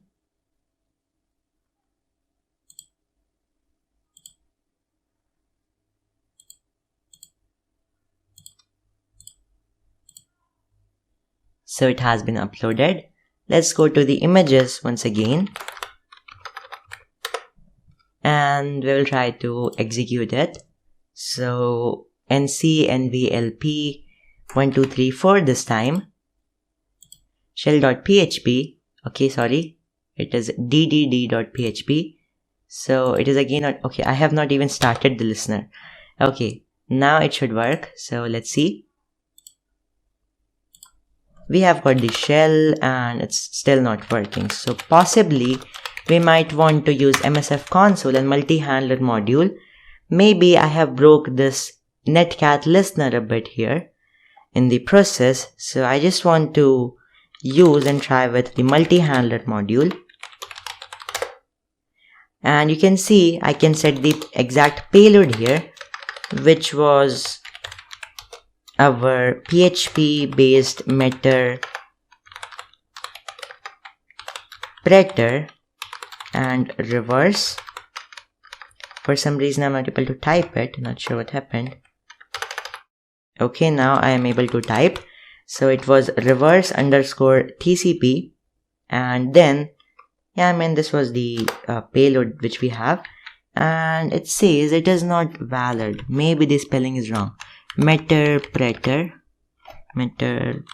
okay. Now it's set. So we will set the L host now to the 10.10.10.128, this IP, the L port to 1234. And now let's try to run this module. And then here in the DDD, this shell here, we want to execute it. So you can see we have got a Metasploit. Now probably it should be a bit more stable than that one. So we can say help here. Okay, help. And we can try to get a shell here, ID. And you can see this one is a more stable shell. So you can see in this lecture we did a lot of mistakes, but you got to know at least in this process that how we really solve the errors in the whole, in the whole methodology. So now that we have this access, mostly whenever I reach here, I will, close the lecture or maybe just show you how to get the TDY shell. But this time I will also show you how to get a root because it's really easy. In this case, as you have seen, we are in the www data user, and let's just check our pwd, the present working directory. You can see we are here. Now this is the main directory from where any server or the Apache, or you can say HTTP, the web files, they are stored in this location. So you always want to check this location and all these directories, the subdirectories as well, to check if there's something interesting. So in this case, let's say ls, and you can see there is nothing more interesting here. We will go a bit back to the other directory. You can see we're in blog now. So we'll say ls, and you can see still it doesn't look anything interesting. So I'm going to go one step above again. Now we are in var www. We will hit ls, and you can see we have a mysql connect.php. I will want to open it or cat it basically. You can see we have a db user and password here. So maybe we can try this. Go od. Okay. And then after that, we can exit this part, get the shell again. Then we want to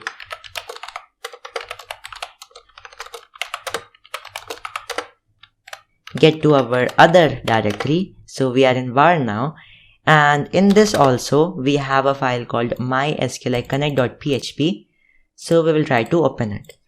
Now what we are considering here is basically a possibility of password reuse. So we are going to try this to access the root user here, and yep, this is the password, and we will also try that one. So whatever works, we will use that. Now let's get the shell once again, and then after that what we will do is we will try to use the su command to get to the root. Okay, it must be run from a terminal, so maybe we should get a tty shell right here, and it should work then. I will copy the normal command from our normal netsec.ws page. Let's import, and now we are in Python shell. So now let's try to use su, and you can see now we can do it. So you can see how many problems we are facing in this lecture, and we are trying to solve them. Now I will paste it. Okay, I don't have to paste this one. I have to paste that password which we identified earlier. So you can see this go od. Let's try this first. for the reuse. And maybe it doesn't work. Okay, it doesn't work. Now let's try this one as the password. And you can see we are root. So that is the point. We just completed this machine by facing so many challenges and problems, but in the process you understood that in pen tests we do mistakes and we have to face them and find different ways. Always try alternatives. Maybe in the last step we would have stopped in like when netcat didn't work, but at the end we were able to get a Metasploit with MSF console, which was a much more stable shell which we got. So that is the whole point which we understood in this lecture, that how to work with all these things. And the only reason I have shown you privilege escalation in this lecture is because I wanted to, because this was a very easy machine and I thought it was a very common, thing which a lot of people might understand, that password reuse is common. Whoever uses the password and most of the system admins, they will always reuse the same password in multiple locations. So that is what we just tried here. However, even if we didn't understood this thing right now, don't worry, because privilege escalation, we will learn all about that later on in the course. So yeah, that's it for this lecture, and I'll see you in the next one where we will continue by learning some more specific web vulnerabilities like SQL injection, accesses, file upload, command execution, etc. etc. Thank you. In this lecture, we will do some practice exercises on common vulnerabilities which you should definitely know about. So the whole point of me for teaching you all of those vulnerabilities is that I want you to have the eyes of a hacker, so that from the next time whenever you see a website and you see, for example, an input field there, the first thing that will come in your mind will be SQL injection or accesses or a possibility of command injection. Or if you find some way to be able to upload files, you will think about unrestricted file upload vulnerability, and so on. That means when you learn these vulnerabilities, you will see opportunities of being able to hack the target. And that's what I really want you to know. Now the lab which we'll be using for this lecture is called DVWA, also known as Damn Vulnerable Web Application. Now I'm not gonna show you how to set it up on your environment because the setup for it is really different on most of the operating systems. So if I teach you for one operating system, it might be irrelevant for the students who are watching this on some other operating system. That's why I want you to research on the internet on how to install DVWA on your specific environment, and I'm sure you will be able to find walkthroughs of many types on how to install it on YouTube, on Google, everywhere. So that will be really good for you if you try to research by yourself and set it up according to that. Okay, so when you will install it, this is the screen it will look like, DVWA. And by default, the login credentials are as follows. So in the username, we just want to put admin. And in the password, you just want to put password. Then login. So this is the screen of DVWA. This is how it looks like. Now before starting up with any of the vulnerabilities, I want to tell you something about the real world. Actually, it's a tip. So I recommend that whenever you start a web application assessment, always start by using a scanner to find possible vulnerabilities. Now listening to this, some may argue that, hey, manual is always better, but let me tell you something. In real life, we never check vulnerabilities manually. It's just impossible to do that because there are hundreds of thousands of vulnerabilities. How many will you check manually? It's not possible. So you always need a direction.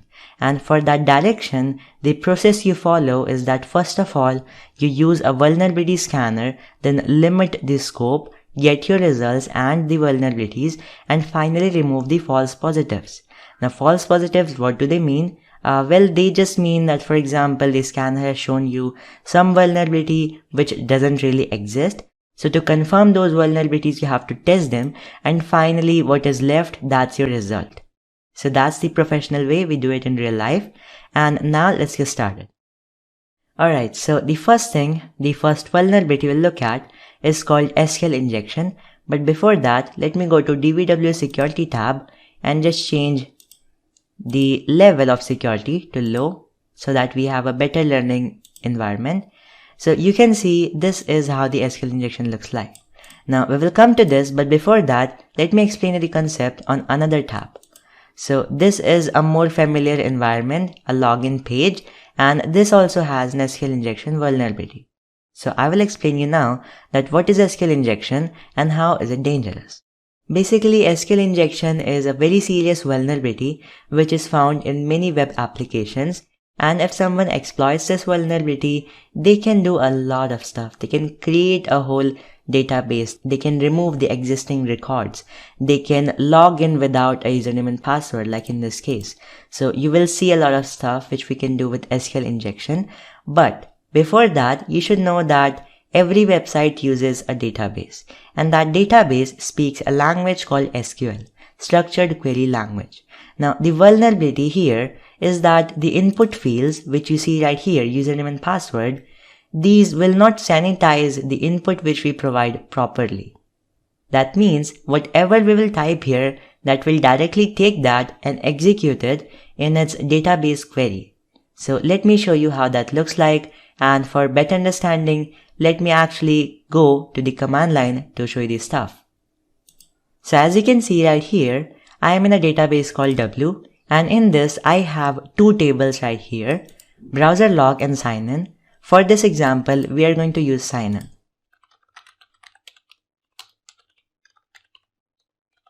To check the content of that table, we are going to use this query which is select star, that means everything, from the table called sign in, and we want to see everything. So you can see these are all the records present in this table. These are the columns and all these are rows and the data here. So you can see this is a right password, user and password. Let's see how the application reacts to a right username and a wrong username. Right now I have typed a right username and I press on OK login. You can see it says logged in. In username, let me change it to something wrong and password something else.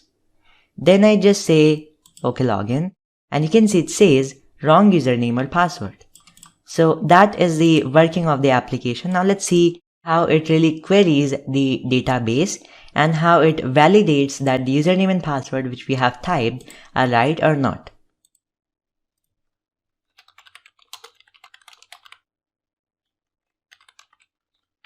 As you can see right here, I have typed this command which says select star, that means again everything, from the table called sign in, where username is equal to user. This is the input which we provide in the username field, and password is equal to pass. So this is again the input which we provide in the password field. This is the whole command, and just think of it as a search command for now.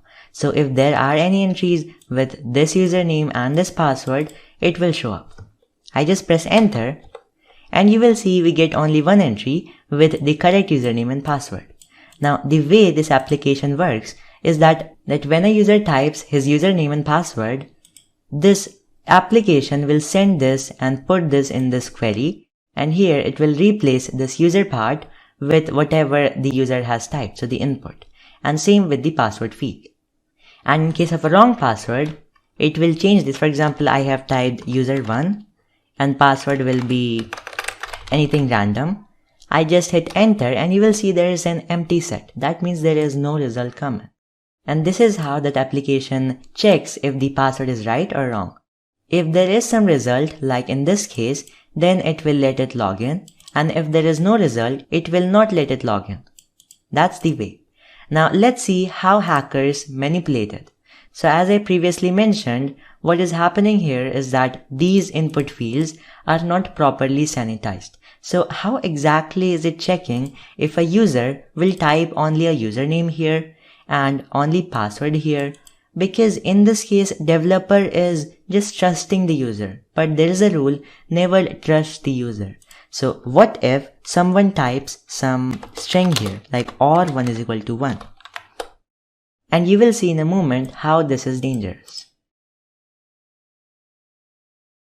As you can see, I'm back on the command line, and now let me show you how that vulnerability can be exploited.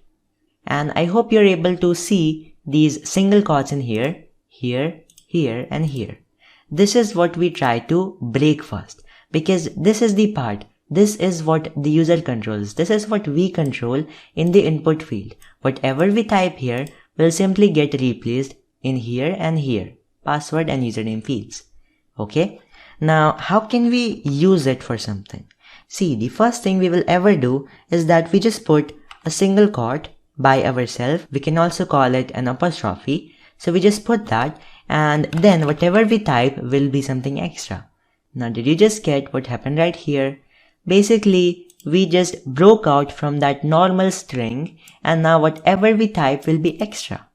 Because at the end, these apostrophe or single quotes are being used to determine that this is the exact input. But in this case, what we type here would be extra. Now what if I type something like or1 is equal to 1 here? And same in the password field. Now if you see the meaning of this SQL query, you will notice that it's completely changed. It means check if the username is this, or just check if 1 is equal to 1. Check if the password similarly is the correct one, or just check if 1 is equal to 1. Now or is the part here. We are just saying 1 is equal to 1. Username can be anything now, but because 1 is always equal to 1, in each case we will easily be able to log in. That's the vulnerability which we are able to exploit here. Okay? Now this is just one thing, of course, which we can do using SQL injection, authentication bypass I mean, but there is a lot of stuff which we can do apart from this. But for now, what I am showing you is all you need. But there is a problem still. We have to balance these apostrophe, because at the end, this is an extra thing right here. Okay? Because we have already closed the real string here and here. So why is this apostrophe here? It will not let the command work in the way we want. So for that, we'll simply put an hash here. Another way might be to simply put quotes, single quotes here and here. This will also work, but let me just show you it in the way where we will use a hash. And let's also do the same for the other field. Now I want you to understand one thing right here, that hash is only one type of commenting sign which we can use. We can use other commenting signs such as dash dash or dash dash space dash, or we can use something like slash star. But for now, let me just use hash. Now, what does this mean? Hash is a commenting sign. So it will make sure that whatever is after in the command, that will not make any interference in what we type. Okay? So it will all get ignored here. Now, since using a semicolon at the end of all commands of SQL is very essential, to make this command a good one, we just want to put it here before the hash, because earlier it was also getting ignored, but now that we have put this semicolon right here, this is a pure good thing which we have typed. Now let me show you the result.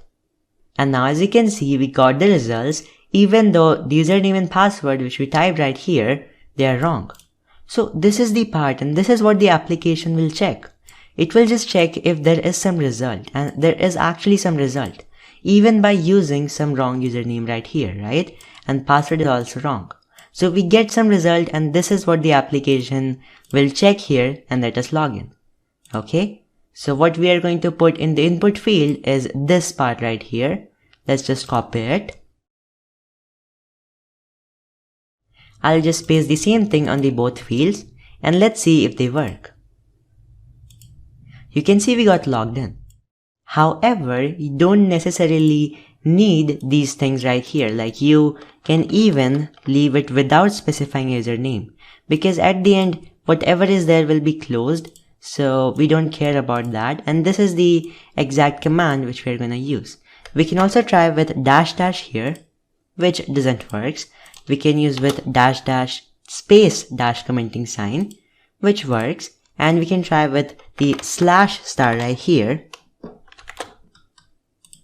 which also doesn't work. So for this application, only the dash dash space dash works and the hash mark works.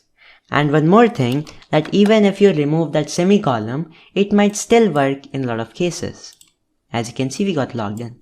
So you understand the concept right now, but to make these payloads or to use them in order to do SQL injection attacks, you don't really need to understand or learn the SQL language and then create payloads in that way.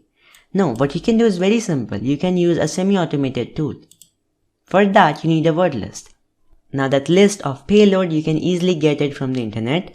One which I like is from Pentest Lab. So as you can see, I just type Pentest Lab SQL injection cheat sheet right here and I press enter. And you can see we have the first one. We have some more, but we just want to focus on the authentication bypass for now since it is login page.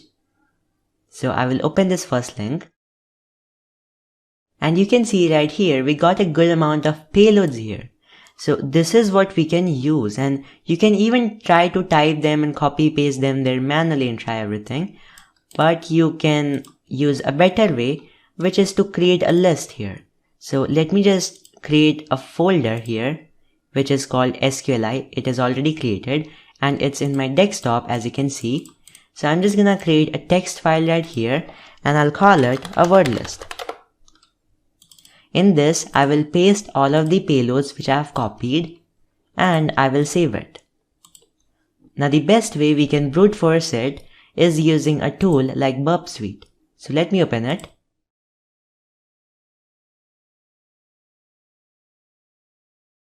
You will even get a Burp Suite in your Pentest box toolkit, but that is a bit old version, so I will recommend installing it as a separate tool.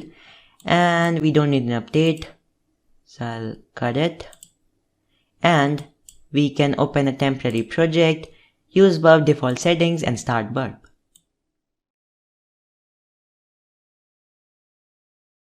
Okay, so from here, we just wanna go to our proxy tab right here and make sure the intercept is off. Then we want to open our browser and visit the same link where we have our target. So as you can see right here, we have the page, and now I just wanna type anything here and say okay, login. Okay, I forgot one thing, we need to on the intercept once we are on the site. So I type any random username and password here and click on OK Login. Now that we have this request capture right here, I will just click on Action button here and send to the Intruder tab where we do all of our brute force type of attack. On the Attack Target sub-tab, you can set your host and port. In my case, I will keep it default because it is already coming from the request here. Then we want to go to the Positions tab. And here, you just want to click on this clear button to clear any existing payload positions. And as you can see, the username parameter and the password parameter is here. We will just select them and click on add. Okay, for the password field as well. Now we have these payload positions. This is what will be replaced. After that, we can go to our payloads tab. And from here, I just want to load the list, which I have right here in my desktop in a folder called SQLI wordlist.txt. This will contain all my payloads here. Now you have some additional options which you can use, but for now let's just start the attack. Now it says that it is the community version of Burp Suite, so the attacks might be a bit time throttled, but we understand that and click on OK.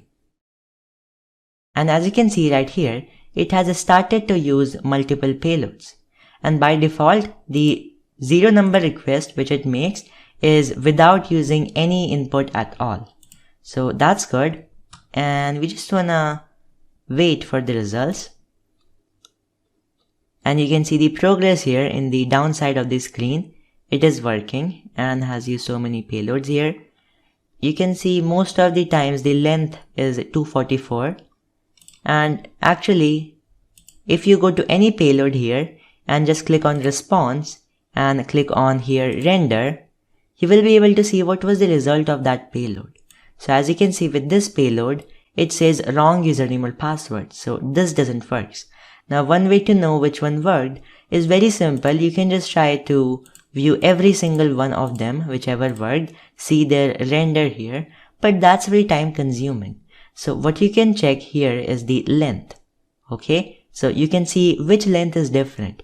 Most of the times it's 244. So let's see which one of them works. Okay, we'll click on this length to filter on that basis. And here, as you can see, we have this admin or 1 is equal to 1. Maybe this will work. And you can see it says logged in. Now there are multiple of them which worked, like this one as well. And we can check some other length right here. Like we have 401. Maybe that works. And you can see this one says error. So we have total 3 types of things right here. 3 types of responses. We have error, we have success, and we have failed. So the success one, the length is 226 in my case. And then you can just take these and like copy this payload and use it in your real browser to log in. That's the point, and that's how you use semi-automated tools like Burp Suite to execute this attack. This was one thing which you can do very nicely. But apart from this, what you can do is you can use a tool called SQL Map. Okay, and the best way to use it again would be open your Burp Suite. And this is going to be an automated tool, not a semi-automated one. Like you won't even have to specify any word list right here. So it will check everything. And when in cases it's not possible for you to test a lot of parameters, it is recommended that you use a tool like that. So again, intercept is off. You open the browser, go to that target, localhost this, and we will capture the request. For that, intercept should be on. Click on OK Login, and here we have the request. Now we just want to select all of this and copy it, go to a folder and create a new text file. Sorry, it should be text file, txt. And I'll call it req.txt, short form for request. I paste all of this here and I'll save it. Now I will open up my SQL map, and here I just want to type SQL map -r to specify the request file, and I will simply give the full path to that file.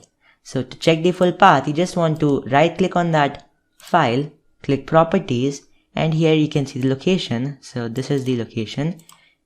You can give it.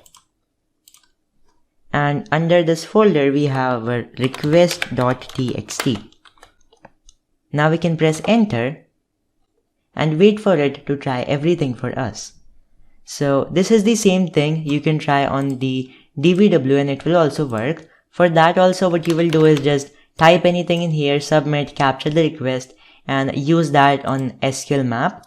But the reason I have not shown that to you is because I think this lab is a more familiar environment, but your homework will be to try the same thing on this lab. Okay, now let's get back to our part here, the SQL map, and you can see it says it looks like the backend DBMS database management system is MySQL. Do you want to skip test payload specific for other DBMSs? So in this case, since we already have got to know that it is using MySQL, let's just say no right here. Then for the remaining tests, do you want to include all types of MySQL tests extending provider level 1.1? Well, in reality, you may want to do it, but because it will take a lot of time and our application is really simple, I'm not going to do that. So we'll just say no right here, and it has started to work. Injection not exploitable with null values. Do you want to try with a random integer value here? Well, we can just try that. You can see post parameter username is vulnerable. Do you want to keep testing the others? You can do that. We will not. And you can see we got the vulnerability here, and this is the payload. Okay, and it has used a really complex one. We didn't even need that kind of one. Okay, anyways, then we have to do one thing to get the databases. We will just specify the command, which is --dbs. This will attack the target and show us all the available databases. Okay, so in this case, let's just use the W table, which we were looking right here, and you will see we will be able to see everything of that. Okay, So we'll just say we will actually change this --dbs to capital D to select this database, and after that we want to specify --tables to get the tables under this database. Remember, first there is database, under that database there are tables, and under those tables there are columns. So under this database, you can see we have two tables, browser login sign-in, as I have shown you in the beginning of the lecture. So now we want to access this sign-in. For that, we will say --T right here, and then we will say sign-in to select it, and then we want to see the columns under it. And for those columns, we want to dump the results. So we just say this command, and you will see we will get all the data. Do you want to store hashes to a temporary file? Now you can see we have got the user and we have got some passwords and some hashes right here. So do you want to keep testing for other things? You can do that, but I really don't like to use SQL map for this purpose. So I'll just say no. Do you want to crack them via dictionary based attack? You can do that. In many cases, you might want to do that, but I know a better way. Let me show you. So see, actually in this case, we have got the plain text password as well, but in many cases, you will find these hashes here, MD5 or some SHA-256 kind of. So to see if you can get the original form of it, you just copy this hash and go to a website called, you have many websites, but I like to go to our crack station. And here, this website will allow us to crack the password hashes online. Let's try to paste it. Okay. I think I have copied something wrong here. Copy that again. And then go to this part. Okay, for some reason it is not letting us do that.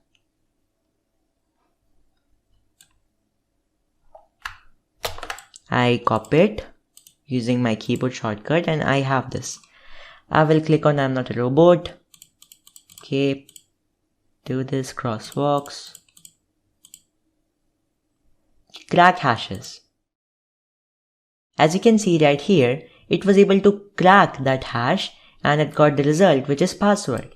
So you can see it was very quick and more quick of course than the SQL map. So it has a much bigger library and the word list which is using, and it is using a concept called rainbow table actually, so you can look at that if you want, but it was really faster than the normal one. That's the way I like to do it, and you can have your own preferences. So that's how you use SQL map and the semi-automated tool Burp Suite to exploit our SQL injection vulnerability here. Now the next vulnerability which we'll look at is going to be XSS. So let me just go here, and we have three types of them. Let's start with the reflected one right here.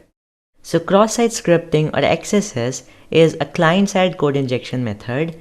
Now in the reflected type of XSS, the malicious script which we type will come from the current HTTP request, which means the XSS vulnerability is going to be either in the URL or the HTTP parameter. Now let me show you what we can do with it and what it is all about. So in this case as well, it is an input validation or input sanitization issue. You will notice that it is going to not sanitize the input in the proper way, whatever the user provides. So it just says what's your name right here. Let's just put anything right here, Rock. You can see it says hello Rock, but we can try to specify any script right here. We can try to put some JavaScript code here, and that script can be very malicious.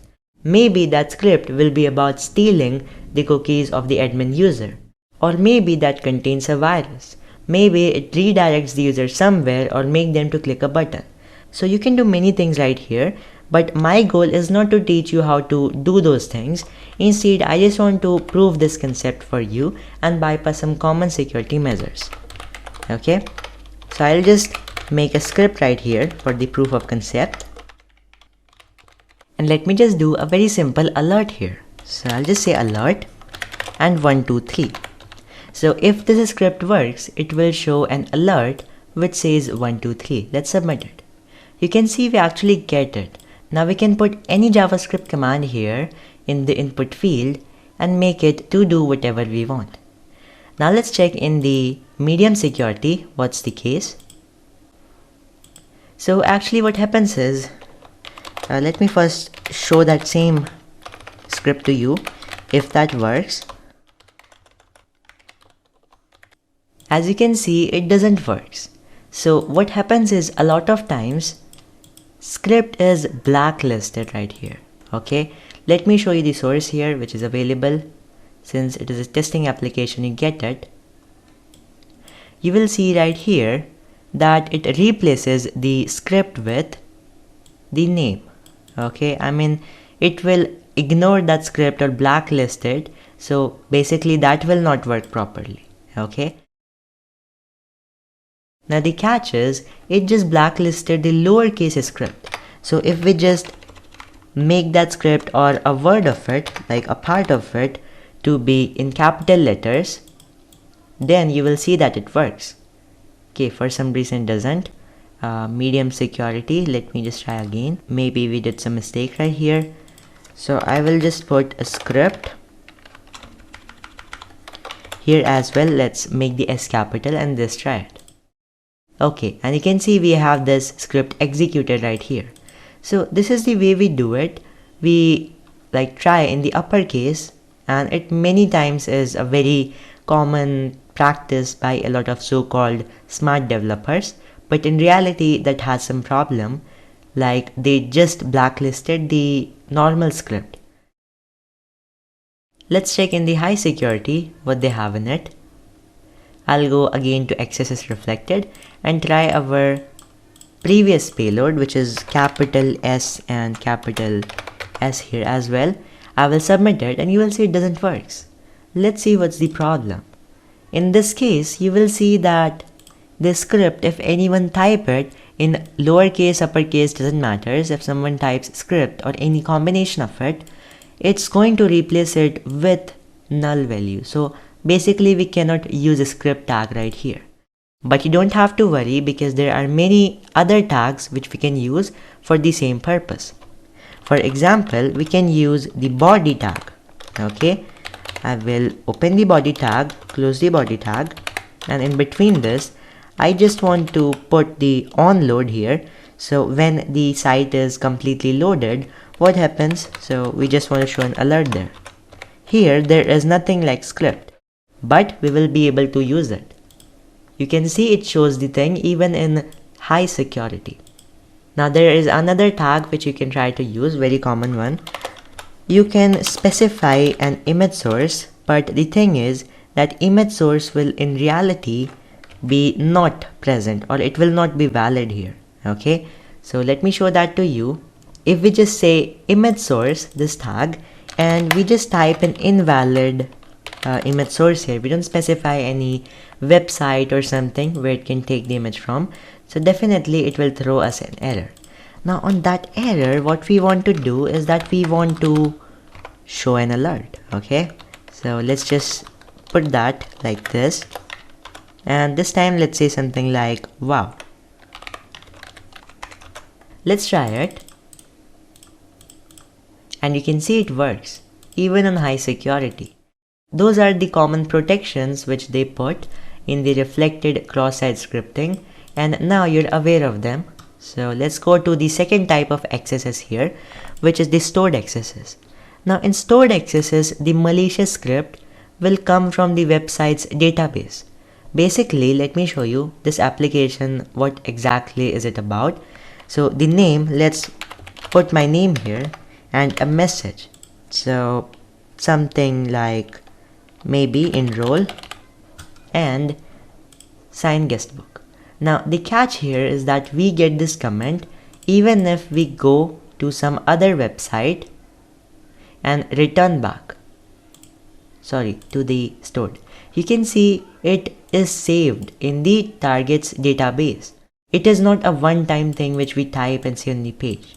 It's a permanent kind of a persistent type of XSS. Now we are gonna see how to do that. So for that, what I'm going to do exactly in here is that I want to try, like, let me give a name right here, for example Avinash, and in the message I want to give a script right here. So the script which I will be typing here is, let me show you something new. Let's use window location here. Now on window location, what we will try to do exactly is we want to redirect the user into some other site. I will type HTTP, this part, and I'm just trying to prove the concept. It's not about knowing JavaScript. You can still use cheat sheets from the internet, download them, use Bub Suite to do, those semi-automated attacks. That's entirely up to you how you're gonna do that. I just want to prove this concept really easy. So I just wanna do that, and let's just redirect someone to HTTP localhost right here, and then we can close this script. Okay, so I'm not able to type more than a specified amount which is allowed. So if you can hear, I'm trying to type some keys in my keyboard, but I was not able to type it. Now what we can do to bypass it is that we can right click on inspect element, and here we can change the max length to something like 550.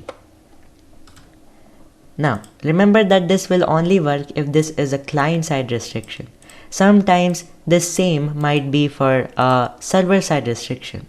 In that case you will not be able to do it this way, but in many cases you would be. So I complete this script tag, and let's just say sign guestbook. And for some reason, as you can see, I typed something. Okay, I got it. We are already on the high security. Let me go to the low here and then try the same thing. Okay, I need to type it again. Okay, so once again I have given a name here which is user, and in the message I have typed a script which is going to redirect the victim to http://google.com. Okay, let's just try to sign guestbook using this payload, and you can see we got redirected immediately. But the catch is, even if we go back here and go to some other page and come back to it, we will automatically be redirected to that part, right? That is the problem here which we are trying to discuss, and I'm not even able to access that. So what we will do is we just wanna reset the database, create reset database, and once again let's go back, and yep, it's on the default. Okay, so this was the way you do it in the stored cross-site scripting at a low level security. But low level was nothing. Let's go to medium.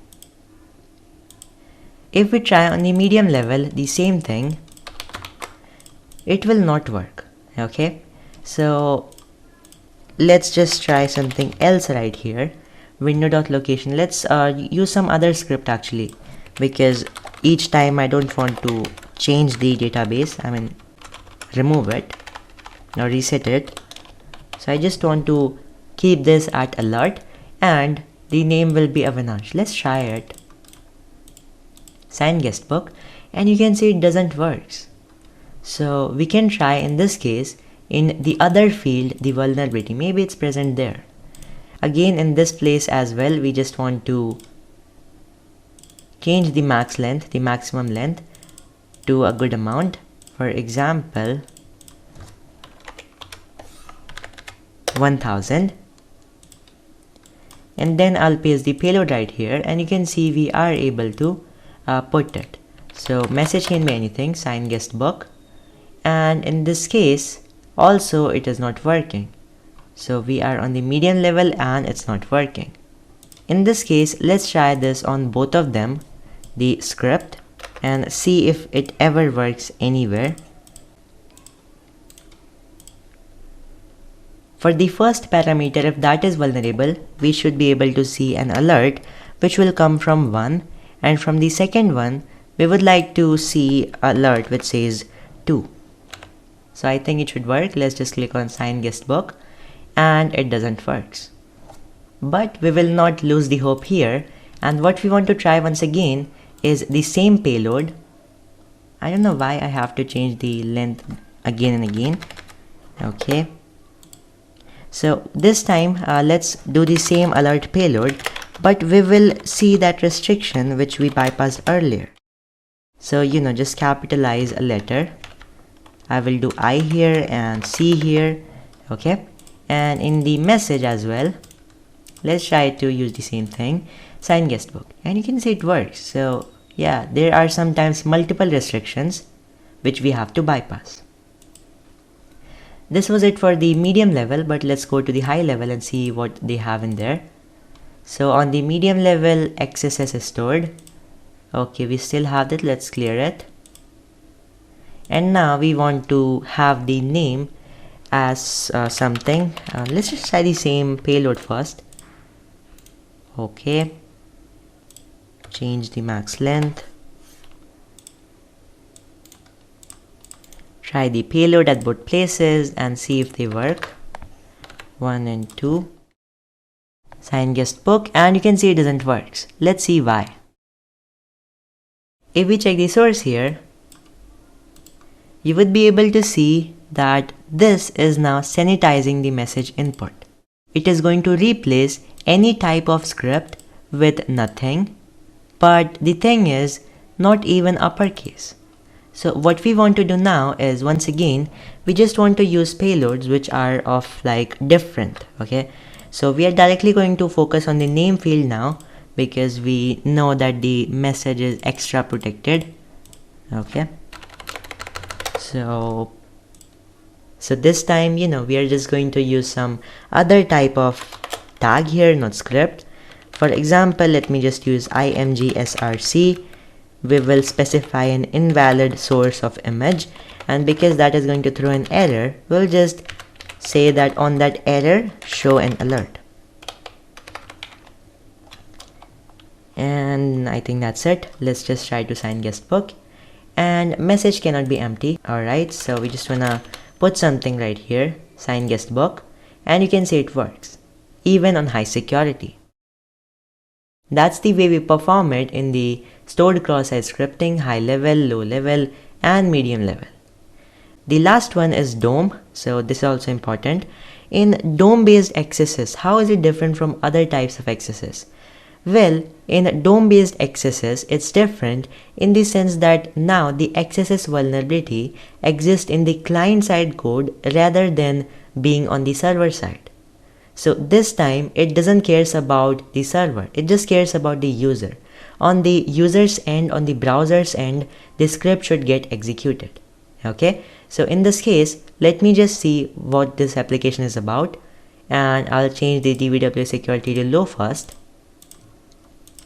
Okay, so I'll just select English, and you can see the URL changes. This is where we are going to perform our attack. If we select something else here, you can see we have the different language here as well, and in this case as well. Let's just put it on English and try to put our script here. So again, it's going to be an script, really simple one, with an alert which will say something like ABCD. Okay, let's press enter and see if this works. So for some reason, it is not working right here, and I just have done a mistake here, I believe. So let me see. Maybe this space is a problem, so we'll delete that space and now try. And you can see it still does not work. So what can be the problem? Can we try with some, let me just try to type it once again. Maybe I have done some mistake right here. Yeah, okay, so I believe I had to put those single quotes in here and here, the apostrophe, and now it is working. Okay, so this is the way we exploit it in the low level, but that's nothing. We want to check on the medium and high level. Okay, so on the medium level again, let's just select English, try to use that payload. This one, with capitalized letter, maybe it will work. Doesn't work. Okay. But the thing is, what we can do to execute the same script is that, wait a second. So, we can just try to put a hash here. Okay, hash. Yeah, so when I put that hash there, what will happen is that this part, the script part, will get ignored by the server, but it will get rendered by the browser. Hash is a commenting sign, remember. On all of the languages or most popular ones, it is always a commenting sign. So whatever is written after that, that will get ignored. But by the server, the browser will still execute it. Let's try the same command and let me copy it for later on. And even if we don't do it in, I think, uppercase letters, it should work. So I just press enter and you can see it works, okay, even in medium security. Now we can try on the high security and see if the same works. Here as well, we are going to try that. And let's just try it on script like this. And you can see it still works, so we don't have to make any changes here. That's good, and now we can move to some other vulnerability. But that was all about cross-site scripting. Now let's move to our very interesting file upload vulnerability.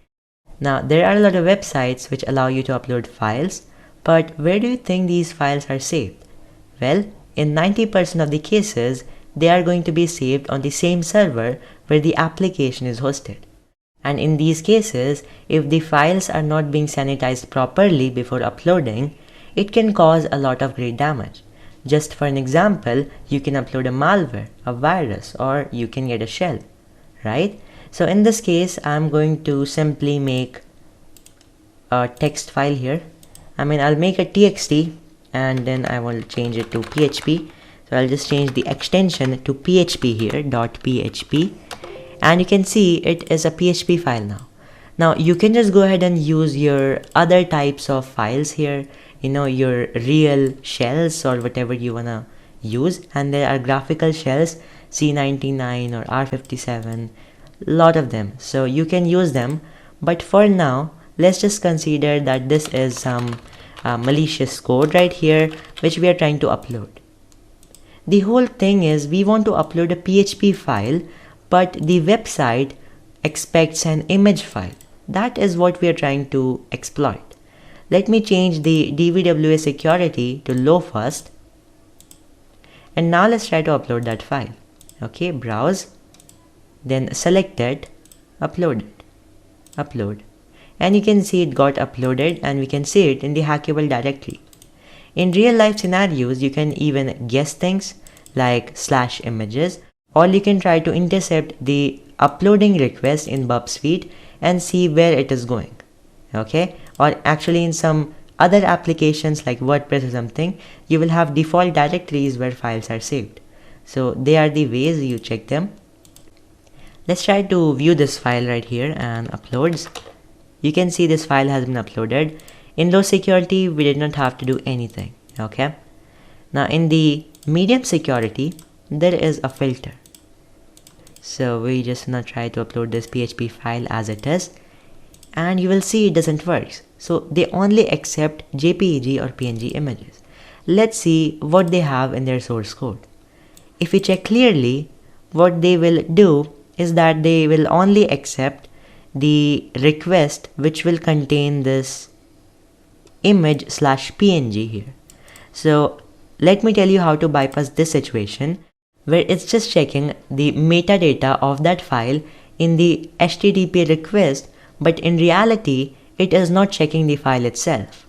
Okay, so for this what we are going to do, let me just off the intercept on it again, or let me just open the browser first, go to that URL, and I first have to log in, so admin password. And now let me just go to my file upload vulnerability, but before that, let's change the DVW security to medium. That's what we are playing with. And in here, let's choose our file, which is this, the PHP file, and let's see if it accepts it. But before that, okay, we already know it will not accept, so let me just intercept is on, keep it like that, and then upload it. Now you will get to see the request here. Now the part is, if you see a little down here, you will get to see the content type. Now the content type says that this is an application /octet stream. But in reality, what you're dealing with is something else. Okay, what the application accepts here, if you see, it is just accepting image/jpeg. You just wanna copy it and paste it in that request. Now you might say, in real life, how will you know? Well, there is always some default text of the type, content type, which you can use, and it really depends on what is it asking to upload. In fact, you can just try to upload a JPEG or PNG file to check what the request has its content type when it's a write image, okay? But in this case, we just have changed it, and let me just check one thing right here. Okay, security is medium, that's good. And let's try to forward it now. You will see it got uploaded, and that's what we wanted, right? So that's the point. This is how we hacked it. And let's quit it now. And let's, just go to our file upload vulnerability and change the security level to high. Now, in case of the high level file upload vulnerability, I'll not show you that, but let me explain. It is actually a secure page. Like, it will not allow anything else apart from image to be uploaded. But what you can do is you can change the extension of a PHP file to an accepted format like JPEG or PNG and then upload it right here. But the point is, it is an hypothetical situation, which means it is assuming that there is some other vulnerability like command injection through which you can change the extension of the uploaded file and make it back to PHP. Now, since most of the web servers will easily execute that PHP file, you will be able to do it that way. But right now we are not going to do that, since we have not learned about a vulnerability like command injection. So let's get to that now, and let me change the security to again low level. So the command injection vulnerability, here it says ping a device. We can ping a device. So, we can put an IP address here, or we can just use a domain name like Google and submit it. And let me open CMD to show you the case, what's happening. So if you see right here, what we can assume by the results.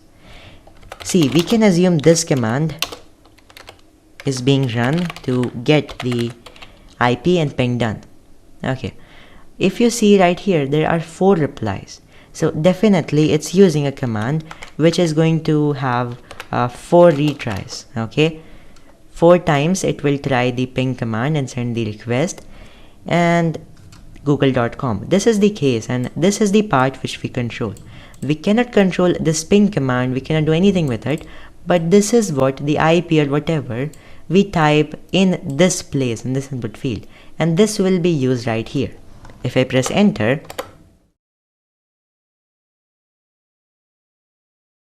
you will see that in the page which is vulnerable, and here I get the exact same result, right? That's my point. You're able to control this google.com. But let me tell you some tricks which you can use to, combine this command with something else. So you can use semicolon. In case of Linux, it will definitely work. I'm not sure about Windows, but you can just try to use it, and then you can type some other command like dir for listing the things. You can see it will not work like this. Let's try by putting a space, and you can see it says bad parameter this. So it works only on Linux, not on Windows, but we can definitely try other ways. So we can use something like AND here, or double AND here, which is logical AND. Okay, or we can use, and let me show you first the AND only, then I'll come to other. So you can see it will first execute the ping command, but then will list the files here, right? That's my point. It is executing another command. Now you can just put this in input and see the result. Okay, submit it, and you should see in a moment that it will actually show the result. And you can see the listing of files as well right here. Okay, that's good. Now apart from this, if this doesn't work, what you can use is you can use an pipe symbol here. Okay, now pipe, what it does is simply it is like ping google.com or just use dir.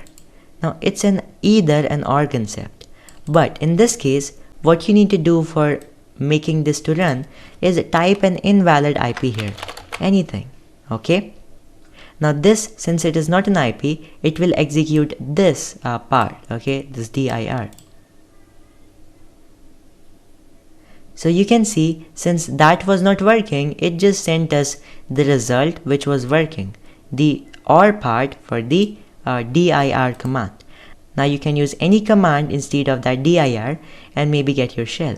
So that's not our point right now. We have already learned a bit of it in the previous lectures, so we don't want to mess with them for now. But that was the low level command injection. Let's see what it does in the medium level. I will view the source and see what it does. So you can see this time it is just blacklisting two of them, like and, so that's like the logical and this part for the Linux, this semicolon. It's going to replace all of them with nothing. But you can still use other symbols. That's my point. So you can, type anything right here, like google.com, and then you just say and. A single and will work, a double doesn't. Now you can just type that command again, submit, and you can see it works once again. And in the high level, what we want to try is something like a pipe symbol which is not disabled. So for that, just type anything here which is an invalid IP. Because of that, the ping command will not be able to work properly, and then you just say or with this pipe symbol, run this command. So now dir will work. You can see it works as expected. Let's go on the high security as well and see what we have in there. So in the high security, it's going to blacklist a lot of things, but still it has not blacklisted the double and or double semicolon or double this sign or this. So we can use something in double. For example, we can use the or for the two times. We can just put that as the logical or, and for this we just type anything which is a non-existing IP and then the dir command. Let's submit it, and you will see that it works perfectly. So that's how you exploit the command injection vulnerability in its high level. Now there is just one homework which I have for you. Just try this brute force attack with burp suite now, okay? Because what you have to do, let me just give you the process, but you will do it yourself. Just take this put some request in these, capture the request in burp suite, then click on action, send them to the intruder tab, and here is what you're gonna do. Set the attack target. Now positions, you have different attack types, so you can use any of them. For example, the sniper, if you are going to use it, it is basically the simplest type of intruder attack, and it will use only one set of payload, like one word list, and it will replace only one position at a time. For example, if I have a word list which has 4 words and I have 2 positions, then it will just make 8 requests in overall. Battering ram will use a single set of payload again, but it will put the same input on multiple positions. The pitchfork will use different payload set for each position, and the cluster bomb, it will try all possible combinations of payloads. So it's good to use in some CTFs or some simulated challenges, but in real life I will not recommend you to use that, since it is going to make a lot of requests and a lot of traffic. So you can try that if you have less words in your word list and you have less positions to test, but generally when you have to test a lot of positions with the same things, with the same word list, and that word list is also very big, I will not recommend that. So using these payload positions, set them as I have shown you earlier, then use the payload, and here you have multiple payload types, like you have simple list, you have a pure brute forcer where you don't have to put any word list. You can see it will not use any word list here. It will literally try every single possible combination of letters. Then you have some more right here which we don't really want to get for now. But for you, I will just recommend to use the simple list. Use it, load your word list, and then try the attack. Okay, so that's your homework which you have to do. Again, don't forget to research about the DVW installation, install it, and that's it. You can start to play. So for this lecture, I think that's a lot and that's it. I will see you in the next lecture where we'll continue with some really amazing web server hacking stuff. Thank you. In this lecture, we will talk about hacking web servers. First of all, you should know that what is a server and how is it different from a computer. Fundamentally, there is no difference between a server and a computer. In fact, you can just convert your own system into a server by just installing a server operating system on it, like Windows Server 2008 or 2012 or some Red Hat Enterprise Linux distribution which is normally used in servers. Or you just enable a service like IIS web service in case of Windows so that it can serve a client computer, because becoming a server or being a server just means having the ability to fulfill requests of some client device. And if you enable any kind of service, network service I mean, on a computer, then it becomes a server. Now if that service is a web service like HTTP, then it is a web server. If that's a file service like FTP, then it's a file server. If that's a database service like MySQL, then it is a database server. So I hope you get my point. Depending upon what kind of service the server or computer is serving, we can determine what kind of server it exactly is. Now if you're thinking about these kind of servers which you see on these images, what are these? These don't seem to be regular computers. Well, yes, because these are not normal computers. These are enterprise servers. Now, what's different about them is that, first of all, you can see their size. They have to fit in server racks like these. So for that reason, they come in a standard size. And then they are meant to run 24/7 without stopping, even in case of failures. They don't use keyboard or mouse because they are not even made for human to computer interaction. In fact, they are normally just meant for computer to computer interaction. For example, server itself is a computer, the client device is also a computer, then it's a computer to computer communication or interaction. And this is a basic difference you should know. Apart from these, of course, these servers won't need a graphics card in most of the cases. Maybe some workstations may need them, but generally servers don't do graphic processing stuff, so they don't need a graphics card. And then some more things like they can plug more memory, processing power and storage than the normal computers that you see everywhere. And there are many more differences which you can point out in the enterprise servers like these. But generally, being a server, you should know, just means the ability to fulfill requests of some client device, which just a normal computer can do if we allow it or enable a service on that system.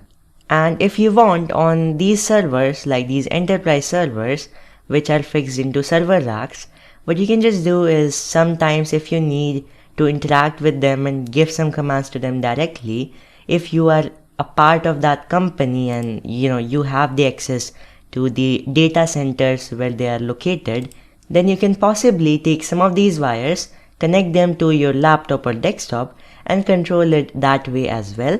But generally, as I said, it won't be required because servers normally are just meant for computer to computer communication and not human to computer interaction. I hope you get that point. Now what is a web server?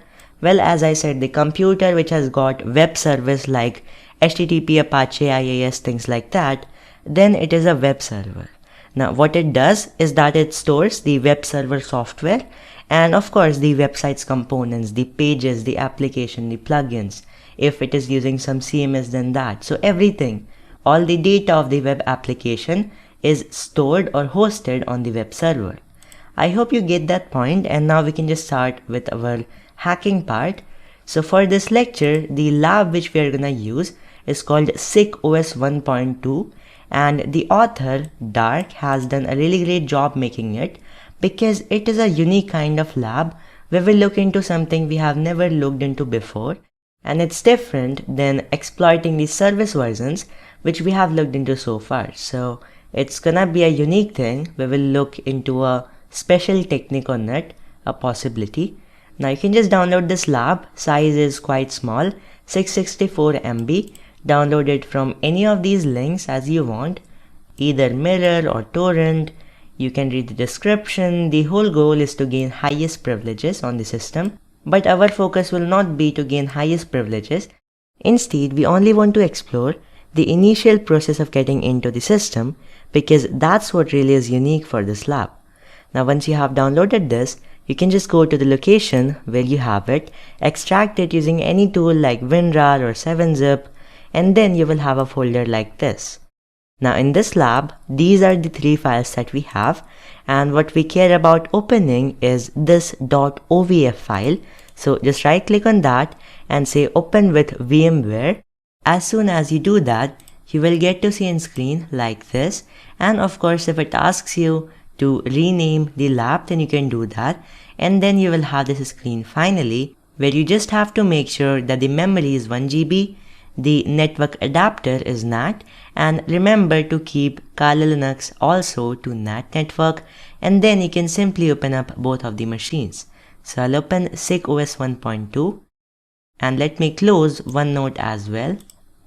Okay, so Kali Linux, we are going to get into it, and let's just wait a few seconds for the SICK-OS 1.2 to load.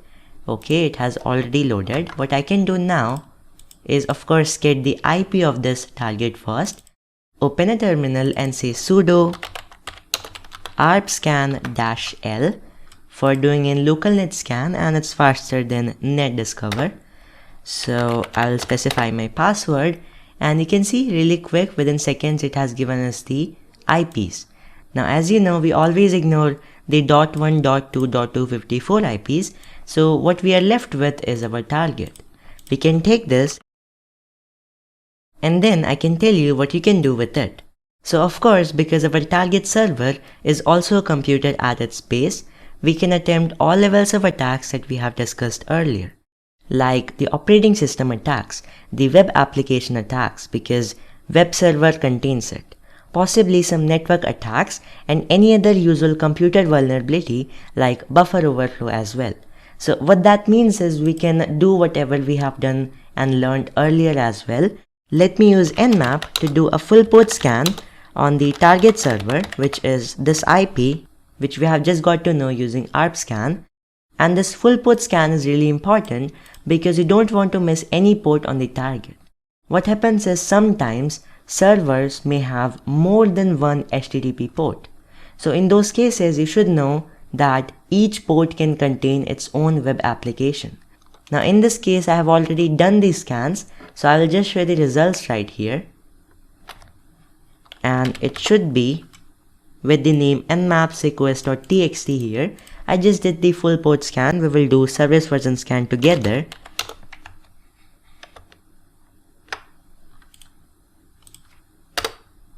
Okay, so as you can see, there are only 2 ports open, SSH at port number 22 and HTTP at port number 28. In this case, we do not have multiple HTTP ports. That's quite good because we have less scope to test, and what we can do next is just try to take those ports and do an nmap scan again on those specific ports with the service version scan now. So I'll hit enter, and in some time it will give me the result. As I have taught you earlier, you can just take these service versions and try to find vulnerabilities and exploits for these, but we are going to talk about a new situation in this lecture, which is when these versions are not vulnerable. Even if you do an operating system scan with -o, you are not able to find any vulnerability on that operating system. What do you do in that case? So there are some extraordinary opportunities which you have, which we can take and use. But before doing that, what I want to show you really quick is how you can enumerate the HTTP port, because you should know about it if you're hacking a web server, since this should be the most important service to you. First thing, since we are already dealing with Nmap, is we can just take the port which we have right here, which is port 80, we will select it, and then we can run the default script on it. So it will give us some more detailed results using the Nmap NEC scripts. If you want, you can just go ahead on the directory which is user share Nmap, and under this you should have a scripts directory, and if you do an ls here, you will get to see there's so many NEC scripts which you have. So let me just grep and narrow down the results to only which have the HTTP keyword in them. So for that, what I can say is ls pipe, so that I can type another command to work on the output of that ls command, and this is going to be grep HTTP. As soon as I do that, you will get to see I get results which contain the HTTP keyword on them. Now you can take any of these scripts and use them specifically in Nmap in order to get some really good output, and you can see there are so many of them which you can use for almost any need of yours. That's one thing, but apart from that, what you can use is called a tool called Nikto, and you can just use it with the -h switch and say HTTP, then your target. So 10.10.10.136, hit enter, and it will audit the target web server for common vulnerabilities and misconfigurations, and whatever it finds, it will show that to you. So we have already got some good results right here, like the server and then the PHP, so sometimes it is vulnerable, that's a good one, and it is still working, so we can wait for the results. Meanwhile, I can show you another tool called MSF Console, which is of course the Metasploit Community Edition, and right here what we can search for are the auxiliary modules. We want to scan for HTTP scanners. So we'll let it load, and then we will do all of that stuff. Okay, so it has been loaded. I will search for scanner/HTTP, and the type will be auxiliary, so that it shows me all the auxiliary modules with the HTTP scanner keyword in them. And as soon as I press enter, you get to see there are more than 260 modules available in it. You can take any of these scanners and try them as you want and according to your need, and it can be a really good way to enumerate your target for the specific thing you want. I'm not going to show any of these right now because we have already looked into Metasploit a lot of times before in this course. So you can just take these modules, see the options, set them, run the module, get your results. Okay, and Nikto, this also seems to be completed. This time we don't get to see any special result or some potentially exploitable result, but that's not a problem, it happens. However, in many cases, it can get you some really awesome information about your target, even interesting directories. So what I can do now is get back to my NEC scripts, and you can see the default one does not really give anything. It just says site doesn't have a title text/html, and this is the situation where you know that the service doesn't seem to be vulnerable. You're enumerating the ports but you're not getting anything. This is where we want to talk about a new opportunity, and which is very good about this machine. As I said, it's a unique one, which is exploiting the HTTP put operation on writable directories. So I'm gonna show you that thing. So basically there are many HTTP methods used by web servers, and some of them are potentially dangerous. For example, delete, put, or trace. These three are the most common dangerous ones, and in this lecture we will look at put and delete. So the put method, if that is enabled and you have a writable directory, what you can do is you can just upload a whole shell on the target and get the connection back. If you have the delete method, you can just go ahead and delete a file. So first of all, I will view the page with my Firefox.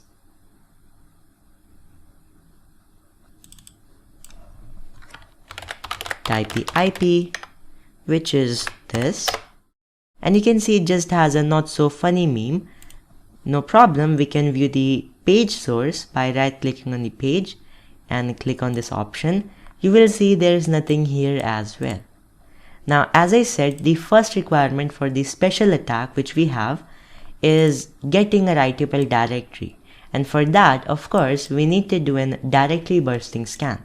I will use derby with not very special options. We'll just say derby, then the target, and then press enter. And in some time, it will get us the results. So it has already found the index.php. We can check that if it's something different from the index.html that we see right here. And you can see it's just the same page. The next one which we have is really what we need, /test directory. Okay, I can visit it as well. Just say test and you will see that this is a writable directory. Now what we can do right here is really cool stuff. We can attempt the attack, the special attack which I was talking about. We can try to see which methods are enabled on this server and then upload some files here and basically the shell. For that, what I will do is open a burp suite. Now of course there are many methods you can do it, like you can use Nmap because it has also got an HTTP put method script, and Metasploit has got a module. You can use manual tools like curl as well. So there are many methods, but I will tell you the most informative way, which is burp suite, so that I can show you the requests in the real time and we can check the responses, and this way you will learn a lot. So yeah, just let it open. And once it loads, what I will do is just go to the proxy tab and off the intercept, open the browser, and let me copy this target URL as well. And on that browser, I will paste it. So you can see we have the directory here. I will on the intercept once again, see the Chromium browser, and right here, just reload the page using this button. And you can see we have the request right here. Now just click on action button and send it to repeater, and then you can just off the intercept safely. Then I can just go to repeater tab, and here you can see we can test different requests. We can try to modify it, and then for each one of them we can see the respective responses. Right here what I want to see is, like, when I just send it with the default request, you will see we just get this page in the response. Okay, this page. Now what we want to do right here is just change this get to options. Okay, just change this get to options. This is in common HTTP methods which you can use to check the different HTTP methods which are enabled on the server. I can just say send, and you will get to see all these HTTP methods are allowed right here. Pro find, delete, mkcall, put, move, copy, pro patch, lock, unlock, options, get, head, post. The special ones are delete and put. Now as I said, with put we can upload a file, so I'll again change this options into put. Okay, and when I do it, what I will do is that in this directory /test, I will put an a.txt file just to prove the concept that something can be uploaded. As soon as I say send, you will get to say it says created. So let me see in the browser if it is really created, and you can see we have it, a.txt. Of course, on opening it, we don't get to see anything because we have not put any contents into it right now. Similarly, we can try to upload a shell now. So in this case, I'm going to take a shell from the internet. I will tell you something special this time, not a normal command shell, but a graphical web shell basically. It's called C99 shell, and I can just search that on Google, where I can download the required shell from any of these sites. In this case, I like a website called Top Shell V to download my shells. I will go here and just click on the download button. It's very tiny, but I think I can zoom a little bit, and so that you can see we have this download button. Download it, and it says save file. Then I will say OK, and right here we have this downloaded. So I want to open the folder where it is, and you can see we have this zip file. I can double click on this file and just say extract.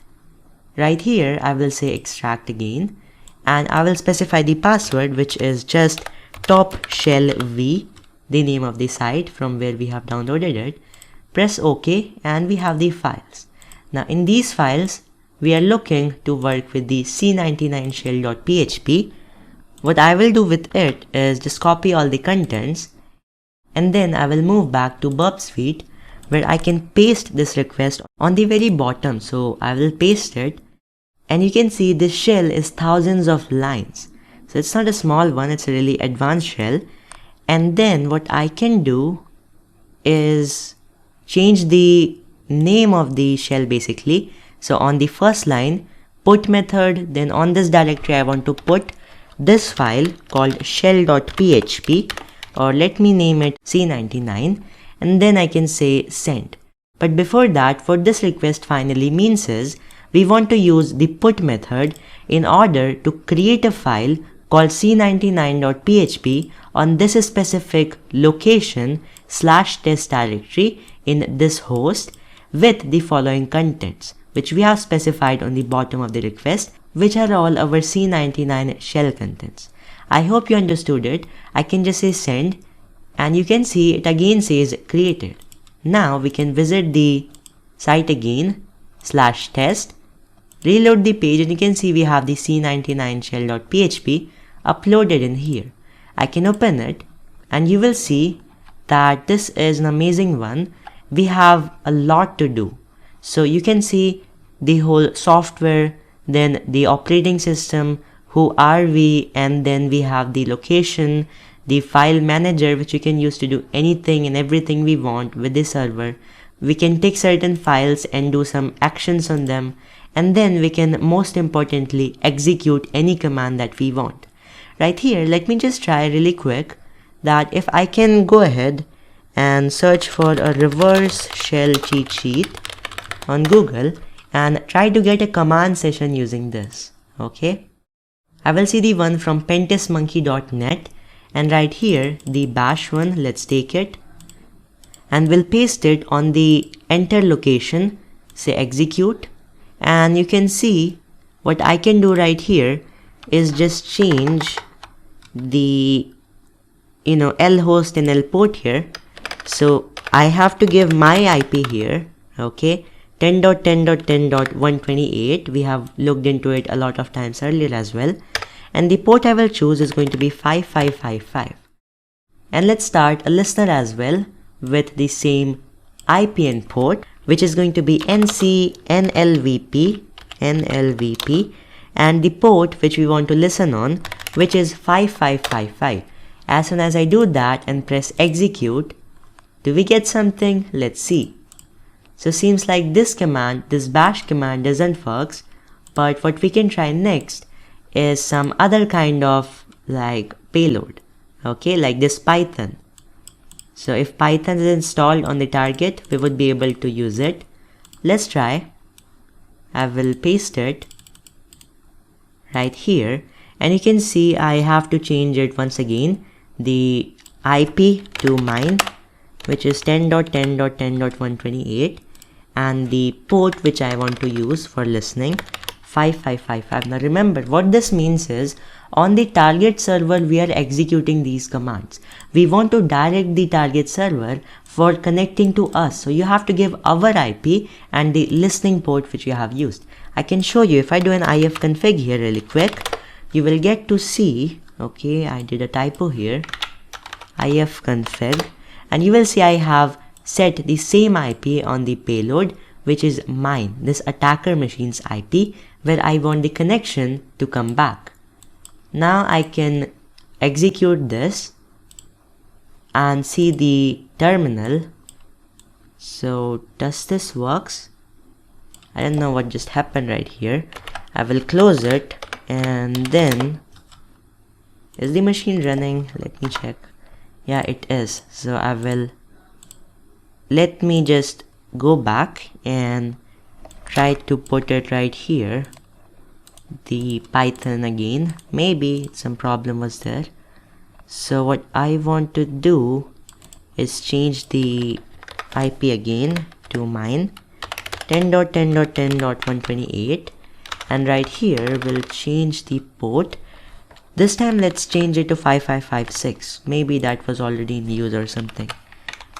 Okay, the same command 5556, and try to execute it. So let me try to, it has started to listen, say execute, and does this works? Let me see.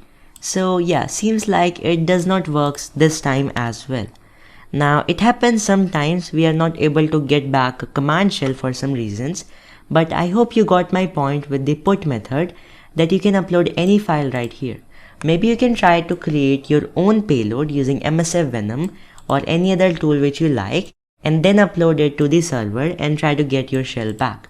But in this case as well, it is really good because I can enter any command here directly as well, like uname-a. Okay, I think the server is already busy. We'll execute it and you can see we have the result. So it's not a problem. And let me try for one more time. Let's use some other shell actually. Like, do we have netcat on the system? Quite rare, but possibly we might wanna test it. So say nv, and here I will change the thing to my IP and the port which we are listening on 5556. Okay, 10.10.10.128, and right here we'll execute it.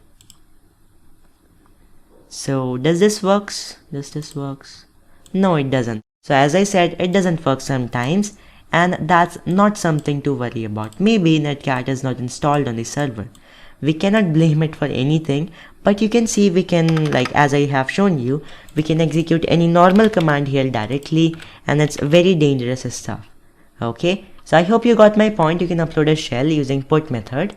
Similarly, if you want, you can delete a file on the server. Like on the test directory, we can try to delete the c99.shell.php right here in the similar way. So what I will do is like change this put to delete method right here, and will, just specify the name of the file which I want to delete.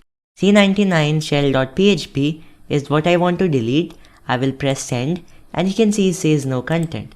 It is because it would have deleted it already. So I reload the page and you can see it has been deleted. I can again try to delete this a.txt file using the similar request. It is going to be a delete request on a.txt file on this specific directory on the host, and then send it. So you can see it says no content. Again, it should have deleted it. As soon as I reload the page, you can see the a.txt is here no more. Next, what I would like to show you is how do you brute force an SSH port. So we can close Burp Suite and all other stuff right here, even the Mozilla Firefox. And if we get back to the results of Nmap sicos.txt, and I can open it with nano. So you can see there was an SSH port. Now this can be part of any server. Doesn't really needs to be a web server. It can be any kind of server, and it is a common port. And actually the method which I will show you will not just work for SSH, but pretty much for any kind of port which requires authentication, like for example FTP as well. So in this case, what I want to show you, actually as I said, the service version, we are considering it is not vulnerable, so there is no chance of being able to hack it that way. The possibility we are thinking of right now is that maybe there is a weak password being used by the server. Now we can just use a hit and trial method called brute forcing, and where we will take a word list, try to attempt a successful login using all of those passwords of that word list, and then if any one of them really works, we will get the output. There are many ways you can do that, but what I'd like to show you right here is Hydra. Okay, so how do you use Hydra for brute forcing? It's one of my favorite tools. See, you just have to say Hydra -L, and then you will specify the username file which you have. So the file which contains all of the usernames, which is going to be users.txt in my case. Then you can specify -P, which is going to be the passwords file. Now if you already had some usernames, like maybe you have enumerated them earlier using any of the methods, then you could have used -l and -p to specify them. But in this case, I don't know username and password anything about it. So what I will do is just keep it that way, capital L and P. And then I just want to specify the protocol here, SSH, then the target, which is this. And then I can just specify the port on which the service is running. So in this case, it was on 22. Sometimes it happens these services are placed on wrong locations, not on default ports, I mean. So in those cases, you can use -s to just keep it anything which you want. And I will keep it to 22. You don't even need to. If it is on default port, you don't need to even put it. And I can just try to leave it this way. Apart from that, one more option which you can set is -t, and you can set it to something like 4. What this can do is it can set the parallel number of tasks that we want to run at the same time. I have set it to 4 just to increase the speed a little bit. And then because I have not created these files yet, the users.txt and passwords.txt, I can quickly put anything here. Now in this case, in this machine, I know that these are not gonna work anyways. I just want to, give a proof of concept here, how you can brute force an SSH service. So I will make the users.txt file using nano text editor and just put some common usernames right here. Root, admin, user1, SSH, things like that. Control O, Control X to save and exit. I will create another file called passwords.txt now, and will put some of the common passwords right here, like password and secret in this way, and then user, admin. So I hope you can understand things like this. And then I can again save this file and exit it. Now we are done with creation of these users and passwords.txt files.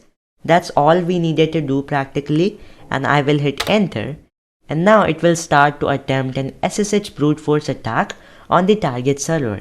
In this case, it does it and says it tried all of the combinations of passwords and usernames that we have specified, but it found 0 valid passwords. Because of course, this machine was not meant to be exploited this way. But if in real life or anywhere on any machine which you play, maybe it is using some weak password, then in those cases you can definitely try to use it. Now, in real life, where do you get these users.txt and passwords.txt from? Well, you can just go to your web browser, and on the internet you can say, for example, word list, and then here dark code. There are many of them. Dark code is a famous one. So you can see on GitHub darkcode.txt. This is a very good one and very big one actually.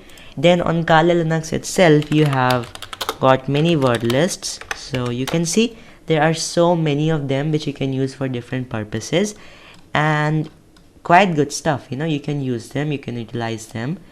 And the dark code. Okay, so these are really big file which GitHub is not able to show, and it has a long list of passwords basically. So you can try this word list, really good one. And apart from that, there are many word lists on the internet. You can search about them as you want, but I will not do it right now. But I think you got my point. You can go on the internet and search for whatever you need anytime you want. This is all about the practical part of this lecture. And now we are done with exploiting the SICK-OS 1.2 lab. What I want to talk about at the end is just a tip, which is try to increase the test scope. Like find subdomains or virtual hosts. Because what happens is sometimes you have a target that is a domain. Now on that domain, there are some subdomains which are under that domain. Okay, for example, if you have google.com, then you may have a website or actually a subdomain under it, which will be docs.google.com. That's a subdomain. Or you have mail.google.com for accessing Gmail. So under this google.com, this main site, you have got multiple subdomains. this is what we call subdomains, okay? And sometimes on the same server, you may have multiple websites. So in those cases, there might be virtual hosts which you can try to get. So I just want to give you this as a homework to you, that try to find subdomains and virtual hosts. These are some example scripts which you can use, like sublister for finding subdomains. You can just download it and use it, try to use it. If you will face any problem, you can message me up and I'll try to help you out with your problems. So that's a sublister script. There are many others as well available on the internet. Right now I want to just tell you about sublister, that's a good one. Apart from that, for virtual hosts, you have got this Nmap script called http vhosts. You can try this for finding the virtual hosts on same server. And then there is also a virtual host discovery GitHub page. So this is also a good script which you can use to find virtual hosts, and these are going to be your homework. Just try to use them and learn something new, try to increase the scope. Why are we doing this? Is because each website, each subdomain or virtual host may contain vulnerabilities that affect the same server. Okay, that's the whole point. And again, I highly recommend you to try these up. These are really good scripts which you can use. There are many others as well, and it's up to you which you like. So with that tip, I would like to end this lecture, and I will see you in the next one, where we will continue with network penetration testing. A really good stuff you're going to learn in the next lecture. But for now, have a great day and thank you for watching. In this lecture, we'll move ahead and talk about the core of network pen testing, where we will look at the practical way of performing network pen testing even in your real-life engagements. First of all, the lab which we're gonna use for this lecture is called Kyoptrix Level 1. You can download it from VulnHub, as we do always. So just go on Google, search for Kyoptrix Level 1, and the first link which you'll get will be from VulnHub, which will land you to this page. Now as you can see, the author of this machine is Kyoptrix, and this machine was released more than a decade ago from when I'm recording this lecture. So it's fairly an old machine, but still very informative. That's why we're going to use it. As you can see, the size is only 186 MB. You can download it very easily from any of these links. And you can see the purpose of these games are to learn the basic tools and techniques in vulnerability assessment and exploitation. And there are many means of exploitation possible, which we'll look at. And yeah, the operating system at which this machine is running is Linux. And we are going to use this machine in VMware Workstation. So just download this machine with any of these links, and then you will have a folder like this. So basically that's going to be a zip file. When you will extract it, then you will get a folder like this. Now under this folder, what you have to do is first of all a small modification, otherwise it might not work as expected. So just right click on this .vmx file, say open with Notepad, and here you will have to search for your bridged. Okay, find next, and you can see right here we have the first result, which is Ethernet 0 network name. You just have to change it to NAT, because that's what we're going to use as our virtual machine configuration. Now you can just double click on it and you will see that this Kyoptrix Level 1 will be imported there. And then just click on the edit virtual machine settings. Here click on network adapter, change it to NAT, hit OK, and that's all. So just power on this machine and let your Kali Linux be open as well. And this is our whole setup. We are going to start with network pen testing right away. So let me just close this Firefox right here, and now let's get started. First of all, I will open up a terminal, and then we'll type service PostgreSQL start. So you have to do this thing as well, and it says authenticate, so I'll have to put the password in there, and it's going to be okay. How can I tell you the password? So you just put whatever password you're using and click on authenticate. This will start the database server which will be used in Metasploit for a special purpose which I'd like to show you today. After this, just do an msfdb init and hit enter. So it must be run as root. Let's just do that. For that, we'll say sudo and then the same command, then my password, and you can see in my case the database appears to be already configured, so it's skipping the initialization. If in your case it is not already set, just run this command and everything will be set. After that, you can just clear up this screen and open up your MSF console. Now in this case, what we are going to do is we will be using Nmap inside Metasploit console, and I'll show you why are we doing that. And just to recall, in the previous lectures, I have told you that you can use a target database which should look something like this. So whatever your Nmap scan gives you, you can just put it in here. But the problem with this is that you have to do it manually. So if you're playing with many hosts right here, it's going to be a lot to manage this way. But still, it is a very good thing to try when you're working with multiple team members. So here, I have my MSF console opened, and right here I just want to use a command which is workspaces. Okay, so workspace, not workspaces, and it says default. So we are in a default which is temporary kind of workspace. We want to add a new right here, so we can just say -a for add, and then we can specify any name. So in this case, we'll just say Chioptrix level 1, okay, and you can see it says added workspace. So if we run that command once again, workspace, you can see there is a new Chioptrix level 1 workspace in which we are in. If we ever want to go back to the default one, we can just say workspace default, and to come back to the Chioptrix level 1, we can just run the workspace command again with the name of Chioptrix level 1 workspace. So we're done with this, and now everything, the database, the workspace, everything is done. Now the point which I'm trying to discuss here is that you can run Nmap scans and many other tools under your Metasploit framework itself. So for example, you can run any command in Linux which you can use directly through a terminal. For example, if I say id, you can see it can show you all of these things which you want. So that means you can run any command of Linux right here. I can even show you who am I. You can see I'm Avinash. This is the user and a lot of stuff. So I hope you got my point. We can execute any Linux command under our Metasploit framework. Now, if we want to use Nmap here, we can of course do that in the normal way we do. But the way I want to show you today is by using the command with db_nmap, and then we can specify anything.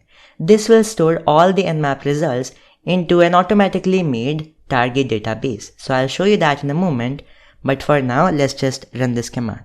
Now, a professional way to start with whenever you're starting up with any network penetration test is to identify your target's IP, of course.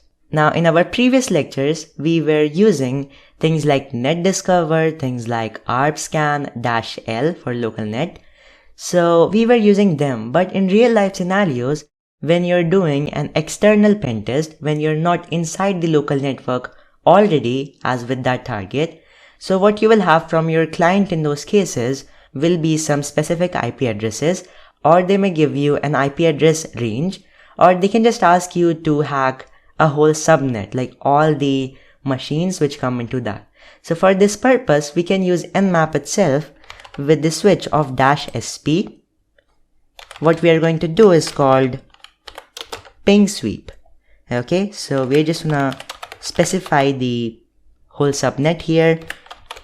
If you have to scan the whole subnet for IPs, you can just say 0/24 right here. If you want to specify a specific range, then you can just say, for example, 10-15 to check all the IPs in that range.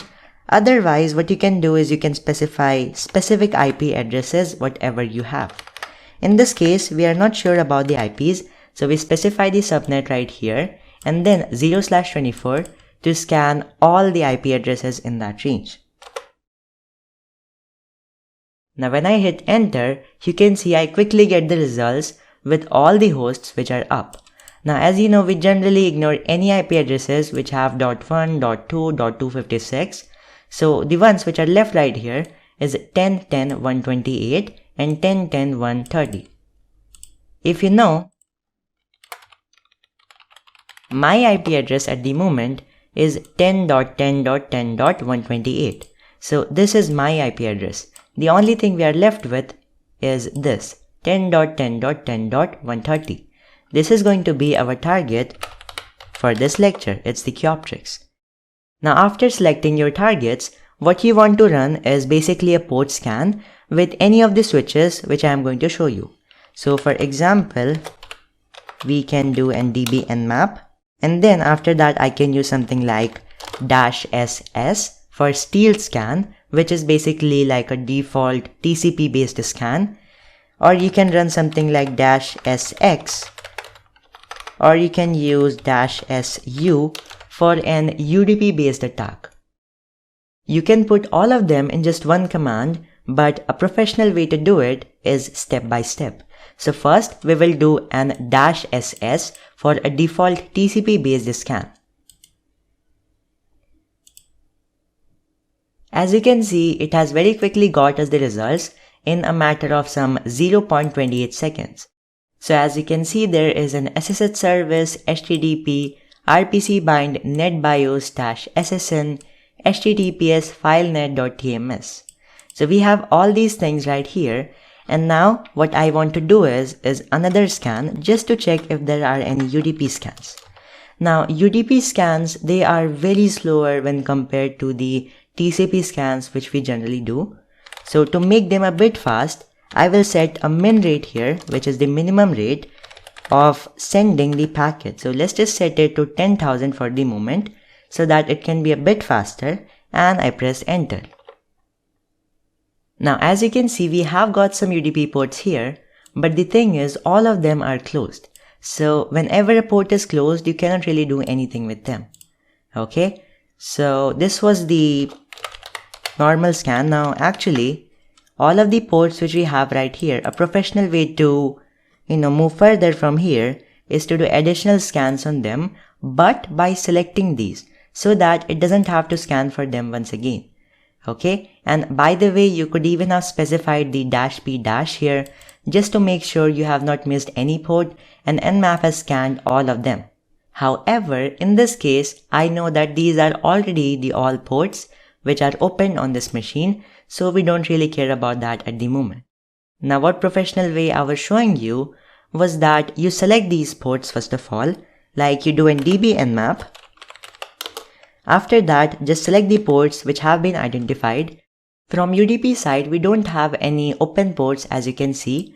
All of them are closed, but from the TCP scans, we have some. So let's just select them by using the switch of -p and then 22, 80, 111, 139, 443 and this 32768. So these are all the ports which are opened, and after that what we want to do right here is an service version scan. Now you can even include in this scan some default scripts which you want to run with the switch of -S and then your target, of course. After all this, I will hit enter and wait for the results. As you can see right here, we got a lot of information about each port. First their version, then some information about their version. Apart from that, in HTTP we have potentially risky methods like trace. We have the header and a lot of information. So see, the reason I was using the DB Nmap was to use a command called host right here, with which I can see my target. So in this case, since I did an -sp scan as well from Nmap, it has that right here. But apart from that, I have my main target, who is this, and in this I have the OS name, which is Linux, OS flavor, which is the type of the operating system, like if Linux, then which Linux, CentOS or Ubuntu or Red Hat which kind of Linux is it talking about? So if we ever do a scan like that, it will show it up right here. Then we have the OS_SP. Probably it means service pack or special pack. Generally consider it the version. The purpose is a server, some information or comments which we have. Apart from this, we have a very nice another command which we were looking for. It's called services. So you can see right here all the services which were identified right here, right? And we have a very nice database of it. We were supposed to make it manually until the last lecture, but now you know that you can use specialized tools and frameworks like Metasploit to do this job automatically for you.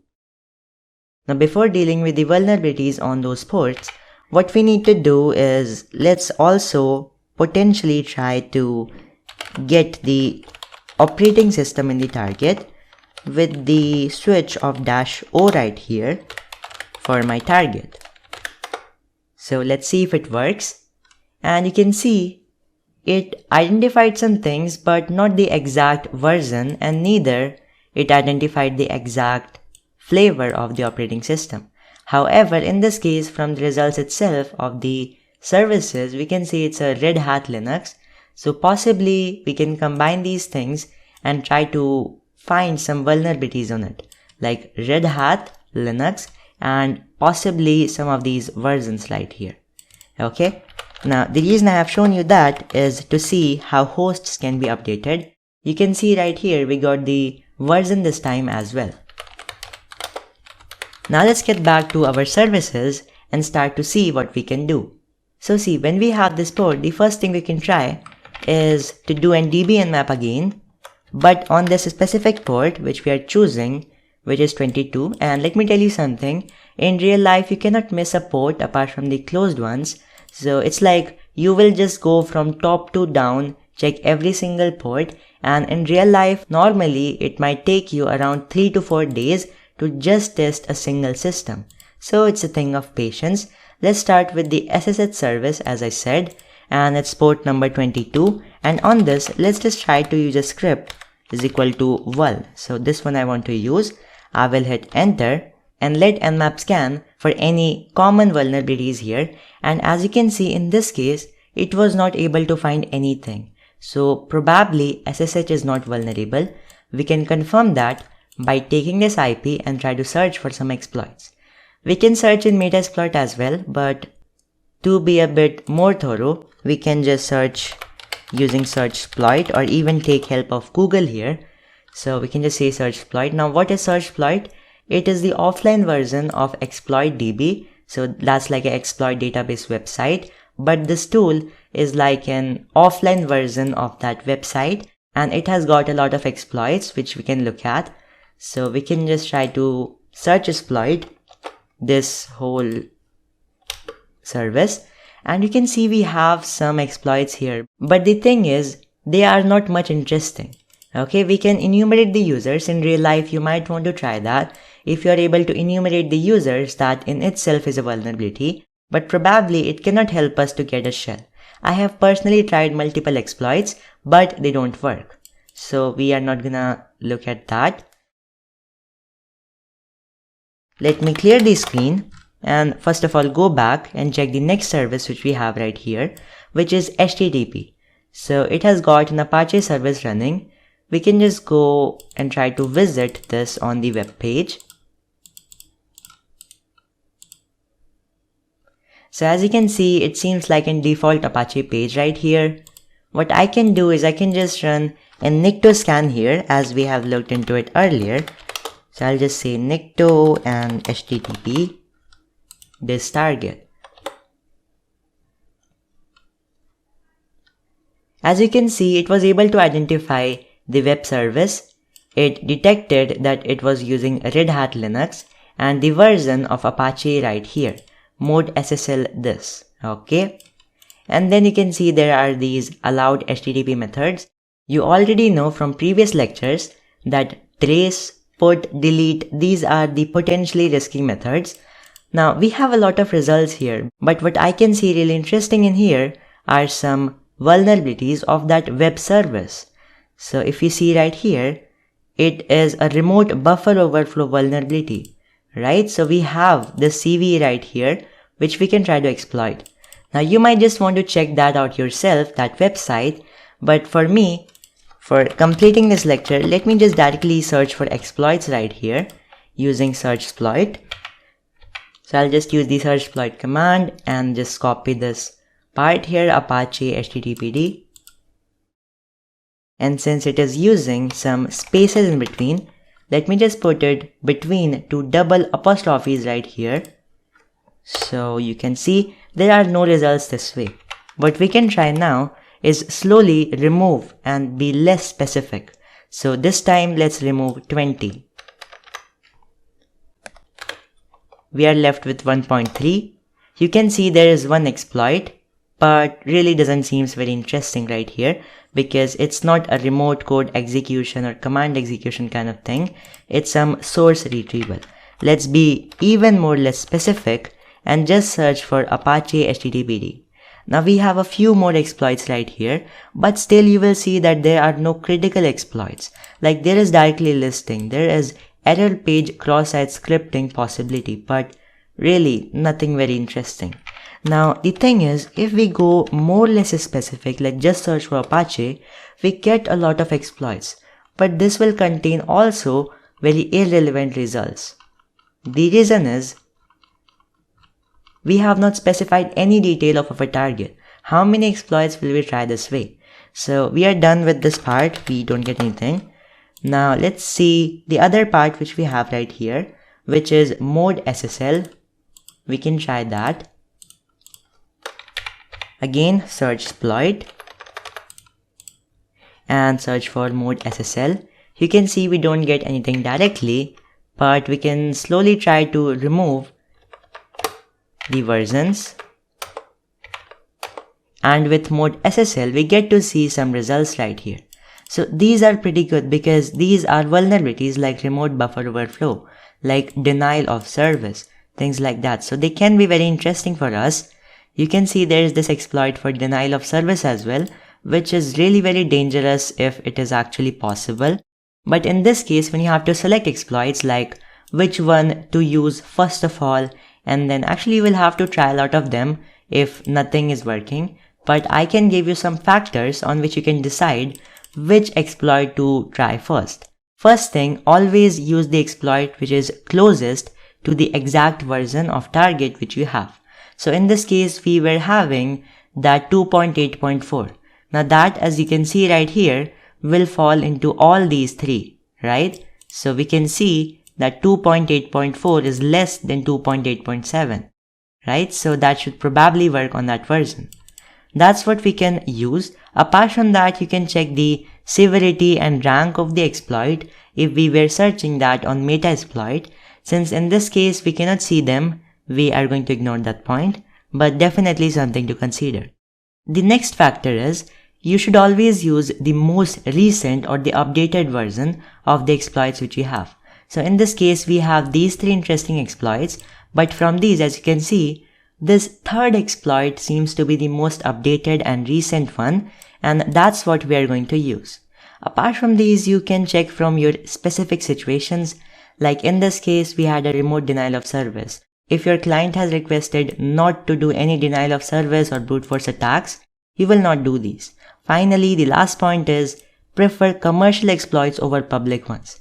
In this case, we don't have any choice, but in many cases, you will get the option of using a commercial exploit, like a Metasploit exploit. So that should be your first exploit, because I have already explained you a lot of reasons in the manual exploits lecture. Okay, so you can watch that if you are not sure. But right now, as we have decided on the basis of those factors, this is the perfect exploit we are looking to use.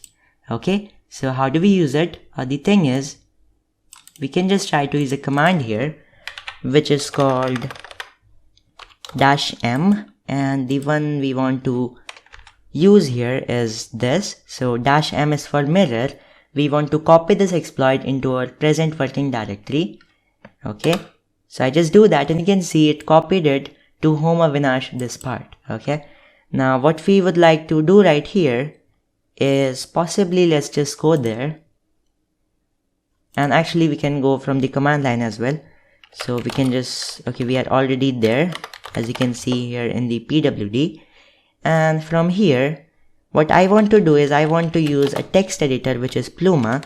You can use Nano, you can use your favorite text editor. I like to use Pluma, so I'm going to use that. And you can see right here, we have a good exploit because it tells all the requirements and the process of using it. So in this case, we need to install a library using this command before using this exploit. So let's just open up a new tab right here and paste this command. Before that, I will put sudo and I run this command, say continue, and then it is downloading the thing right here. So it says not found. Let me check if my internet is working. I will say google.com. As you can see, it works. So, for some reason it is not working that way. Failed to fetch something, not found IP. Let me see if I have typed the right command. libssldave. Okay, anyways, let's just try to run this exploit. Maybe it will work, maybe it will not work, we will see. So from here, we are going to compile this exploit using this command, which is specified right here. Now, compiling is a process you have to do to convert the normal C code, and in many other languages as well, to a machine executable format. Okay, and in some languages like Python, you don't have to do it. So if you have a C, you have to, do it. Now, what we are going to do is, let's try to paste that command. Okay, let's again open it. GCC this thing. We are going to use this command to compile the exploit, and the name which we have right here as the output, we will say like simply exploit, and the exact,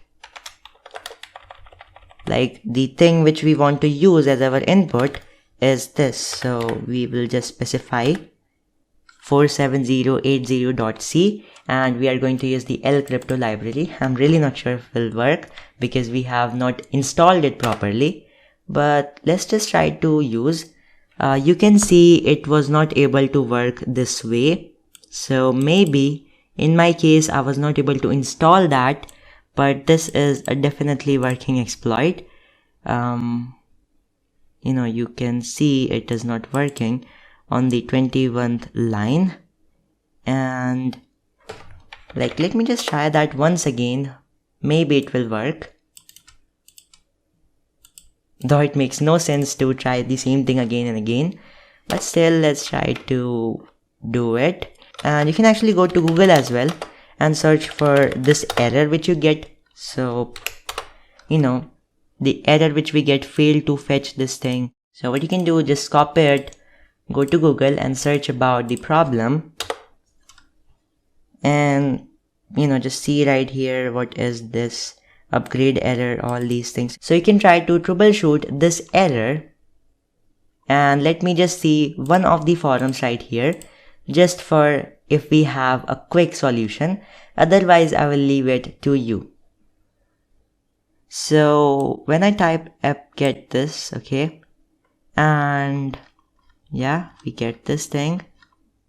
So yeah, the repos were down for a while, okay.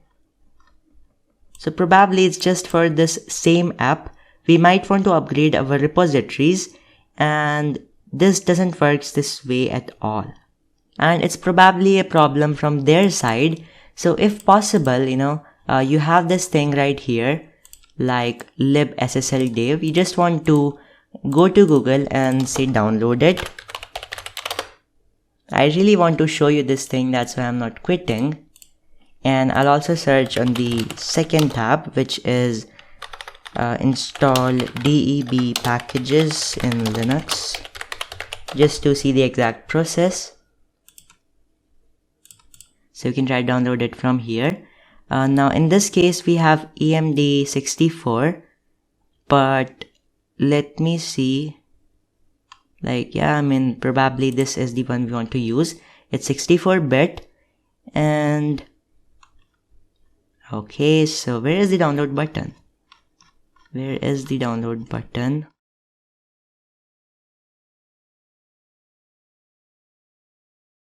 So you can see this is the binary package right here, which we can try to use.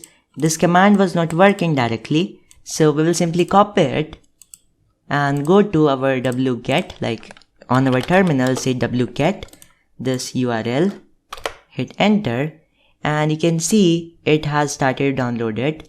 So it might get us the file now.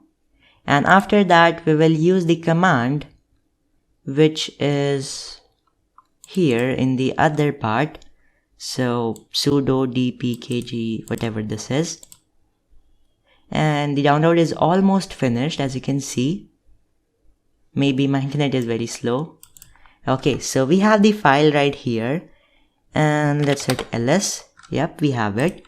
So we will just say, like, we'll paste that command which we copied, and in place of the file here, package file, I will put my file which we downloaded. And yeah, pretty much it. Let's try to run it. And you can see there were some errors encountered while running, so it was not able to install it this way only. Now in this case, you might want to try some more versions. I'm not going to exactly do that for the moment because, you know, it is taking a lot of time between the lecture. So you can try that yourself, but you know, even in this part, like if this has not properly been configured, maybe we can try to execute our command again and see if it works. And you can see it literally worked this time. Man, this was not installed properly, but still, like, this is how we troubleshoot the errors. I'm really very happy this time. Okay, so we have this exploit right here, and let's try to open it because I'm not sure what is going to happen. Okay. So we have to use the exploit because that's the name we used it while outputting it, right? So you can see we have the exploit right here, and this is the normal uses which we have to use right here. The supported box, like we have to put the offset right here. All of these we will choose from them, and this -c is for open end connections. So we can use 40 to 50 if we don't know, so I'll use 40 for now. And yeah, I mean, let's use the same thing and try. Now let's select the offset which we have.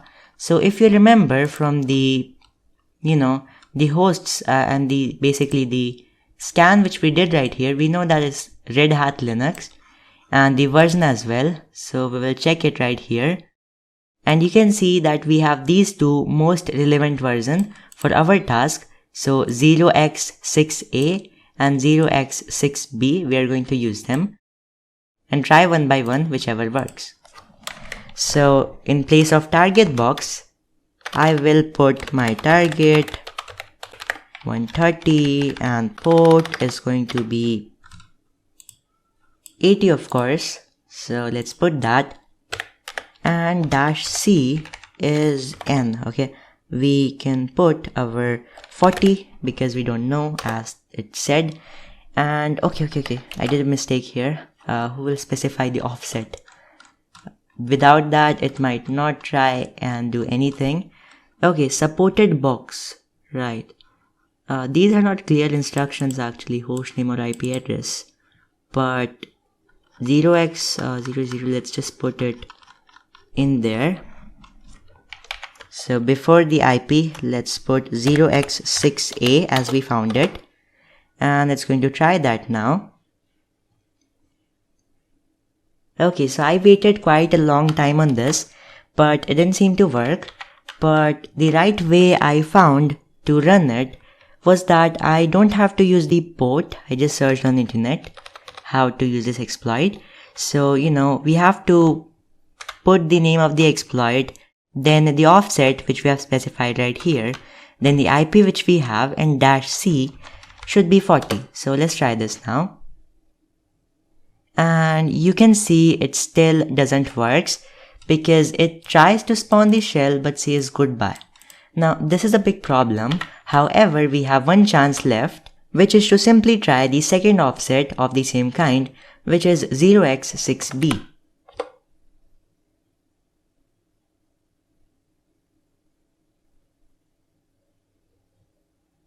Now you can see it does a lot of work, but I'm not sure if we got the shell. Okay, we actually got. I just hit ID and we have the shell right now. You can spawn the TTY shell, which is the preferred way whenever you spawn a new shell. So just say spawn TTY on Google. Click on the first link. And this lecture is becoming quite big, but it's still going to be very informative. Now from this site, we want to try some of the TTY shell commands which we can probably use. So let's put them into our shell. Okay, that's the problem with this website. It's a very good site, but for some reason we cannot copy the things properly from here. It just blanks out. Okay, so you can see in this case Python doesn't work. We can use something which doesn't use a specific tool. For example, this exec bin bash. Let's try this up. As you can see, when I run this command, still nothing special happens. So I'll use a even simple command from here, which is this bin sh-i, which might work since it doesn't use any external or extra tool like Python, Perl, something. So you can see in this case, I'm able to get a good TTY shell. And yeah, I mean, you can do pretty much anything you want with this. I can just confirm that I'm in the target by saying host name, or I can check the ifconfig here. So you can see it doesn't work. Maybe this is not still a great shell. So can we change the password right here? Yeah, we can change the password. So let's just change it to like 123 and 123. Okay, so now we can try to, possibly just try to log in through SSH or something. Maybe it will work. So SSH root @ target. And when I do that, it seems not to work for some reason. 10. Okay, anyways, let's leave that for now. You can do that, you can try that. And there are many other ways to log in into a system. So we might talk a little bit about that later on. But for now, this was it for this method of getting into the target. Now let's come to the other ports and other methods. So till now we got two things to write in our report, which is OpenSSH is not really vulnerable, Apache is vulnerable. Okay, and then we have RPC bind. We have two ports of it, I believe. So maybe it has not shown it. Yeah, we have RPC right here as well in the 32768. So, we can check them at once. What we can do is we can use a tool which is RPC info-p and try to connect to them to see the things. And you can see right here, we don't have the 135 RPC port opened. So there's really not much we can do with this port. Then we have got our Samba, which is our last port, because then we had the HTTPS, which is basically the same service as the HTTP, which we already checked. So this is what we have to check right now, Samba. Now do you notice one thing? We don't even have the version right here. So how do we get the version? For this, what we can do is first of all, just clear the screen. Okay, let me just see service again. The port number is 139.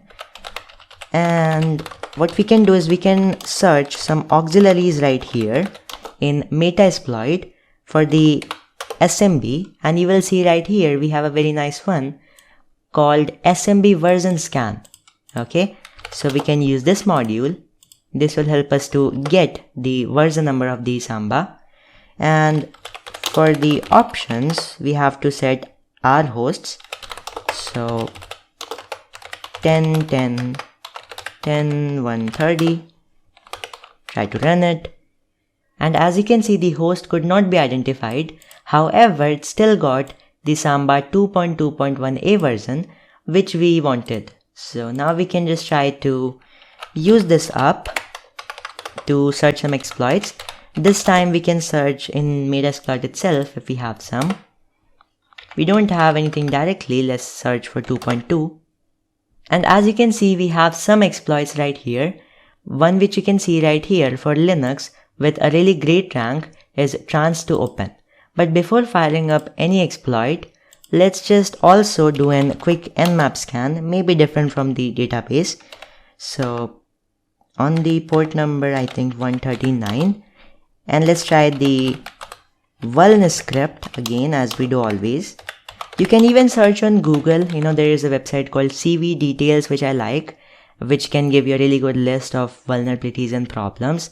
Apart from that, you might want to use some commercial tools like Nessus, Nexpose, etc. as automated scanners. Let me hit enter on this vuln script and let's wait for the results. So as you can see from the results, it seems to be vulnerable via multiple CVEs. However, in this case, we are going to use another CVE. So, first of all, just go on Google, search for Samba 2.2.1a and vulnerabilities. This is the Googling method apart from the NEC. And CVE details, as you can see, my favorite website for this purpose. First, we have some low score vulnerabilities, and then we have got some dangerous vulnerabilities. From here, you can see we have one which catches our eye, which is an really dangerous type of exploit, the highest score, 10. We don't need any privilege, right? And the ease of exploitation is low. We have full confidentiality, integrity, availability. And it's a remote exploit, so we don't have to have any access on the target, and it will give us the root access directly. And the best part is it's a execution code overflow, so we'll get a command line shell right here. Let's try to check this up, and if I go down here, you can see that our specific target version is also vulnerable, which is 2.2.1a, as you can see. Okay. So now if I go down, I will also get to see the potential exploits. So this is the one which we are going to use, Samba trans to open overflow. And we have this tutorial here for, just seeing what we have in the exploit, like the module, and how we have to use all of this. I will show all of these things to you personally, but now I think you have got a very nice understanding of the stuff which we are dealing with in here. So this is our last port, as you already know. And what exactly am I trying to do here is run this exploit.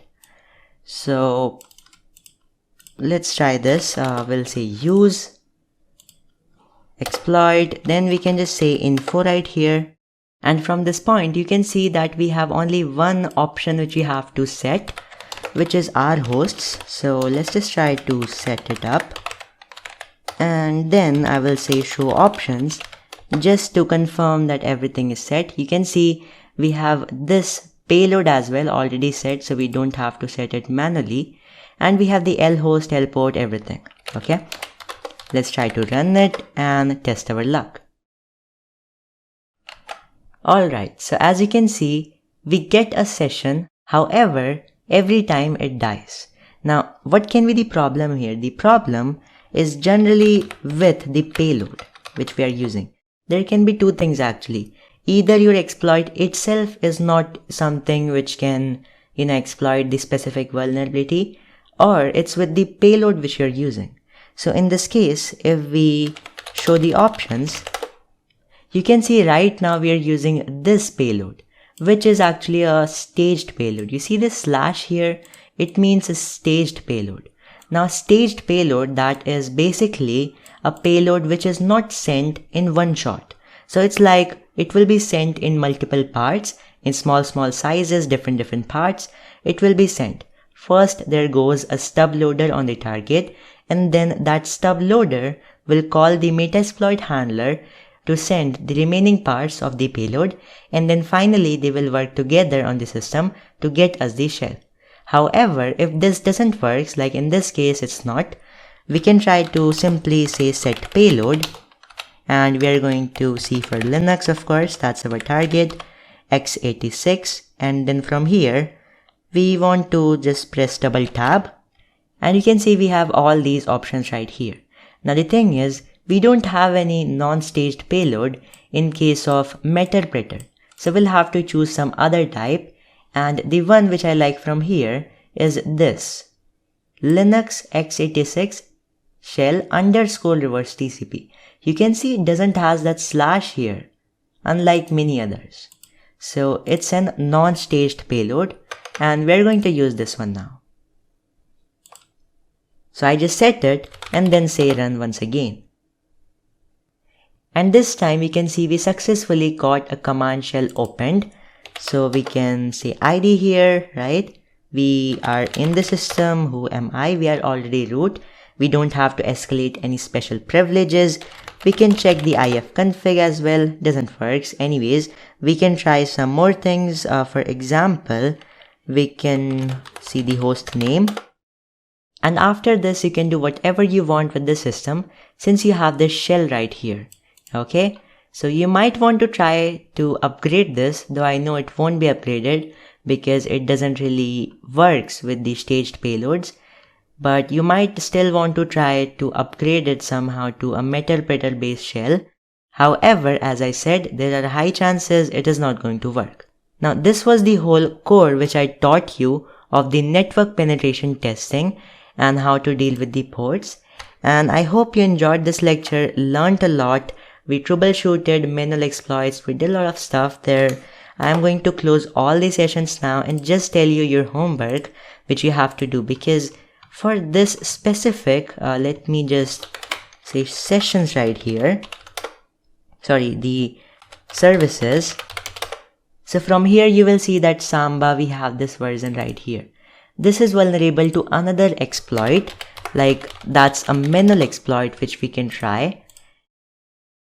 And you can see from here we have this exploit which will work. So we have tried this exploit right now, the Metasploit one, but now your homework is to try the second exploit as shown here, which is a remote code execution. I'm sure it's going to work because I have seen this working in many such cases. So that's your homework. And with that, this comes to the end of this lecture. I hope I was able to add some more value to your knowledge and you would have really learned a lot of new and good things with this lecture. So that's your homework. The only request I give you that please try whatever I do yourself, and especially the homework. Like even if you don't want to replicate what I am doing, I understand that, because I also, when I was learning, I always thought why I have to do things which I already know how they will be done. Though there were a lot of problems that I would have to tackle if I really did them, but I just skipped them with that mindset. That's the reason I give you homeworks which are kind of unexplored. This exploit which you see right here is a very unexplored method to get into that target. So I hope you will enjoy trying up this method. If you have got any questions, just ping me up in the message box and I'll reply you as soon as possible. For this lecture, that's it, and I'll see you in the next one, where we will talk about post-exploitation, that what you can do after you have exploited a system. But for now, have a great day and thank you. In this lecture, we'll be talking about what to do after you have gained access to a system. So we are going to talk about post-exploitation in here. This is a topic which majority of people don't focus much on, but it's extremely important because if you have gained access to a system, you should know what you can do next. So firstly, we'll be talking about Metasploit shells. Then we will come to general Metasploit shells. So, everything except Metasploit. And then we will talk about post-exploitation on, let's say, a very, normal shell which is not even in Metasploit. Say you have got a netcat shell. So what do you do in those type of situations? Okay, so we'll do all of that, but mainly for this lecture, our focus is going to be Metasploit and Metasploit. Okay, So in here, I have actually just hacked a Windows 10 machine and have secured this Metasploit session right here. I can run a lot of commands here. So first of all, let me show you some basic operations which you can perform when it comes to Metasploit shells. Okay, so you can upload download files. That's the first thing. Like I can just show the pwd here, which is the present working directory. You can see I'm in home Avinash. Now from here, I can just create a file really quick, 1234.txt, and right here I will just put some data right here, and then I will save it. So to save it on nano text editor, you can just say Control O and Control X to close it. So now we have that file there, and we can just try to upload that. So 1234.txt, we're gonna upload that, and it actually got uploaded. So you can see where it got uploaded. Even if I just show you directly on the Windows 10 machine, you will see that we actually got that file 1234 stored in here, and it also has the content which we had. So it's a really great way to transfer your files from Metasploit. You can also download any file. First I'll do an ls here. So you can see these are the files on the desktop of that user. And right here, let me just try to download something like desktop.ini. Okay, or yeah, let's do that. So I'll just do download desktop.ini, and you can see it got downloaded right here. So in home Avinash desktop, we should have it. I will simply go there, cd desktop, or I'm not sure. Yeah, I think I was already in the directory home Avinash. So if I do an ls, you will get to see that we have the desktop.ini stored in here. We can open it and see what's going on. So desktop.ini, and you can see there is some random content which this text editor is not able to decode. But anyways, we understood that we can upload and download files. Now similarly, there are many more commands which you can use. So for example, you can say sysinfo here and get to see all of the information about the target which you have just hacked. So like Windows 10, x64-bit, then you have this language, the domain, and how many users are logged in. So these are 2, and Metasploit kind. So it's a 64-bit Windows based Metasploit session, and it's not something to worry about now because really we already have a 64-bit target, and on that we have a 64-bit Metasploit. Problem was that this shell might be unstable when it was like a 32-bit Metasploit on a 64-bit system. Okay, so now we can just try to learn some more things, and for them you can just use the command which is help. So you can see all of the commands you can run right here. You can do hash dump. I'll show this to you in another system in a moment. And you can try to use get system to elevate your privileges. I will talk about this in the next lecture. You can play some wave files there. You can record the microphone. You can see the chat here, and apart from that, you can record the keystrokes here. So whatever the user types, you can record that and like see everything that's going on. You can execute a command. You can get a lot of information. You can terminate a process if you want with the kill command. You can shut down the whole remote computer if you want. So you can do a lot of stuff right here, as you can see. Now let me tell you another important thing which you can do in Metasploit. So if I just do a get PID right here, you will get to see the current process is running on this process ID, which is 4048. Now this is actually the process ID on which our shell or payload is running. So to check all the processes running on this target machine, I can use the ps command, and right here you will get to see all of the things right there. So you can see 4048. This is the process ID or process where exactly our shell is running on. I can also confirm this by going to the Windows 10 machine and actually just right click on the taskbar, right here I will say task manager, and from here I should be able to see win shell. So you can see this is the shell running, and if I will end this task, which I'm not gonna do right now, but if I end this task, you will see that the shell will die. So yeah, this is actually the process where it is running. Now what you want to do with it is that possibly once you get into the system, you might want to change the process ID into something else. You might want to migrate somewhere else. It will help you to get a little bit of more anonymity there. Okay, so let's see what can we move to. We will try to avoid any system32 exe or something like that. Mainly I think we don't have privileges, so we can just try to, see some other files there, like I think Microsoft Photos. This should be a good place to migrate to.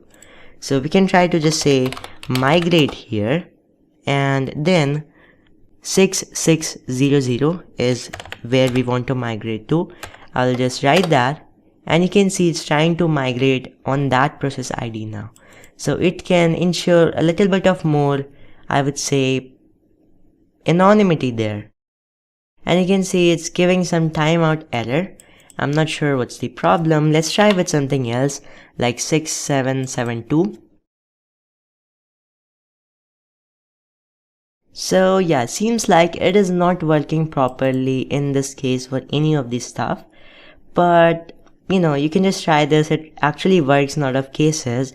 And in fact, if you are an 86-bit shell, like I just told about that problem earlier to you, that if you have an x86, which is 32-bit shell on a 64-bit based system, in that case you can even try to migrate to a 64-bit process automatically from here, like just migrate to the process which is running on x64. So in that case you can just do a lot of things without a lot of effort there. And yeah, I'm just gonna close this Metasploit now. Close means I'll just background it, and then I will like to show you some more things right here. So basically what I'm trying to tell you here is something called persistence. Actually what happens is, many times after you hack a system, someone will apply a patch on the vulnerability through which you have gained access to the system. In that case, if you just lose this session somehow, maybe someone restarts the system and you're running on a temporary process that closes each time a system is restarted or shut down. So in that case, you will completely lose this session and you won't even have the vulnerability again. Another case can be that sometimes, and many times actually, an exploit which you're using is just one-time success. For one time it will work, and for the other times it will not. So it's like a one-time play. If you lose the session after that one-time exploitation, then you won't be able to use it back. At least that exploit. Maybe you can use another exploit from another author for the same vulnerability, but that exploit which you have used originally, that might not work. So in these cases, maybe you might need to return back, or your tasks are not completed before which you just lost your session. In that case, you should try to do something called persistence, which is the process where you try to preserve your access. So let me just show you the module which you can use for that.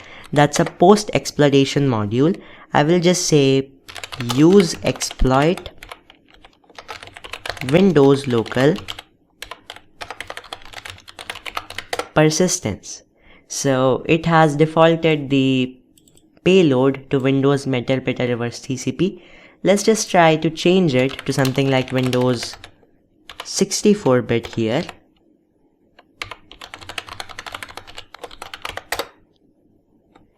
And I have to set payload.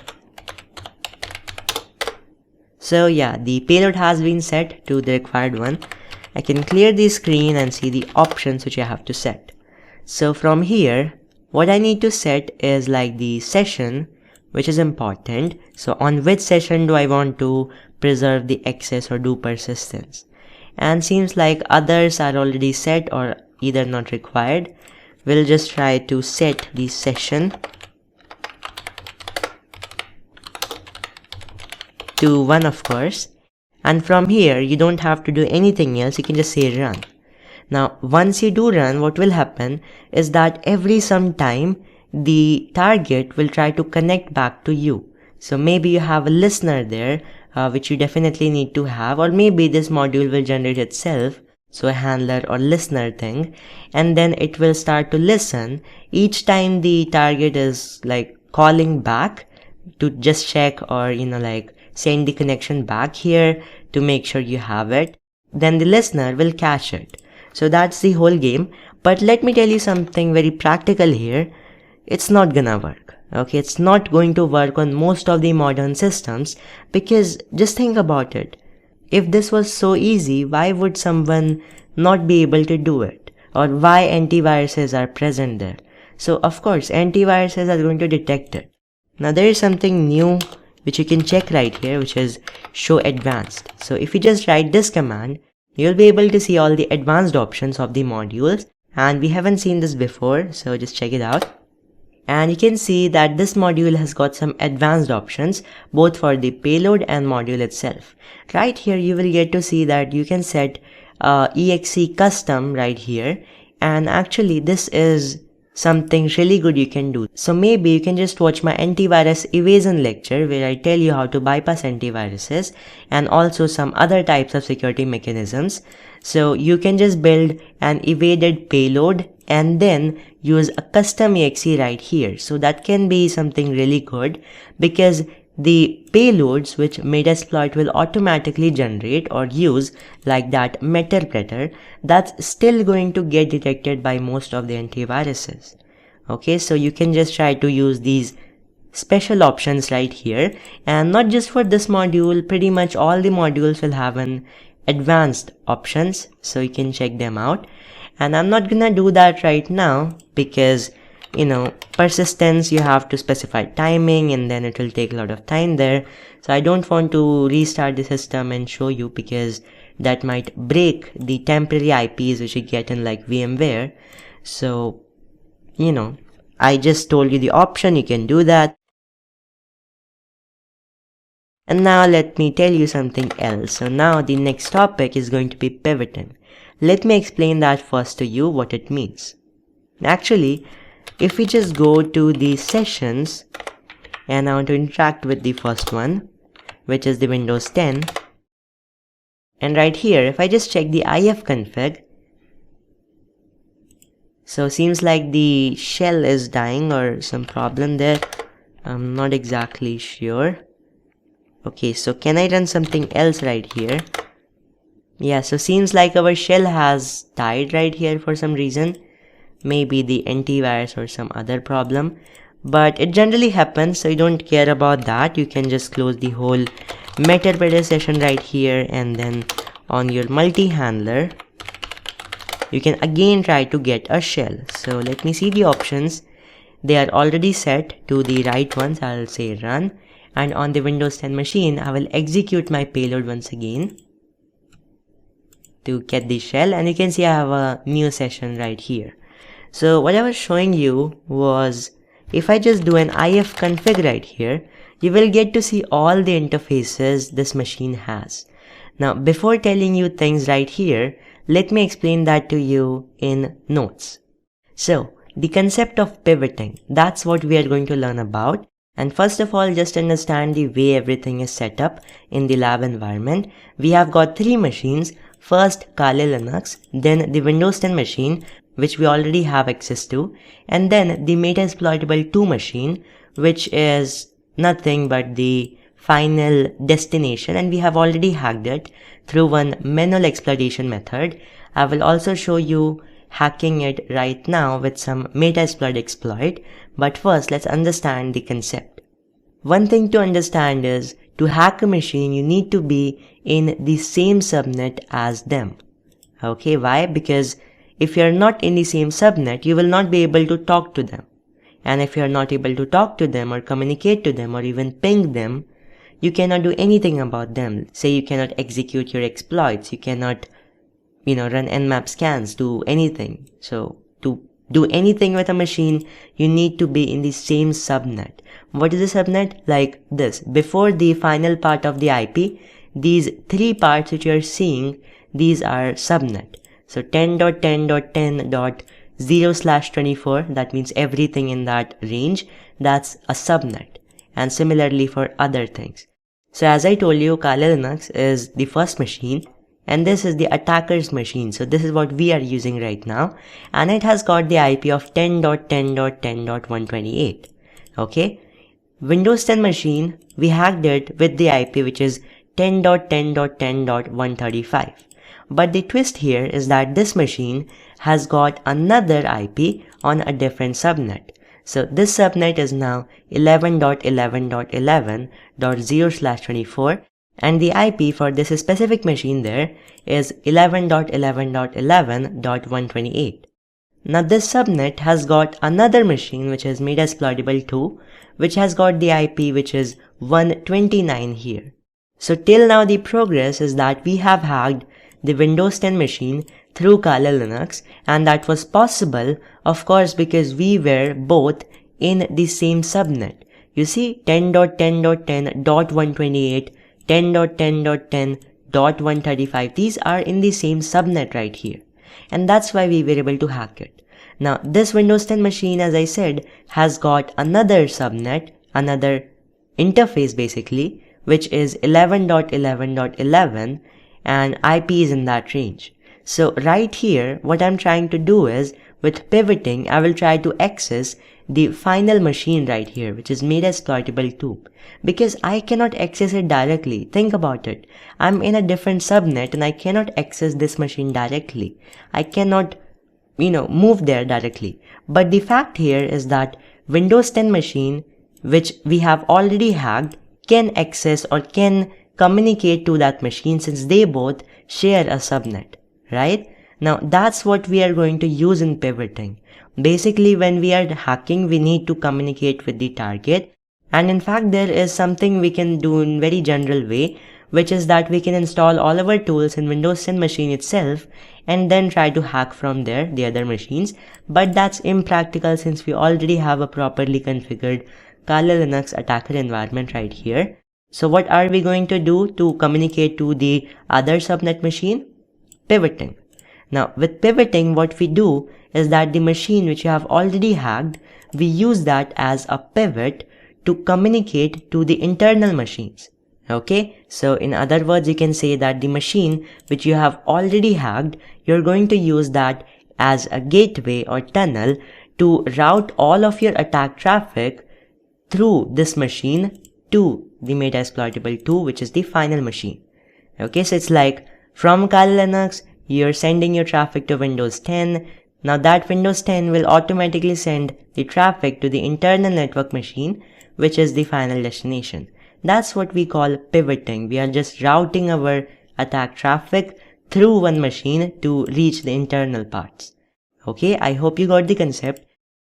And now let me tell you a very basic example of it from the Metasploit. Okay, and let me try to see if we can still run commands. Yep, we still have the access, so it has not died till now.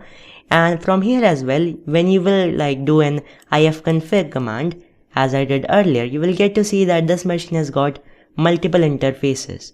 First one is 10.10.10 in this range, 132, this is the IP of this target, and I think there I wrote wrong in the notes. So it's 132, not 135. And you will see that this machine has got the 11.11.11 subnet as well. So now let's do pivoting, which we were talking about. There are two ways to do it in Metasploit. You can do that either inside Metasploit or you can do it outside Metasploit. So let me just tell you the common way, which is doing it outside Metasploit. That means in Metasploit directly. You can just use the module which is called post Windows manage auto route. So let me just try to search for auto route right here to see the exact module. And okay, it's multi, it's not like Windows, so I can just use it. this module, and it will work in Linux environments as well. So I just use this. I can say options, and you will see right here, these are the only options we have to set. So we'll just set the session right here, which is simply our first session. And I think actually it was 2, because in between the shell died and then we had to get the payload run again on a target and then get the session. So it's session 2 now. And then we will write the final subnet right here, which is going to be the destination subnet, which was 11.11.11.0/24. Okay, so this is the subnet which we have provided, and now we can just say run. And you can see it has added the route, so we are like done with the pivoting stuff now. We can do a route print right here. So basically I'm using the session of the first machine we hacked as a gateway to access the internal subnet. And that's what we call pivoting. Now we can even run modules on the any IP on that particular 11.11.11. subnet. Okay. So firstly, let me just search for the module which is like a port scan module. I want to do port scanning from inside Metasploit. For now, I'll take the TCP one, which has the ID of 5. So I'll just say use 5 there. And then check the options. So here, if I just check the ports, you will get to see that they are already set to 10,000. I just want to set them until 1000, let's say, or actually it will take a lot of time. I know that 445 port is open, so just for the proof of concept, I will set that as the port which it should check. And then after that, I want to set the R hosts here. And remember, I can now set the R host to the internal IP, so which is this, and I can say run. And you can see the host is up and this port is open on that target. Now this target is of that metasploitable. You can run other modules and do whatever you want. Just for a proof of concept, I know that the port 21 on that target is running on something called VSFTPD 2.3.4, and if I just search about that right here, I get to see the first exploit. Now right here, I can just see the options and set the R hosts to my target. So 11.11.11.129, our port is already set, and I think we will need to also specify the L host, which is our IP, so which is going to be 10.10.10.128. and remember, we are setting it on another subnet, and you will see how magically it will work. So L port will be anything, let's just say 4455, run it, and let's see if it works. I hope the shell doesn't dies. Yeah, so because in when we are doing pivoting, shell generally dies. So in this case, thankfully it didn't, and we have got the command shell opened for the metasploitable too. I can just do a quick sysinfo here. Okay, it doesn't works. Oh, I understand. It's not Metasploiter, that's why. I can run the ID, I can check who am I can check, for example, host name. So you can see it is Metasploitable, the final system on that subnet. And that is how you do pivoting. So we just learned about that.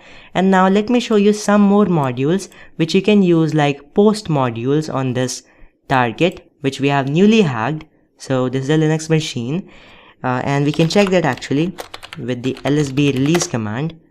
So seems like it doesn't work in the system. Something like uname-a. You can see we are on a Linux system right here. So let me just run some post modules here so that you can learn more about them.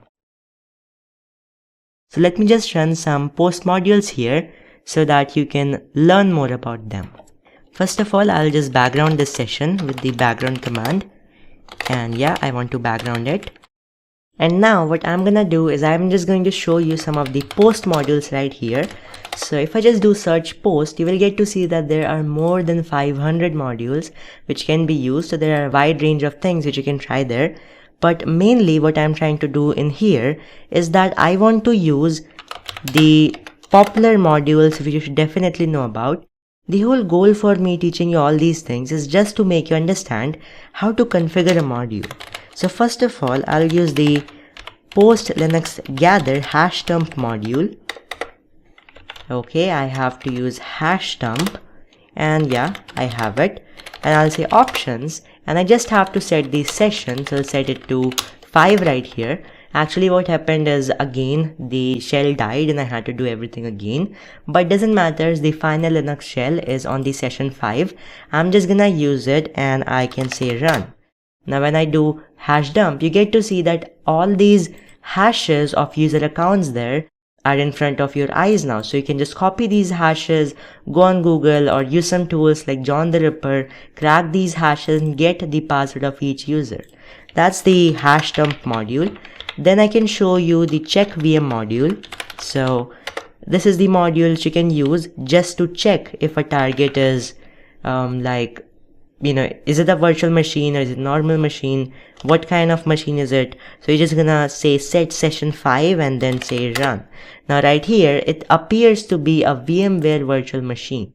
So yeah, it not just told you that it's a virtual machine, but it also told you that it's a VMware virtual machine. So that's something really good right here. And next, I want to show you the really quick. I'm doing things because I want to just, tell you the things which is important, because you will see one thing that in each case we just have to set the session right here, nothing else. So you can just enumerate the configuration files of the target. You can see Apache configuration, port configuration, etc., etc. got stored. If you want to see any of these files, you can just copy their location, go to another tab, use your favorite text editor. I like to use Pluma here, so I'll just show it and you will see the whole Apache configuration. You can check it out. So yeah, this is what you can check out right here, and it's a very important module to check when it comes to post exploitation information gathering. Then I can show you another very good enumeration thing, which is enum network module. And this time let me just show you something. We can set the session globally with the set g command instead of set, so that we don't have to set it again and again for each module. And this time as well, I'll set the session to 5, but from now on I won't have to set this always, so it will be already set. And I can just say run here, and you will see module is running as root against Metasploitable.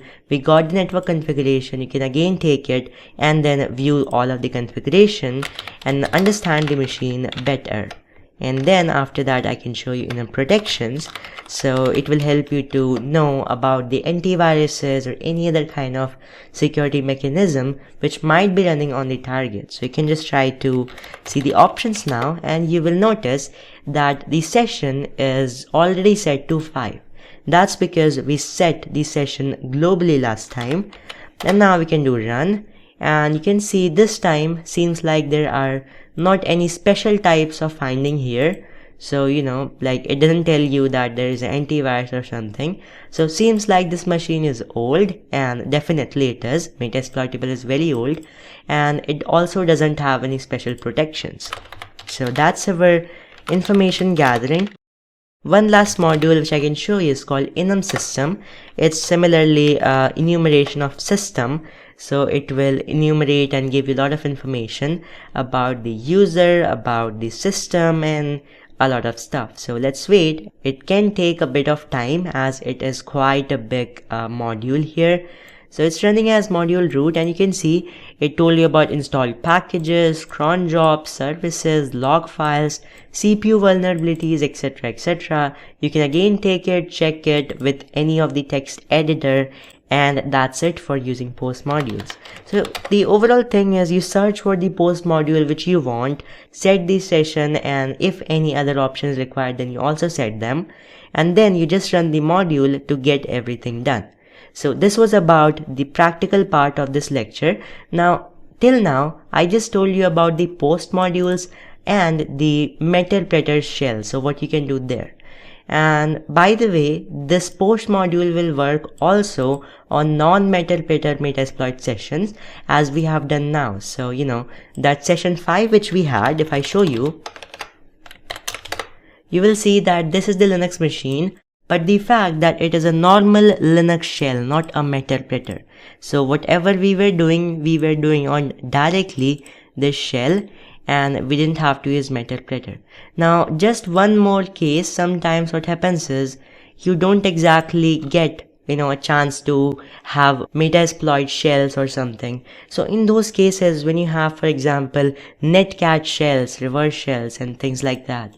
So in that case, what can you do? Well, you can just go on Google and search for post exploitation and maybe even specify the operating system here, either Linux or Windows or OS X, whatever.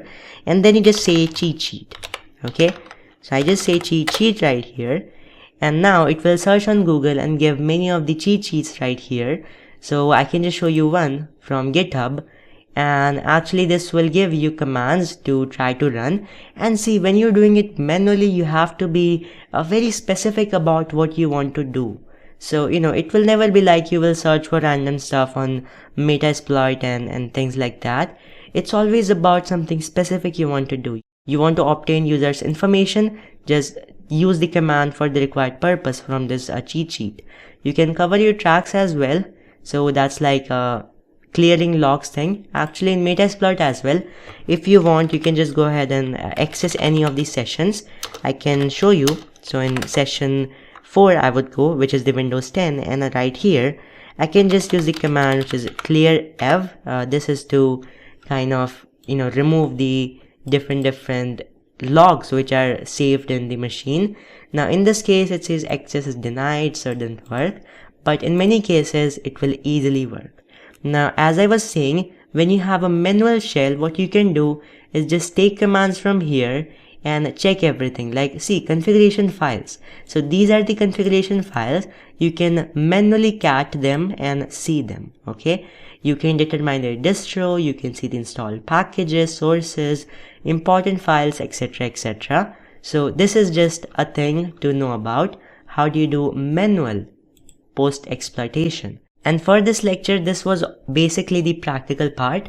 One more thing which I'd like to teach you here theoretically is going to be cleanup. So actually, whenever you are going away from a system, when you have already completed all of your pen test, before writing up the final report, this is what you have to do. You have to do cleanup. So just bring back the system to the same state in which it was before starting of the pen test.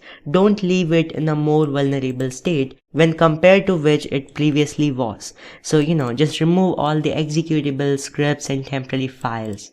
Return to the original value system settings. Remove all backdoors, remove any user accounts, and just undo any changes that you did on the target. So that's basically the cleanup part which you have to take care of. Now this was basically the post exploitation lecture. I might be going a bit fast, but really these things are very common and very easy things if you spend a little bit of more time and just see what I have done in this lecture. Maybe you wanna check it again and again to learn more and memorize these things, and you will see you will eventually memorize all of these things. So now for this lecture, that's it for post exploitation. In the next lecture, I will finally talk about privilege escalation, which is actually a part of post exploitation. However, I don't want to keep it just to Metasploit, so I'll also teach you some other things apart from Metasploit, and they will be the techniques to perform manual privilege escalation on Linux systems. And for Windows, I'll just give you some of the ideas. So that's the topic for the next lecture. But till then, have a great day and let me have a leave now. Congratulations on completing so much of this course. So if you realize you have completed this much of the course, you have completed opening, well, this was not part of the YouTube version of this course because I already gave you some other introduction, not this one, but you learned fundamentals, passive information gathering, active information gathering, vulnerability analysis, exploitation, web penetration testing, and network penetration testing. Now, the problem is this course has not finished yet. There are more videos, there are a few more videos. So till now you watched till here, which is the part 3 of post exploitation using Metasploit in the network pen testing section of this course. But there are some more videos and articles which you have to watch, starting from Privilege Escalation Techniques Part 1.